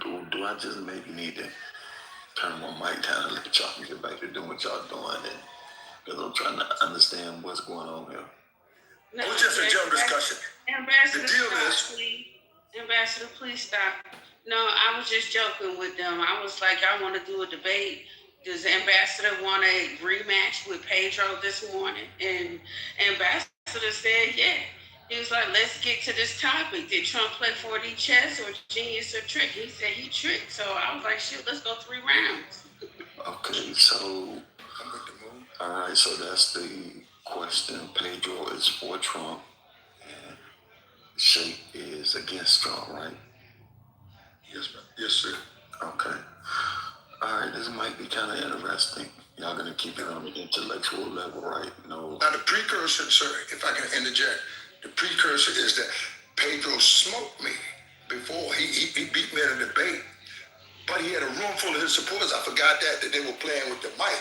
So I'm trying to look for what you call a level playing field, and let's have an honest debate. That's what coming out. The Muhammad Ali part. With my minister Muhammad Ali. Come on, girl. Come on to the mic, girl. Greg. All right, Set the timer, and Eugene, you run the room. I'll set a timer. So is it 2 minutes each? Something to that effect. Yeah, that's fine. Yeah.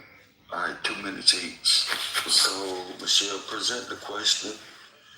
Pedro is gonna defend Trump, and Ambassador is gonna go against Trump. Present the question, Flawless, and let's see what happens, guys. Be mindful. 2 minutes, and then y'all land the plane, or better yet, land your UFO. Let's see what y'all got. Pedro is for Trump. Ambassador is definitely against Trump.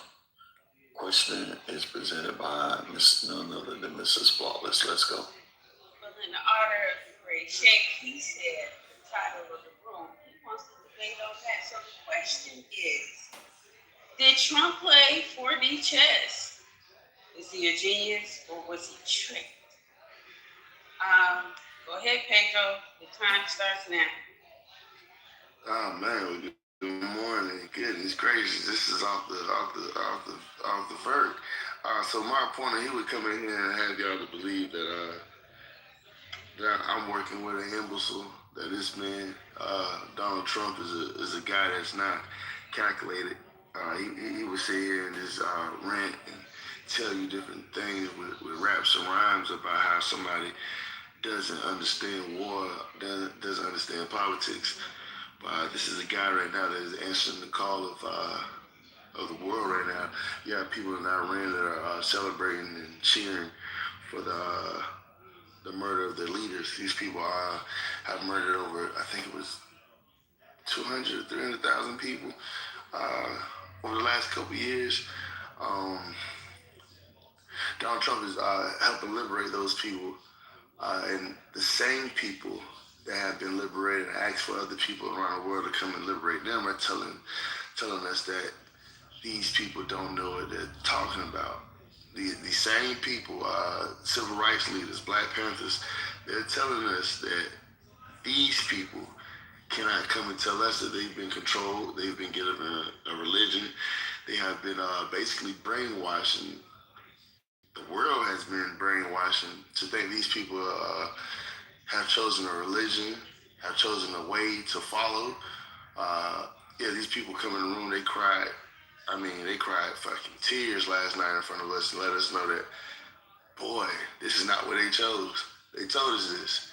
But Brother Sheik and a couple other brothers in the room, they're going to tell us that we're wrong, that we've been hoodwinked, that these people are just coming in, they're paid actors, and these people don't know what they're talking about.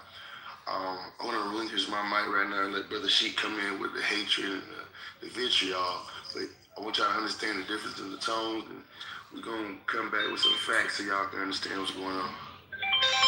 Yes, sir, Mr. Pedro. All right, well, that was really good, Pedro. That was very good.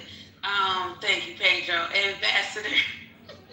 Yes, sir, Ms. Flawless and Ms. Michelle, and to the room, to Eugene, and to the 40 acres. And Mr. Pedro, you are precisely right. You have been hoodwinked, not only bamboozled, but tricked by the imps. See, the lady earlier came in with the imps, and I have to get the evidence to see if Donald John Trump is a chief among the shaitan or the devil. Now, I do have receipts on this. Or is he just one of the imps, another imp of the shaitan, the devil himself?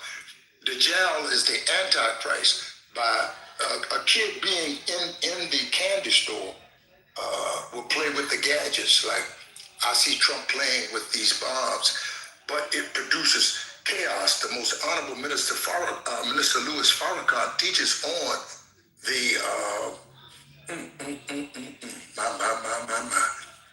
the one who goes and creates mischief. It has also been written in many books, the mischief maker, and who could do more mischief than one who is creating chaos and death across the planet and enmity in the hearts of the righteous. But it is in alignment with the showdown of the righteous and the wicked and the battle of Armageddon. Which one will win? We have sent out the signals to the righteous to claim the victory, as Allah subhanahu wa ta'ala explains in Idaja and Nasalahi wal Fatih, wa ra'ayta an-nasa yadkhuluna wa fi dinillahi afwaja. And that is when comes the help from the Almighty God Allah, as it came in the person of Master Farad Muhammad to the most honorable Elijah Muhammad, that again, he said, the judgment in which we now live. He said, shouldn't the people like us be ushering on the judgment? He said, we make judgment every hour. We make a judgment call on something. He said, the judgment in which we now live and the time and which must be done.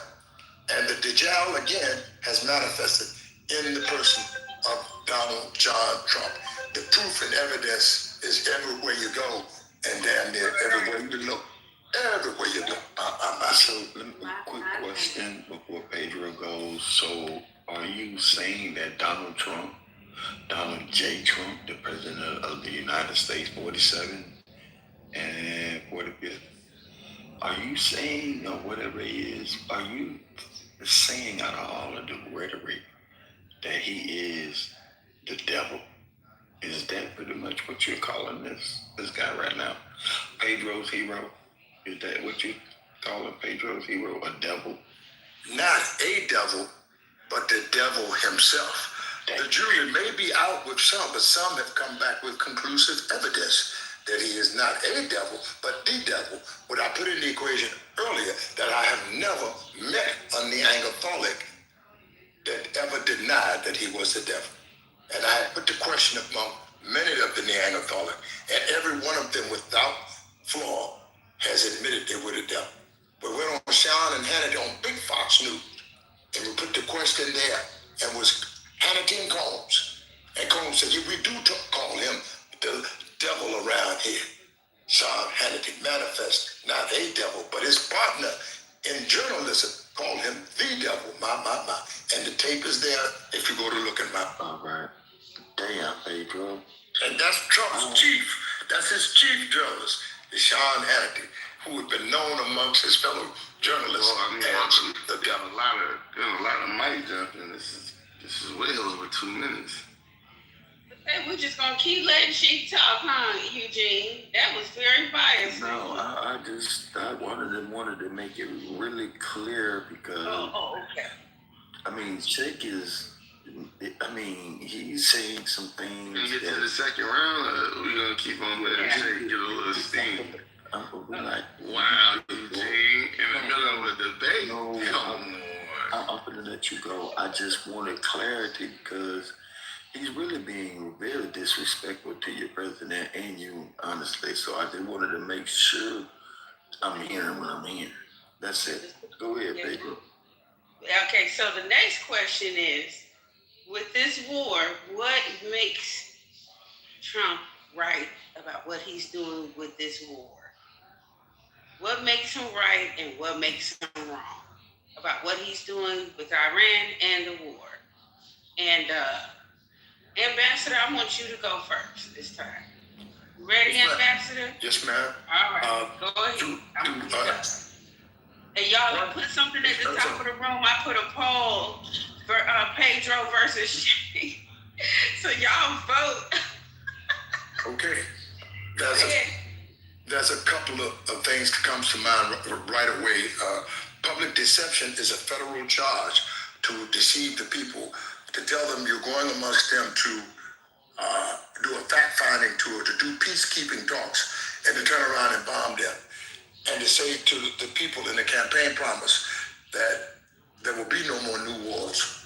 But that's only setting you up in an apparatus or setup to bring on a war, a major war, because now others are joining in on the bombing campaign against others.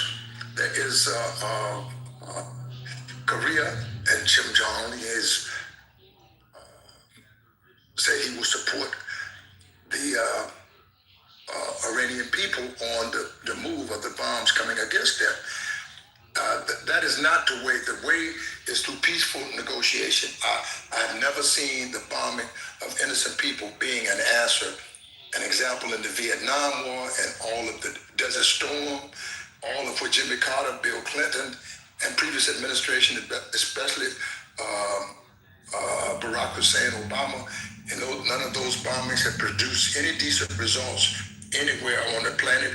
If you search 196,940,000 square miles, there's not any justification of bombing innocent people, because if he's saying that he killed some of his people, then whose people are we killing if we go there with a bomb and you wake up and bombs are exploding at your window and killing your children, and 165 people are on record being killed in a school with no protection on the archives, the school, or the hospitals? I think it's a reactionary decision, a preemptive strike, and there was no consorting or collusion with the Congress, with we the people. And I think he's flying solo as a dictator as opposed to a president and saying we are all in this together, my. Damn, Pedro. Shake, you had your coffee this morning or something? What Shake had this morning? Because James, I don't know if you listening, but right now, Pedro, Shake on fire, bro. I mean, Shake is very convincing, beloved. I mean, I don't know how you going to handle it, but Shake on fire right now. Yeah, no problem. Could you state the question again, Barbara? With the war that's happening right now, do you think Trump is doing the right thing, engaging with war with Iran, with everything that's happened so far? Start when you're ready. Okay, so again, y'all, I told y'all there's going to be a lot of loaded things going on here. We have the host of the room coming in to help his brother, right? And I get it. They have to band together. But one thing that I don't have to do is I don't have to band together with anybody. The truth is the truth, right? So let's go down the timeline. Let's see what's going on. Because Brother Shay, he said a lot about what America has done, right? So let's talk about Iran. Reporters indicate that massive loss of life, with some estimating suggesting over 36,000 people were killed in 2-day period. Whew. Dang, I know this ain't the person we talking about. Human rights concerns. Reports describe the situation as severe as human rights loss and women's rights loss, sexual abuse, and the transportation of dead bodies and living bodies. What? This can't be the man that we fighting against. Wait, Brother Sheik is telling us that these people don't have the right to call for justice. So now, I know that this is about other things, right? So America, we just not focused on these people and their right? We wouldn't be that slow. But guess what else? We're killing two birds with one stone. They play a significant role with China, right? So China and Venezuela, they are some of the top importers of crude oil or exporters of oil to China. So yeah, Pedro not gonna sit here and try to pull y'all leg. I'm not gonna sit up here and say that these people are the Antichrist and we fighting a war, a biblical war, even though that's been stated in history over 2,000 times. I want y'all to understand, I'm looking here now from Google, that they've stated over 2,000 times in history that the Antichrist was coming. One of the people that you probably could remember in history was Napoleon, Hitler, Stalin. Does this ring a bell to anybody? So we're not gonna get into, hey man, is this the Antichrist? This is white. This is white. Man, come on, man. Those are politics that he's trying to get you a knee-jerk reaction out of. But the common denominator is these people are doing a travesty against their own people, and we need that oil. So yeah, I believe Trump is killing two birds with one stone. This is the greatest war tactic at play we've ever seen. All right, so I want to make a quick point. I put a poll at the top of the room so the audience can vote while the debate is going on. So it looks like a couple of people have voted. I'm not going to vote. But whoever voted, I think James or Nat, one of y'all can tell us what the thing is. But y'all got one more round. You want to do the last question, please? No, I'm enjoying it. I'm going to have a little pushback at the end of it. Go ahead, Shay. Okay. I am prepared to make a comment, responding to my homie, my love dog, Pedro. Ain't no coaching. Hold up. See, now that goes against the rules right there, Eugene. Come on. That's my homeboy. I know, but you coaching your homeboy. So now I got to put my foot down. Because I ain't coaching Pedro, and that's my boy. Is this two against one? Michelle, this is a little I got your back, Pedro. I'm here with you, brother. This is very loaded. No, you can wait till the end of the debate. Because, you can't be coaching that man. I am not coaching anyone. I am making a response to a statement that he made. And by me just giving him the credit. Go ahead and make your response. My homeboy, I mean, shit, it is what it is. Go ahead and make your response. All right, so homie, with regard to your statement, that I'm taking up on my brother Shake. No, Shake just had some very good points I agree with. You got some good points I agree with. With this particular one, I'm gonna question it. You made this statement, the travesties that those people have committed against their people. This is your statement. So what about the travesty of the United States and their acts against American people, like, say, the Tuskegee experiment? How many people were harmed, maimed, injured, or even possibly killed? What about the vaccine and their rollouts and their fear-mongering, their forcing people who don't want to take them, the travesties? So what about the travesties of the 1930s, 40s, 50s, 60s, where they killed, hung, maimed, drugged, dragged, drowned, burned to the stake? What about James Byrd and the travesty that these people committed? And what about the travesties of education? So when you talk about the travesties, I mean, Is America any better? Just something to think on that you want. Shake, you got the floor. Yes, sir. Wow, man. Hold up. Is that the question? Because No, it's just a comment. It was a rhetorical question. Just a rhetorical. So my question would be, would you have wanted to be saved by somebody like Trump or left to your demise like those people are over there? That's crazy. Because if black people for centuries been hung and dragged and treated all types of ways and nobody came to save us, we had to save our goddamn self, and you're still trying to save yourself today. My. That's right. That was my original comment. Okay. So let's move along. You know what? I'm not even gonna ask a question. Pedro, you're gonna go first. This is gonna be y'all closing argument, y'all closing statement on why do you think Trump just played 4D chess, genius or trick? Y'all can go ahead. Go ahead, Pedro.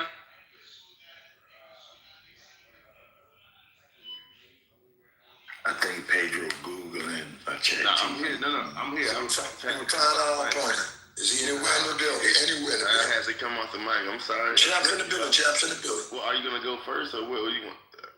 Is this my turn? I don't want to speak over you.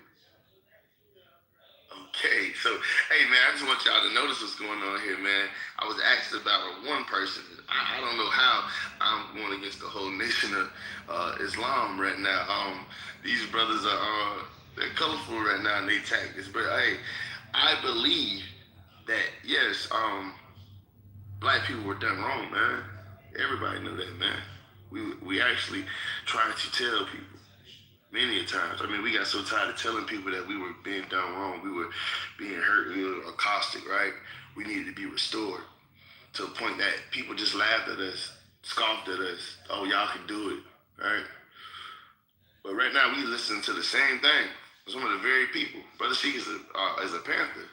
He's letting his bias of what happened to us in our country overshadow what's going on today. Now, I was asked to come on stage and have a debate about the war. I wasn't asked to come on stage to talk about the history of the black man and the white man in America. We're talking about what's going on now with other people that are being accosted today. So I think if I'm a child that comes from a history of some people that may have been a slave, I think it would be crazy for me to go against people that are cheering for their liberation, right? So I'm going to post something in the chat as well. These are resources that you can go look around the world and see that these people are happy. From the BBC, from the New York Times here in America, these people are celebrating their liberation. Now, I really do wish somebody would have answered the prayers of my ancestors. But I know Brother Sheik and Brother Eugene aren't saying that their religious beliefs are telling them that they can't be happy for somebody else in a new time, in a new generation where we have a fresh outlook on life, that we should answer the call of other people. And yes, Pedro's not saying that we just being 100% genuine with answering the call. We're doing two things at one time. We are getting back at one of our biggest enemies, and we're trying to help police the world.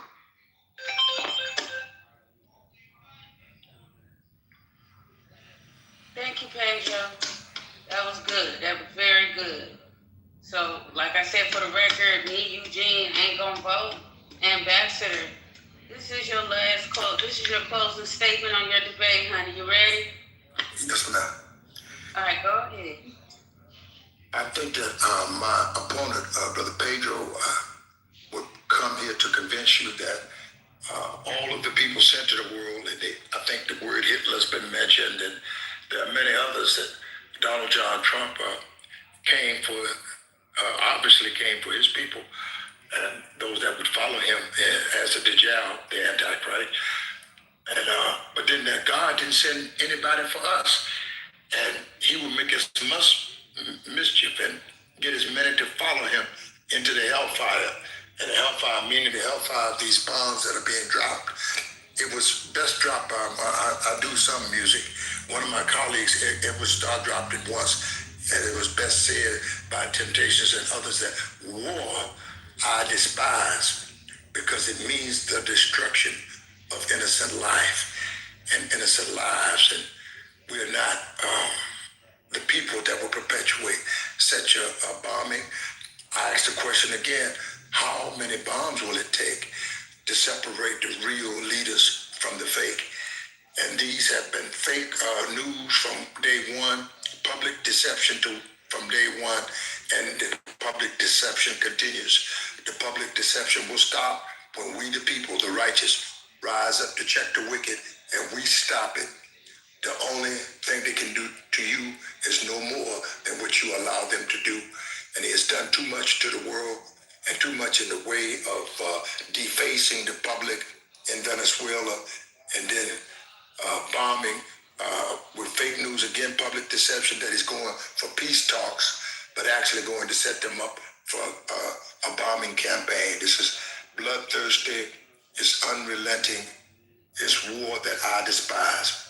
It means the destruction of innocent lives.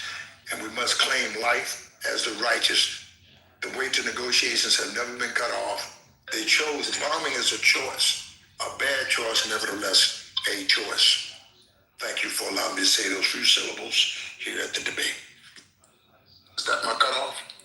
Yeah, that was wonderful. Y'all, see, that was so peaceful. See how conversations go, y'all. Unfortunately, there's only 9 people that voted in the room. I'm gonna need more people to go ahead and vote. Go ahead and vote. Cast your vote. Cast your vote. Y'all got 30 more seconds to the room to go ahead and place your vote. Only 9 votes. Okay, there go 10. Thank you, Eugene. You weren't supposed to vote, but it's okay. I'm gonna vote since you voted. I can't help it. The state is that State did a wonderful job. He did. You know, he just, I don't know what he took this morning, if he had a couple of blood pressure pills, calm him down. I don't know what he did, but he did a great job, Shake. You he definitely stepped on Pedro's chest to me. So I voted for you, Shake. Well, we thank you Okay. for Y'all got 30 more, not 30, but 10 more seconds to go ahead and vote. There's only 12 votes up there. And since Eugene voted, I'm gonna go ahead and vote. Yeah, that's what I'm gonna go. Don't get kicked off the stage now. Yeah. You already kicked off the stage. Wow, we leaving the room? Are we leaving the room? With my vote, see, with Eugene's vote, it made shit on. But with my vote, it made it fucking tie. God damn it. Yes, yeah, let's call it a hey man, let's call it what it is. God damn it, y'all. I need one more vote. Am I debating against the brothers? I wanted to vote, but it says payroll versus Shake, and I don't know who payroll is. So my bad. You know who payroll is. I don't know I don't know who this payroll person is. It's the spell. Okay, let me go in there and fix it. Good Lord. That can't spell in the damn room. Let's do that. Hold on, I can't even. You know what? That's the spell check thing. Just vote. Eugene, I will say this though. Eugene. You remember how Chadwick Boseman had the Dora Milaje who was protecting him in Black Panther? You know what I mean? Like those women warriors. Like you got the right ones protecting you on this stage, bro. Like they were look, hey, Eugene, you and I have been around for a while. We both know how hard it is to get El Normo to commit to anything, especially committing to his stance on something, because we know he moves around slippery more than an eel electric. You know what I'm saying? Yesterday, I saw for the first time somebody actually nail that son of a bee down to actually commit to a certain position. That was very interesting, even though they got cut off and wasn't allowed to cook. That shit was crazy. So I will tip my hat to you, sir. You said that you chose those people for a certain reason. And I will say that yesterday they proved exactly why you chose them. You know what I mean? I ain't gonna lie. I've already committed to Pedro 2028. So yeah, I'm a vote for payroll. Even though Big Brother Shake is my big brother, I gotta go payroll 2028 because of the fact that we trying to get some of these fools up out of here in terms of internationally. You know what I mean? And we gotta inject the youth into that. How you gonna say all of that and don't tell them who actually did it? That's wild. Yeah, you better give me my praise. No, stop it. Hey man, what we do with this vote, man? Wait a minute, hold up, Eugene. Yeah, because that election is looking like it's rigged. Man, we taking the pool, man. We gotta go with people. Hold up. Ain't nothing rigged. And the Everybody gets to vote on their own. Like, the question of justice now, those that were present for the debate. It he went dragged down. his little colleagues in here and they got to vote. Were they allowed to vote? Yeah, you don't want me to name them, but you know. You do the room, my Miss Michelle. You know I'm I ended it because people keep voting and voting was over a long time ago, and y'all was at 50-50. Hold up.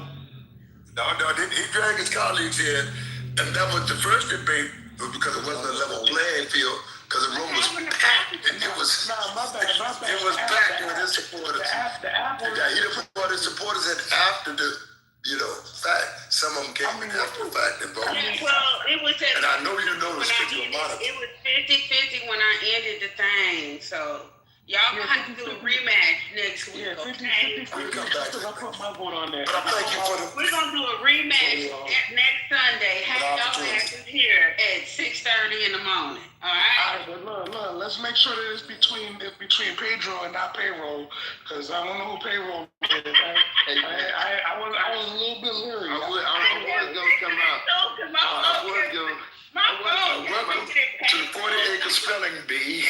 Hold on, brother. See, I was gonna come out and give my acceptance speech, but it's like I'm fighting against the whole nation. What is going on here, man? Hey, payroll.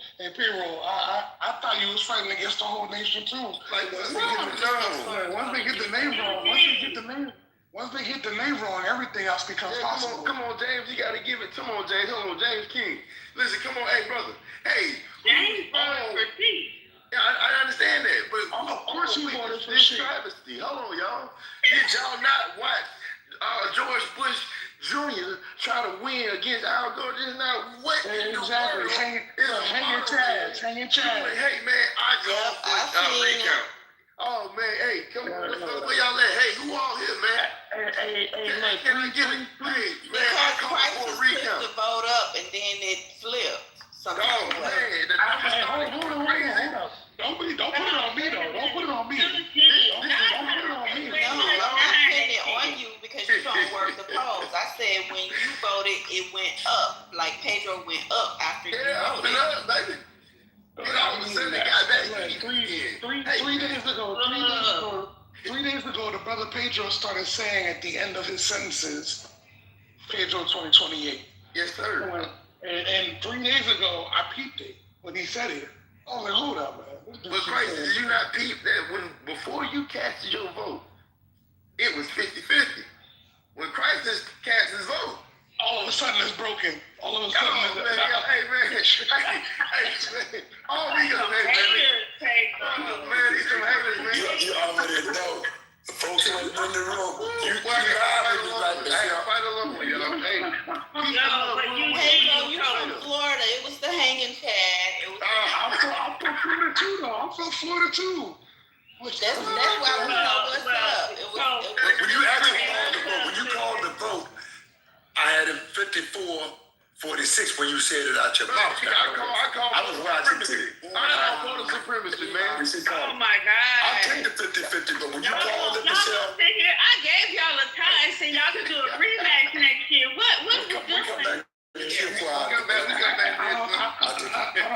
Saturday morning. I felt like it was shenanigans. Bamboozled. Brother Shake, don't get me wrong. I love you to death, big bro. But all of a sudden the poll breaks when I decide to vote, that shit got a little spooky. It got a little spooky. Right. That's what Donald John Trump told Ayatollah Khomeini, right? Did he tell Khomeini that? Are you still in the fight? Yeah, right. So that's what Donald John Trump told Ayatollah Khomeini. You see where Trump is, Mama? Still there or not? But I need Eugene to pick up the mic, please. Who you need to pick up the mic? Say that. What you got for me? So, did you hear what Chrysler said about El Nomo yesterday? No, hey, Eugene. Hey, no, Eugene, on some real shit, like just to be serious, you and I have been around for a while on this app, and we both know how slippery El Normo is. He doesn't, he's like NASA, never a straight answer. You know what I'm saying? Like yesterday was the closest I've ever seen him to giving a straight answer, and he was getting cooked and fricasseed, and they got thrown off because too many people were jumping in the middle of that barbecue. You know what I'm saying? And it gave him an opportunity to get off the hook. It was almost there. It was almost there. I almost had, and he was being nice. He was answering my questions. But next time that happened, I'm gonna need Eugene to come and moderate the stage so I can get the job done, because it wasn't even no condescending how he usually be. He was literally answering the dang on questions. Yeah, I was surprised he was answering straight questions. He usually don't do that. Exactly. I missed that one. No, it wasn't that you missed it, Eugene. What happened is there was so much chaos happening in that moment. And when you came in, you were trying to bring order to the conversation. But when you bringing the order to the conversation, it allowed him to get off the hook. And then because I think that what happened is he realized that, she used the soft voice and the southern accent to lure his ass in to actually answering questions. And when he started doing it, I was sitting here like, oh shit, hold up. He's actually answering. This dude actually admitted to the Greater Israel Project, something that I've been on dozens of stages with him when he wouldn't even admit that was real. He lied about that PTR with him and Epstein, though. Oh, he absolutely lied about that. He absolutely lied about that. But look at the way he lied, though. He said he was wrong, that he didn't know anything about the Ark of the Covenant. He's like, right. What's that? Right, and I don't know who that Sudanese brother was, but that Sudanese brother was he didn't even know that he was a useful idiot in that moment, because like the way they Michelle used that brother to get El Normo to answer questions was brilliant. It was amazing. That shit was awesome. Did somebody give El Normo a badge? Man. Moderator badge? Yeah, somebody, we were trying to figure out if it was you. We thought it was you. It wasn't me. It was not me. Yeah, I said, man, they gave him a badge. Because like out of nowhere he just busted. But Eugene, we've been said that dude got the clubhouse ties. We don't know. Like, listen, let me tell you something. Y'all asking about? I wouldn't be surprised if he went to the clubhouse ties. Somebody moderated that man. Right now. Somebody gave him what it means. Hey, check this out, right? You can find out by going to, hold on 1 second. You should be able to find out who moved someone. They got a picture now. Mr. Eugene. You can put it now.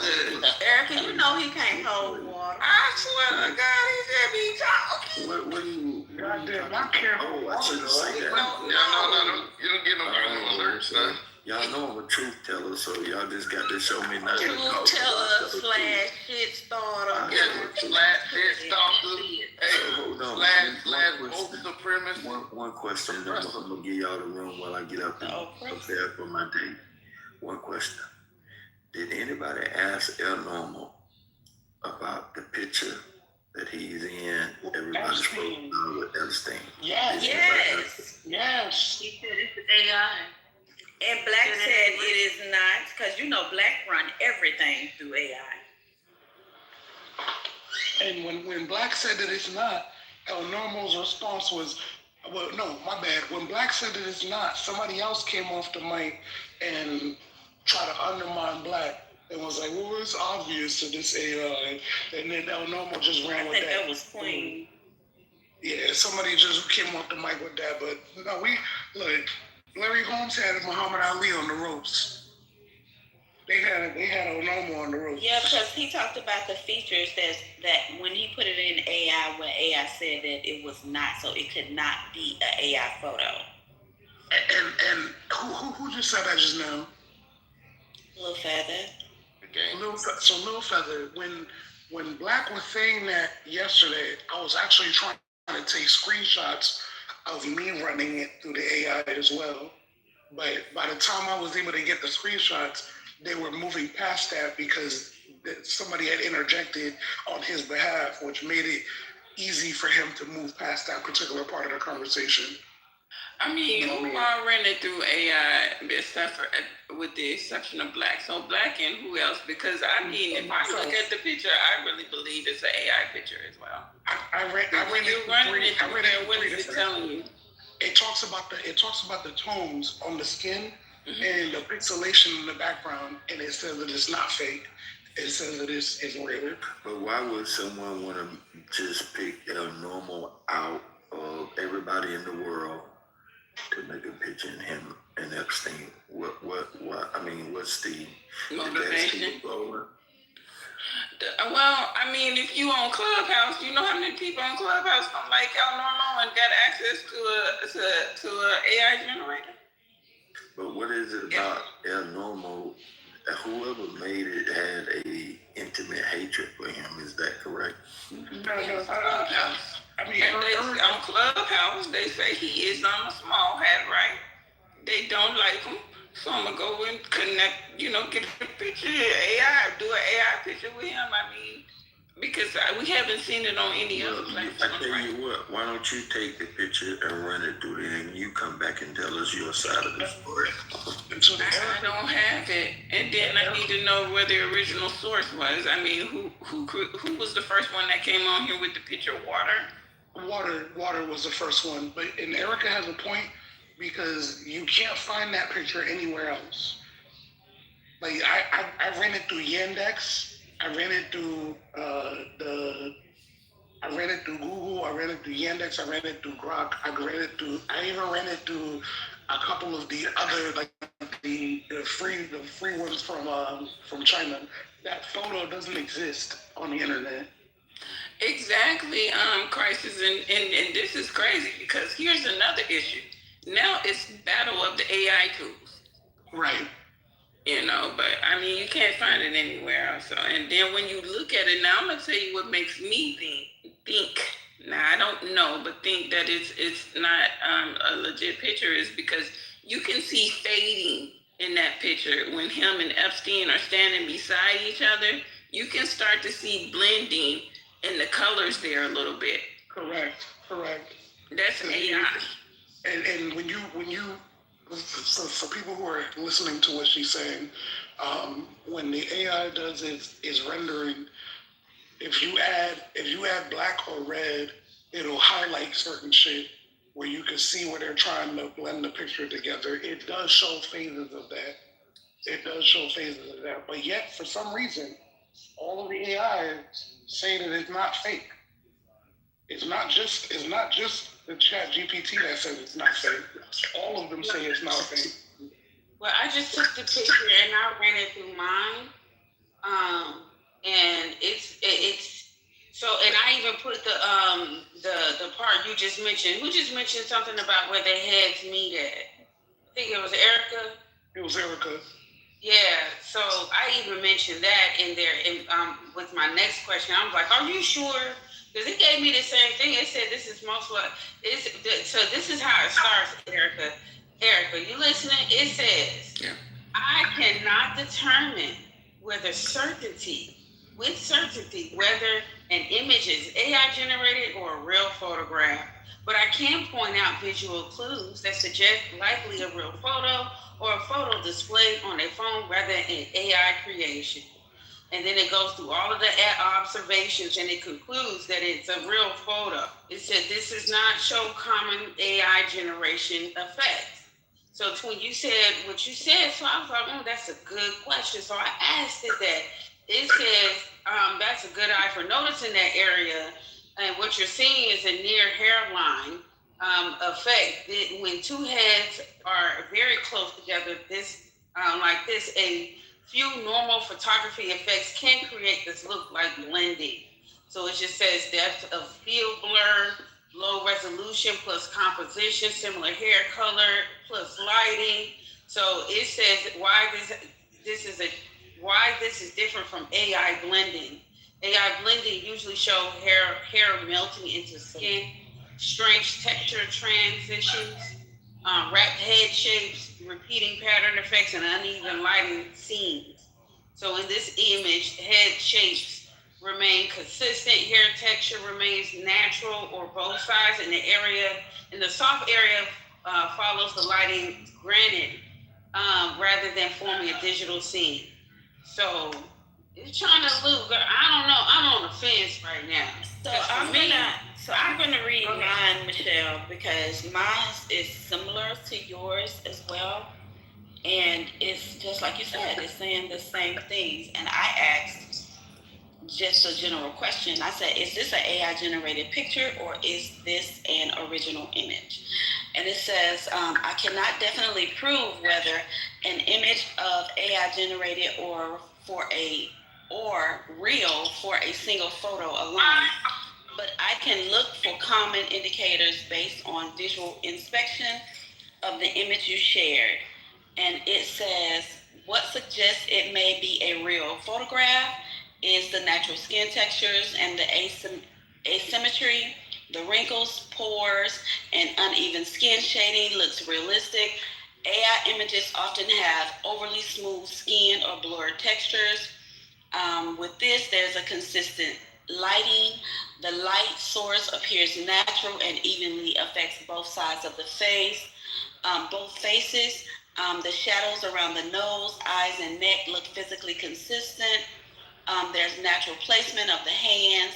The hands on the shoulders look proportionately correct. Most AI images distort fingers, and that is absolutely. So I won't go into everything. It says it's not heavy cropping or anything like that, low resolution. My assessment, most likely a real photograph has been cropped and reposted. This is not an AI generated image. So little feather, just to the original. See, first of all, this AI is telling you, it can't really tell you if it's real or false. Then whichever one of y'all, it don't matter. You can just ask it what is it comparing it to? What else is it comparing? Well, actually, probably already told you what it's comparing it to. I don't know, but in my eyes, if I look at that photo, it looks like it's fading and that it's not real. But hey, I mean, you can't tell unless you have the original digital photo where you can look at the properties of the picture.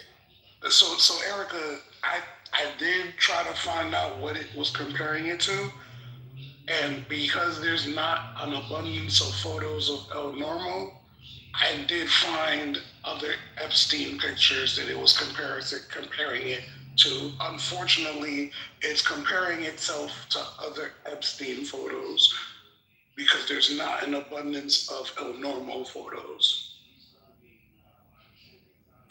So because El Normo has been here for a while on Clubhouse, prior to the Epstein files even being talked about, maybe that's something he had in his photo album of photos, and maybe he posted it once, or maybe somebody picked it up. We just have no clue right now. But he kind of shied away from it. It wasn't a definite, when people start trying to hold him to the fence about, AI saying it was original, it wasn't a definite, no, it's not. Like, he didn't give any pushback against that. So I don't know. I don't know. I guess that's a mystery. It wasn't real. I mean, he gave me pushback. He told me it wasn't real. Yeah. told me it wasn't real. I don't know. I mean, but I'm telling you, this right here is scary as hell. Now that I agree. You can literally just go in AI telling you, well, I can't tell you. Yeah, because right now you don't fucking know how to tell me. So you just acting like you do. Because that's what you were built to do. And AI pushes out what we give it. You're right. Exactly.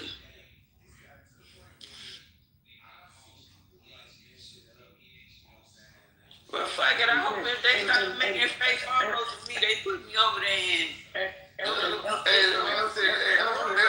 why you fake photos of me like that.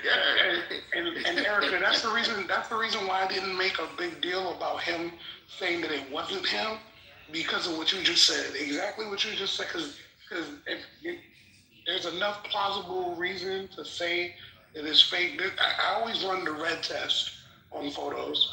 The red test on photos is if you ask the image to remove the background and leave only red or fuchsia or a color that is not common, because what will happen is whatever is edited is left over in that background. So like when I did that with this particular photo, there was nothing in the background. So even though I saw that blending part that you're referring to, when I ran the color test with the fuchsia and whatnot, there was nothing in the background, but it still looked fake to me. So when he said that that's not him, and he kind of, the way he did it was very dismissive. He didn't say it in a defensive manner. It's like, no, that's not me. Started putting that on, you know what I mean?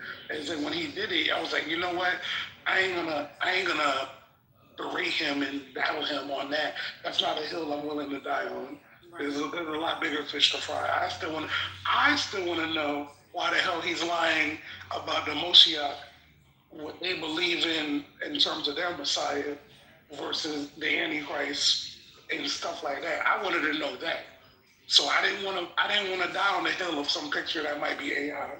I think El Normo I don't know, he used to like, now El Normo was different yesterday. Now I can't tell you what's going on. He might not be feeling well. You know what I mean? People go through things with humans on this app, even though we don't treat each other like we are. And so he might be sick. He was definitely different.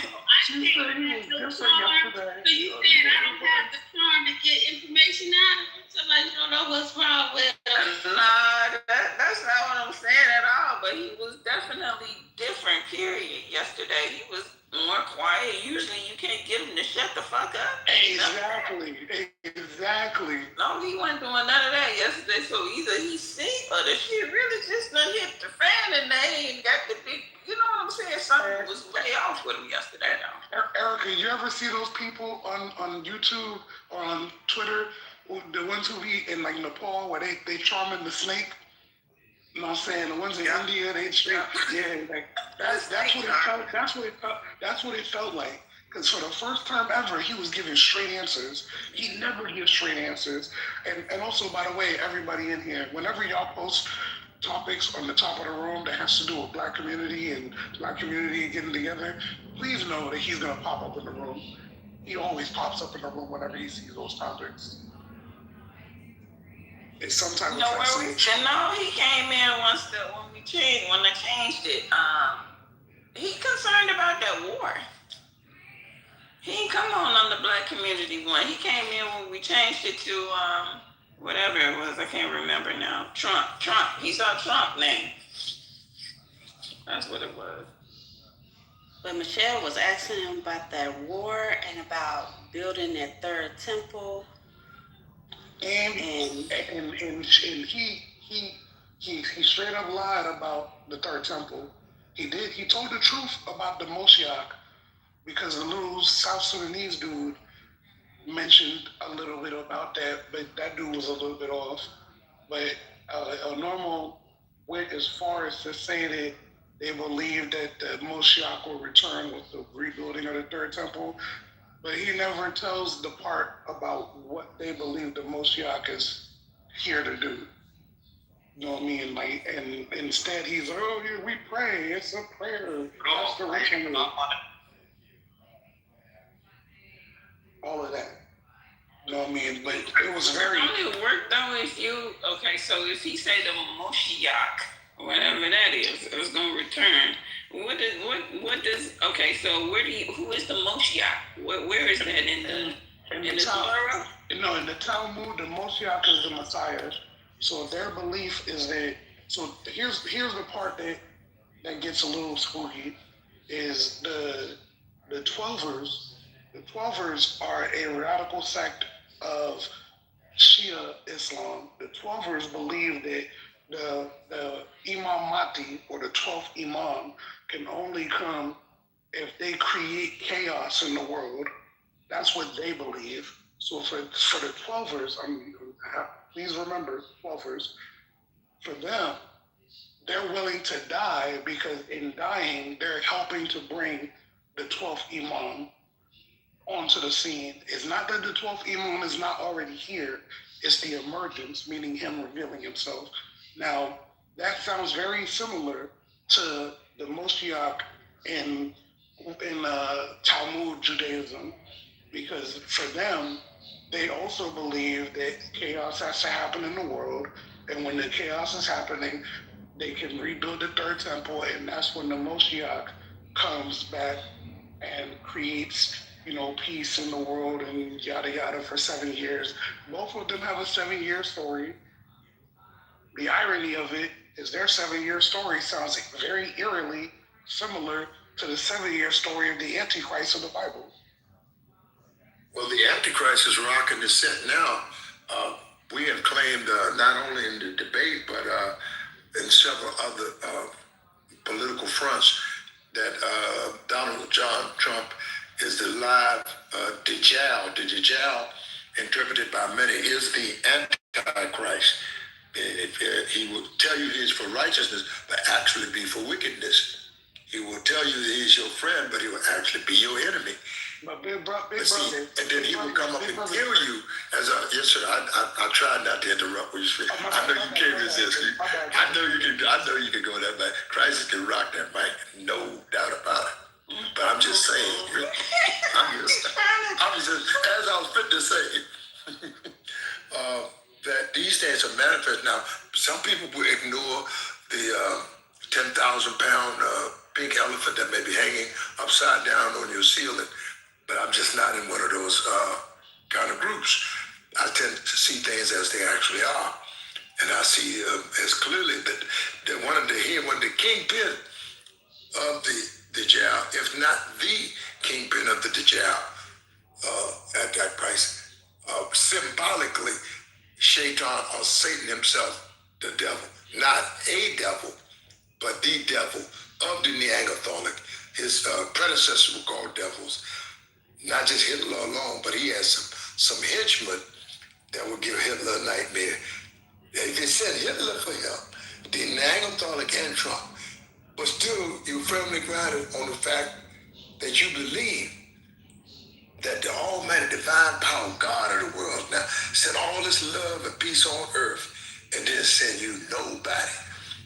That's the thing that's been so difficult getting that point over to black people. In the person of the Honorable Elijah Muhammad, in the person of Louis Farrakhan, in the person of Malcolm X, in the person of Wallace D. Muhammad, in the person of Clarence 13X.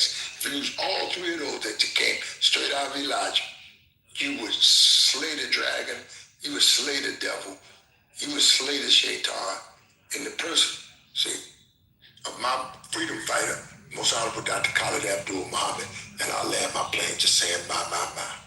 Y'all potentially look good last night. But my. I ain't gonna lie, this shit make me feel like, because I remember us having a conversation in this room where I believe they were saying that there was an imam or a mentor that was mentoring the so-called, it ain't my deed, it's the, what was the other one, for the God that's already here, and when they rebuild the temple, he gonna reveal himself. Yeah, what is called the Mujaddid. Yeah, The Mujahid. Mujahid. Is the guide. There's a guide that's supposed to come out of us. This is what they're trying to prevent, y'all. The guide. Every nation has been sent a prophet except here, us in Black America. We have never had a prophet of our own. We've had other people to come and teach us, but there's never been a prophet from this land to be established. And this is the prophecy that they are trying to stop, because they know once that prophet comes, there will be an end to all chaos upon the earth, because we're coming from the lowest of the low, the caste of slave. Okay, and that's why it says that those who are on the bottom will be on the top. Those who are the most dragged in this world are the American Black people. So they're definitely trying to make sure that the prophet does not come through us. That was Hoover's whole thing, is to kill the Black Messiah. That was his whole premise. That is what COINTELPRO is all about, to find and kill the Black Messiah. Erica? I ain't gonna lie, I believe prophecy. Yeah, okay. Michelle, I'm sorry. No, you good. No, I was gonna say, out of all the information I was trying to gather yesterday, it was just so frustrating. I could never get to the point of my questioning, because it's so emotional for everybody when these people is talking. It's like, I don't know what was going on, but out of everything I gathered, everybody has a different idea of what is going to happen. But ultimately, one of nothing is going to happen once they build and they pray and all of that. And then when I questioned him about the Greater Israel Project, he knew everything about that, but you don't know what's going to happen after y'all resurrect this temple.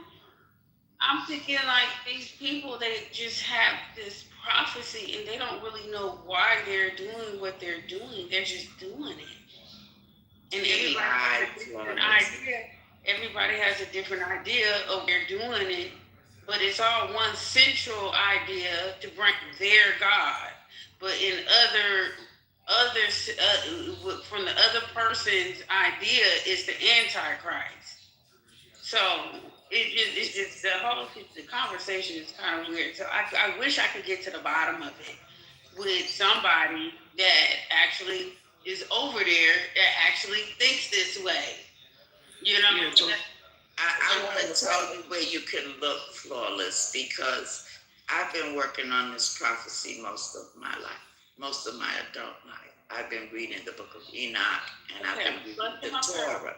I've been reading the Torah, and the Torah in Daniel 11 through 13 tells you exactly what they're going to do once they make that prayer and that temple is rebuilt. They're going to succeed in rebuilding that temple, but they are going to fall. And that is the reason why they say the prayer and nothing is going to happen, because they're all going to fucking be dead. The idea that you're going to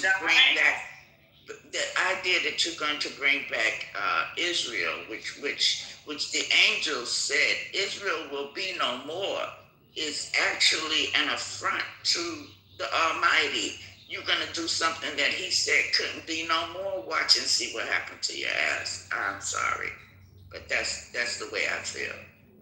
If you remember yesterday when you asked him about Greater Israel, he didn't deny it. Now, mind you, I've been on stages with him with Butters and other people where he straight up claimed that it didn't exist. It wasn't real. He actually broke it down with you, though. The only thing he didn't do is he lied when he claimed that it wasn't a political goal.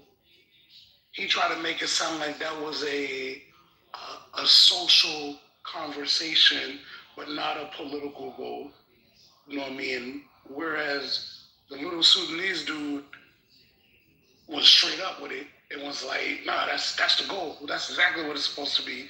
And he was super, super Zion man. I hope he was getting paid, because that dude was like fucking Captain Planet for the Zionists.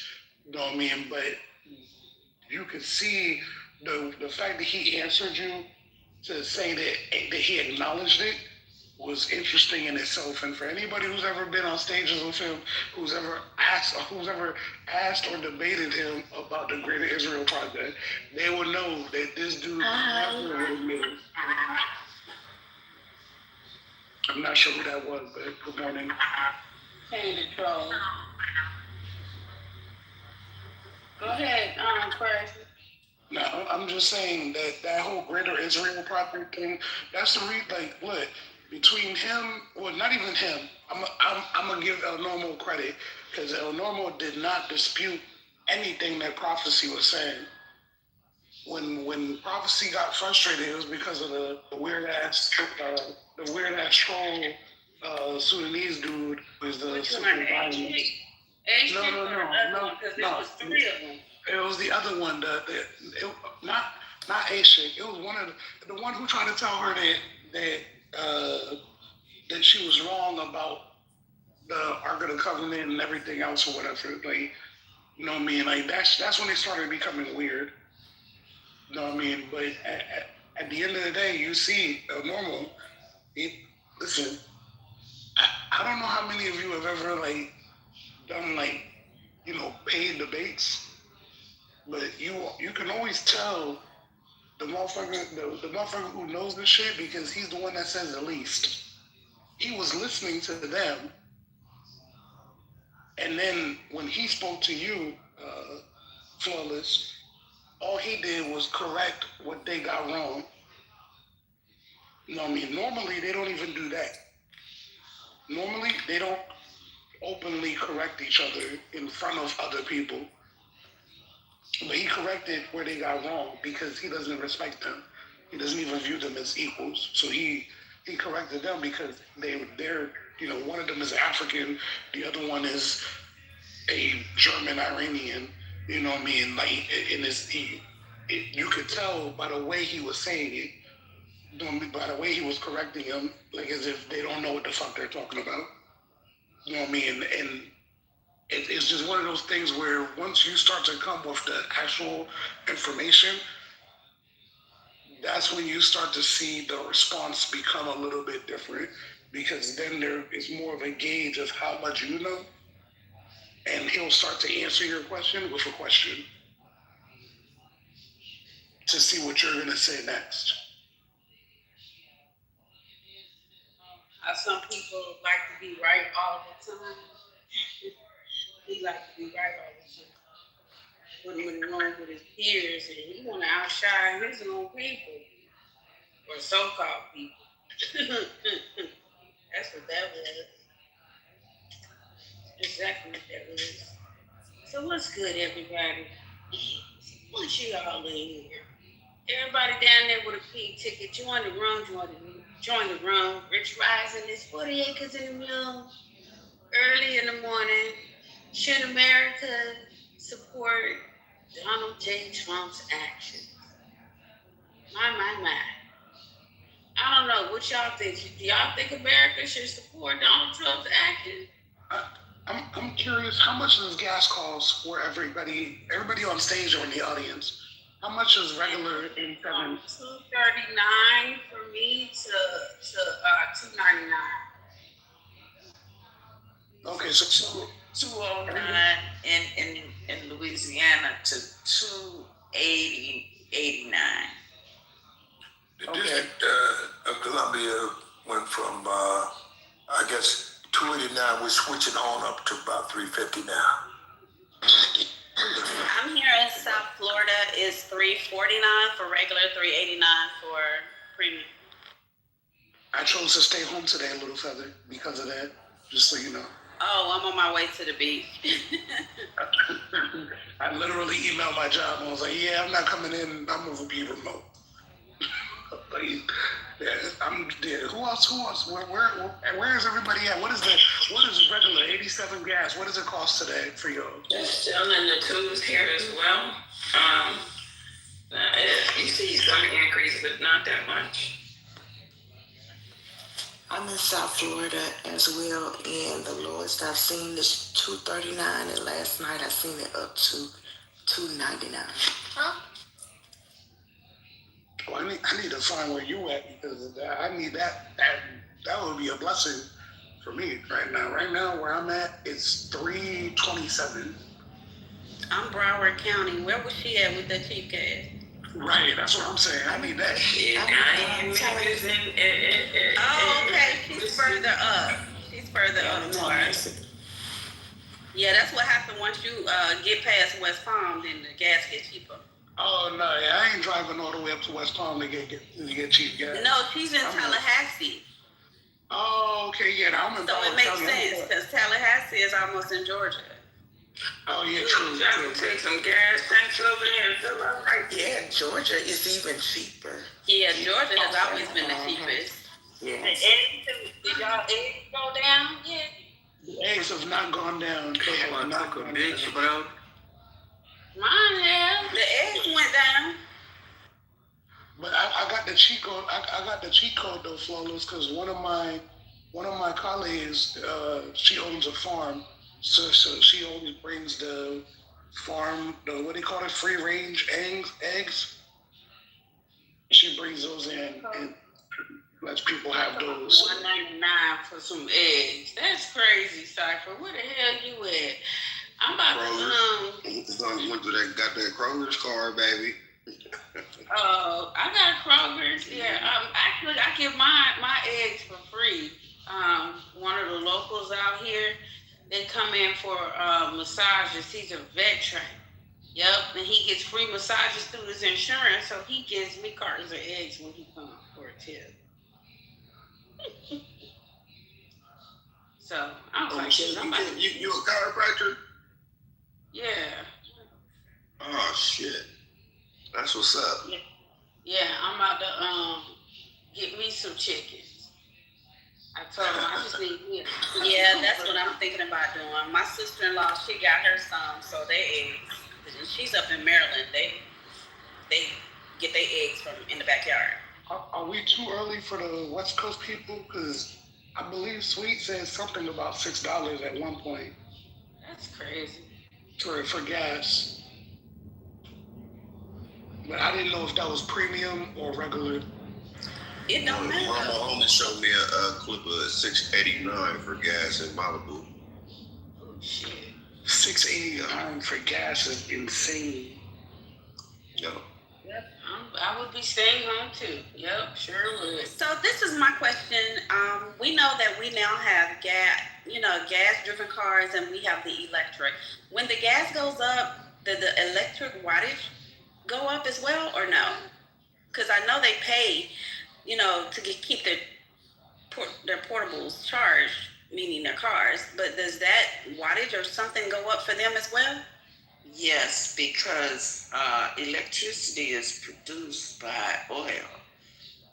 This is how they make it.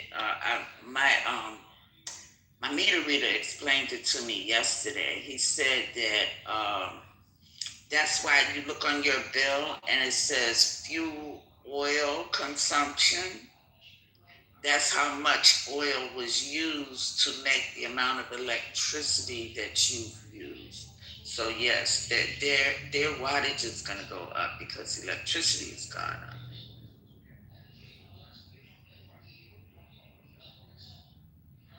So you need the oil just to make the electricity for the car? Need the oil to make electricity for everything. We're using coal, but then they about the use of coal because they said it was too toxic, making pollution. But they changed it to oil to burn the same, the same way to create the electricity. Yeah. Couldn't they use water? But then that is what they're using at the data center. Man, they about to deplete this goddamn planet of everything. Water for cooling. Yeah, we use water for electricity first, baby. That's where your Hoover Dam comes in. It was a hydroelectric power plant. Okay, we can use water to make electricity, and as you know, there was a young man that created an engine, a car engine that could use water. Yeah, and they killed him. So you know that they don't want to go back to using the water because number one, it's clean. Number two, it costs nothing. Number three, it would kill the Saudi market and the whole use of their of their facilities for oil. There's no need for oil. We have more water than we have oil on this planet. So if I can slide in here real quick, I looked up, does it take oil to make electricity? I kind of already knew the answer, but I wanted to read it. Yes, oil can be used to make electricity, but it accounts for a very small percentage of total generation in the United States. Globally, oil is the primary energy source overall, but most of it is used for transportation rather than electricity generation. How oil is used, I could just go through the bullet points: combustion, steam generation, turbine operation, electricity generation. Oil electricity generation, U.S. statistics, the U.S. petroleum oil sources were responsible for 0.04% of the utility scale electricity generation in 2024, with natural gas and coal being far more prevalent fossil fuels for this purpose. Global usage, oil accounts for about 1/3 of all global energy use, making it the world's primary energy source. But only a small fraction of this is for electricity production. Specific applications, oil-fired generators are often used for small-scale emergency or backup power needs. And some islands like Hawaii rely heavily on oil for their power supply. I think Americans should support the war. What Donald Trump is doing is fantastic on both sides. It's really kind of a flawless orchestration of supreme colonialism and authoritative power shifting at a very rapid pace. But it's also strategic and surgical. The real fight is not over Iraq's oil. It wasn't about Nigeria's oil.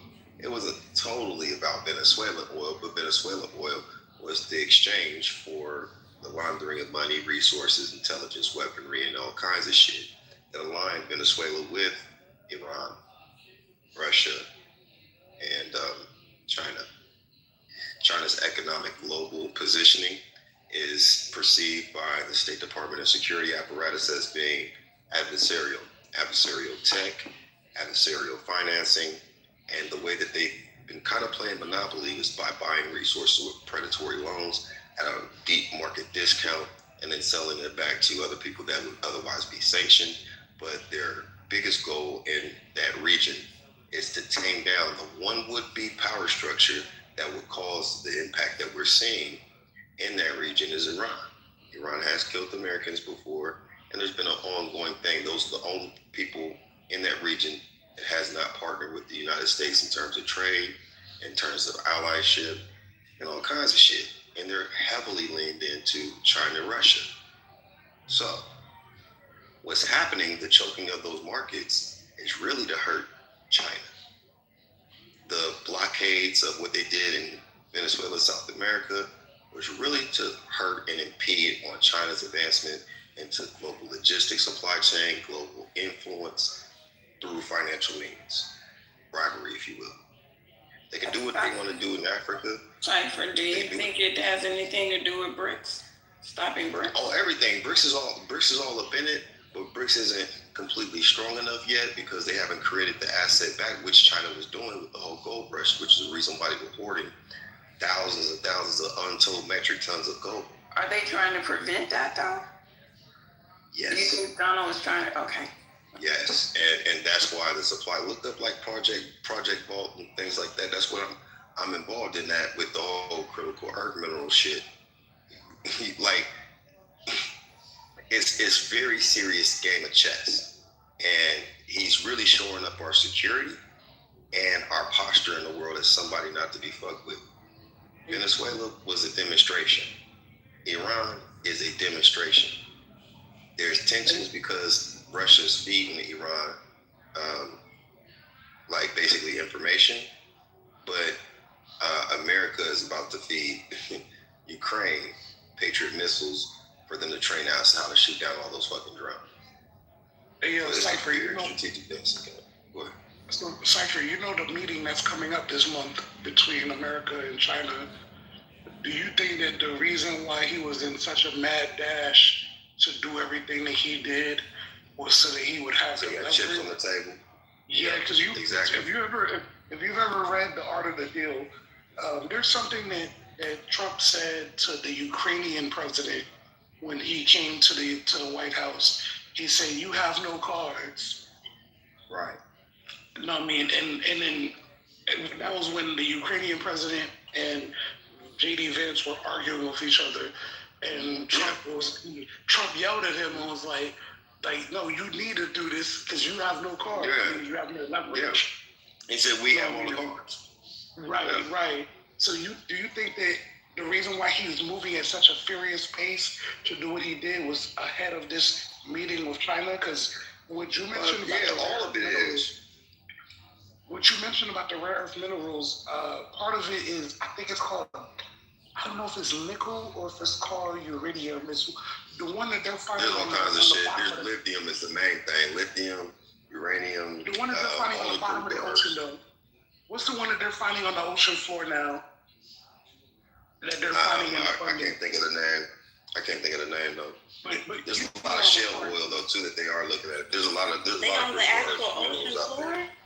Yeah. So there's something that they found on the ocean floor in abundance, in a crazy amount of abundance. And now it's a race to see which power can get there to claim it, because it's way down on like the trenches and shit. You know what I mean? And then the US, Russia, and China are all trying to get there. But the thing is when I'm looking at the board, it looks like the reason why he put a blitz early with these countries that he has invaded and gone at really hard is because he's trying to create the leverage ahead of the meeting with China. Russia has already said that they're willing to give like $2 billion towards the Board of Peace. The people I think it was like $1 billion, but it's money that we already have theirs. Yeah, he said he's willing to get that. Yeah. Right, but the one who has not committed is China, and they're having the meeting this month. So I feel like as if you're trying to get ahead of that, and I just wanted to know, Cypher, if that's the same sentiment that you're getting. I would strongly agree with you that he's definitely going to that meeting with things in play, but he didn't do anything early. He gave everybody ample time. Venezuela, he pulled up on them in August. He didn't bomb them till the top. Oh, true. He did pull up on them. Same way with Iran. He was talking to Iran. Yeah. They made threats. He bombed their centers and then told them no more. And he didn't bomb them again until 8 months later. It gave them over 30 days to negotiate. He pulled up to the motherfuckers and even told Americans to get up out of there back in late January. We're in. Yeah, you're right about that too. So, and then he gave them 10 business days on his last term. He said, "Look, I'm not playing. We'll give him 10 business days." He been said, "We'll fuck him up. They ain't for what we on." And he gave them 13 days, including the weekend. And he also told them when they killed Soleimani, he said that I did this to prevent war, not to induce war. Because Soleimani he was actually the lead commander for all of the proxy groups that Iran was operating. Mm-hmm. Sort of like that dude that Putin killed, if you remember. Putin killed the leader of the Wagner group. Mm-hmm, yeah, he had him killed, though. Yeah, sort of like that. Yeah, but do you see one thing? Here's the thing. Trump is a real nigga. He tell you what he do, and then he do it. That's why I fuck with him, because I'm one of them niggas. It don't matter how long, I tell you how long it take. I'm going to do what the fuck I say I'm going to do. Now, what he did is basically demonstrated to these niggas that he's not fucking around. He's very clear about his objectives. If you get in the way, he'll move around you or move you out of the way. Including his own fucking political party, including his own political party and the judicial apparatus. Is that why Rubio be sounding like that? Rubio be coming out being like... Rubio's a fucking G.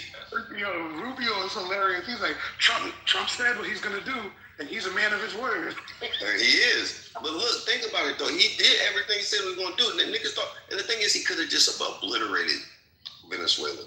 He strategically got that man out of there. He's in good health. He's probably eating really good in fucking prison. And he's awaiting trial with his bitch. You feel me? With his woman. I'm sorry. I forgot about the bitch word. With his woman.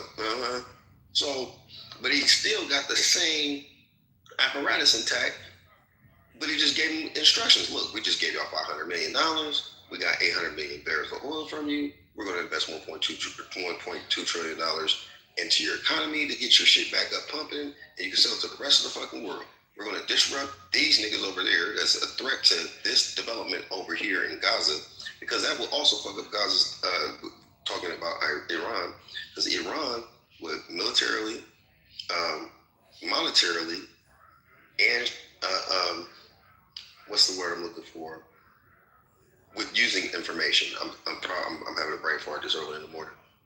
Using information to get the Houthis and the proxy groups to disrupt the building processes. That's another aspect. Then whatever they do in that region controls the whole fucking market, and because they're not on board with the American thing, then you present yourself as a fucking problem. And we told you about these fucking, rebuilding your facilities. We knocked you niggas down and just told you to chill out, and even got on Iran for bombing fucking Qatar and killing some of y'all people. He publicly backlash. He be shitting on BB. Everybody think that BB runs. BB don't run a goddamn thing with Trump. Now, maybe with Biden and Obama and the rest of them motherfuckers. But he literally shits on... No, let me tell you. He shits on BB all the time. I need you to go back all the way into his first shit. You gotta think, BB is the godfather of Jared Kushner, his fucking son-in-law. Jared's daddy just got out of jail not too long ago, and BB was his motherfucking butt buddy. And BB ain't his real motherfucking name any goddamn way, but that's another conversation. But the motherfucker, he be with the shit, and BB is younger than Trump, man. Trump is the OG for BB. Trump is the only nigga that tell BB what not to do. BB is just one of them badass little boys, little kids. He's way more vicious. If you was to talk about anybody being racist and all that other shit, it's BB. But Trump is doing the Lord's work. Let me tell you, sometimes you could do a good thing that triggers a bad thing. So biblical prophecy is also interwoven in this shit. Say that last part again. Sometimes you could do a good thing or a good deed and trigger a bad event that's already prophesied in the name of goodness and righteousness. There's nothing wrong with his logistics, with his framework on how he's doing things, because it's for America, but it's ultimately for everybody fucking else, because anybody that lines up with him is going to get a fucking bag. And if your ass is in trouble, he'll wiggle you out. Niggas don't understand what they got with this nigga. This is the only motherfucker you can literally create a deal with. He can have you surrounded with guns and everything else. He just be like, look, well, I don't want to kill you. You're no good to me dead. What do you want to do? And you can negotiate. There's only so, based off of the cards you got, you can only work with what you got, but you can at least walk away with your life and a little bit of dignity. Look at what happened with Mexico. Look at what happened with motherfucking Colombia. Right? So I think people's emotions get woven up because they want to get into this whole thing about the Antichrist, all the spiritual shit and things like that. It's fascinating, but none of these niggas really can do anything about that, right? They just, I think that it's a pacification of what is in front of us. But the truth is there's a world of opportunity that if you position yourself right, no matter which way it goes, you can eat. Where there's a problem, there's a solution. If you see yourself as a solution, you will make a lot of money solving other people's problems.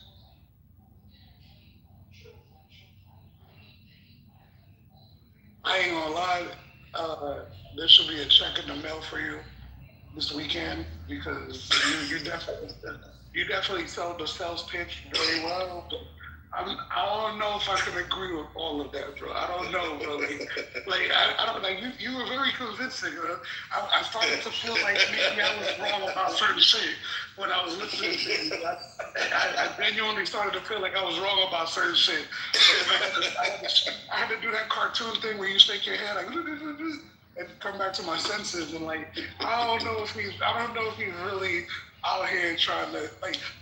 For one, Benjamin Netanyahu.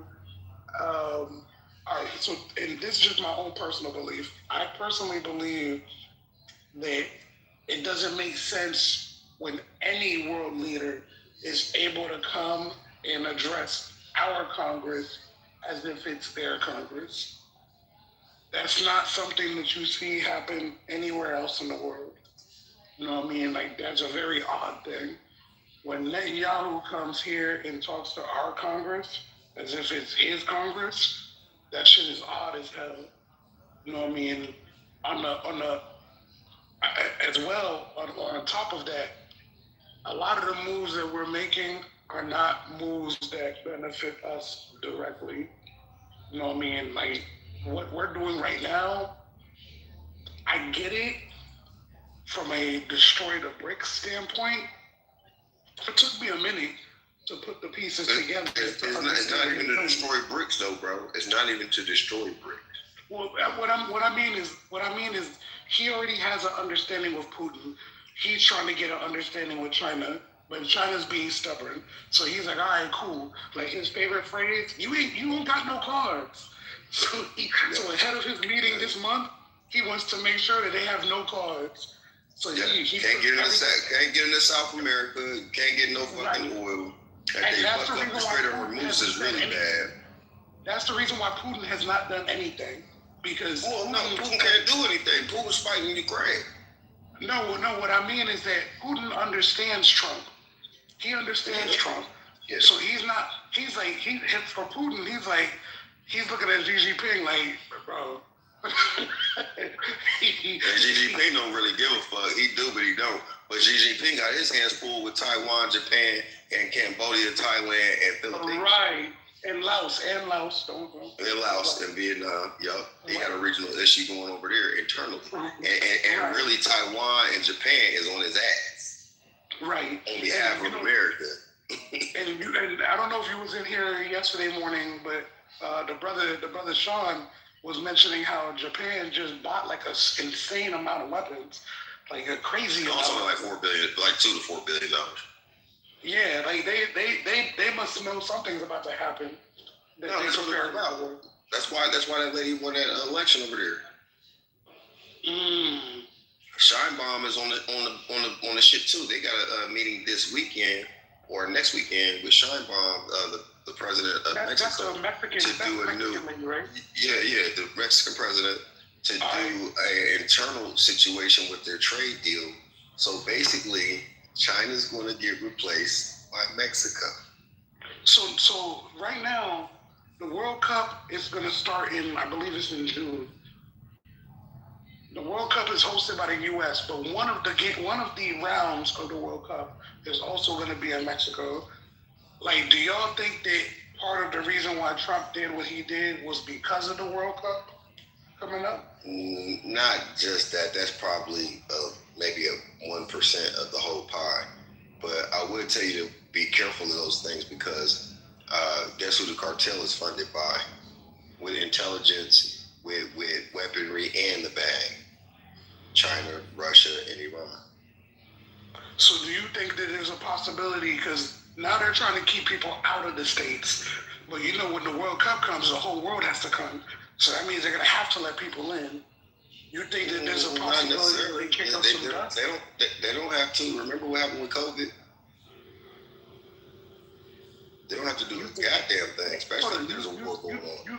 You think that they're gonna keep the world out of the World Cup? You believe that? I didn't say that. I'm just saying if they can uninvite certain teams.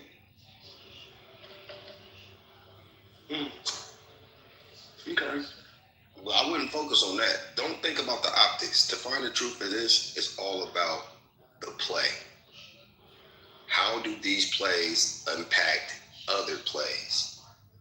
The oil shit is to choke out China, put China back on its heels, because its encroachment with Russia and Iran is too overstepping for American security. And I know enough to know why. And I agree. And it's for all of our motherfucking good. China got nice ass phones and nice ass cars and technology, but that little China product that you got in your fucking house really could have backdoors to Beijing and be selling all day long. We don't even allow certain products because of that where I work at. Exactly. We don't even allow certain wireless keyboards and mice because of that. Yeah. You know what I mean? You know, so, yeah. I dig it, but I'm a little bit torn on what you said about the World Cup. Like, they're gonna have to let people in. I'm not saying that they're not gonna let nobody in. I'm just saying if there is a country that they feel like is at risk and they are on a block list or sanctioned traveling here and shit, yeah. I don't know if his ego will allow him to not put on the greatest spectacle of all time. And part of that is... Don't get caught up in the gaze, bro. That's where we get lost at. We get lost in the exterior gaze. Like, okay, they got on that, he's acting like this. No, there's a whole nother act going on behind your back that you're not paying attention to. It's the small shit. Right, you're talking about the sleight of hand from the magician. Mm-hmm. Man, crazy. What do you think though about this whole? What do you think about this whole board of peace? Do you think that I'm about to send them some money? I'm about to send them $100,000. The board of peace? Hell yeah. Did you follow Donald Trump? I've been on the website. You see the website? The website is wild. I didn't think it was real. The website is fucking funny. It was like a 1980s. The website. I thought the website was fake. I thought it was fake. Mm-hmm. I thought it was no, it's a real shit. No, I know it's real, but I thought it was fake when I went to it. I thought it was fake. And there's an article from the early 90s where Donald Trump talked about what he would have done if he was president, right? And in that article, he talks about how he would have forged an alliance to basically divide the world in half with Russia. Yeah. What you see him doing since he's been president the first time to now, it looks like he's making good on that philosophy. The only thing is he adjusted to make room for China if China wants to play ball. Now, what kind of motherfucker are you where you have your enemies and your allies at the same table cutting deals with each other? Okay. Yeah. You gotta be one hell of a motherfucker for real. Fuck your in-house bipartisanship when you have world powers. Hey, yo, hold on, man. You sure? Did you check the mail today? You sure you ain't got no checks in the mail? What's going on here, yo? Bro. I hope they get some more. I don't really do checks. I like deposits. You know what I'm saying? I like motherfucker. I like it when my banker or my broker call me up and say some shit like, I mean, what you're saying makes sense. I'm just, like, it feels like that's what he's doing. Like, right now, Taiwan is only on the table because China doesn't want to play ball. If China decides to play ball, Taiwan is going to fade slowly out of the news headlines. Because what will happen is if China is willing to play ball, they'll allow the U.S. and Russia enough time to create a subsidiary or a supplement to Taiwan so that China doesn't have all the cards. What do you mean? I don't understand. Elaborate. In other words, if China takes Taiwan right now, like meaning like let's say in the next 30 seconds, boom, Taiwan is in China's hands. The global superconductor, semiconductor market changes. China now becomes in control of that when it comes to technology and AI and shit like that. We moved the most important companies out of Taiwan already. Have we already done that? 2025. About I think 2/3 or a third of their semiconductors are being built out in Columbus, Ohio, in Arizona, and a couple other places that were classified. Hold up. And they're in stage 3 in many cases. I thought those contracts don't go into effect. It's because I know what you're referring to, but I thought that didn't go into effect until the beginning of next year. So there's multiple layers to that. So it's already been happening since, it was really been happening since before when Trump first started.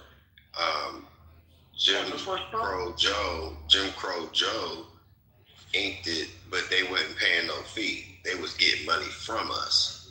And Trump just expedited it and made it more tax friendly for them to go through the whole situation. So you'll see certain things on the surface that talk about 2027 and 2028.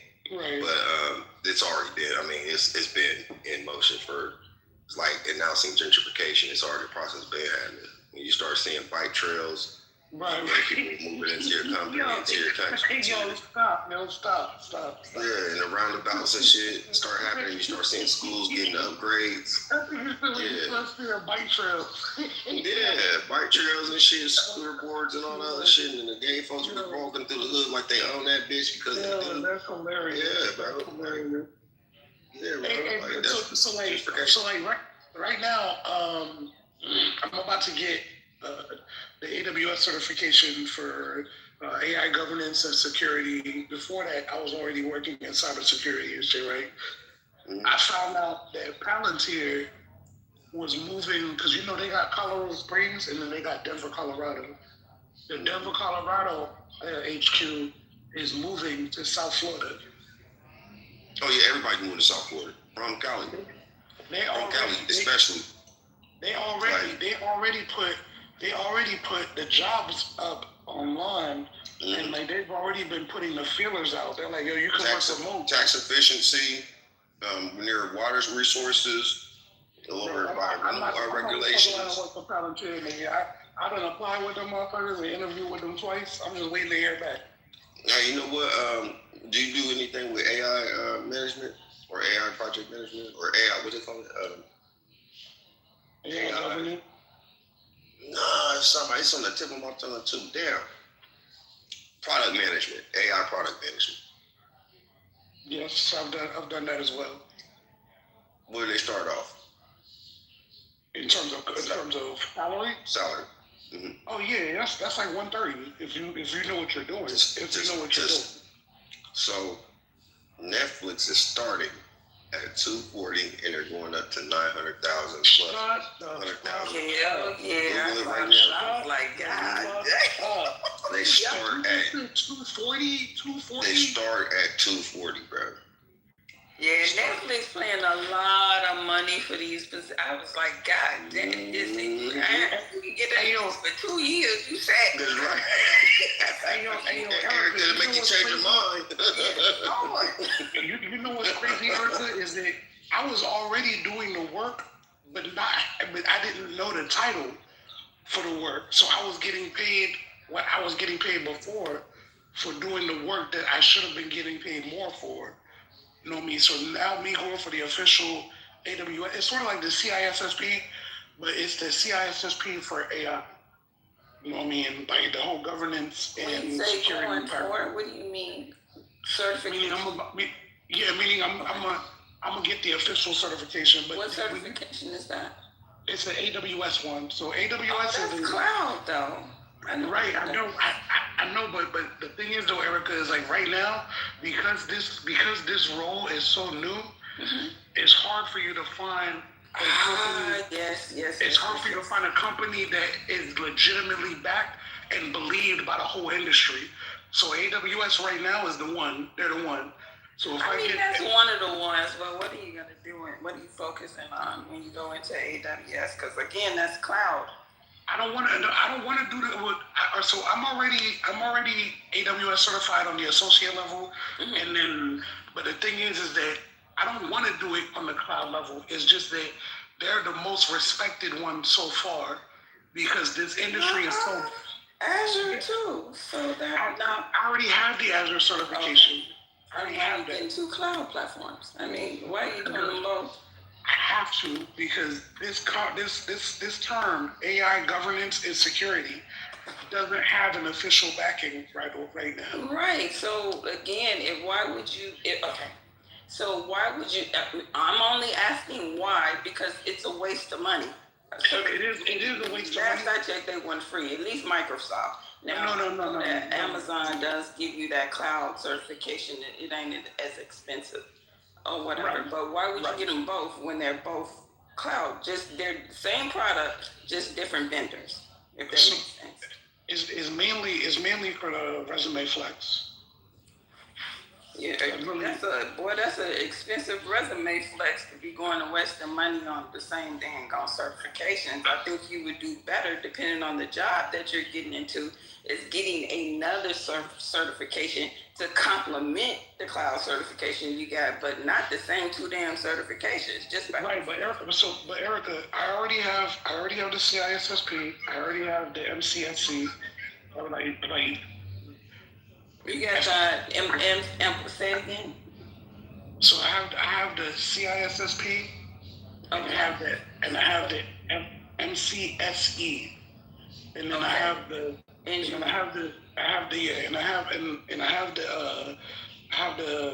CCNA and the CCNP as well. Okay, that's Cisco. Okay. Right. So the thing is like the way that automation caught up to me in my career, that shit caught up very quickly. I did not think it was going to catch up the way it did.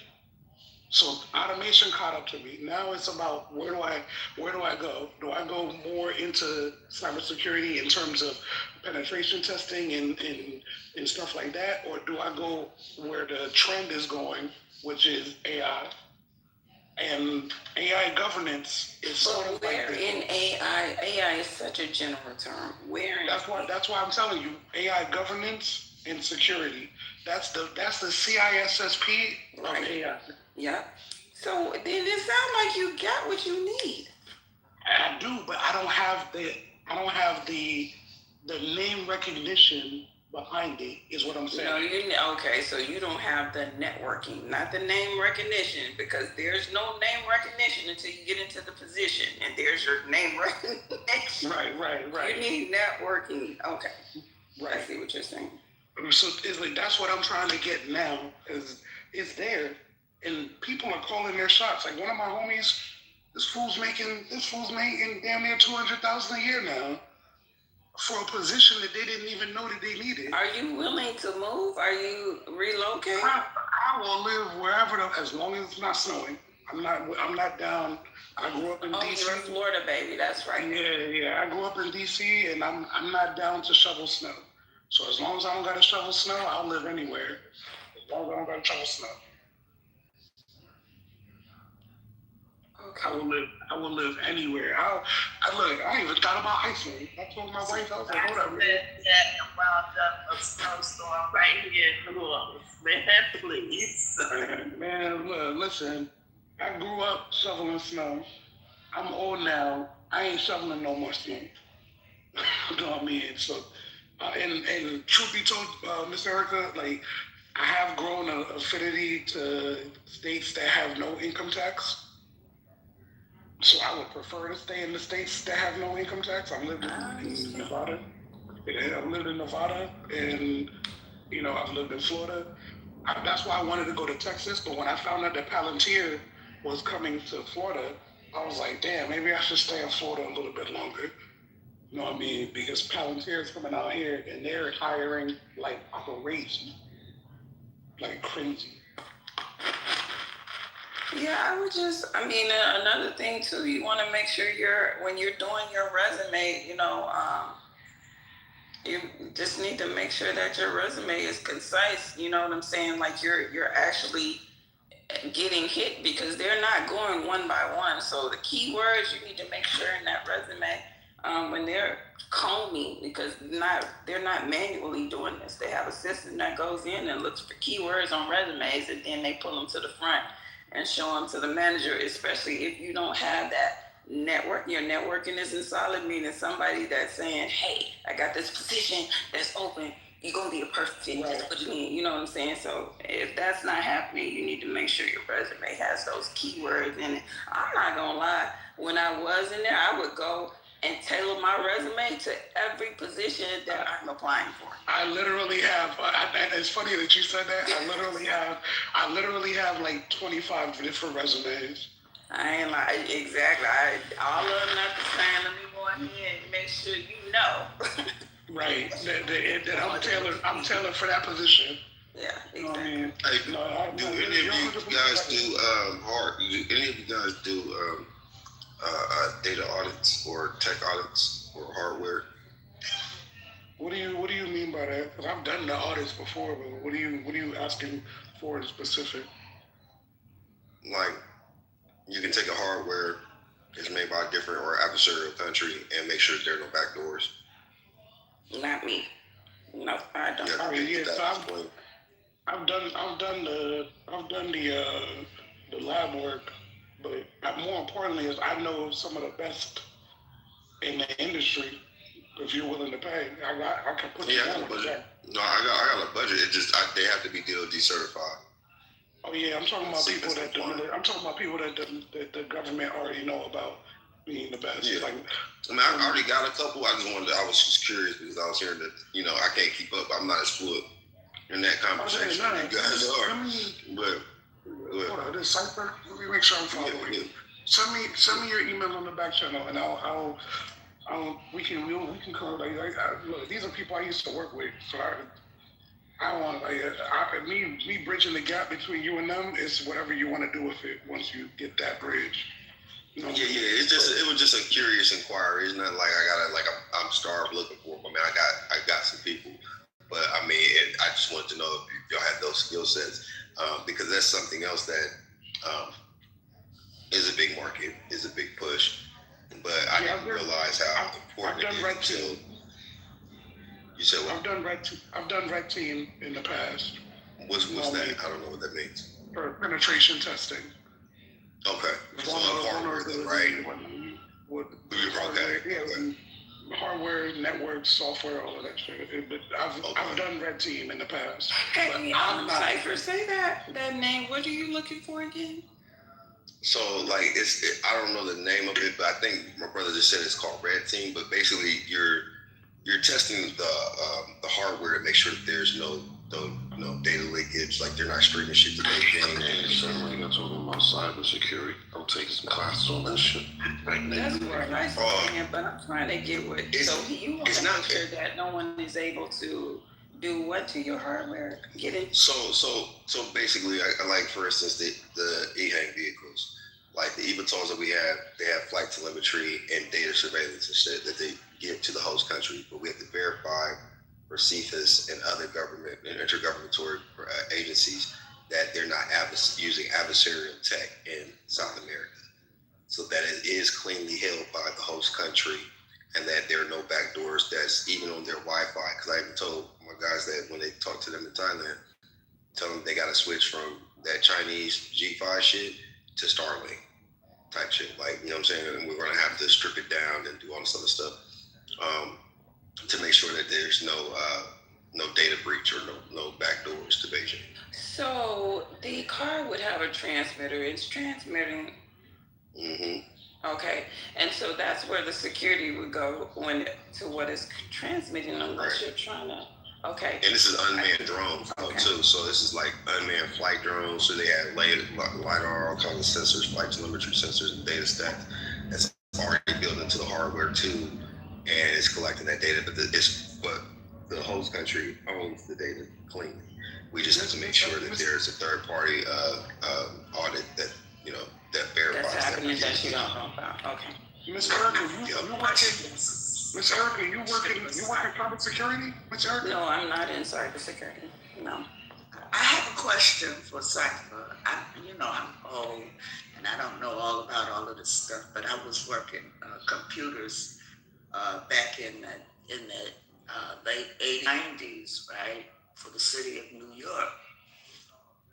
And I was wondering about what you said about going into back doors, because I had to do that for the city. And does that leave us vulnerable to things like worms and viruses? Yeah, absolutely. That's the reason why. He imposed those tariffs on Chinese tech companies and all that other shit. And there's already like rigorous layers for tech companies and companies to sell their goods and services in America. But it's even more. I mean, I learn more as I go deeper into this, what I'm doing. But I'm finding out like there's a real reason why they have to watch them, because China and them and others, but mainly China, some sneaky motherfuckers, because they do have the ability to that already happened. That already happened. Can I say something right quick? Can I say something? Let me say, yes, you can. You can. Give me a second. That already happened, family. They did a 60 Minutes interview with one of the former FBI directors, where they had found that China not only had a lot of the government computers, the infrastructure with water, it was water, power, and something else. So, yeah, that already happened. You can go ahead and not this, sister. No, that's 100%. I mean, because that's why there's so many things about that. Anything that comes into the country, they start doing the tariffs and all other stuff, and there's a lot of hold up and extra, things that they got to look at, because you could be wearing a cheap watch, a phone, headphones, even Bluetooth, anything, laptops, all that T-Move shit and stuff. That's what I wanted to ask you about, the TikTok thing. Because while I was working for the city of New York, and this is pre-Trump, y'all, I want y'all to know this.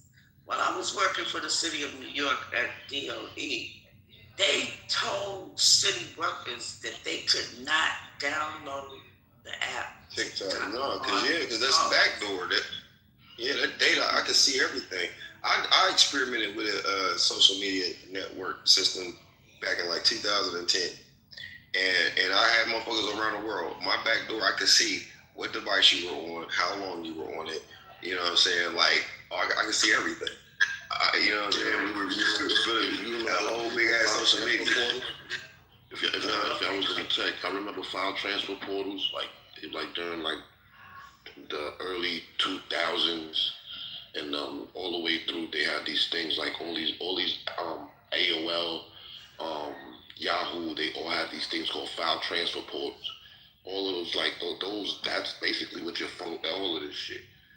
And that's how you could. Shit, I had this program that when I used to be in the hacking shit, games and shit, bulletproof. And if I knew you had that game in your computer, I'm gonna get in your computer, and that's how it works for FTP files. Yeah, you have to make those agreements when you download those apps or those games and shit. You're agreeing. So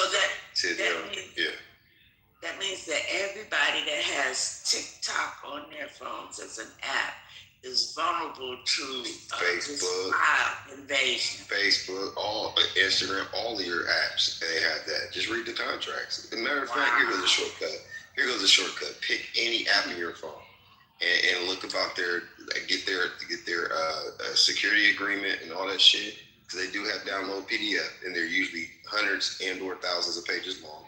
But get that shit, save it as a Word doc. Take that Word doc, because it's smaller and condensed, put it into something like Claude or Google Gemini for the short end, and then ask it to break it down to you and summarize what data, and then you can go into it and be like, what security breaches or make me vulnerable to security breaches are in this contract, and it will go to the page, it'll go to the section, it'll break down why, and all that shit. All of your shit is. So, Cypher. I know Clubhouse is because when I joined Clubhouse, right, I actually made a hard copy of the contract. Excuse you. Okay. I actually made a copy of the contract for Clubhouse and what Clubhouse was all about, and I still have it. So, you know, Clubhouse is also one of those sites, files that can be opened as well. Am I correct? I mean, yeah, any law enforcement, if you're involved in some kind of crime or something life-threatening, they can call in and get your data stack in less than a week. So Cypher, part of what Eugene was talking about earlier is the reason why a lot of state agencies moved away from Lenovo. So Lenovo was gaining a lot of traction in the industry until they found out that China was putting backdoor to the motherboards. Yep, Dell was a part of that too a little bit. They had a thing with Dell some years ago. I mean, all of those shits, man. Like, people gotta understand, like, China is a very formidable adversary, and they don't just rule with brute force. Bro, check this out. We used to have burner computers as well as burner phones when he was traveling to China, because what we found was that the moment you land in airspace, they can download all your data. Yes, exactly. Yeah. The moment you land at their airport, they're bombarding your devices to try to get into the device. So we would give them, and what we would do is we would give them those devices, and those devices were never allowed to be on our network ever again. Mm-hmm. In Colombia, they go through your phones. I travel with like 6 or 8 devices. Well, actually 8. Hey, did they tell you to keep a couple things on the phone so it looked normal? And that's what they. Thank God, I never got that kind of frisk or pat down, but it happened to a couple of homies. What up, niggas? They did hold me up a little bit. Good morning, Red. What's up, Rick? They did hold me up at the airport though one time to do some extra pat down shit, but they can't randomly ask to go through your fucking phone and shit. Right, but so Cypher, what we used to do when I was working for iSight before, are you familiar with a company called FireEye Cybersecurity, George? I don't know. Okay, so FireEye is the one that bought the company I used to work for. They purchased, this is when they were doing their crazy purchase. They purchased Mandiant, they purchased iSight, and then they purchased another one, and then they became the largest or the second largest cybersecurity firm in the country when they did that. And when people were traveling to China, we used to give them a burner phone, but we would ask them to take a couple of pictures, put it in an email, and then download it to the burner phone. So that way it looked like a regular phone.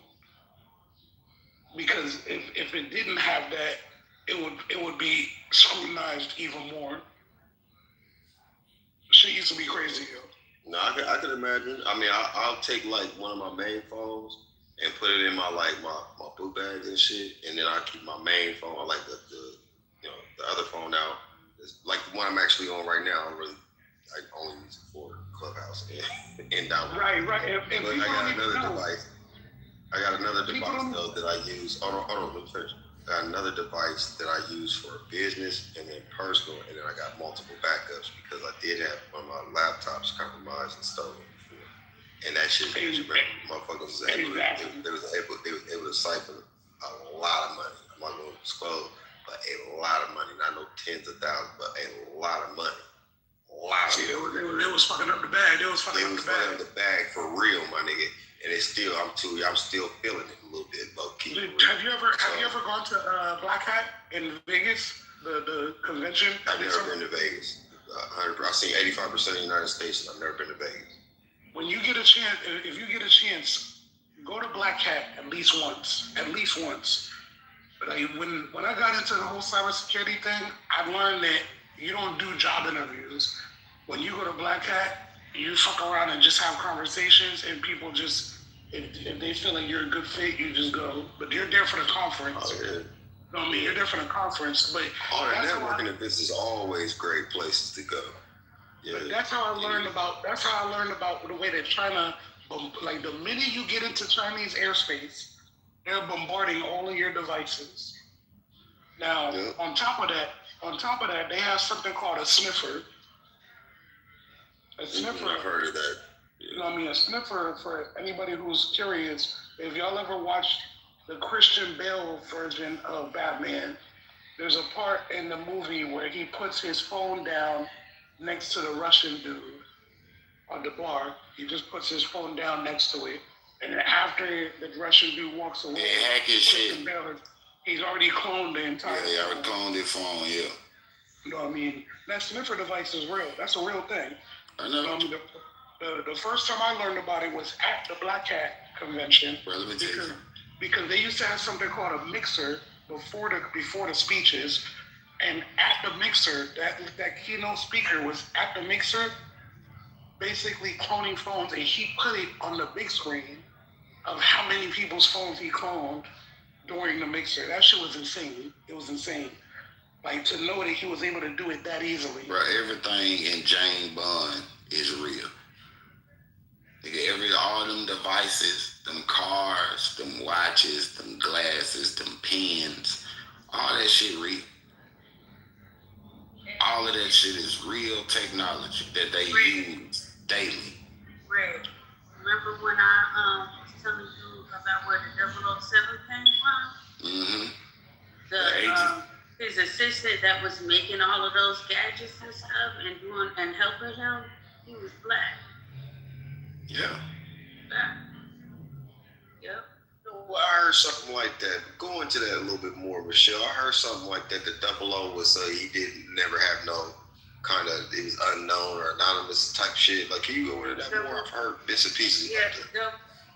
Yeah, 007 is the signature that John D. He was a alchemist, mathematician, musician. He was all of that, but he was also an agent for Queen Elizabeth I. And whenever he signed his letters to her, he put the 007. The 00 means for your eyes only. Like drawing glasses without the other little line coming down on the other side for your eyes only. But to us, it looked like a 007. Yeah, it was a 7 for, well, you know what the number 7 means in mathematics. So that's where it came from. That's where it, well, according to scholars, that's where it first appeared. And that's where they got the movies for James Bond. Yeah, creating the agent behind, working for the queen, working for that lady. Yeah. Yeah. It's the whole goddamn... So that confirms it's always us. Huh? I said, does that confirm that, you know how they say that they can't do anything unless it's somebody that looks like us that's allowing them or giving them the key to us? Right. That's right. Yes. Right.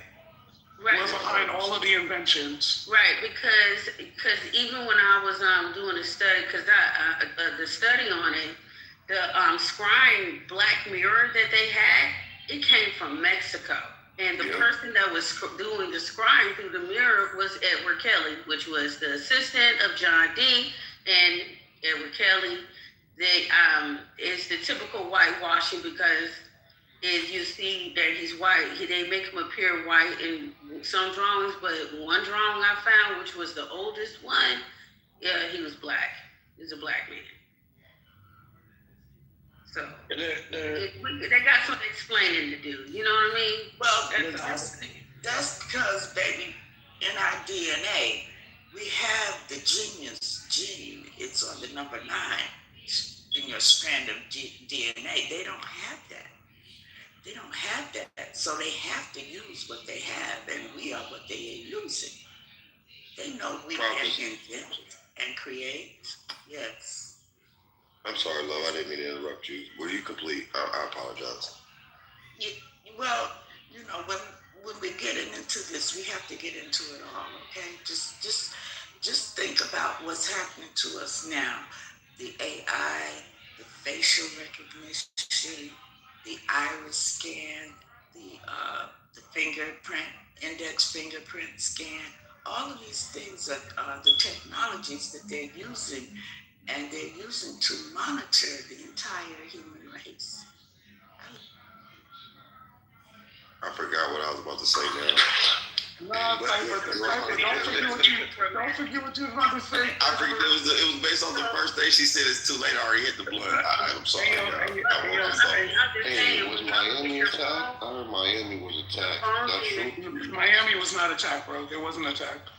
It was not attacked. I'm down here right now. I heard the same thing about Jersey too. It wasn't attacked, but I am on the beach, and I literally just took some pictures of the, I don't know if it's oil or ships further out. I'll send it to Michelle and mention it. Well, I don't know if I can put it on my PCR, but I found it odd because I was like, I know usually we may have like one oil tanker or maybe even a cruise ship that may sit out in the water for a minute, but these look different. So I'm gonna send you a Yo, so prophecy, what was that first part of what you said again? If you can remember right before I interrupted, I was about to say something to it, but I forgot. Nah, it just skipped my mind now. But how y'all both forget? How y'all both forget? No, because the way that it ended was we now know why they created all of these things. You know, we have the genius gene is what I was saying. Oh, okay, that's what I was about to say. Okay, so y'all remember Scooby-Doo. I think that the hand behind white supremacy is a nigga. I would not be surprised. Not them taking off the mask and they saying, like those darn kids, you pesky kids. Yes, it's gonna be a nigga. And that's Philly Dog too. Not too much on Scooby-Doo, because that was a true story. I'm saying we can all relate. Y'all remember them saying that was a true story. You the worst, bro. You the Those worst. pesky kids. Those meddling pesky kids. Those kids was grown people that was really solving crimes with a dog in the 60s. Right, a bloodhound in the 60s. It was a great Dane. I'm gonna get my switch to you, Cypher. To what the man is saying. I hate you, man. Y'all, just hold on, y'all. The KKK, when they unmasked a lot of the KKK down here, they was black people, y'all. Because y'all got to know where the KKK came from. The KKK came from Spain, from Moors in the 1600s, from the Knights of Seville. Look them up. The Knights of Seville, if you look at those Moorish niggas with those white robes on their head, that is where the Ku Klux. Listen, they didn't even change the name because listen, they didn't even change the. Hold on, y'all. Listen, I know y'all getting listen. There was natives that actually wore those jobs too. Like, bro, listen. That ain't got nothing to do with what I just said. Those natives were not wearing them guards. The KKK in America taking those natives again, right? And they got it from the Knights of Seville from Spain. He's actually right, Eves. He's actually right. Like, calm down. He's actually right. So he said it like there was some Spanish boys coming over. No, they were. He didn't say. They stole that look. He didn't say it was the Spanish Moors. He said where they got the influence. I said where they got it from. Yeah. He's not calm down. What it was. He ain't say influence. No. Oh my God, bro! You just want to be right. He literally said that's where they got it from. The Knights of Seville from the Moors in Spain. That's where the crackers in America got it from. That's right. Now again, like I was saying, when us find out that all of these organizations that were against us in the America stem and has roots from goddamn people that look just like us. When I tell niggas that, well, the 13 colonies that enslaved our people, meaning indigenous people, were funded by niggas. When I tell niggas that, well, you had Moorish pirates, you had black Spaniards, you had black Portuguese, you had black Frenchmen. I ain't saying everybody, what was black, but the majority of these niggas, when we talking about these particular situations and these events, yes, 70% of the motherfuckers that was doing shit and that was putting battery packs in the other 30% of crackers, those were niggas. And remember, we are looking at the white people as the ones who are ruling everything, but like I keep telling niggas, these are stewards. Hold on. Red, I want to have a conversation with you real quick because there's something you said yesterday. Hold on, he was saying something, brother, and I kind of disagree with it. I don't want to skip. Yeah, go ahead, bro. No, we're not going to move too far from it. His information is incorrect. Hey, I'm not saying his information is incorrect. I'm just saying that his perspective on it is wrong. He's saying it as if brothers like that particular order was looking like that, and this is they can be here to do that. He said that. I mean, that's how he's drawing it. It's sounding like no, but he said what he said. He said what he said. They got it from that, meaning they were influenced by it. He reiterated his point, bro. You choose to see it that way. What they were doing is completely different from what the KKK was doing. No, it wasn't. No, they didn't get the influence from it. Hold on. Does he know? Can I ask him this quick? Do you know what the ritual? You said. Do you know what the ritual was that they did when they were wearing that shit over there in Spain? You know what auto de fe is? You know what the auto de fe is? Say it again. Auto de fe. And Red, don't forget. I gotta come back. I got you. We'll get there. We're gonna get there. But do you know what it is, my guy? I'm listening. So the auto de fe is after church. They would take black Jews specifically and burn them alive at the stake and torture them. What does the KKK do with the crosses? The same practice Albert Pike picked up. Exactly. Correct. I'm gonna get out y'all's way. Go ahead, bro. So Red, there's something that you said yesterday that really resonated with me, but it created a question in my mind because I like to look at history and backtrack to figure out where it came from. So one of the things that you were mentioning was the holy sites and how those were in the Americas, right? Now, the way that they tell certain stories sound like they're from the other side of the world. Now, I want to understand something because, for example, there was no state called Israel. However, there was a city called Jerusalem, and Jerusalem did have an interaction with somebody called Alexander.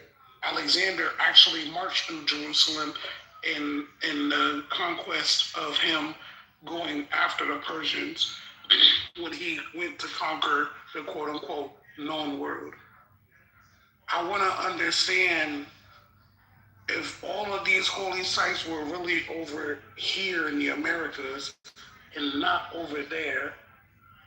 I want to know where you position these individuals who had these different campaigns in certain lands where the lands are known and we're able to backtrack those lands to connect to certain lands. Okay, so when you talk about Jerusalem, when you talk about even Alexander and where the Crusades took place, even the elephant. No, not the Crusades. That's true. That's no. I know you're talking about. So you're specifically talking about Alexander. Right. There's a reason there. There's a. Okay, so watch this then. So listen. So those libraries that they said Alexander burned, there was no way that those libraries could be anywhere else but in the Americas, and let me tell you why. The Vatican was the 12th temple. The first 11 temples 11 churches, 11 libraries, 11 what I would say holy sites that held our records, alchemy records, practices, lineage records, history of the earth, history of animals, different species, and how to do all of this shit with the different elements, and all of these things were in these temples that were burned in the Americas that the Vatican had to take control of in order for the 12th church, the 12th temple, to take power and spread the narrative that they had. So when you look at the story of Alexander, you can't find anywhere where those temples or those places were. But where you One moment, brother, because I will tell you this. I am not a novice to history. I am an avid historian. You can find the burnt rocks of the city or the library of Alexandria and when it was burned down and whatnot. You absolutely can find that. And what I wanted to understand is if we believe that the Library of Alexandria is here instead of there, because you know that. But remember, hold on. But listen to they naming a library after a nigga that it didn't belong to. No, right. But hear me out though. Alexander, during his conquest, he created Alexandria everywhere that he went. Everywhere that he went. You know what I mean? Now, I never heard him. So look up. Okay, so watch it. Okay, look. Hold on. So no. I'm about to do something. Bro, just walk with me. No, I'm gonna do something real quick. Go ahead. No, I ain't saying that. Go ahead. I'm So what I gathered from what you were saying yesterday was either A, there's a hidden part of the story that they're not mentioning where he got on the ship, because you never hear about Alexander getting on ships. You never hear that. So either A, he got on the ship, or B, that story doesn't line up. Because he created Alexandrias everywhere that he went. Everywhere that he went. You know what I mean? Okay, so look. So let me read something to you. There are at least 14 cities, towns, and villages named Alexandria in the United States, including locations in Alabama, India, Kentucky, Louisiana, Missouri, Minnesota, Nebraska, New Hampshire, New York, Ohio, including West Alexandria, Pennsylvania, South Dakota, Tennessee, and Virginia. Alexandria, Virginia is the most prominent location in the, what they say? I lived in Alexandria, Virginia. Potomac River, right. So Alexandria, Louisiana, a major city in the States. Alexandria, Minnesota, known at its lakes and community. Multiple locations, names is used across various states and villages. So what are you talking about? No, what I wanted to understand from you is I wanted to understand, are you like when you're shifting world history, are you also shifting the characters in world history? Does that mean that? No, I mean, does that mean hold on. Listen, let me finish. You put Alexander. Listen, hold on. I'm making a point. You put Alexander the Great over here. I never mentioned him in my point of none of that because, from my understanding, we don't even know if he was real or not. Okay. I see why you're saying that, but he definitely existed. I mean, hey, there's different cultures. I can see why you say that. No, but there's different cultures that acknowledge his existence, including... Yeah, just like Charlemagne. I mean, different cultures acknowledge Charlemagne, but there's no real evident proof that Charlemagne exists. Different cultures don't believe... Because I personally don't believe that Charlemagne was real. Personally, I don't believe Charlemagne was real. I've told people that before. Actually, Michelle, she's still on stage. I told her I didn't believe that. But remember, all of the royal lineages are supposed to stem from Charlemagne. Yeah, but Charlemagne comes from the stolen timeline where the years that were right. Charlemagne is the great-great-grandson of King Childeric, and King Childeric's tomb was raided by Napoleon. So if y'all want to say that, y'all can go ahead and say all of that ain't real. because Right, because I don't think Napoleon was real. You can't say it's real because the got robbed of Napoleon's fucking jewels last year. So I mean, what really saying? Napoleon not being real is crazy. My bad, Michelle. Listen, I'm not gonna go as far as to say that Napoleon's not real. Yeah, that is crazy. I'm not gonna go as far as to say that Napoleon's not real. The reason why I say Charlemagne is because I look at technological advancement during the reign of Charlemagne and how there was no technological advancement whatsoever during the reign of Charlemagne. And because he did not like any of that type of stuff because he deemed it all witchcraft.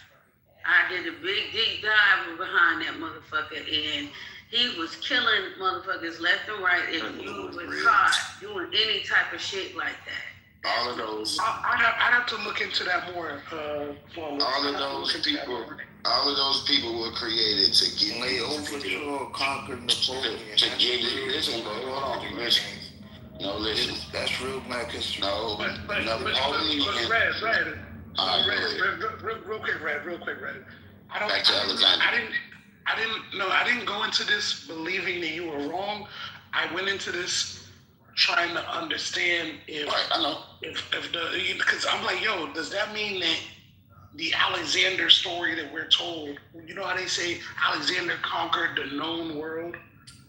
You know what I mean, et cetera, et cetera. I was going into this with the idea that either the story is being told incorrectly or it's not right. You know what I mean? Now, if you're telling me, because yesterday, y'all was dropping some bombs yesterday. I don't know if y'all realize that. Y'all was naming shit in fucking Utah and everything. Everything was biblical. Yeah, like, listen, bro. So the reason why because you brought up the whole Alexandria thing, but I was just solely speaking to the physical places that they mention in the Bible. You can't really find them in Africa, but you can find all of these places in. That's not true. No, that's the boy. Chill. That's the boy. Chill. Where is it?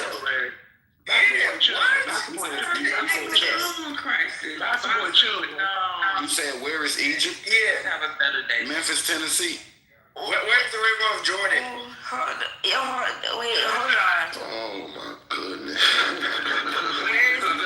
Yeah, but are we being serious, Erica? Like, is this serious? Y'all got listen, whether it's true or not, y'all gotta let people finish. Y'all hate y'all getting emotional. Let me ask a question.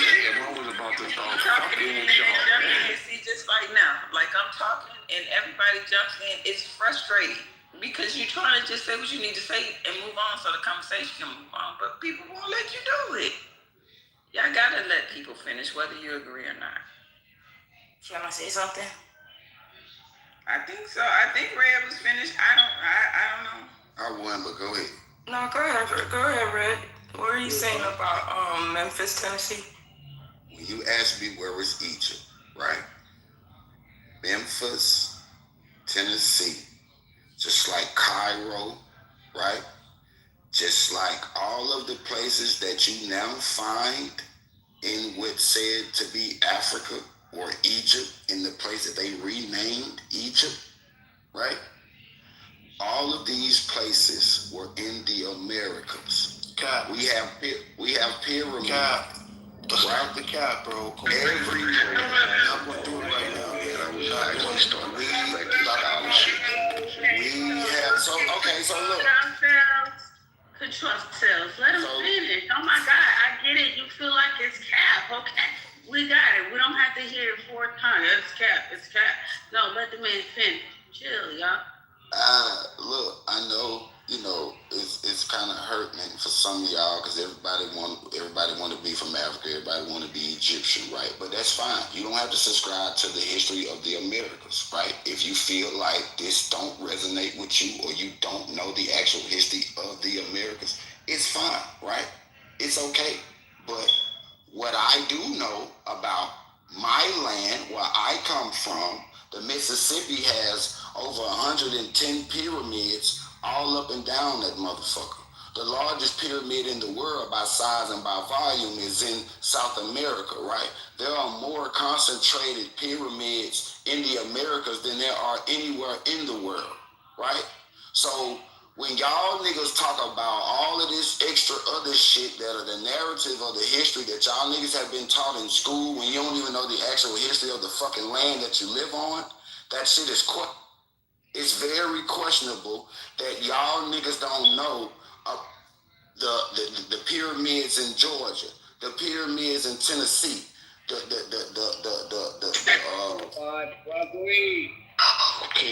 coffins and the mummies and shit that was found in the banks of Louisiana. Mummies, nigga. You goofy as hell. I know. He ain't lying yet. But again, you know what I'm saying? I'm sorry you feel that way, but if you don't know the history of the Americas, then I suggest that you go and you do your research, because to call me cap and to say that I'm lying without actually looking into what I'm saying and the information, that makes you more ignorant. And if you have questions, just ask questions, right? So the Great Pyramid of Doja is older than certain. I was waiting to talk. Somebody. Yeah, I'm going after you, Melissa. Go ahead. May I have the mic for a second, please? This is Erica speaking. Okay. Listen, the way you let the other people know on the stage that you're done is to mute your mic. Other people, when you see the mic muted, that means this is your opportunity to open your mic and jump in. Please do it in that order. Otherwise, you're going to the goo today. We're going to be productive today. Yes, ma'am. So Red, so what I was asking you earlier. Okay, not bad. Do what you do. So to what Red is saying, now that's the thing, right? Because you can't really throw everything that he's saying out with the bathwater, because, and we're using the Bible, and we're talking about like the biblical significance of all of these lands. It does say, in Revelations that there is a new Sodom and a Gomorrah, right? It says it in Revelations 11 and 8. It says, and their dead bodies shall lie in the street of the great city, which spiritually is called Sodom and Egypt, where also our Lord was crucified. It also states in the Bible that the Israelites will return on ships, Egypt. So in one sense, he's not wrong, where it's a spiritual connection to Egypt, Sodom and Gomorrah. That is an actual fact. I can't corroborate that, like Memphis, Tennessee is exactly There might be some stuff that we don't know about why they named these places what they named them. We have the Grand Canyon and the situations that we found there, artifacts. But the reality of it is that the Bible is symbolic. It's a re-repetition of things that have already happened cyclically. So even if there is a new Egypt, there is still an old Egypt. And that old Egypt is located where we know it as Egypt, right? Because we know by the rivers, the Euphrates, the Nile, all of these things, they're geographically located in that area. So it's not just the name of the land. There's also different rivers and things like that are talked about, like 5 different rivers, the Tigris, the Euphrates, Gihon, all of these things that are located in specific places. We don't have a Nile in America. We don't have a Euphrates in America. We don't have a Gihon in America, right? We don't have specific geographical markers that tell us where these actual locations are. They are where they really are, over there, right? But we do have this spiritual symbolism that America does have. Look at your dollar. There's the all-seeing Eye of Horus, which is Egyptian, and a pyramid on your motherfucking dollar. If you go to Washington, D.C., what's the first thing that you see? An Egyptian obelisk. So he's not wrong in the symbolism sense. We spiritually are, an extension of Egypt. Look at our laws. Where do you think they got democracy from? That wasn't from Rome. They got that shit from Egypt. So he's not wrong in that sense. But if we're talking about tracking geographically what's really happening, we do have to be clear that majority of the fighting and the things, certain lands that are in the Bible are located in the Middle East. And then also as far as Africa goes, Africa's in the Bible. They weren't through the Exodus through Egypt. They also, if you know the history of how the Bible was spread, the first man to be converted to Christianity was an African. Before it ever reached Greek hands, it was an Ethiopian, which was a black man, an African. So, and then lastly, Sudan has the most pyramids in the world. And more than any other country, Sudan has the most pyramids in the world. But it doesn't mean, and this is my last point, 2 points. It doesn't mean that United States and Western America didn't have a similar culture, right? That's not, so because we see pyramids all over the world. There was some sort of interconnectedness between all of these civilizations, which is why they were in contact. And I think Nikola Tesla's pyramid recreation shows that the pyramids in some sense were maybe not just fucking burial ground. They were free energy networks that connected the whole world. And lastly, and I'm done, the issue with trying to make America, the United States, America, Egypt, and all of that stuff is the Younger Dryas.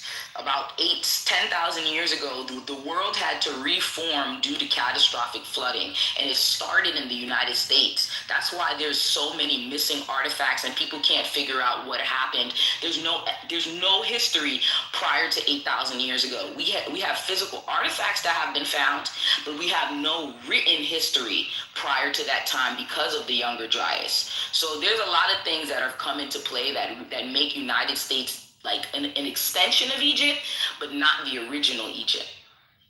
I mean, an extension of Egypt, yeah, but those places are extension of the Middle East, but not the original. There was no people there during that time. All right, and then too, let me say something very important. Y'all gotta keep, when your stage is large, you want to keep your submissions down to 2 minutes. Okay. I only use like 20 seconds to say what I'm gonna say. Serpent Mound. Well, can you say it after I play this clip? Thank you so much. And then I want to read something after him, Eric. I was about to ask you. Even though I got skipped over, okay, I get in there as well. Crisis? Okay. The average pastor, especially if they have been to seminary, this is very important, listen up. If that pastor has been to seminary, he knows that the Bible is not true, or she knows. What happens when you go to seminary, you find out, for the most part, how the Bible came together. First, you find out the Bible is not a book. Latin word for, what is it, the Biblic? I can't say it in Spanish, but it's a Latin word that translates into books. But it's not a book with an author, a plot, an ending, beginning. No, it's not like that. The Bible is a collection of ancient writings from predominantly anonymous people. Over time, through socio-political or whatever reasons, these writings were manipulated, some other writings added to, some subtracted. You have 1st and 2nd Maccabees, Gospel according to Peter, Book of Enoch, Gospel according to Thomas. Man, the list goes on and on. I'm not going to mention the Council of Nicaea because a lot of us got that kind of like twisted. We don't have the proper information. From what I gather, that was not when they created a Jesus or something like that. But understand that the Council of Nicaea was very important because matters of doctrine was being discussed. So the ending that we end up with, the 66 books, was by design, people. The concept of hell, like you read the New Testament, does not exist in the Old Testament or Hebrew Bible. Sean, why is this important? Because Christianity hijacked the ideas of ancient Israelites, and they tried to fulfill the prophecy of ancient Israelites in what we call the New Testament. Now, Jews is like, hell no. They don't refer to the Bible as like New and Old Testament. It is the Hebrew Bible, and then there's y'all with y'all New Testament, right? Education. Okay, here's some more.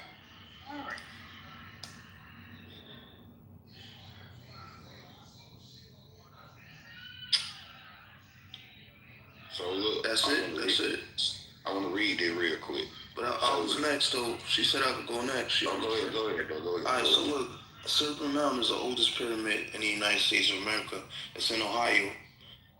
1,500 years before that, the Great Pyramid of Djoser in Egypt is older than that. So that means that the oldest pyramid is not in the United States. I don't know. All right, so yes, the Americas contains more pyramid structures than Africa and the rest of the world combined. That's not true. I'm reading, Melissa. I just pulled this up. I'm reading. Yes, the America contains more pyramid structures than America. and the rest of the world, largely due to the prolific building by the Maya, Aztecs, and other civilizations, while Sudan holds the most in Africa. No, that's North and South. Melissa, I'm reading. Well, I just pulled this shit up. I just Keep pulled going. this. Keep going, Red, and y'all be quiet and let him finish. I'm gonna reread it because the question that I asked was, does America have more pyramids than Africa? Yes, the Americas contains more pyramid structures than Africa and the rest of the world combined, largely due to the prolific building by the Maya, Aztecs, and other civilizations, while Sudan holds the most in Africa with over 200 to 255. This notes America's leads global in total count. America's thousands of pyramids were built across Mesoamerica and South America. Africa, Sudan has the highest concentration in Africa, approximately 200 to 255, followed by Egypt. Purpose: American pyramids often serve as temples to deities or burial sites for kings.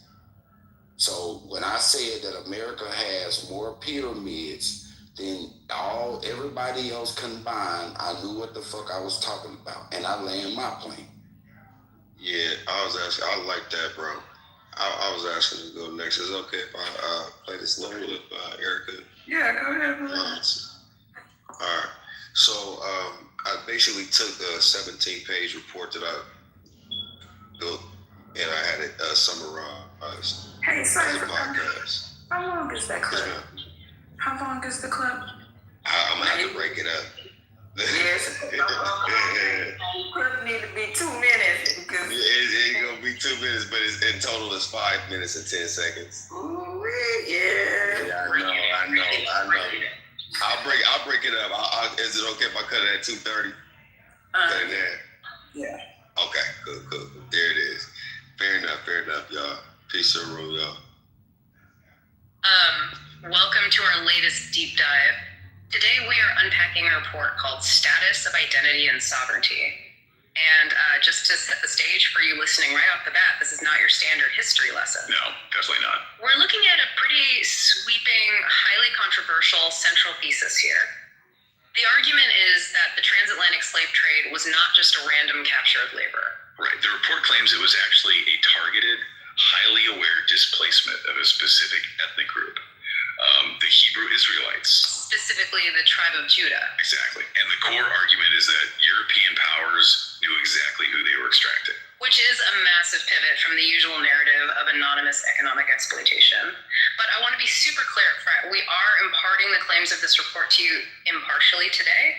We aren't taking any political or historical sides, just conveying the ideas they present in the source material. And those ideas are pretty massive. The ultimate goal of this document is actually legal reclassification. They want to take groups currently labeled as descendants of chattel slavery or melanated indigenous Americans and move them out of the domestic minority category. Right, shifting them to the status of a displaced national identity under international law. So let's look at the evidence they claim supports this. They use this phrase, convergence evidence nexus. Which is basically a fancy way of saying they are cross-referencing maps, laws, and scripture to make their case. Where does the legal paper trail actually begin? Well, they start with Portugal. The Manguelian Ordinances of 1521. This was a decree that explicitly deported Jewish populations, specifically those refusing to convert to Christianity to São Tomé and the West African coast. Wow, so doing the math, that is almost a full century before 1619. You have a European superpower legally shipping Jewish populations to the exact region that becomes the epicenter of the slave trade. Right, and then the report pairs that 1521 law with a map from 1747 by Emmanuel Bowen. It's known as the Negro Land map. Which is wild because if you zoom in on the slave coast, the extraction zone, it actually labels a specific region as the Kingdom of Judah, or Wida. Yeah, so the argument is that the colonial powers didn't just stumble upon nameless people. The map suggests they recognize a sovereign kingdom. Meaning the term Negro wasn't just a slur, but a legal mask.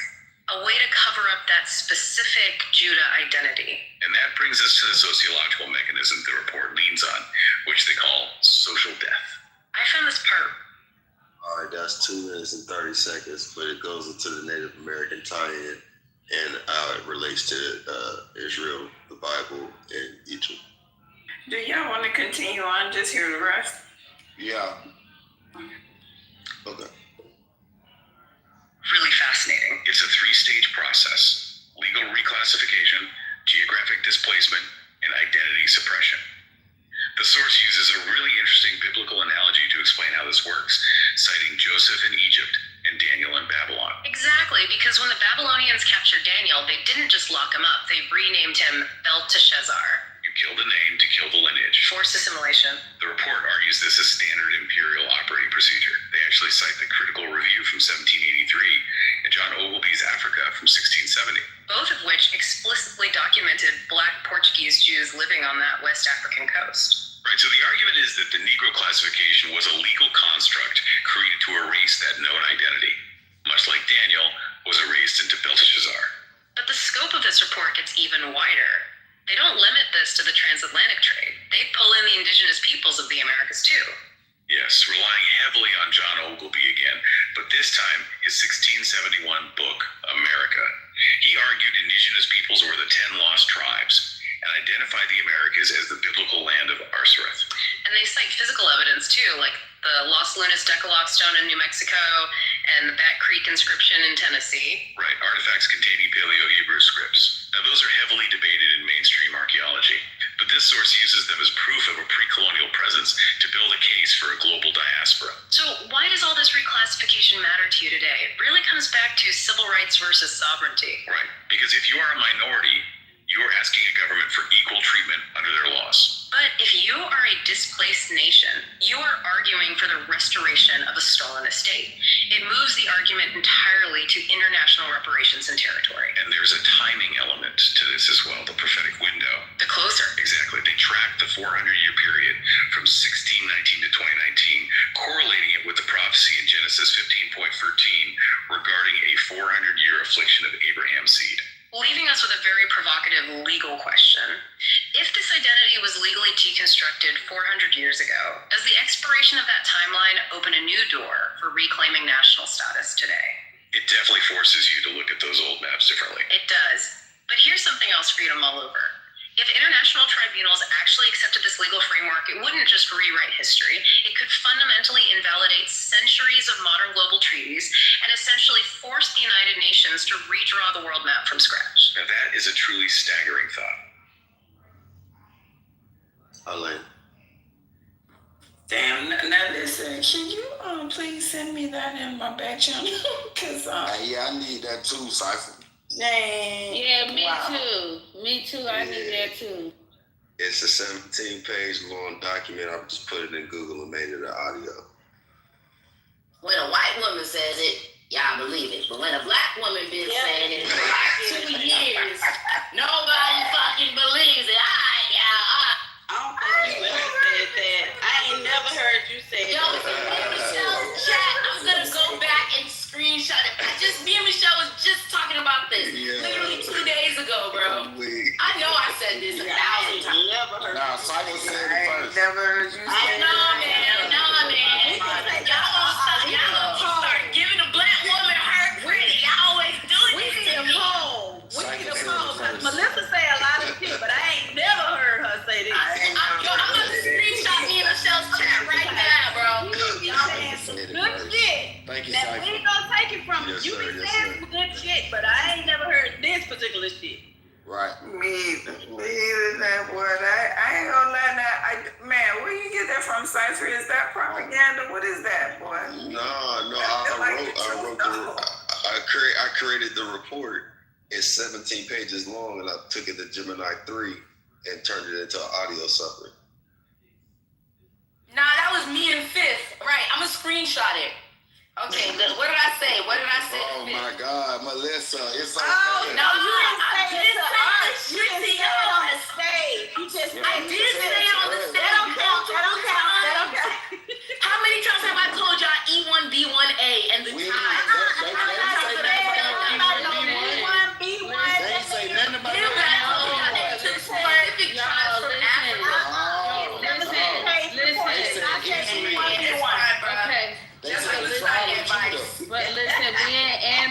was talking about it yesterday. Me and Melissa was talking about it yesterday. But we didn't and hear this that is what we conversation. came. Right, we didn't hear I know. I've been saying it know. for 2 years. But, I thought she, but she was talking to Phil.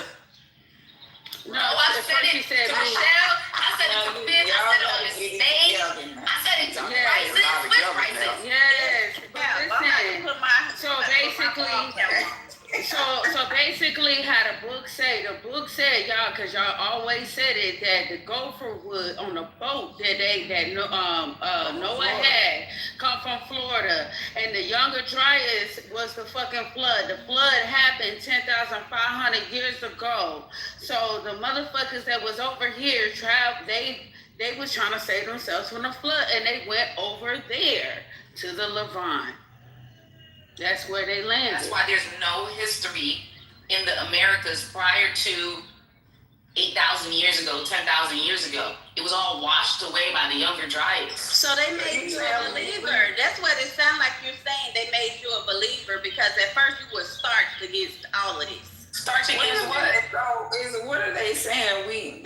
That we're supposed to, the homeland is over there, or is it? It's here. Here. We were trying to get here. When we landed over there, we was trying to get back here. Because the 10 And we tribes, ended up in listen, bondage. if the 10 tribes was here and you only got one tribe over there, then them niggas had to come from over here. If you got everybody else that's here. No, that makes sense, Red. That makes a lot of sense. How you got the other 10 here, and then one is just removed and somewhere else getting enslaved and shit, and they trying to get back over here to where the other 10 at? Wait, what? Come on. Right, there you go. Like, see, no, the 12 tribes are scattered all over the world. No, they said, listen, that shit just said that the paper in the report that they used from the book, from the source, said that the other 10 tribes, other than Judah, were all in the Americas. Judah was the only one that was on West Africa, in the land of Negroes and all that other shit. The other tribes were in the Americas. So the Younger Dryas, okay, so now we have to see, okay, so that might actually be historically accurate because the Younger Dryas only wiped away the northern half of the world. That's why everything was in South America. It touched North America too, so then, wait. So it touched North America to the top of Africa and small parts of Europe. It washed away mostly North America. So, okay, I could understand some shit like that. You getting it, Melissa? Let me just say something that's a gross misinterpretation, right? There's no such thing as a Judah in West Africa. And that's what they said on that audio. In West Africa, you have Wida Benin, not Judah Benin. But what happened is the mapologist that said that made a misinterpretation. There was no Judah in West Africa. And that's the whole reason for the mapologist. Yeah, the mapologist that is a cartographer. Huh? That's not the person who created the map. That's the person who studies it. Yeah. All right, so I just wanted to say something, if y'all can hear me. Make no mistake that they know that all of, like, don't think that they haven't written themselves into your stories, maps, locations, names, places that you used to call things in even languages because they wanted to trick you. I keep telling people the greatest lie ever told is that Black Americans came out of Africa. Africa came out of us. You understand? Like, I do solely believe that there were parts of Pangea where the world evolved over time. Just like now, the world is still evolving, right? It's moving, it's making more islands, more land is starting to appear out of the oceans and coming to surface. I do believe, like, at the surface level, what would that be if there was no water? A Grand Canyon, right? So it means that, yes, we still all connect on the surface. There's just water levels that make you have to use a boat. If that makes any sense, think about it. If the Grand Canyon was full of water, that would be what called to us a sea. right? But then there's parts of the Grand Canyon where when you go, you can clearly see that all of that stuff, the carvings over there, that's not from water. It's because people were carving stones out of it, and there's still whole statues that are carved from ceiling to foot that are over 80 feet tall out there that is still stuck to the actual rock bottom. So and you can see the openings on some where they took the whatever sculpture or statue that they sculpted, that hole is right there, but they don't take you on that tourist side. The tourists don't get a chance to go there.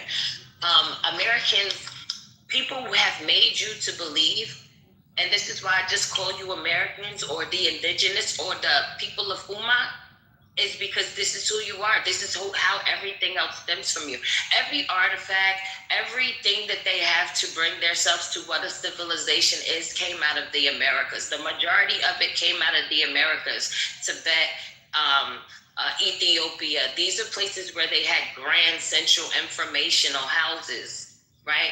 The churches and the cathedrals been here for years within those times. Those were our electronic and our systems to make light, our systems to do certain things. Bell breakers, the reason why they don't have bells, these people are evil. They have done everything within their willpower to make you forget who you are. Without you, they have no power. There's a difference between the Homo sapien and the Homo centaurian. So they make you believe that you're Homo sapiens, that you don't have any gifts. You're a regular ass motherfucker like them, and it's not true. This is why everything that they do, almost every educational line that you have, including everybody else in the world, has been made to fool you. This is what the Council of Jesuits in Nicaea was made up of. People who were made to continue this destroying factor of your image so they could pick upon your image and make sure that these images are constantly portrayed to you and everybody else in the world. This is why when it comes down to books and people get excited about really old books, is because these old books show how wizards and people of alchemy and people that had different gifts, different intuitions, different abilities to, just in the ethers, feelings, Reiki, whatever it was, that their natural gifts that came from these groups of individual people, they did everything to destroy you, from chemical warfare to inoculation to sterilization. These are things that they have done. And this is why even with the Epstein files, it's just putting another damper on some of the other knowledge that many of other people have been speaking about this, doing this for years, way before we were even born, are constantly silenced. Because they are the people that are looking at us receive the Epstein Podesta or the Pizzagate files and things like that and saying they're not even going to listen. I remember being that person trying to tell everybody, and nobody wanted to listen. Thank you. So you got to start diving more deeper into. All right, thank you. Hey, peace and reparations to the room. Hey, Grand Rising Erica. Thank you to the host. Grand Rising. You know it. I'm actually doing a new one, and I should have said it then. I'm trying it, but I got to learn it and get it instilled. It's Wealthy Awakening. But appreciate y'all for hosting and doing the space. Thank you to the panel for participating. Most importantly, though, thank you to the audience for hosting. For listening, because without you all, we'd just be talking to each other. To the title, Should Americans Support Donald J. Trump Actions? I'm kind of torn on this now because some of them I do, some I don't. But I drive for work and I'm seeing these gas prices crawling up, and it's not cool. I think someone's off mute. I think it's Cypher, and his mic is giving me feedback. So yeah, but I don't know, y'all, because they ain't doing too much now. Some of this stuff I agree with, but some I don't. And it's getting kind of out of hand now. And something else had happened yesterday. I forgot about it. I'll look it up. He has done some good as well, but he's also fucking up, which every president does. But it's what are the fuck ups for me? I'll say that part first. And lastly, when we're talking about a president for the country we live in, you kind of gotta support him. So, he's our president, regardless of what it is, So, it would behoove y'all to support him, unless we're gonna overthrow his ass, which I don't even agree with, because whoever they replace them with gonna be bringing in so many immigrants. But yeah, I think that. So what did he lie about though? Because I'm confused. Because I'm noticing on the news and even in this room how the sentiments, they change so quickly based on people's emotions and not based on logic. And I literally remember not even a few weeks ago, the remnants of King Trump, of all of this, like the men were just screaming for Trump. Everybody was screaming for Trump, even white men with their Trump bumper stickers are on TV now peeling them off of their cars. Where did he not tell you that he was fucking gonna fuck with Iran? Like his last presidency told you he literally killed Qasem Soleimani, which was their main general. He put heavy sanctions on their oil. Right? The Senate and the House are both red, and they gave him congressional approval to do what he wants without having to contact Congress as far as military escalation goes. So why are people confused? Is 43 cents where I live, Melissa. I don't give a fuck about none of that. 43 cents. 43 cents. I mean, it sucks, but that's the repercussion of war. If you voted for Trump, you did not do your due diligence. I, for one, skipped out the vote. I didn't vote this year. Vote for him. The title says, should Americans support him? I didn't vote for Trump. Yeah, it doesn't. Okay, I'm not talking to you then. So, I mean, I'm talking to the people who voted. So, what do you respond if you didn't vote for him? I didn't vote for him. Oh, so you did vote for him. Okay, well, then let me finish. Oh, then, okay, I would like to finish. Thank you. Yeah, I'm not talking to any one specific person, but it feels as if people are feeling butthurt about the choice that they made. Last time I checked, I didn't call any one specific person. I said the sentiment in the room has been, if you happen to be one of those people who voted for him, don't be butthurt now. You made your choice. There's nothing that he's doing in this current presidency that he didn't set up in the last one. I feel that a lot of you just didn't do your due diligence. And as far as supporting Donald Trump, if you voted for him, I mean, you support him. So the question becomes, should the people who didn't vote for him support him? It says Americans. It doesn't say people who voted for Donald Trump. Americans, we all love the country. He's the president. Okay, and support him. Let me jump in there real quick, fast, y'all. I just wanted to share this with you because this is amazing to me, and I agree with you, Melissa. Like he didn't lie about anything that he said he would do. Everything he said he would do, he's done and exceeded it. But here goes some receipts I'd like y'all to consider. States is clear. We will not allow Iran to acquire a nuclear weapon. If I'm the president, we will attack Iran. Whatever stage of development they might be in their nuclear weapons program in the next 10 years, during which they might foolishly consider launching an attack on Israel, we would be able to totally obliterate them. That's a terrible thing to say, but those people who run Iran need to understand it. Make no mistake, nuclear armed Iran is not a challenge that can be contained. It would threaten the elimination of Israel, the security of Gulf nations, and the stability of the global economy. It risks triggering a nuclear arms race in the region and the unraveling of the Non-Proliferation Treaty. That's why a coalition of countries is holding the Iranian government accountable. And that's why the United States will do what we must to prevent Iran from obtaining a nuclear weapon. As long as I'm president of the United States, Iran will not get a nuclear weapon. I made that clear when I came into office. And look, I mean, Iran has American blood on their hands, okay? And what we saw in terms of just this attack on Israel, 200 ballistic missiles, what we need to do to ensure that Iran never achieves the ability to be a nuclear power, that is one of my highest priorities. So if you're I mean,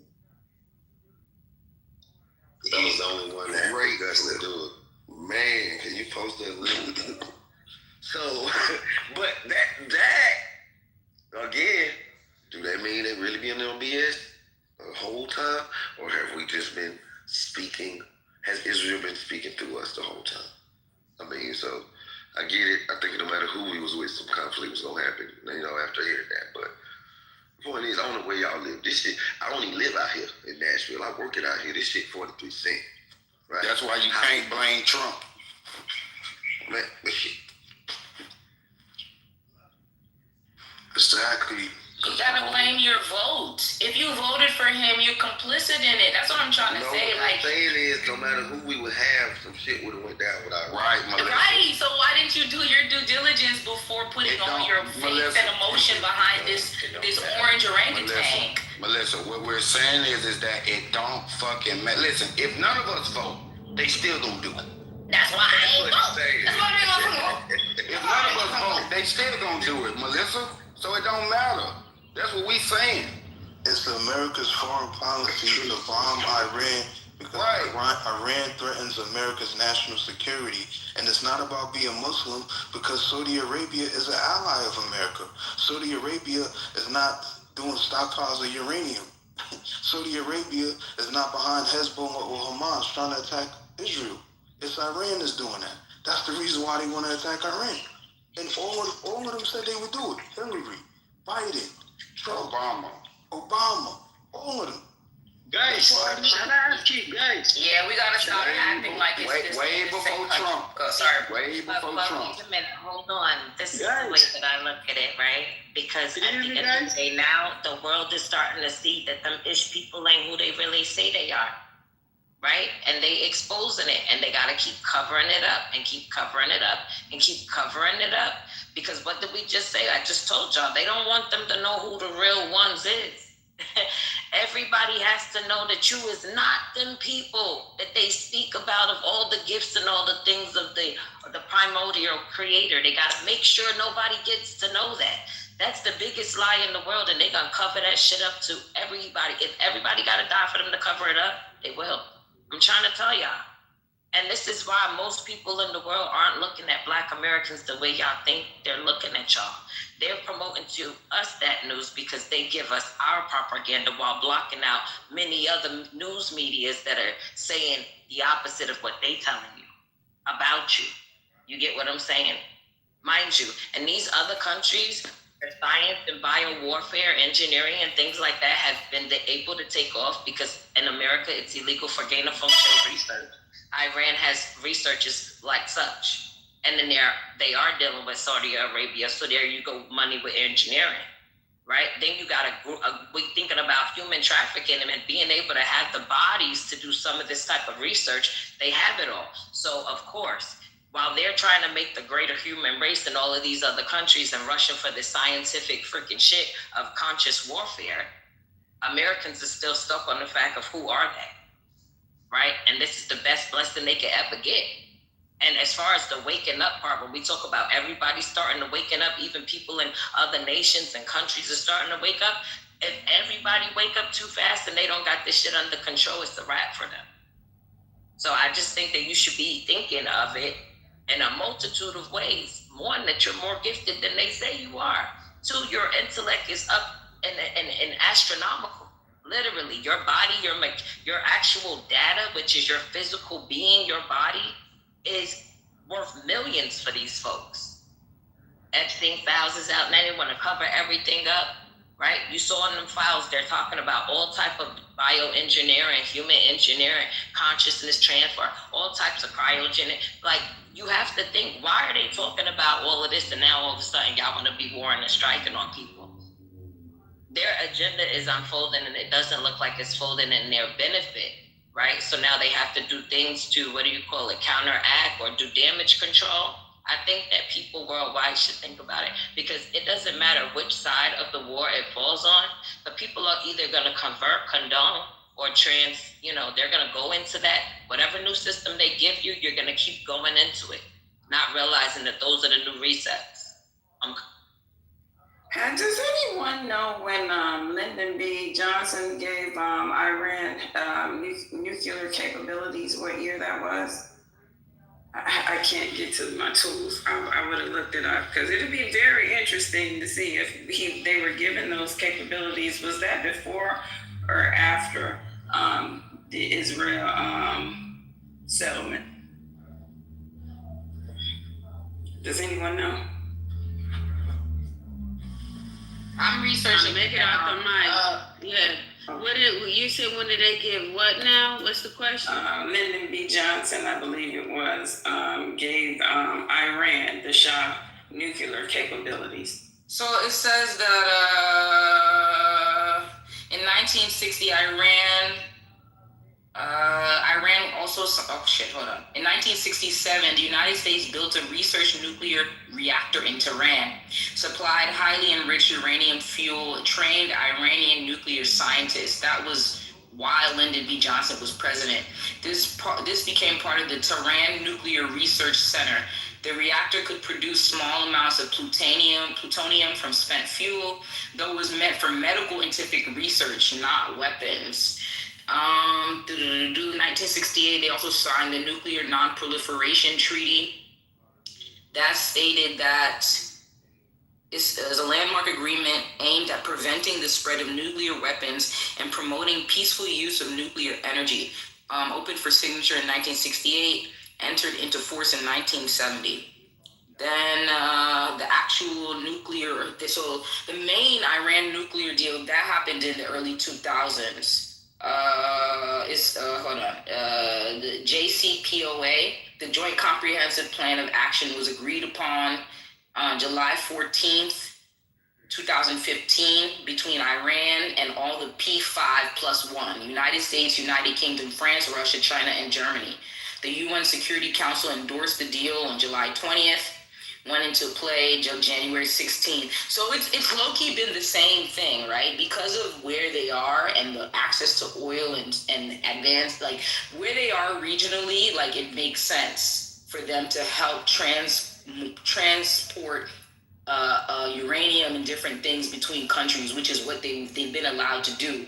Under this deal, they stated that they do not have nuclear weapons. But if you allow someone to have all the pieces needed to make a nuclear weapon and all the materials needed to literally shoot a nuclear weapon, they have access to all the substrates needed to build it, even though they're saying they don't have it, what do you think they're gonna do? They're going to quietly build nuclear weapons, even though they say they don't have it. And that's what's been happening. That's what we're trying to avoid. Okay, so we basically went over there working with them, and then they just started making shit that they weren't supposed to be making. Precisely. Wow. Yeah, well, it's hard to be on Iran's side. Well, Obama did have a deal with them, and it was working. Trump just took it away. People were upset that we gave them that much money, but it was working. Yeah. Trump said, I'm not going to deal with any deal that Obama made if I make it in office. As soon as he made it in office, he took that stuff away. They said, okay, fine. Trump removed the Iranian nuclear deal from 2015 because of the simple fact that, like, if you give someone access to uranium, plutonium, and the metals needed to build a nuclear weapon, what do you think they're going to do with it? As much as this is the same shit that happened with the sanctuary states. It worked under Obama because Obama was lenient with the sanctuary states. He allowed them to low-key do what they want in exchange for getting rid of criminals. So it was always a deal. Trump ain't trying to make no fucking deals. That's where the difference is. I get the deal that was made, but how are you afraid of a nuclear threat? But then you're allowing them to pass uranium, plutonium, and all the substrates needed to build a nuclear weapon between them and other countries. You're setting yourself up for the okie doke. They shouldn't have any deal. No, they actually had access to what they were doing along with the money. And in other words, they had inspectors that were guaranteed, and they were doing that. They were allowing them in. The problem is, once the money was taken away, once Trump said no deal, they said no inspectors, so we're going to do this and do that. So, of course, you can't allow someone like that to have a nuclear weapon because you want to police the world and shit like that. And that's where we are now. Under the deal that Obama had, and please don't take my word for it, you can look it up yourself. They had access to their plutonium, to their uranium. In other words, they were inspectors that were guaranteed to go in and make sure they were doing what they were supposed to do. Trump fucked that up. Now, the good part is, you're not going to be able to defeat these people because they don't give a fuck. Like Eminem said, we can scream, I don't give a fuck, and see who really means it. They don't, because they're not afraid to die. They look at death a different way than we do. They're not going to give up, just like Vietnam did not give up. And we're going to go back and we're going to have a deal that's going to be something similar to what Obama had in the first place. So all of this is going to be for some bullshit.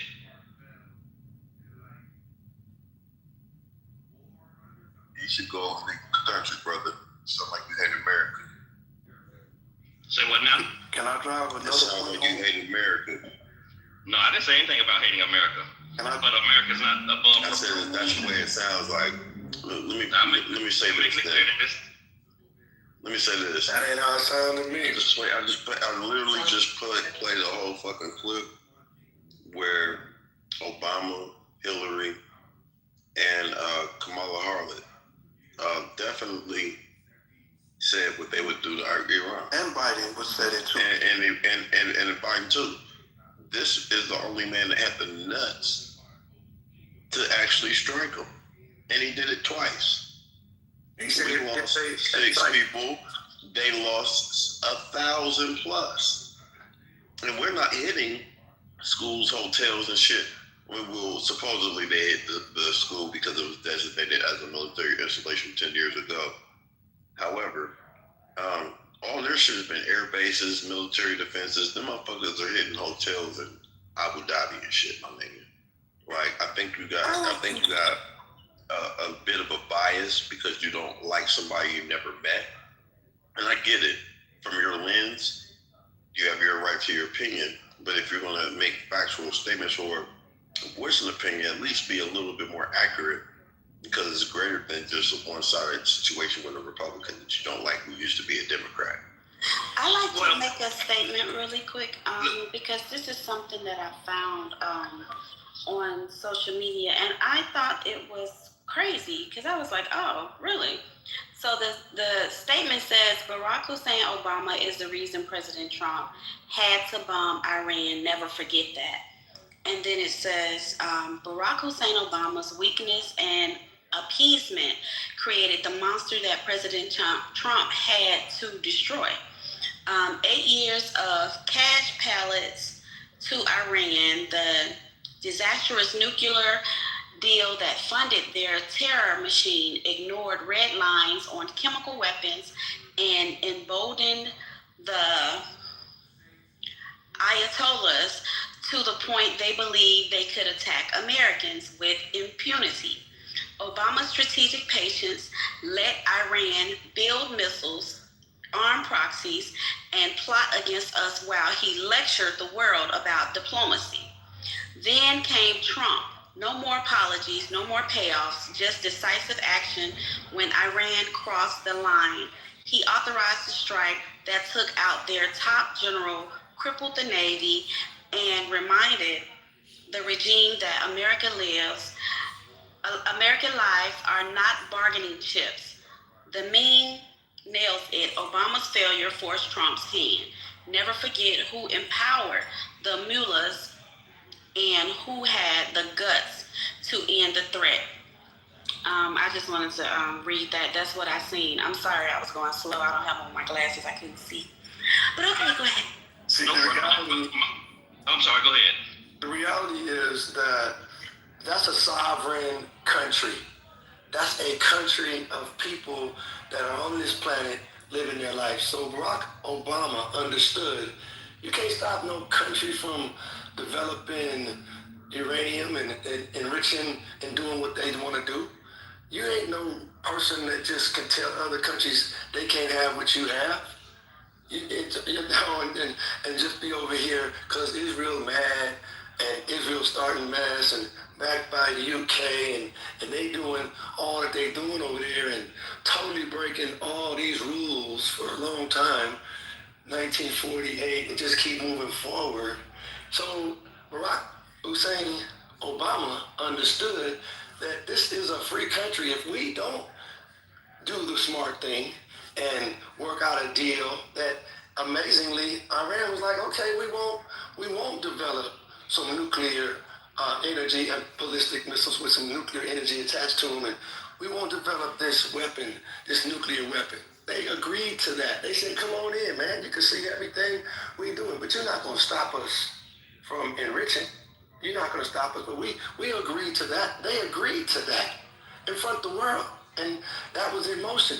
That was brilliant by Barack Obama. But Trump, his infatuation with demeaning this black man, this brother, this person, this Barack Obama, can't stand. Okay, his whole mission is designed to be anti-Barack. And Fuck Barack Obama. Say what? Fuck Barack Obama. Okay, man, you go ahead and do that later. But the point I'm saying is this.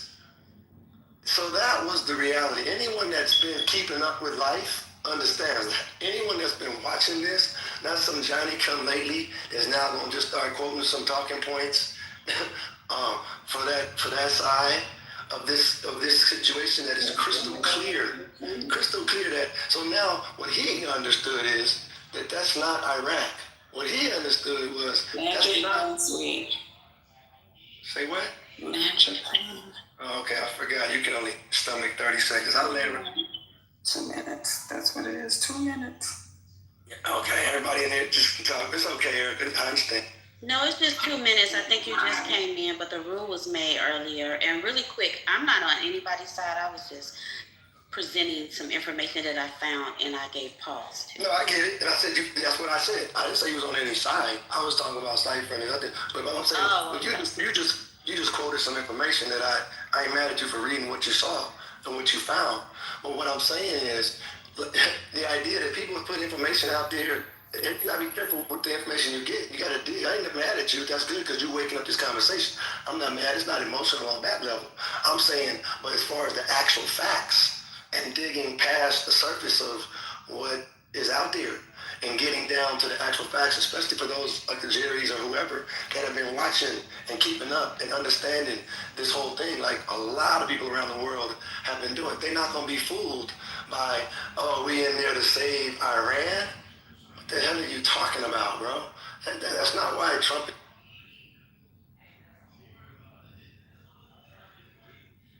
So what did the people who came here saying thank you, like, are we not believing them? Are we back to that? They don't want to hear it. I don't know what the fuck we talking about. Yeah, I don't know either, but yeah, Little Feather, they're claiming that these people are agents of chaos. They're claiming that they're lying. They're not real Iranians, and what they want. So then they can't prove that either. So you just kind of have to just leave it right there where it is, because you can't. Yeah. Can I answer that question? Can I answer that very good question? Can I go after him? Well, good. But what the fuck? Sweet, you just got finished talking. I was talking. She just asked me a question. She asked the room. She said, what the fuck is wrong with you? She wasn't asking the room. If you don't want me to talk, just say something. Sweet. Okay, here we go. Shut up. All right, so according to them yesterday, Little Feather, they have a thing with this prophecy. And they're rooting for it because they think that this is what is supposed to happen for this damn prophecy. But whenever they say that it's they're agents, because you got two sides of the story. You got people that's over there protesting and against it, that, for the regime change. But you also got the people fighting.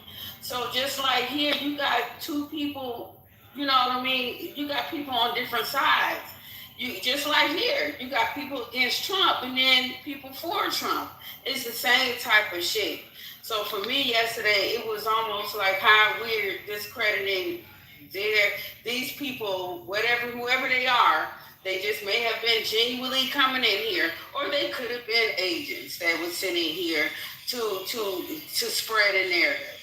I don't think that was the case, but hey, I don't really know. I don't think that was the case either, because Michelle, you were asking like detailed questions. Most time, a agent would try to give you answers like El Normal and trigger you into a argument or a debate. These people were answering your questions and giving life experience of their own, and we can't negate that because we don't like when people do it to us. Oh yeah, you're right. I did want to say that, yeah, I think that we should believe what the people are saying. I don't know if you guys heard what that dude, that young man said yesterday. He was talking about the movie Not Without My Daughter. I don't know if anybody's seen the movie Not Without My Daughter. And like it's just, but it is, that's a movie that's super old. They've been dealing with an extremely oppressive regime since the 1970s. And I just don't think people understand that if America and democracy is not the superpower, albeit all of the issues, I don't know if you want that level, that type of oppressive dictatorship to spread around the world. Like, do we really, like, if the people of Iran are saying they want their government to go away, why do we have the right to, why do we have to pretend like we're being peaceful for them when they're saying what they want? Like, I don't think people understand that the Middle East, even from a prophetic standpoint, wants to conquer the West. They don't like the West and the people who live in the West. That's including you, that's including me, right?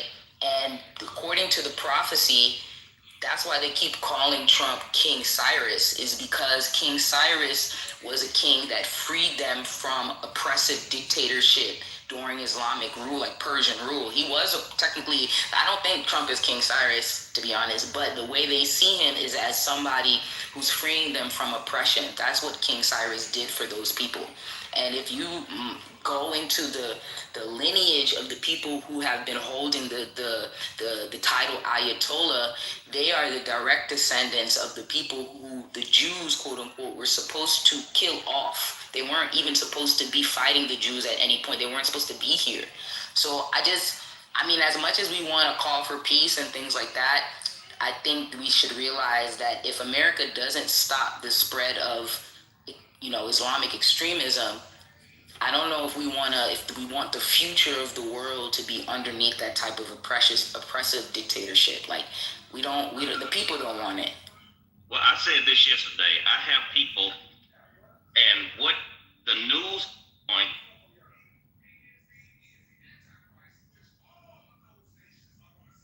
Is that me? I can't hear him. His phone is ringing. Oh, okay. Go ahead, Jerry.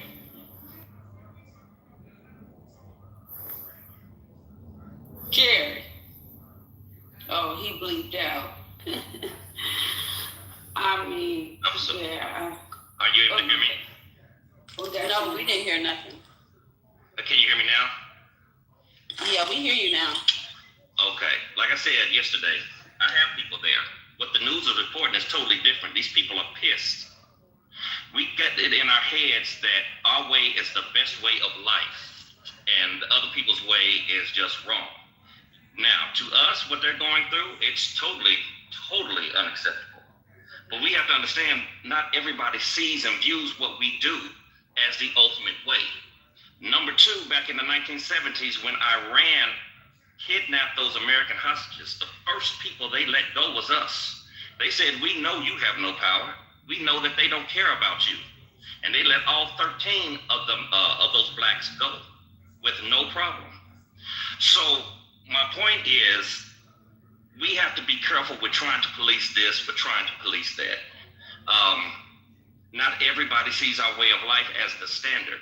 And again, people over there are pissed. People over there are upset. What you're seeing on the news and them saying, oh, you're liberating us, we're happy. That is not what's being said on the streets. You check out some of these other news networks that are not CNN or Fox News. You check out these other ones over there, and you will see a totally different story. I thought we were talking about somebody that you know, because you said, I have somebody over there. I thought that's where you was about to go. I did say that. I have people over there. So like I was saying, there's always two sides of the story, because you got people that want it and you got people that are pissed off. You got two sides of the story every single time. So at this point, what are you supposed to do? Stay out that shit and mind your motherfucking business. Say, beat me to it. Mind your motherfucking business. Leave them folks alone to their own whatever, whatever the fuck going on and coming to them, leave them to it.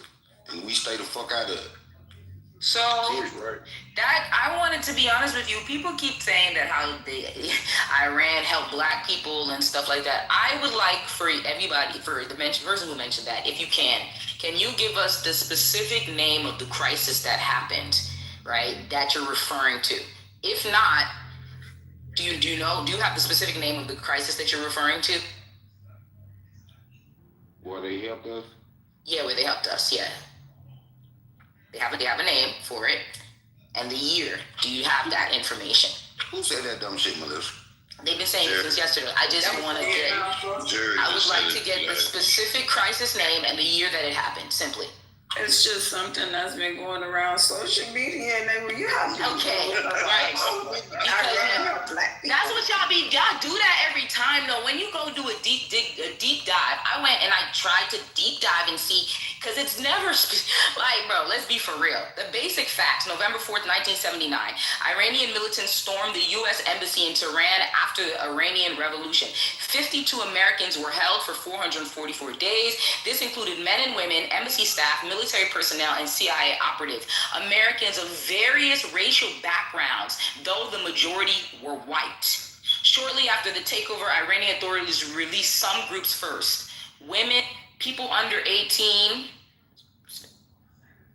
Iranians wanted to show their revolution wasn't targeting one. It was used as a propaganda. It was not a majority 52 houses. Oh. Not only black Americans were involved, they did release black people, women, and people under 18. Thank you. Yeah, but they didn't release just black people. They released white women, black women, Asian women, African Americans, and all people who were 18.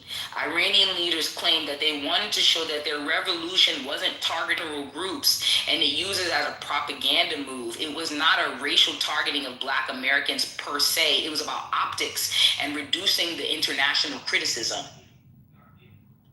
So it was like, don't get me wrong, if it was solely just black people, then I'd be like, okay, cool.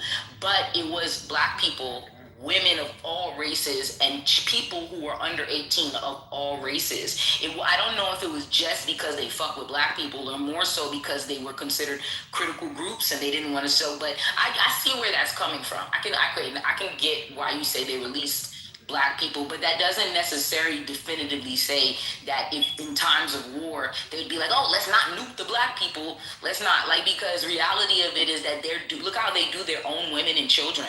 Do you think that in terms of war that they're going to see color as a difference? No, we're all Americans at this point. I mean, the guy that came in the room yesterday or last night, he was saying that they don't have that problem over there. What was his name? I think Ryan, name is Ryan. He said that they don't have at the empathy. Oh, my bad. No, go ahead.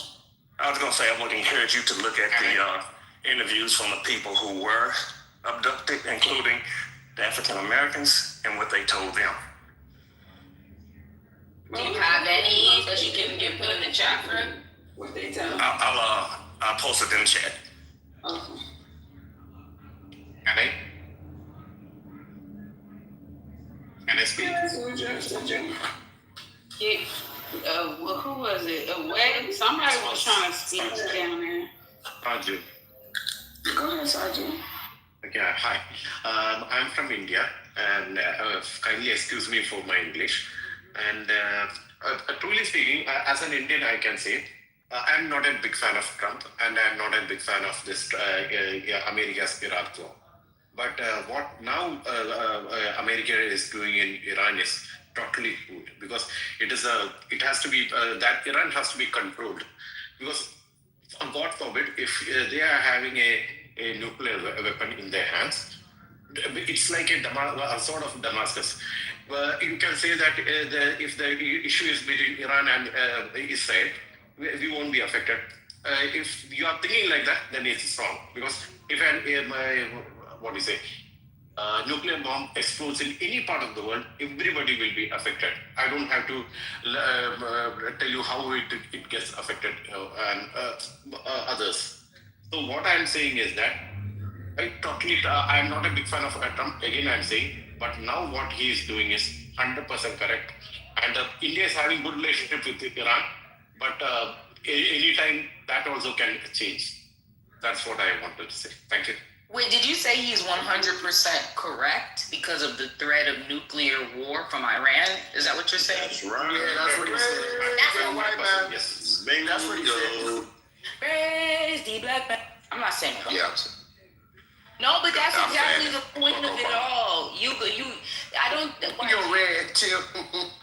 Is that not the point of it all, though? That Iran, as much as y'all want to say, they live small country, leave them alone. These people are Islamic terrorists. And with a nuclear weapon, they will press the button on us if they had the chance. Why give And we them got the buttons chance? too, Melissa. Everybody got buttons. No, but the goal is to keep them from pressing the button. America has only pressed the button one time. Since then, we've been very controlled in our usage of nuclear weapons. We've not anything since Hiroshima and Nagasaki. Are we really trying to say Iran? Because a lot of people, other people has nuclear too. That's the problem. Yeah, that's what I'm saying. We really got to say about Iran life, because we can really just nuke their ass, blow that. We ain't even got to really use a nuke. We can just blow their ass to oblivion. We really trying to save their life. We can listen. We known to kill major populations of people, right? We killed goddamn almost 500,000 people when we dropped 2 bombs, right? So we have no problem with doing it. We trying to save face to keep from going, right? And we don't have to drop no nuclear shit, other shit that can do as much damage, and it ain't even got to be nuclear. That's why I keep telling y'all, everybody keep talking about nuclear bomb. Listen, man, they got shit that'll incinerate of some shit within 5-mile radius that ain't nuclear. Yeah, I agree. I think that this is not what we think it is, because like the idea that y'all think a country of 90 million people and half the country don't even like its government, mind you, they've been killing their own people. They just killed 40,000 protesters, is going to has the military arms to take on 2 of the most technologically sophisticated countries in the world. I just don't wrap my head around how y'all think Iran is gonna whoop Americans' butt. I don't think anybody I would just think don't. that. What? That would be crazy. That's what people really believe. Their propaganda on social media is that Iran has all these missiles. They produce XY missiles a day. They're ready. They're holding back on the U.S. All of this stuff. We had Agent Orange, bro. Do you know what Agent Orange did to the Vietnamese? That wasn't even nuclear, and that was 40 years ago. Can I just say something? You're absolutely correct. Okay, when you're talking about the use of science right now as a weapon, okay, and that's the major thing with Iran. If you listen to what they just said about the American government sponsoring the building of the first nuclear power plant in Iran, that they were trained by American scientists. The reason why they're not going to blow up Iran is because they have that plutonium. They have stockpiles of that shit. And if you bomb that place and that shit goes off, like the gentleman from India said, everybody's going to be affected. Everybody. They're not going to bomb Iran because Iran has a bazillion barrels of oil. Also, there's a theory that Iran is fighting us with cheap drones. They got thousands and thousands of cheap drones. What are we fighting them with? $1 billion missiles, right? That's how they're going to freaking beat us, because at some point, if it costs me $4 million to blow up a freaking $50,000 drone, that's called asymmetrical warfare. Like, we spending way too much to fight these people with these cheap weapons. And it comes to a point where it just becomes too expensive. But it's like, I like to counter that real quick. Let me slide in there real quick. 'Cause I like to counter that. Same thing. Hold on. Too many of y'all saying the same thing. And I actually saw that post online as well. I think at this point, a lot of us just starting to read shit and taking it like that's just gospel or whatever. And it's not. I mean, we do not know what the hell they are using. All they're using as defense on the word. Just don't know that. Can I give you? So I like to slide in there too, real quick, bro. bro. So what the brother just said, there's the other side to it. What they're doing is actually hitting all of their depots and launch sites and operators. They're not trying to hit out all of those drones. What they are able to do is disable some of them, but they understand they're sending them in waves and clusters, and now they're also using the cluster bombs. But the thing is that we could sustain ourselves, reload and everything. The next thing that they're going to do is ground troops, eliminate ground strikes to get all the operations. They're basically, notice there's not a lot of talk about innocent people dying. It's about the military installations. They're preventing them from being able to defend themselves and fight back. They're going to plummet them until they have no other means. So they're going to bring in some ground troops through their proxies and through Israel and American Joint Task Force to go over there and surgically remove certain installations that have a stronghold and also find those caches in the tunnels in those fucking caves. And they're going to do what they do best. But at the end of the day, it's none of our Black American business. Get you some money out of it. I mean, yeah. But honestly, I ain't got to. Them Iranian motherfuckers come to America claiming that they white and set up a motherfucking neighborhood store near you, overprice you for poison that you gonna go in that bitch and buy. You don't give a fuck about us. I'm tired of all this scary ass fear talking. At the end of the day, as Black Americans, we've been through too much shit to be of any goddamn thing. At the end of the day, that's not our business. But if it comes to our soil, do what you want with it. You know what I'm saying? But at the end of the day, I'm kind of tired of scary ass niggas in general, and not just one person in general, but just in general. I'll be hearing all this fear talk, and I'm like, damn man, like a nigga call you out your name and get you riled up, trigger you be ready to send a location and do all kinds of shit. But you afraid of Habib around the goddamn corner? Habib. I'm just saying, man, like shit is crazy to me. And his dad. I don't know that I heard any fear talk. I just said this is it's important. It should be fun. And it's expensive. No, I'm not talking about you, bro. Listen, go ahead. Don't put that on you. I wasn't talking about you. That wasn't what I was doing. That wasn't for you. But if it applies to you, that's the difference between you and Chocolate Jesus.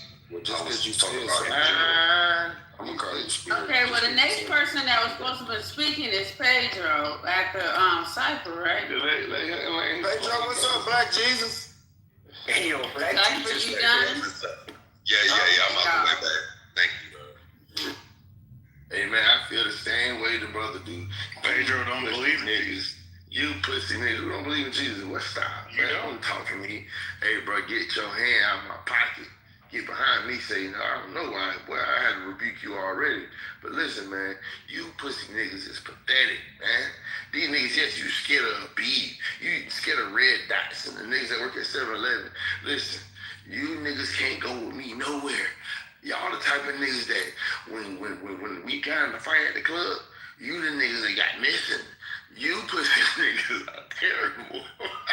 You can't ride home, bro. You can't catch no ride. We seen you catch the bad throw or catch the cut when the fight got going on. These niggas is telling us how they is as grown men. These niggas is scared of a little fisticuff. Man, y'all gotta be embarrassed. Women, I see why it's so hard to pick some of these niggas. Y'all ain't no leadership.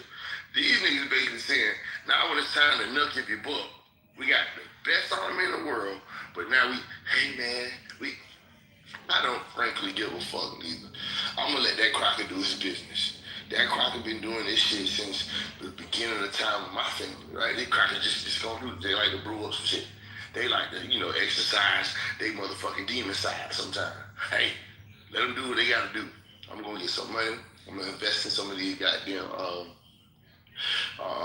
war tactics, people that's oil, selling weapons. You know what I'm saying? Get in there where I can. Get it in. That's how I was raised. But you patheticals that sounded like y'all ready to help this goddamn red guy. You sound like y'all ready to help this saying nigga. Oh, well, they got this. If they do this, man, this shit really supposed to be over this weekend with all this airstrike shit. Probably around next weekend, they gonna be down there on the ground, boots on the ground, running the doors, finish it off. We done been taking out all the leaders. Them niggas done be getting grenades, oh, grenades, fuck nigga, they killing everybody. Trump got a plan like he killing everybody on his list. I really would want the Democrats to, y'all might be getting some shit, some Mickey's slipping y'all drinks too. I don't think he this power trip he on, I think this shit gonna stand back over home. We're gonna start seeing a lot of these Democrat people get out of there. He gonna start taking them out, bro. My boy just going crazy with the checklist. He making the list and he checking it twice. If your ass had anything to say about orange face, your ass is getting blasted, bitch. Woo! Thank God for America. And goddamn, thank God for me being able to make some money doing this bullshit, man. Y'all stay out of these people's business. It done been 7 fucking days, and y'all ain't talk about nothing but this war. It ain't none of y'all investing no money in it. My. You gotta start with, man. Nigga, I invested in coffins. Pedro 2028. Yes, please vote for Pedro. Please. My. Black Jesus for president. I got a battle with sheep, man. They tried to beat me this morning, man. So I got a battle with sheep. Hopefully Eugene not in the room, so I can win. Hey Pedro, you know the next vice president. He done put forth removing the property tax for homes, residential in Florida, right? Yeah, Ron DeSantis. Yeah, he done put forth that proposal to remove the property tax. You know how much this shit's about to pop off out here? I'm not gonna give Ron DeSantis the black tag. He is a Spanish boy that think he white, but I kind of fuck with him, so y'all don't do too much to my governor. He's ended property taxes in Florida. We just waiting on it to get the exactly. We waiting for that. Don't move y'all fuck ass down here neither. We do not. Yeah, we don't are fuck full. up. Do not. Man, fuck Florida. That shit gonna be flooded in 5 years anyway. That's what Relax, man. Y'all niggas, red, stay your funk ass in Georgia, boy. Relax, man. Don't be. You remember that movie, Talladega Nights? Don't you be putting them fruits on me, Ricky Bobby. I'm bringing Bobby. Hey. If you ain't first, you last. Yo. Yeah. Hey, but man, come on, man. Somebody go next, man. What's up with all you scary niggas? What's to y'all, man? All this fear and shit. You niggas is, man, y'all mama raised y'all. Why, man? They mama raised them. I figured it out. We in a group full of single mothers' children. My mama raised me and I beat your ass. Yeah, but you scared of that sand niggas. All right. Hey, I know this might be a little bit off topic, but this is just to bring some humor to this. How many of y'all actually use like sriracha when y'all are eating food? What, somebody that thick ass hot sauce? Yeah. We eat that shit. It depends. I use it.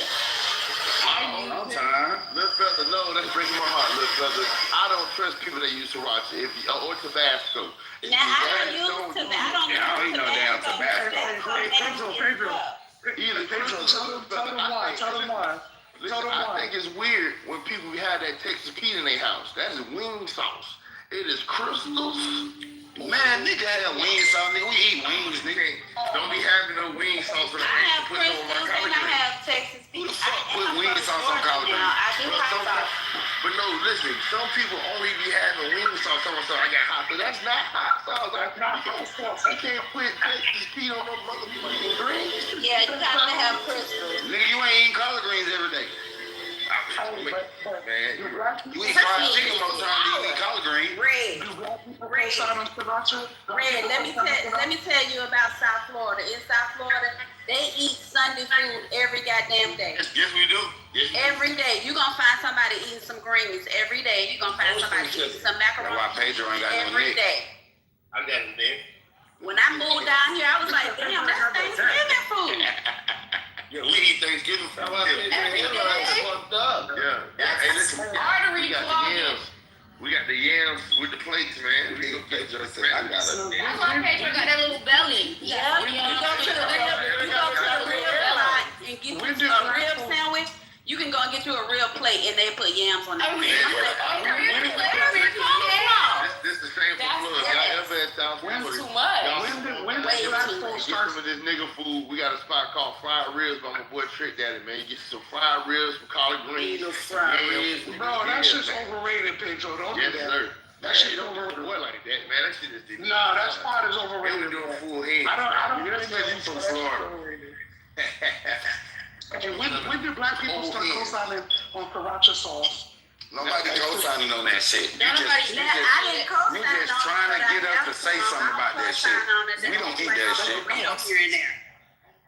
It's like Man, I only eat that shit when I go to the Mexican restaurant. it's like pumpkin pie. Niggas don't eat no pumpkin. He tripped a nigga with no pumpkin spice in his cabinet. He Fuck out pumpkin sweet spice. potatoes. No, some niggas be saying, "Oh, I like pumpkin pie." Man, them niggas, listen, and those are the niggas that drink eggnog.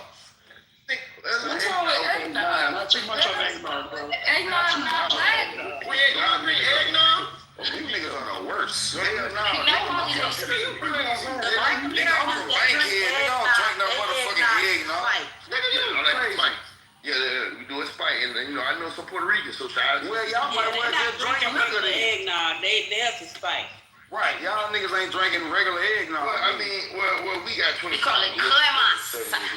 Clemas. Y'all drunk ass Irishans. They put a little. That ain't no damn eggnog. Put that barbecue. Barbecue, that's what it is. Oh, listen, bro, that barbecue is gas. That is jet fuel in a bottle. Don't drink it. That's why y'all mind fucked Where up your now. nephew?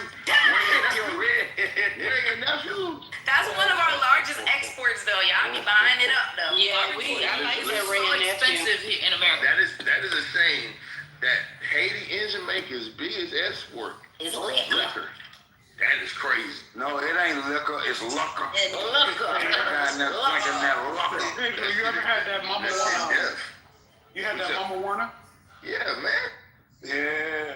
Nigga, my granddaddy said, I don't drink liquor, I drink Listen, lucker. I grew up in a black community. I tell you, I grew up in a black community, but I ain't saying it's all black community. Nigga, I thought you said you weren't black. We got, well, for lack of a better word, nigga, you know, I don't want to have that whole argument. But no, right to the north of me, up in Lake Park. Lake Park has the highest concentration of Haitians on my side of the county.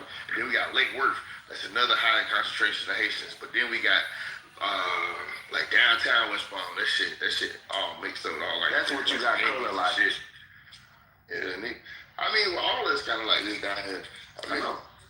Y'all and Louisiana niggas and Mississippi niggas, y'all are the blackest niggas out of us. Like, They're Haitians, bro. Like a light skin. Why y'all trying to deny y'all Haitian heritage? Especially Louisiana, the whole Creole culture. Louisiana has like by Haitian Them niggas black as hell. So listen, it's light skinned Haitians.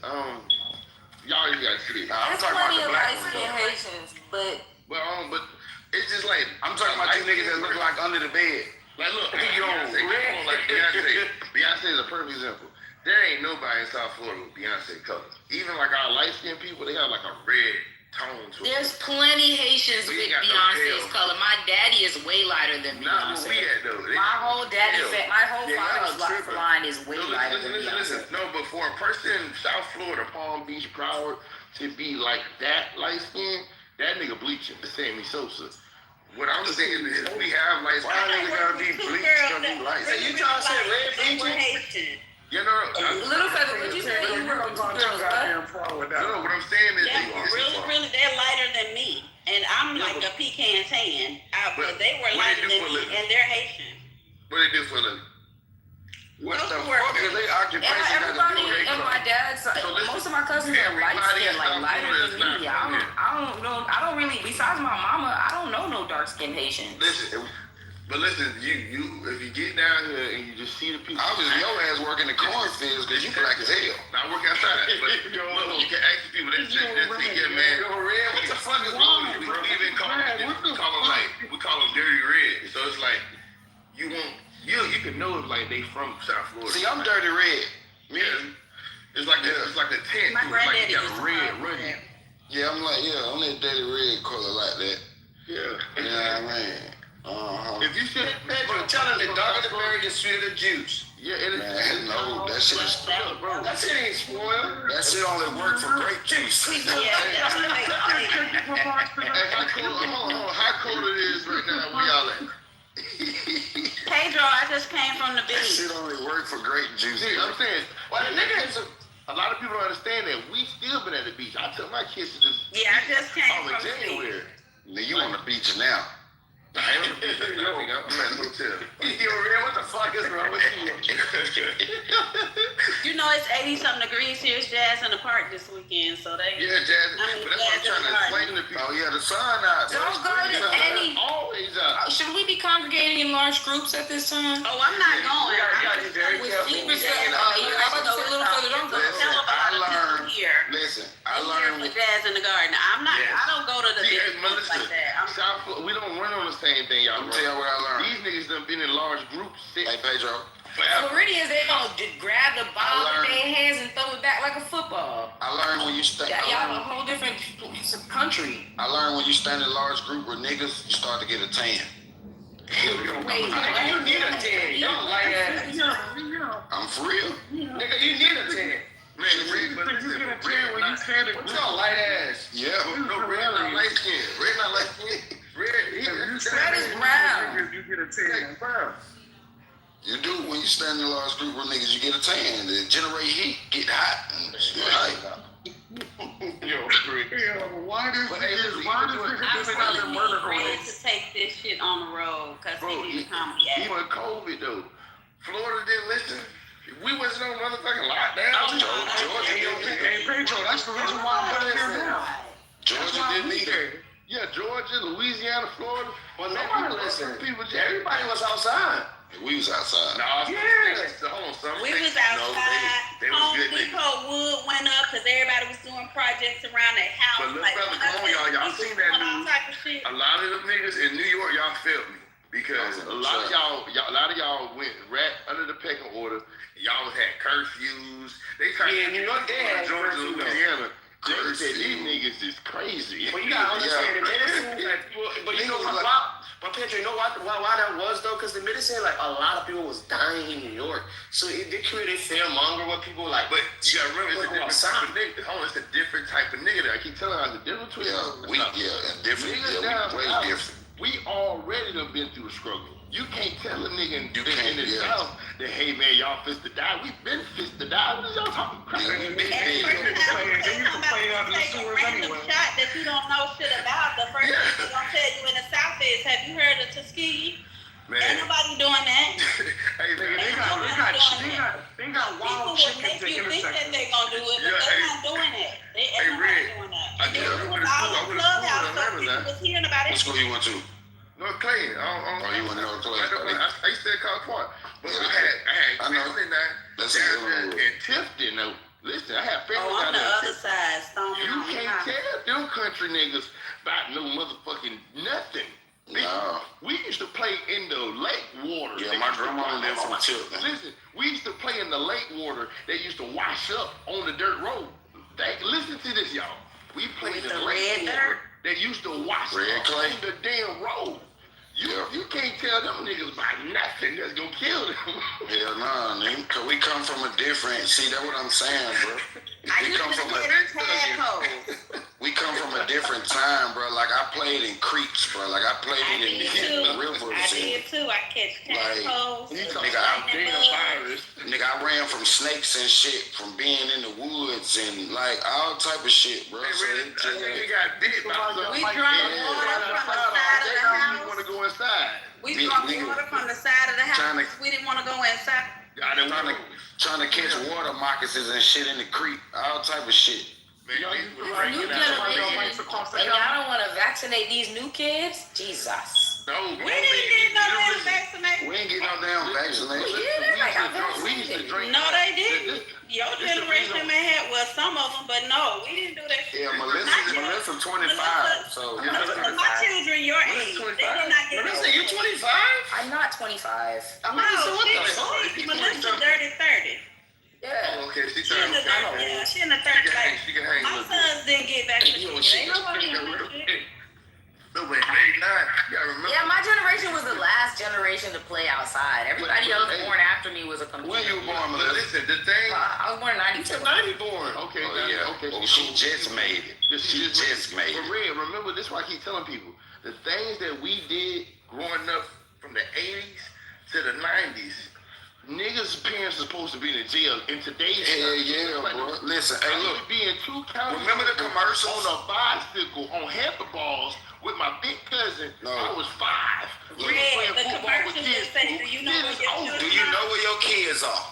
No. Listen.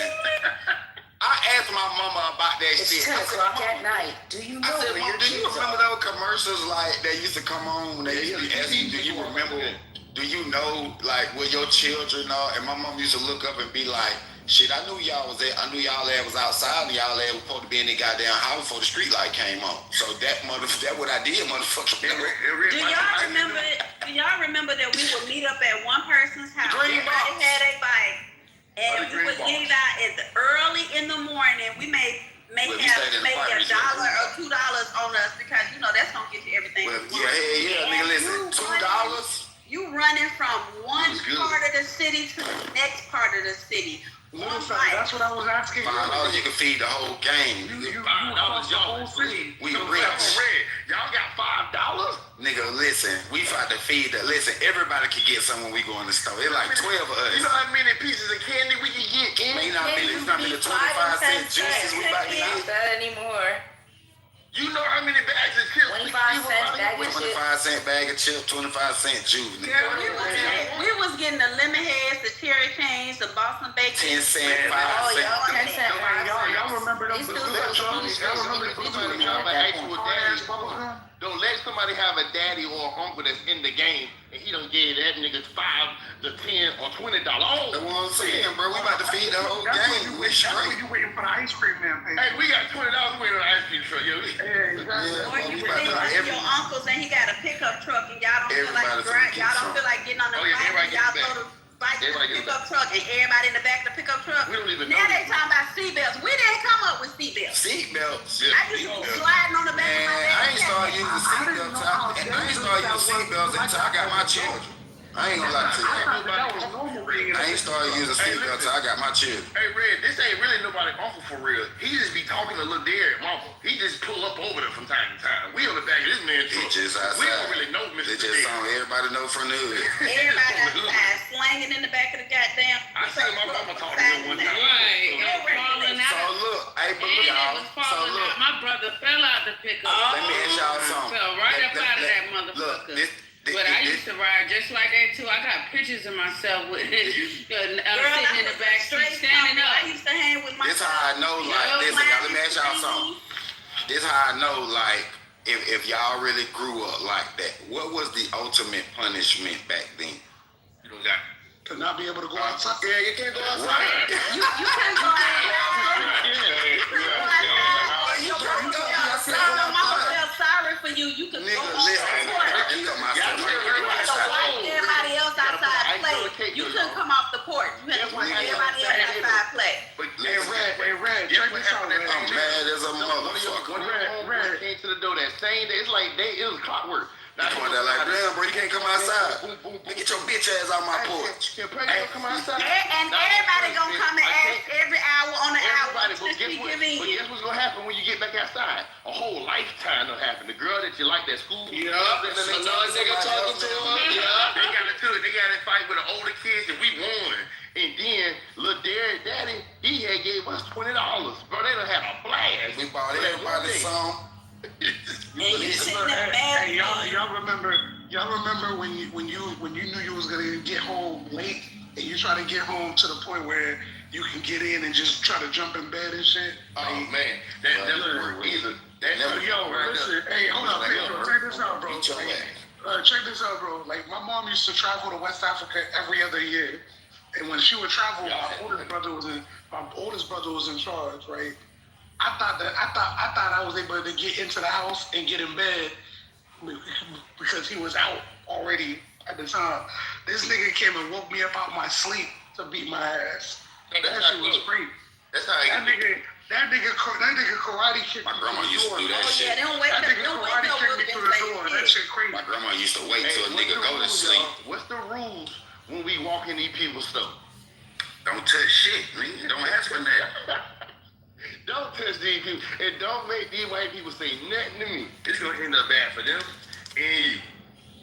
Yeah, that was the rule when your mama took you out to one of her friends' house. When I go in this store, don't ask for that shit. Don't ask me for shit. Oh, there was another rule her friend Don't touch nothing. Don't say nothing. When somebody asks you where your mama been, I don't know. I don't know. Yeah, you gotta ask your mama. I don't know. Please don't tell nobody her business. Oh, good Lord. Nah, mama, you was over there at the store the other day. Y'all remember? That's how we learn to goddamn keep secrets. Yeah, hey, ain't no damn snitching, man. I was about to say that. Learn to keep secrets. Hey, y'all remember when every phone in the house was connected to the same line?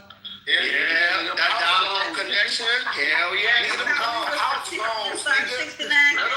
Remember that dial-up where you take up the phone? Bro, I thought I was rich, bro, because I had my own line one time. Nigga, I had a quarter phone in my room too. Bro, I had my own room number when I was like, I know I did too. I thought I was lit. Boy, that still don't mean your mama didn't pick up their goddamn phone. No, she did. Yo, they pick up you in the middle of the embarrassing that happened. It's not just on the game and she pick up the phone in the middle of that. Hey, it's never gonna be. She gonna be like, children. Well, get your ass off that goddamn phone. Get your black ass off this phone. I'm sorry, baby, but no, he ain't did what he supposed to do in this house. Right, his ass don't supposed to be on that goddamn phone. He know he don't supposed to be talking on the phone. Mama, I had to work all week. She just embarrassed the hell out of nigga ass. I did that to my son one day. The girl called and she said, "Do you know when he'll be out punishment? When the fuck I say he'll be out punishment? I'm calling my damn house somewhere." Man, why you do it like that, yo? One thing with that phone too, I had a hating sister. Now everybody had a hating little sister. Listen. Oh, that was me. Remember, we used to be. My sister used to answer the phone and hang up. Listen, my mom used to split up our computer time. We get an hour after school. This was during the school week. And everybody get an hour, check your little MySpace, do whatever. Nigga Pedro just told him. Every time they get my phone call. No, bro, this trauma, bro. Hold on, let me vent right quick, bro. Cause this shit, bro, I really want to call her right now. Bro, I be on there checking my MySpace, doing my little background music. You still ain't over that shit. Bro, why this motherfucker gonna pick up the phone? Bro, you know this. Bro, I got 30 minutes left on the computer. Why you picking the phone? I teach Sarah call. She was looking. Not the dial-up. You done fucked up the dial-up.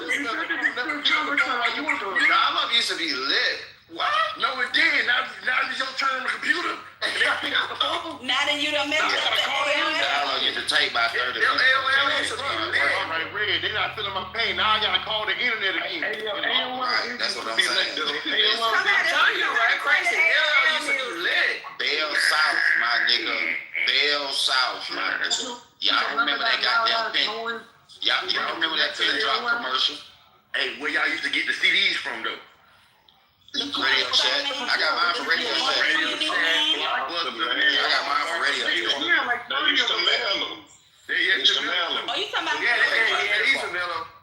Yeah, I used to take them out of the mailbox. Nah, I just used to get mine for Radio Shack. Bro, we had like Radio Shack. them 3 month joints. Like, for the longest I used to go get 100 CDs for like $20. And they used to come in those little metal tins. Well, mine came in a little plastic thing, like you could just take the lid off. They used to have like the subscription with it though. You used to have to. That was like the you used to have to cancel it before the Oh, you talking about the internet shit? Yeah. You talking about the internet? Then they had like the Foxfire. Nah, my grandmama shit. You just used to have to just call and dial and just leave the phone right there. So back this up. Who remember sitting on their turn on the compuder, right? Getting ready to download some illegal music. And you LimeWire. Hold on, your LimeWire. LimeWire. Hold on, listen. Hold on, you finna push play on this new Lil Wayne that you've been downloading for 2 days, right? Now you go to push on that hustler music. Okay, boy, it's that Lil Wayne hustler. But it's early 2000s, boy. Guess what happened though? Boy. Hey, yo. Hey, those are all finished. Hey, Pedro, on some real shit though. low key, mad people became coders because of Black Planet and MySpace. And MySpace, yes. Especially MySpace.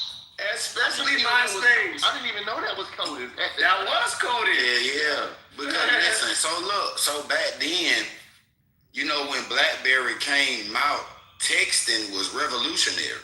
Yo, that was crazy. Full keyboard? You know what I'm saying? Yeah, full keyboard, and you could text a nigga like, you ain't even gotta call a nigga now, like you ain't gotta waste your minutes. And this was when BlackBerry was like, texting was free, because remember, texting used to be 10 cents a message. Yeah, you forgot about the sidekick. The sidekick. I had a sidekick. That came out. That came out before the BlackBerry. Now listen, y'all, Michelle, I had church too. Hold on, y'all. I want y'all to realize this. Listen, if you had a sidekick, now listen, this time. I had a sidekick, hey, bro. No, these niggas be acting like Pedro don't want to be popping this money shit. No, y'all. Two-way pager. Sidekick, hold on. Sidekick, no, Michelle, I got you where I need you. Sidekick was not a prepaid phone. You had to have T-Mobile to have on. Yeah. It wasn't. Look, Pedro. And I know how you write, Pedro. Hold on, Pedro. I know how you write, because I've been with T-Mobile, and I'm still with T-Mobile since 2003. For a sidekick. Since 2003. Yep. Yep. Nah, for real. I'm trying with T-Mobile too. It was look, free. that real shit, T-Mobile. Cause Bell South turned to Sprint, right? Back in the day, before Sprint used to be Bell South. Everybody had Bell South. Yeah, I had Bell. Everybody that was in the South had Bell South or AT&T. It was the same thing, really.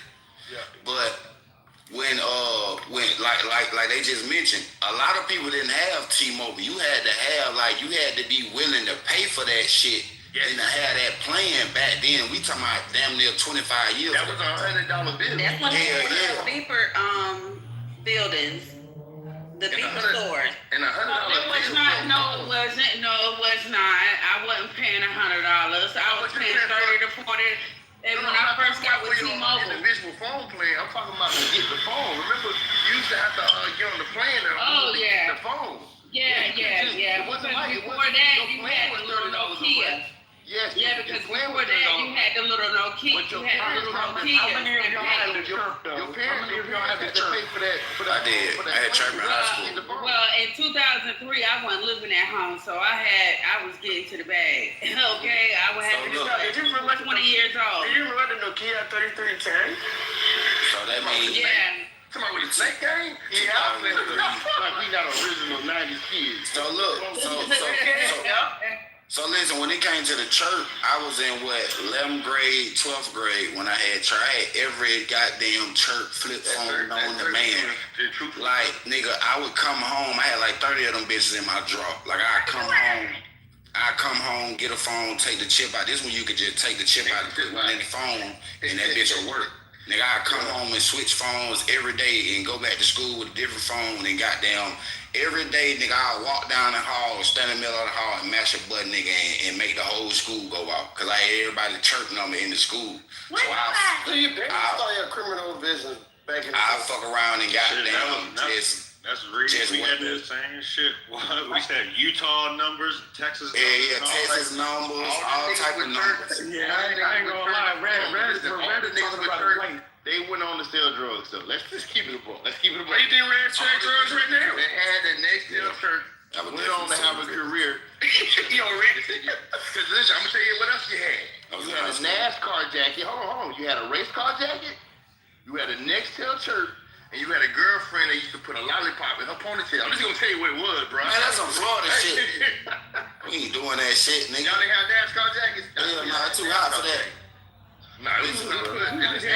There's no reason for us to have Listen, we had church. We heard Lil Boosie talk about it, so we had to add one. Yeah, see that? Nah, that shit too hot for it. But like, nah, we did have the church because, you know, like Shop Boys and all the niggas in the hood, G's, everybody making. All like a rock star. Everybody making making songs and shit about my net tail church. And then ringtone. And then ringtone. So goddamn, if you had a ringtone on your net tail chirp, nigga, when somebody call your ass, nigga, you were doing something. You was getting A ringtone was like $3 a ringtone back Yeah, it was, Red. It was new expensive ringtone. as fuck. That's what I'm saying, nigga. Ringtone was like $3 a pop. But niggas cracked that shit because we found out niggas was doing it off the computer. Yeah, but that was after the fact. That was years after.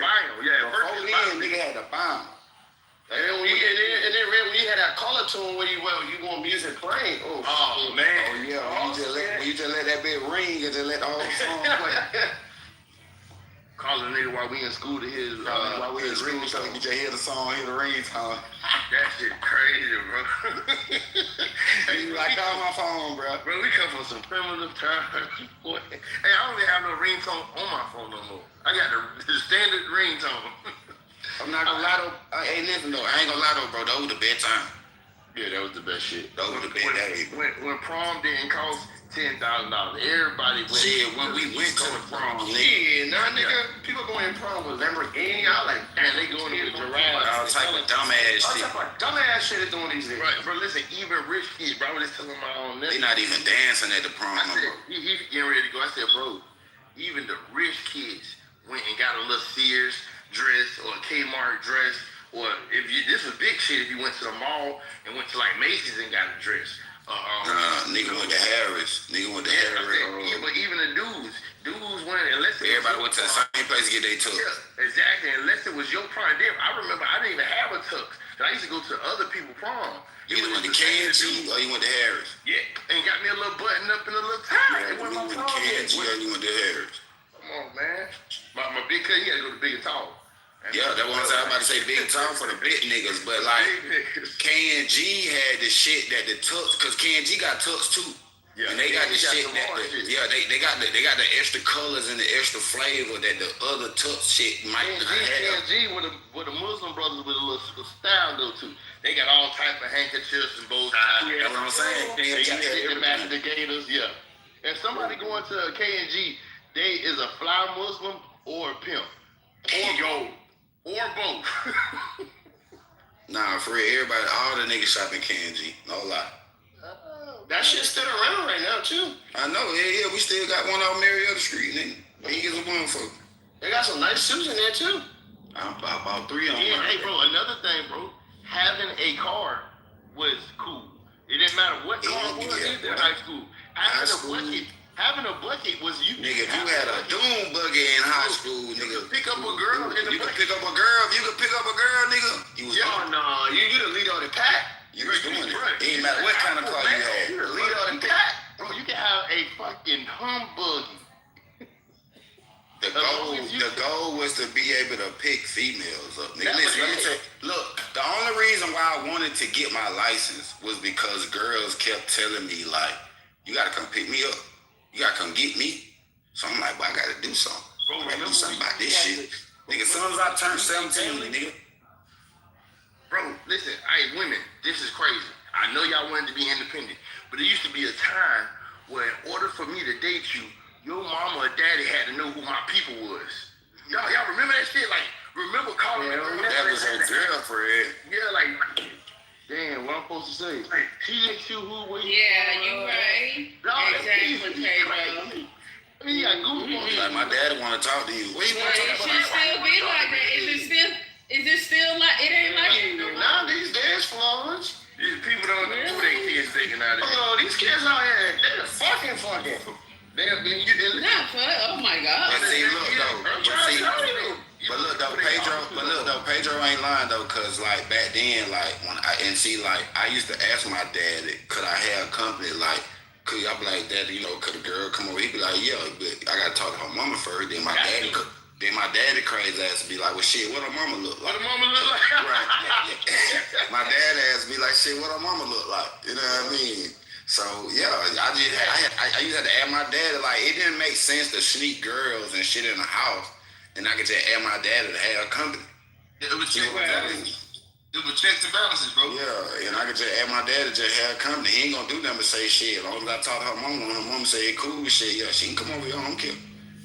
Straight like that.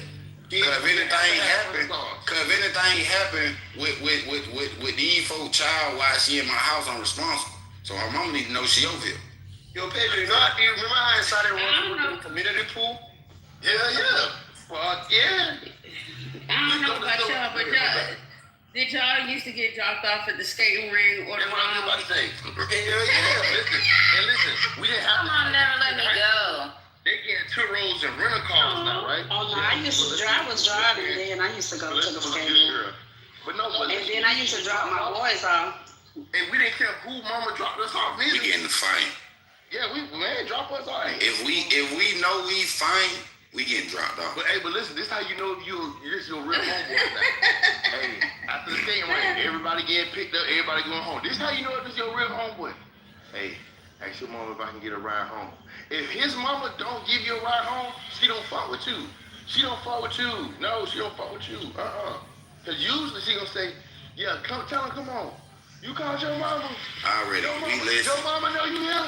Let me tell you something, Pedro. They just look like he had Heelys. If we know we about to fight that night, but our ride is already established. That's why we get dropped off.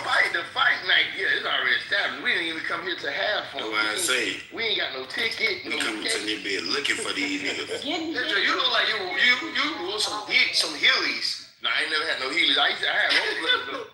I had rollerblades. It was a movie on. I couldn't never skate in no damn rollerblades. Bro, listen, no, not the end. I had the inline motherfuckers. It was a movie. You had the Mighty Duck motherfucker. Yeah, bro, it was a movie on Disney Channel. My cousin used to watch Disney. I was a Nickelodeon kid, Cartoon Network. My sister used to watch Disney. I watched all that shit. Bro, it was a movie that came on Disney called Brink with this little white. I seen it. He had a little Sparsters. He was fly with the skate. Yeah, he was fly with the skate shit, right? Man, that shit fucked me. I started getting skate. That's how I know how to skateboard. I started trying to rollerblade watching the Mighty Ducks, nigga. I wanted to be like Charlie, nigga, but I could never fuck. I wanted to be like Goldberg. Goldberg. Goddamn, I tried to do that shit and nigga fuck my ankles up trying to skate like them niggas, man. I was like, fuck not knowing that they got a stunt double for Charlie. They ain't really Charlie. Right, I figured that shit out, nigga, when I got grown. Like, nigga, Charlie ass didn't even know how to motherfucking skate for real. I done put up my whole goddamn fucked up my knees trying to do this shit. So y'all wasn't no real true skaters, like going in the skating ring with your. No, we skated on 4 wheels.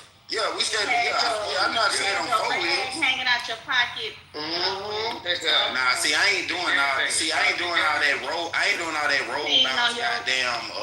That was jelly bean shit. You know that they were doing on ATL. I ain't doing all that. I'm just regular skating. On my white skates, I was doing it. I would be there every Sunday and Wednesday. New. Little fella doing all that dip rolling and How long did it take you to learn to really skate? I started when I was a little girl, like you gotta do that shit when you live. Way back when. Yeah, I know. When I learned when I was little. Outside with the iron wheel. Mm-hmm. So you got to damn near kill yourself first before you learn. Yeah. You got to damn near die. You know what? I thought we was the only folks that had a skating ring. We had Roller World. We used to go there and whoop ass and Yeah. We used to go that there and fight, boy.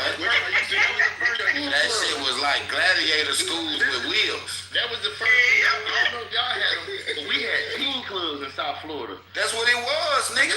Listen, Decatur skating ring. Listen, let me tell you something. Decatur skating ring, cause look, let me explain it to you. Yeah, that's why I was in Decatur. You got Cascade, that's on the west side. That's the west side. Decatur, you got Skate Town on the south side. South side, right? That's south side with this bitch. You got Golden Glide. That's us. Right? Then when they built Decatur skating ring, they had the skating ring and the teen club. Oh, nigga. You had niggas coming from all sides of town. The teen club coming to Decatur skating ring because they had a teen club.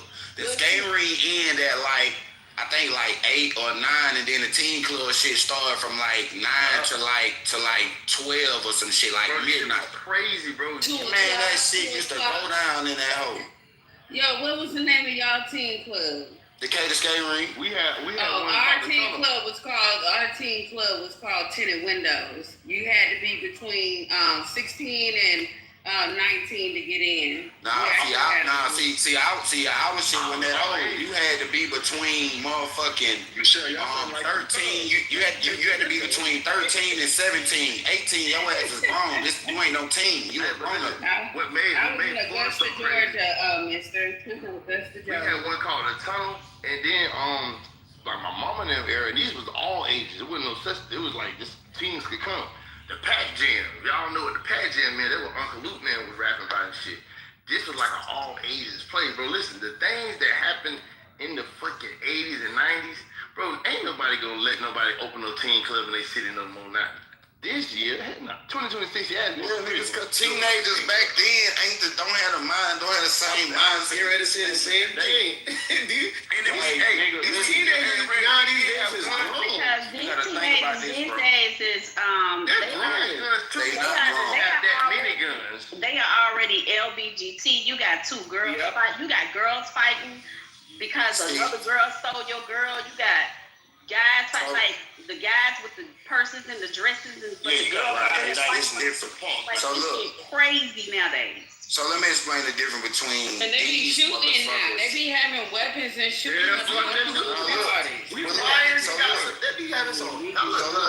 So the difference between them, right, and those niggas back then, which is like it's the last generation of them, is like, okay, you can go back to the 70s, the 80s, and the 90s and take an average 17-year-old, let's say the same 17-year-old street nigga, right? He's selling drugs, but he running the block. He paying bills. He taking care of real responsibilities. Versus a 17-year-old right now today that's in the streets, this motherfucker can't even read. See what I'm saying? He just carrying a gun because his friends is carrying a gun. He don't got no morals. He don't got no direction. He just out here. Most of the niggas back then, we had morals. We had a code. We had standards. Then the average 16, 17, 15, those were grown. At 16 back then, you was a grown-ass man. You was a grown man. Because you was thinking like a grown man. You see what I'm saying? We inherited responsibilities, most of us back then, before the age of 18, and took care of them like a grown man. And one thing that is different too is the money, right? So back then, even if you did have money, like I had more money than some of my big homies when I was selling weed and shit. But guess what? Them niggas didn't respect me because I got some more money than them. And nigga, you still the little homie. Nowadays, the little nigga that get more money than all the other niggas, he got a big homie. This nigga can be 15 and he know how to scam. Nowadays, in 2026, you got older niggas, OGs, niggas 20 and 30 saying, he the big, what's up, big homie? No, like, it's supposed to be niggas around young boy checking young boy. It's never supposed to be a point that young boy get enough money and clout so where he can check the niggas older than him. They're always supposed to be able to reprimand him. Nowadays in 2026, whoever got the most juice, he the nigga, he the leader. Well, how the fuck? He's the leader of the pack these days. Not back in the day. Even if you was getting some money, it was still somebody that could pull you by your goddamn collar and be like, boy, you tripping. We ain't doing that shit. By checking you got more money. It didn't matter back then because everybody respected each other as men, like Red was saying. Right. Niggas had different responsibilities. People was saying you couldn't just be outside wilding because your mama said get home by 5 because your little sister and them gotta have somebody watching while she at work. So now you cannot risk nobody coming to the house. CPS, GCF, I don't know who y'all had in y'all area, but you better have them people come to the goddamn door while your mama at work. Boy, stop. That's a whole nother ass whooping. And yes, gangsters used to get ass whoopings. I remember I watched a dude that was 25, one of the feared gangsters in our hood. But this man, grandma beat him because his little sister had got lost outside. I'm talking about this is a nigga that we done seen shoot somebody before. And he ain't buck at that lady, he ain't cuss at her, he ain't raise one hand to that lady. Nowadays, man, these niggas will shoot their grandma in their face. These young niggas don't care about nothing no more. Ain't nothing sacred either. Yeah, that's what I'm saying though, bro. Like it's different. Like these young niggas don't fight. We come from the age where we fought. We come from the age where it could be 30 of us, and it's one nigga that got a gun out the whole crew. Nowadays, it's 100 niggas and everybody got a gun. Everybody got a gun. See what I'm saying? And it's just like, it was different because we wasn't scared to take an ass whooping. We wasn't scared to give one. Most days, these niggas don't want to fight because they don't want to be humiliated. I don't care about me standing my ground and me losing and getting my ass whooped. I'm gonna go home and lick my wounds. I ain't gonna kill that man. Again, it's on. I ain't gonna kill that man because he whooped my ass today. When I heal and I goddamn see his ass again, it's on. Hey, yo. You scared nine-ass got switches. Missed a week at the skating rank. Don't worry about it. Yeah. Hey, these nine-ass got switches, man. Because see, we come from an age where if we lost the fight, it's not about humiliating. It's not about eliminating a nigga, trying to kill him and take him out. Yeah, like we know your mind back then. Right, like we didn't, like that wasn't the first thing that we would resort to. That's why, like I just said, like nigga, we could be mobbing 20, 30 deep, and it might be one nigga out of the whole crew that got a gun, and it's just in case they got one. Yeah. See what I'm saying? This just in case they might have to go to their trunk and pull out some shit. We got something that can protect us. You see what I'm saying? But we ain't looking to shoot nobody. I mean, we trying to fight. I mean, for real, y'all, when I was me at 16, 17, I wouldn't tell no fucking buddy guy had a hammer on. Straight up, that's kind of some fucked up shit. But I'm not telling none of y'all niggas that I got a fucking, you know what I mean? Yeah, it was another thing that we did different too. Nobody incriminated themselves. Like, if you went with us on the lick or doing crime, you knew. But everybody didn't know. Wait, hold on. You mean tell me all us, everybody know you got a gun? Yeah, you was a kid that our parents told us not to be around. you was a crash. Right, because everybody didn't know that. Wasn't supposed to know it. Now it's almost like a badge of honor. Hey man, I'm just spitting them fools over there. Like, so listen, so for most of us that's in the street, we know, like, I got the first time I ever held a gun, I got a gun that I can say was mine. I was 12 years old. My older brother gave it to me. He was 16, right?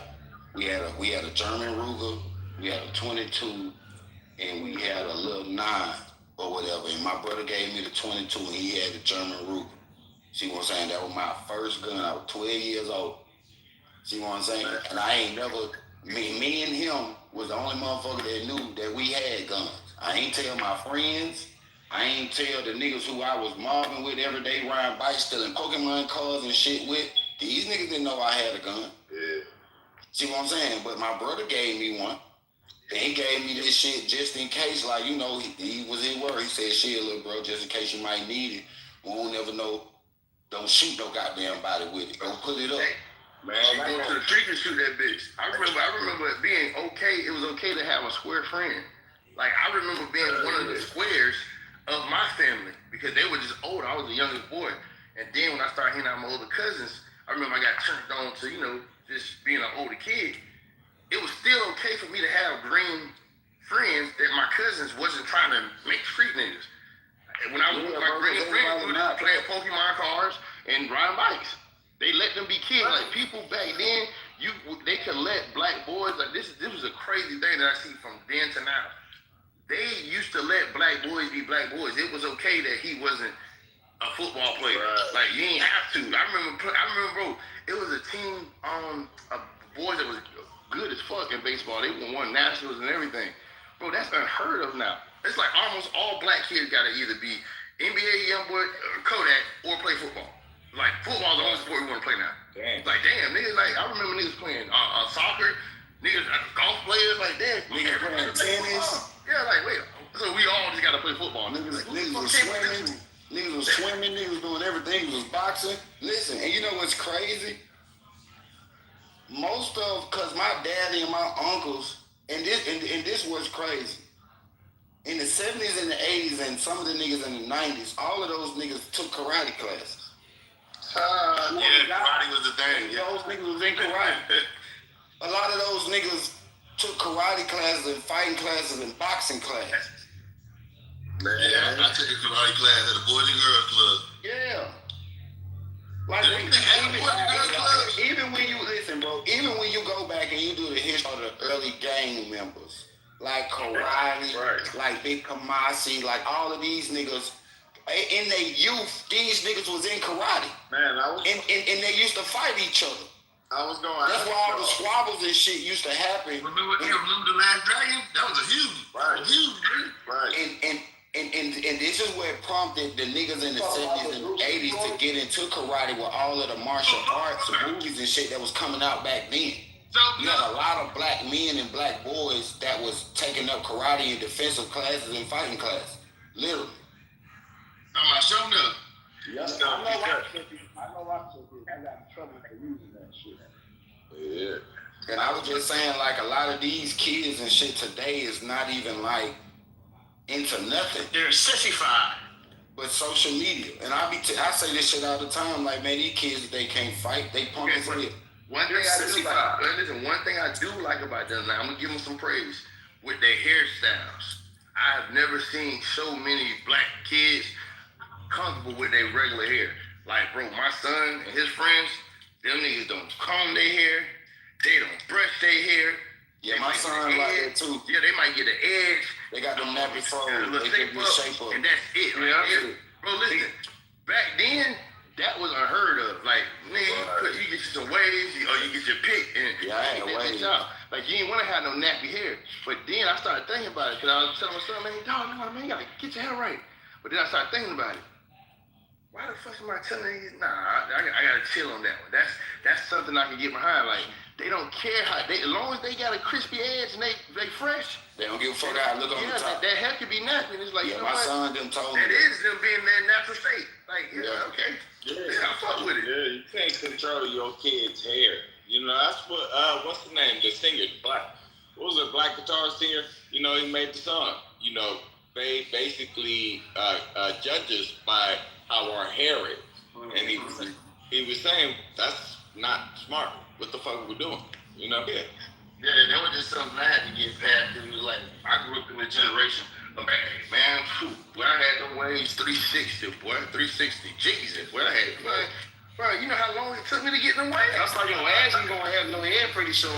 Man, I don't give a damn what I had them waves. I had them 360s. You had on chemicals in your hair all night. When you came to school with them 360s, man, you was like a Super Saiyan, boy. Yeah, you were. Let them girls run their hand through them little bumps.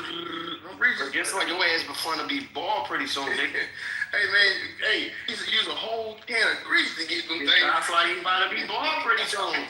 Hey, whoever finished a whole can of Murray, you just got another one before it ended. Nobody ever finished that one little can. Yeah. Most niggas that use wave grease back in the day, they're bald as fuck right now. Hey, fuck you. I still. No, that's a lie. That's a lie. My dad used to use it, and my dad got full head of hair. I still got me a fade. I still do a little fade. He got lucky, Michelle. I don't know, but all them motherfuckers that used to use that wave grease, they're bald as fuck right now. Man. What made it? What's in it that makes it? It's the chemical. Hey, I know he ain't talking with that new millennium hairstyle. It's the chemical. That's the new shit. That's the new shit when you cut off all the sides, nigga. That's why. You cut off the sides and you braid the top. That's some new shit. You got the top braid to cut off the side. That's some new shit. You got your YN haircut. Boy, put it on. I got that. What's wrong with that? No, that's something that we wouldn't have did. Nobody came to school in the early 2000s with that right there. No. Shit. That's because y'all was cutting everything off and leaving that patch right in the front right there. Or you might just put a line straight down the middle, like a little part. Straight down the middle. Somebody explained to me that Dallas, Texas shit with a shag. That is the ugliest thing I've ever seen in my life.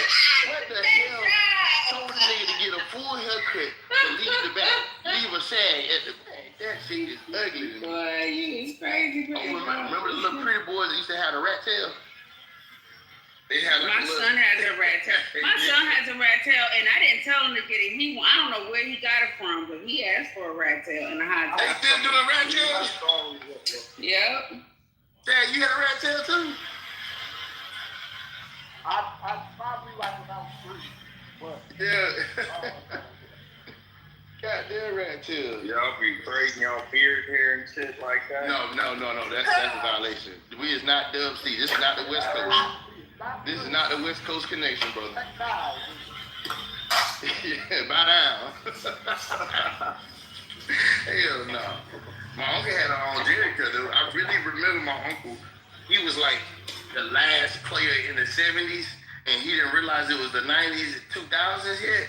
And he used to have a fucking Jerry curl. I'm talking about with activator. He used to have a spray bottle and everything. I'm like, nigga, what the fuck? This nigga out of man slick back. This nigga is stuck in the 70s. The curls. He was a war veteran. So when he was in war, he's always say, hey man, they made me shave my hair. And then, you know, I vowed to never, as soon as I get out, I said, I never cut my hair again. It's like, but damn, you still using old products, bro. You still got a conch, not a perm. You still got a conch in the cabinet. Nigga, they got a full perm kit. What is going on? Matter of fact, let me show y'all my son hair. Oh, I'm about to say, man, Red, I thought you were about to say, matter of fact, I had the Jerry curl. Oh, nah, hell no. Hey, Red, I thought you were going to come on out with it. Hey, what Total Pole at? This is his conversation. I wonder what guy. I bet Total Pole had a curl. He had them Ice Cube curls. Them Easy E's. He had the soul glow. I used to flatten out my hair and rock it like Mac back in the day. Hey, I had a homie that was rolling 60. And he used to do that. They used to think he was so weird. I thought he was weird too when I first met him. But he used to have his shit like DJ Pooh and them boys, like in a roller kit. Like this nigga was a real deal 60, and I ain't know what a fucking rolling 60 was. And this nigga used to have fucking curl kit in his hair. He had a flat iron in his hair sometimes. So look, y'all, this my youngest son. This his hair right here. This how he be wearing his shit. He was telling you about the kid. Nah. Oh yeah. See, that's how my son. That's how they all wear their hair down. Yeah, that's the young nigga. That's the young nigga hairstyle. Not mine. I'm getting them heads cut. Hey, they can't even say nothing because they love Boondocks. He look like a Boondocks. Yeah, he look like your human. Yeah.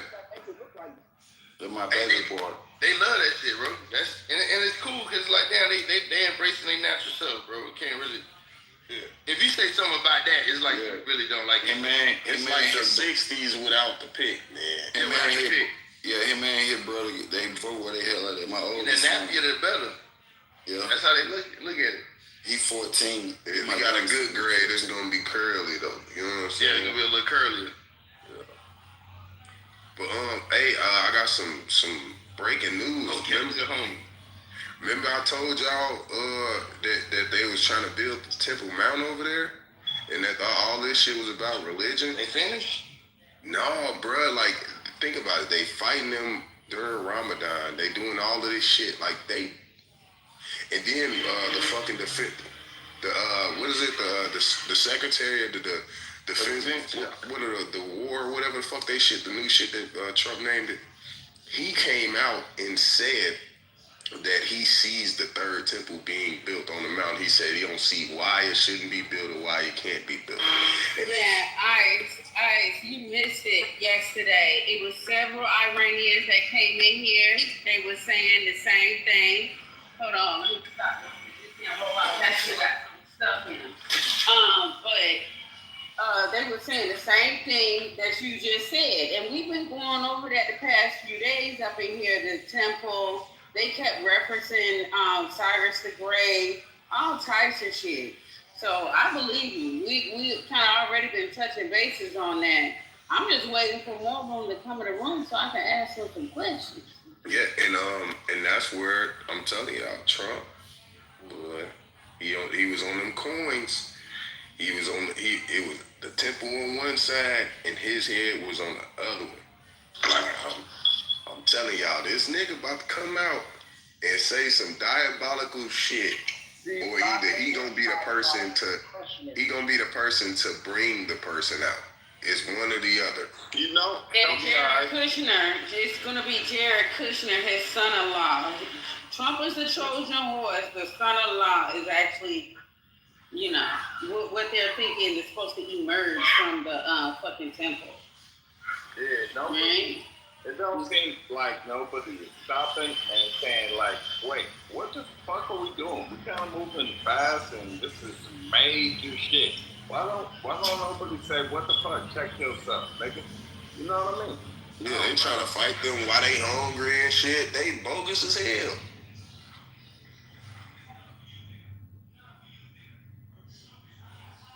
But hey, one thing I can say is they ain't going out without a fight. But they also saying that they missiles and the different things that they have is coming from China and Russia. They said there's no possible way that Iran can have any of that technology. It's not possible. I disagree with that. Iran ain't no super. Yeah, they ain't no bitch, bro. That's how you fuck up, thinking you could just bitch. Listen, and y'all niggas fuck up with thinking that they can beat America. Nah, we know they can't beat America. Nobody's saying that they ain't got abilities, right? Nobody's negating that. What y'all niggas fit, that's just like, well, shit, bro can fight, but he can't whoop his ass. Type shit. Well, yeah. That's what that's all that's that the is. thing. Yeah, like, I mean, since we know he can't beat him, how the fuck did that nigga just hit him like that? Somebody gave him steroids. No, you know what I'm saying? Like, we nobody's taking Iran's capabilities away from them. All we saying is that they're not capable of winning a war against America. I agree with you. Period. I agree with you, brother. But what happened in Israel to that Iron Dome? Yeah. You know, it should happen last year. Y'all talking about a building. Listen, what is the building going to do? Is the building going to levitate or shoot out fucking projector beams and blow up shit? Y'all talking about a building being built. What is that going to do? It's supposed to be, but listen, it's supposed to have the Antichrist coming up out of the fucking Exactly. That's the whole point. So that's what they're believing, Red. They came in the room and several of them said it several times yesterday. They kept saying it. Oh, the temple is going to be built, and what you say, the house of Christ, and it's going to be the right. He said, well, see, y'all call it the Antichrist. To them, it's their Christ, it's their Messiah. Oh. So, you get what I'm saying? So to us, it's the Antichrist, but to them, it is their It's Messiah. their savior. Right. And so, it's their and they've been getting them ready. See, the problem is, y'all, every time these people come to the room and I get them to a certain point, and we get to asking them what was in the temple, y'all kind of, the room kind of goes crazy. So next time this situation happen, they come in here, let's try to get on track and get the answers out of the people. Yeah. Because I want to get the answer up out of them. Like, what are you planning to gain from this? Why? So what's gonna be in the temple? How does it work? Because a lot of us feels like that scripture, when they talk about the temple, it's supposed to be like a state of mind, like a state of consciousness. These motherfuckers is literally trying to build this shit. Yep. So yeah, so that's why I'm looking at it like this is some crazy shit. And then they all have different ideas about what's gonna come up out of the motherfucker. So that's even crazier. What's crazy is that the prophecy, according to the biblical side of the prophecy, one of them is going to be the Antichrist. It's going to come out of the middle. It's going to be somebody who comes out of the Middle East. That's supposedly what they're saying. So the fact that they see this as like a good thing, it's a weird thing, because in some regard, if these people are free, then we just kind of let loose 90 million more people who, not 90 million, but a bunch of people who actually support the Zionist agenda covertly, right? Because the Zionist agenda is to build that third temple, but not for a good thing, to consecrate the temple and to bring about the New World Order and stuff like that. So if you're saying that they think it's a good thing, it directly opposes biblical prophecy. And I could see why, you know what I mean? Like, because, even though there's Islamic terrorism in that region, the Quran also opposes Zionism.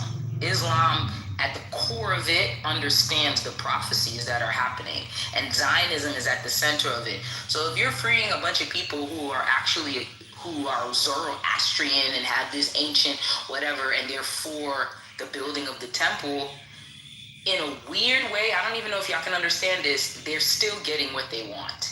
And that's the thing, Melissa. Iran from what I was told, and this was when we were having this conversation last year. This was when Cece was still in the room. We were talking about the red heifers. Israel wants to build that temple. Iran, others in the region don't want them to build the temple. And that's really what the fighting was, a lot of what the ongoing fighting in that region was about, that temple. So there's people that's opposing that temple being built over there.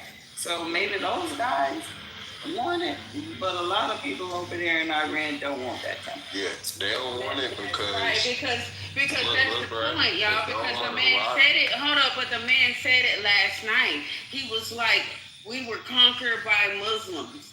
That's what he came in here and said last night. He said 1,000 years ago we did something else, but we were conquered by Muslims. So they want to build that temple to bring back what they used to have. They want to be free from under Islam and Muslimhood. So they was like, they were made to worship, to practice Islam. They was like, this is not who we are, and they want to change. Right. And I agree with you, Erica. Some of them over there, they want that, and then it's this whole big thing where some of them don't want it.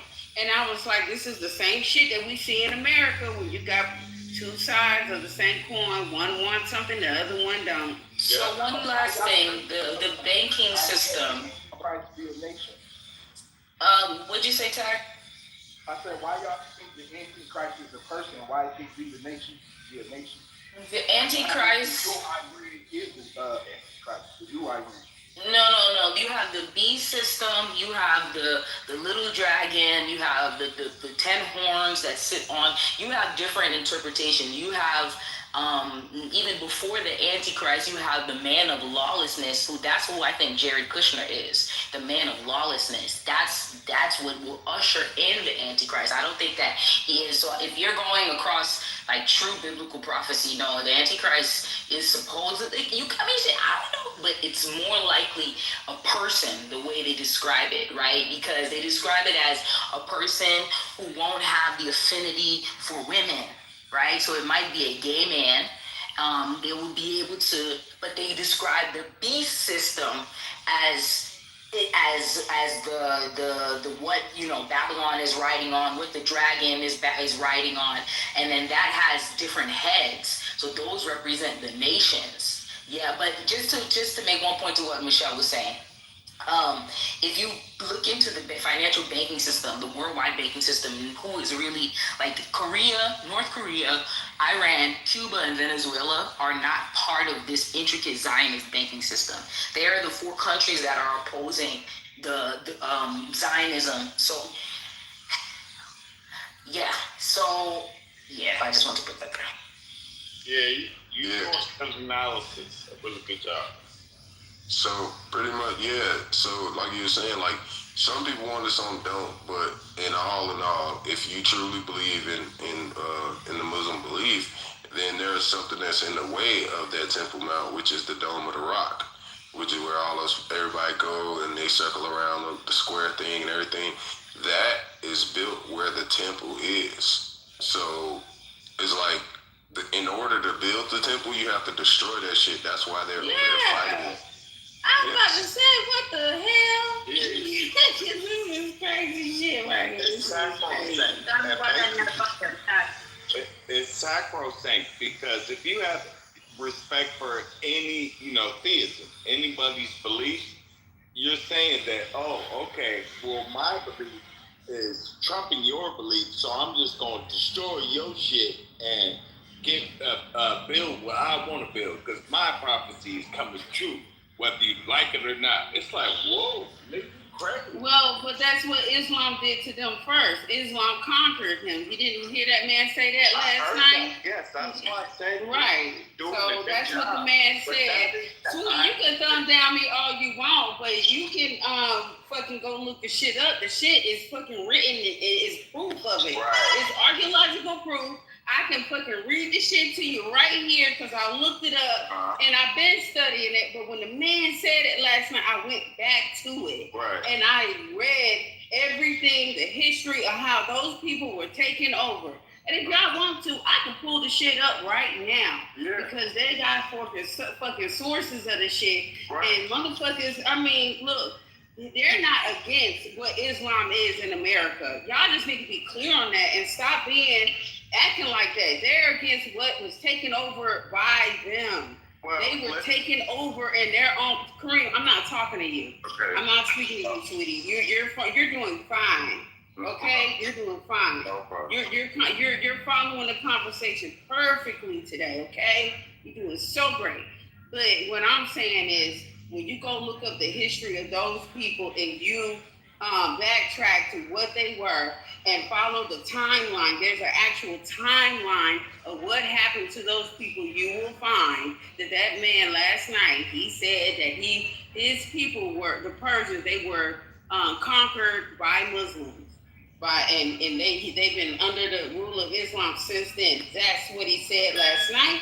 And when you go look that shit up and the historical, the actual archaeological proof, it says it right there. But he said under the yoke of Islam. She right. Nah, that's cap, bro. Yeah, but the problem is that it's not cut and dry.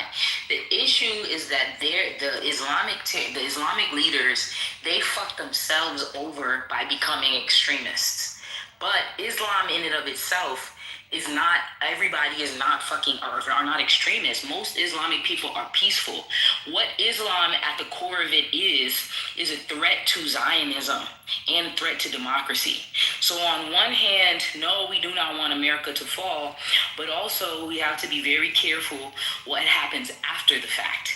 Yes, these people are calling for the overthrow of their government, But if we look at all the other countries that we went into in the last 50 years, 100 years, Libya, Afghanistan, Haiti, Iraq, Cuba, Jamaica, all of these countries, what has happened after the fact? They become even worse.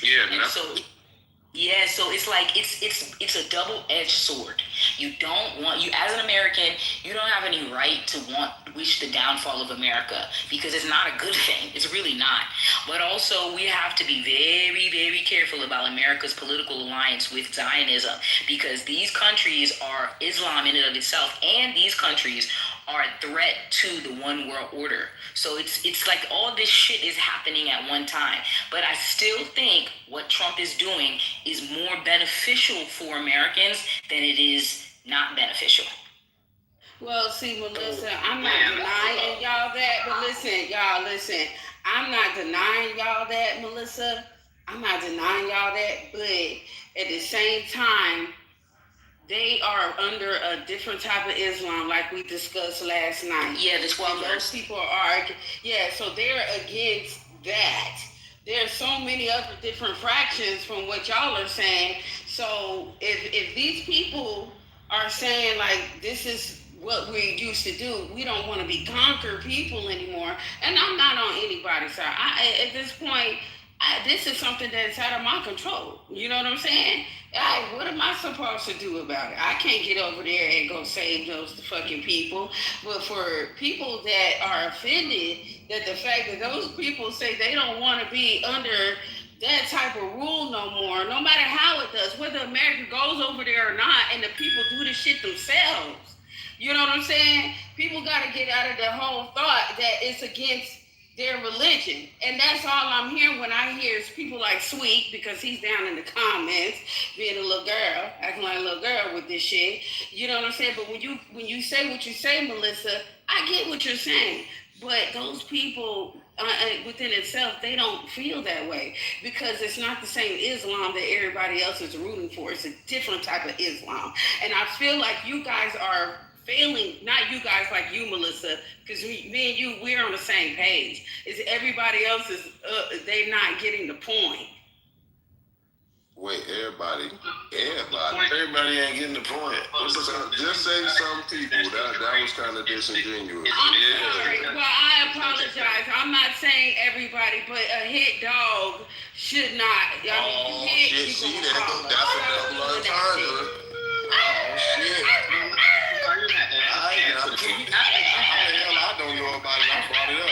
What the fuck are you talking about? It sounds like a chihuahua.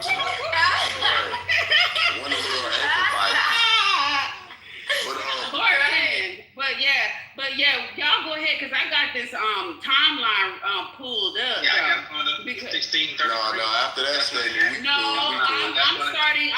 because my timeline, I started it off from Cyrus the Great, 559 to 530, right? But then it talks about the first major foreign conquest of Persia was Alexander the Great. He defeated Darius III, right, who conquered Persia, right? And then after that, other major conquest of Persia was one of the Arab Muslim caliphites of 651 CE. So that man said last night, he said thousands and thousands of years ago, this happened to us. That's what he's talking about. Then after that, you got the Mongol Empire from the 1200s. Then you have the Ottoman Empire. I think Melissa brought that up last night. Turkey, Middle East, North Africa, parts of Europe. Then you got after that, the Qajar dynasty, the Raza Shah. Well, that's what I'm saying. Like, this shit go back thousands of years. It's just not this simple. It's literally, look, this is how simple it is. They're Muslim. They are they communists. God damn it. They're Muslim. They are the fake Jews. They are at war. Both of them are fucking wrong. Both of them are wrong. They keep instilling and motherfucking pillaging, right? I agree. So at the end of the day, and this shit is in Revelation. So it talks about the king of the north and the king of the south. You know what I'm saying? So these people gonna fight after. That's cap, bro. These people gonna fight. They're gonna lose. They're gonna lose horribly. They're gonna build the temple, like they're talking about doing right now. When they build the temple, that is where they will usher whom they say is the Messiah. According to prophecy, that person that they deem to be the Messiah is actually the Antichrist. So it's literally that simple. I think that all of the people and what they believe and all that don't matter. They building the third temple. Hold up. So do they believe it's the Antichrist coming, or is that what we believe is coming? It's in the Bible. It's in the Bible. Okay, no, that's not answering my question. Right. I'm asking a straight up question. That's why I understand what you're saying. Be quiet so you can answer, man. Calm down. I'm such a answering. So it's literally simple as they don't care about all of those extra details. None of that matters. What they're doing as a whole, as from China to Russia to America to anybody else that ain't even Christian, that this shit is going on. That's what they're down there for. They're there to build the temple. It don't matter who believe in it or not. They don't. Obviously, they're in a different religion stance, so they're gonna believe in the Islam religion. So they never gonna agree 100% on none of what the fuck they doing. No, I'm answering my question. I'm saying the people that wants to. No, hold up. The people that want the temple built, do they believe it is the Antichrist coming through there, or do they believe it's the Messiah? Fuck what you believe and what everybody They believe it's the Antichrist. That's not important, but yes, they believe it's their Messiah. That's my point I'm making. See, thank you. Who just said that? Who said that? I've been agreeing with you. Yeah. Okay, thank you. Because I'm just trying to get that clear so everybody else will understand. Because this is the fact that we're having this conversation again and people not getting that part, that what you said, those people think it's their Messiah, while everybody else think it's the Antichrist. Or it is, whatever the fuck y'all want to believe in. But I just wanted to make sure that point got across. Some people know who they are. They know it's the Antichrist. Well, I'm going to say this, Ray, as a warning. When people say about Muslims and say, oh, everything's just peaches and cream, they just came in and everything was cool. They just came in, just wanted to be Muslims. When you look, this thing, the Muslim conquered these countries. Yeah, sub-Saharan slave trade is called. So when they lie and say, hey, everything was just cool back then, right now it's kind of extreme right now, but back then it wasn't. They're like literally just either they're lying about it or just ignorant about what happened. You think these people just came up here, Muslims invaded and conquered Persia, right? Now I'm looking at it, a drawing. They came in on horses and weapons.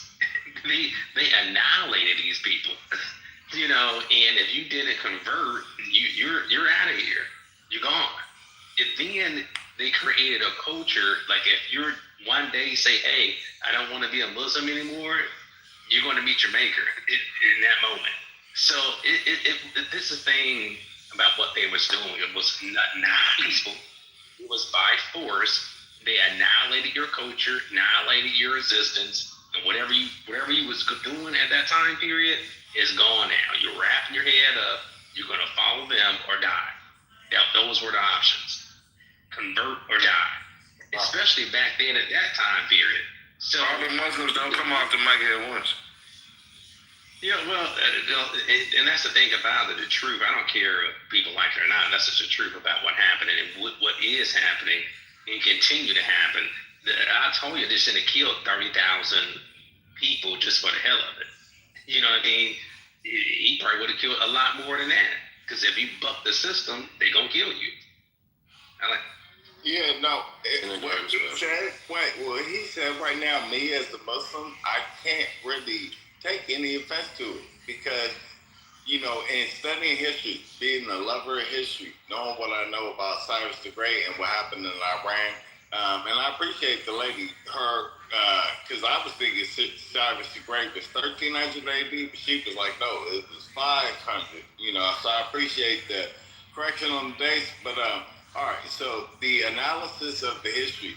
So, all right, I can't say you're necessarily wrong because when Islam came, yeah, it did change things. But here is the operative word. You had, there was no compulsion in religion. That's what Islam brought to the world, brother. That's what the Prophet Muhammad, peace be upon him. That's what changed him from other so-called religious leaders. He said, look, you can do what you want to do. You don't have to do what I say. But we are taking over shit. So you choose. Do you want to get down or do you want to lay down? Yeah. Yeah, same thing happened with Christians. Everybody did it. But, I mean, that's really like, y'all got to think about it. At the end of the day, if you believe in that, that's what you believe in. The people that's fake or don't want to believe in it but practice it is crazy to even like us to really have a conversation about. If they fake, they fake. Just like with the Jewish people that are supposed to be over there, right? They are fake. So at the end of the day, all the shit that they're trying to do and put on this rouge to build this temple and fight them people and do all that shit is to keep up their fake facade.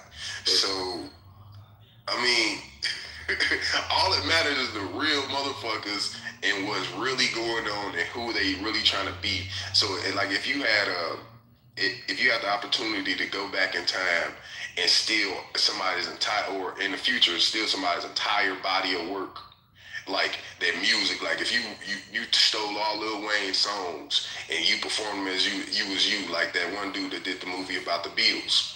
You know what I'm saying? That's what they're doing. They're stealing the future, and then it's gonna come back and bite them in the ass. But all of it is prophecy. So, yeah, that's where we at.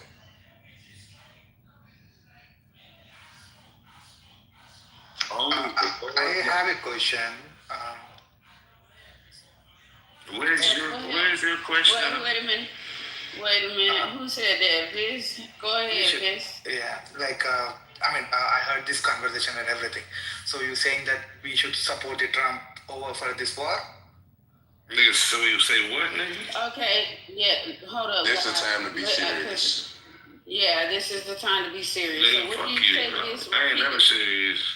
Yo, chill the fuck out, man. I just asked you to mute up and let us talk to this man.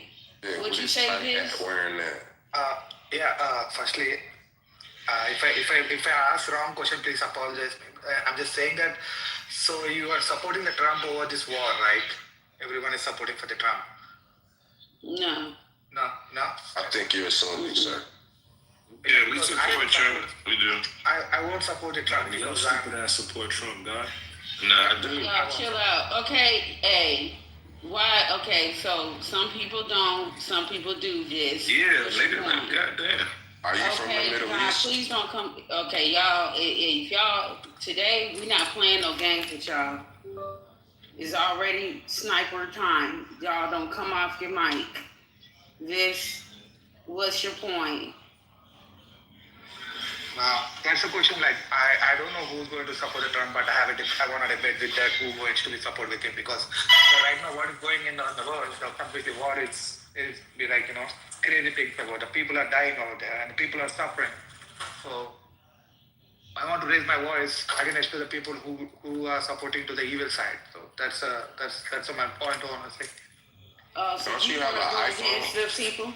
Okay, so you want to go against the people that supports Trump because you don't support him? Yeah, because things like clear it out. So the Trump after he become a president, so not many wars are happening in the world across the world, and too many lives and too many orphans. That doesn't make any sense. Before that, it was everything is good and fair. After that, everything is collapsing.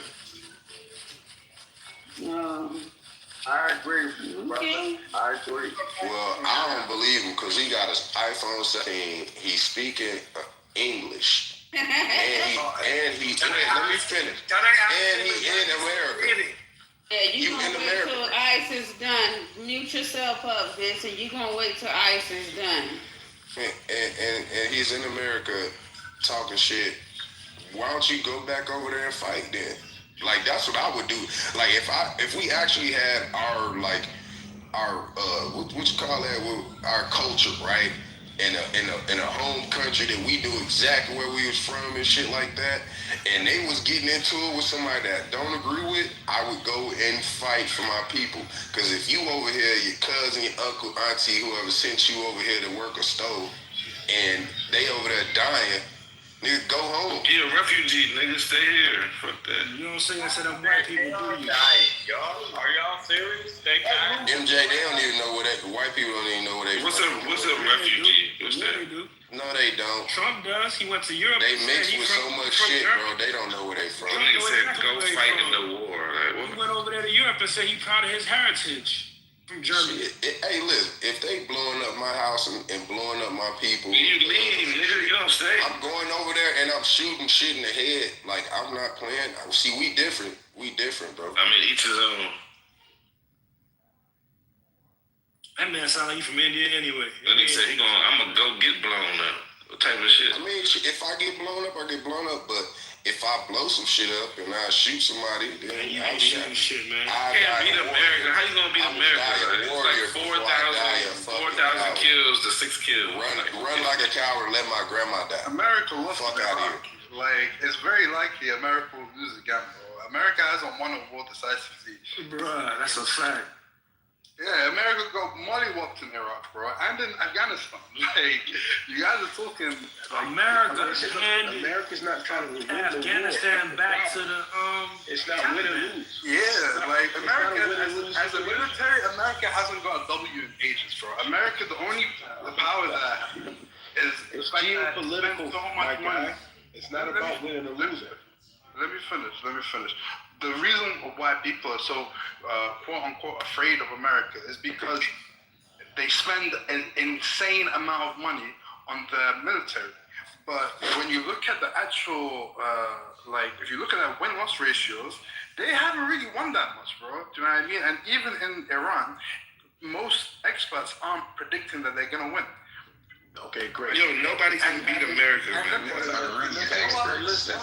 We love them. Can you give me time, please? Just let me finish. You must not be American, bro. I'm not American, no. But let me just say one last thing.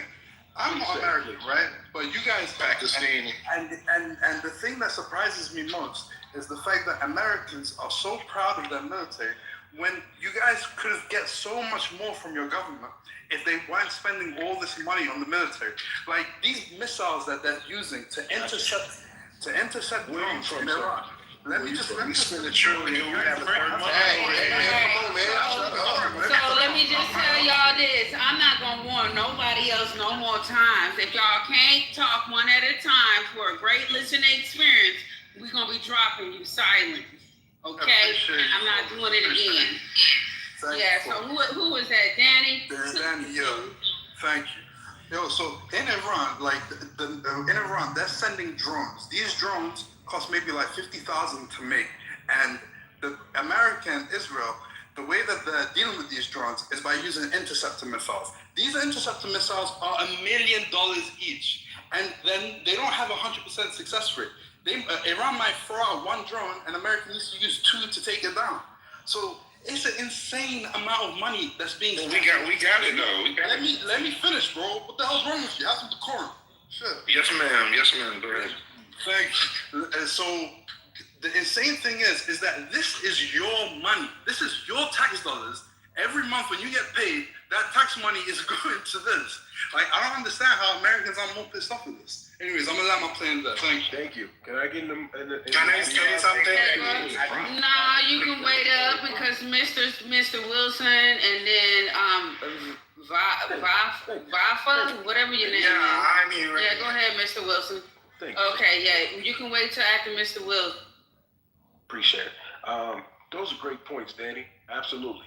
The money that we're spending in the trillions every year, the weapons that we use are so sometimes 10 to 20 times more expensive than whoever we're fighting. Some of the weapons that we're using to drop a say $50,000 weapon might be say $1 million a piece. You're right, sir, and all those things. First of all, I would love to know where you're from. Number 2, we got it to spend. That's one. Number 2 is we still don't have boots on the ground. Most of the boots on the ground are from everyone from that region. We're just a support system now. Number 3, geopolitically, we never want to win a war. We want to control in the back shadows. It's not about a black and white, it's about the gray. It's not about black and white, it's about the gray. And the United States of America has mastered the gray. We've mastered it, and that's what it's really about. It's about having control. It's not about winning or losing. So that's where we get it wrong. We want to make this a win-lose situation, win or lose. And the information that we get as everyday citizens, the real information. So we're trying to figure out a puzzle and put the puzzle together. There's 10,000 pieces and we got 10. Okay. My bad. Go ahead. Okay, have some decorum, sir. Have some decorum. Like you told everybody else, have some decorum, sir. And let's come together, brother. All right. Let's have some decorum and let's relax. All right. So these are the issues that y'all don't really understand. It's not black and white. It's gray. If America is over there and we're doing something, what we really want to do, what we really want to gain, we're not going to tell the regular citizens. That goes all the way back to Vietnam. Everyone said we lost Vietnam. We did not lose Vietnam if you really knew what happened. And any other thing we get involved with, we're going there for a reason. Let me tell you one of the reasons that we always go somewhere. After we leave, after we leave that place, what do we always make sure we stay with? A military base. Anytime we go somewhere, we're gonna drop off the little crib over there. We're gonna keep some folks there to keep stuff in line. So I get it, man. When you hear Americans, we're cocky, we're arrogant. Some of y'all might even say we're ignorant. But there's a reason why. Because when we come over there, we staying over there. I'd answer. Okay, can I respond? Yeah, y'all can mute up because it's Rafa. I guess MJ and Ted, y'all can go after Rafa. Thank you, Flawless. Go ahead, Rafa. Okay, thank you very much. Thanks for your time. First of all, I'm an Iranian Canadian, and my name is Vafa. I lived 32 years under this regime. First, I want to say thank you to all Americans who are supporting attack to this regime. This regime is different than people of Iran, okay? This is the first thing. This regime is based on ideology, and the most important ideology they have is death to America and death to Israel. This is the most important thing they are following, okay? This is first thing. Now, 2 months ago, this regime killed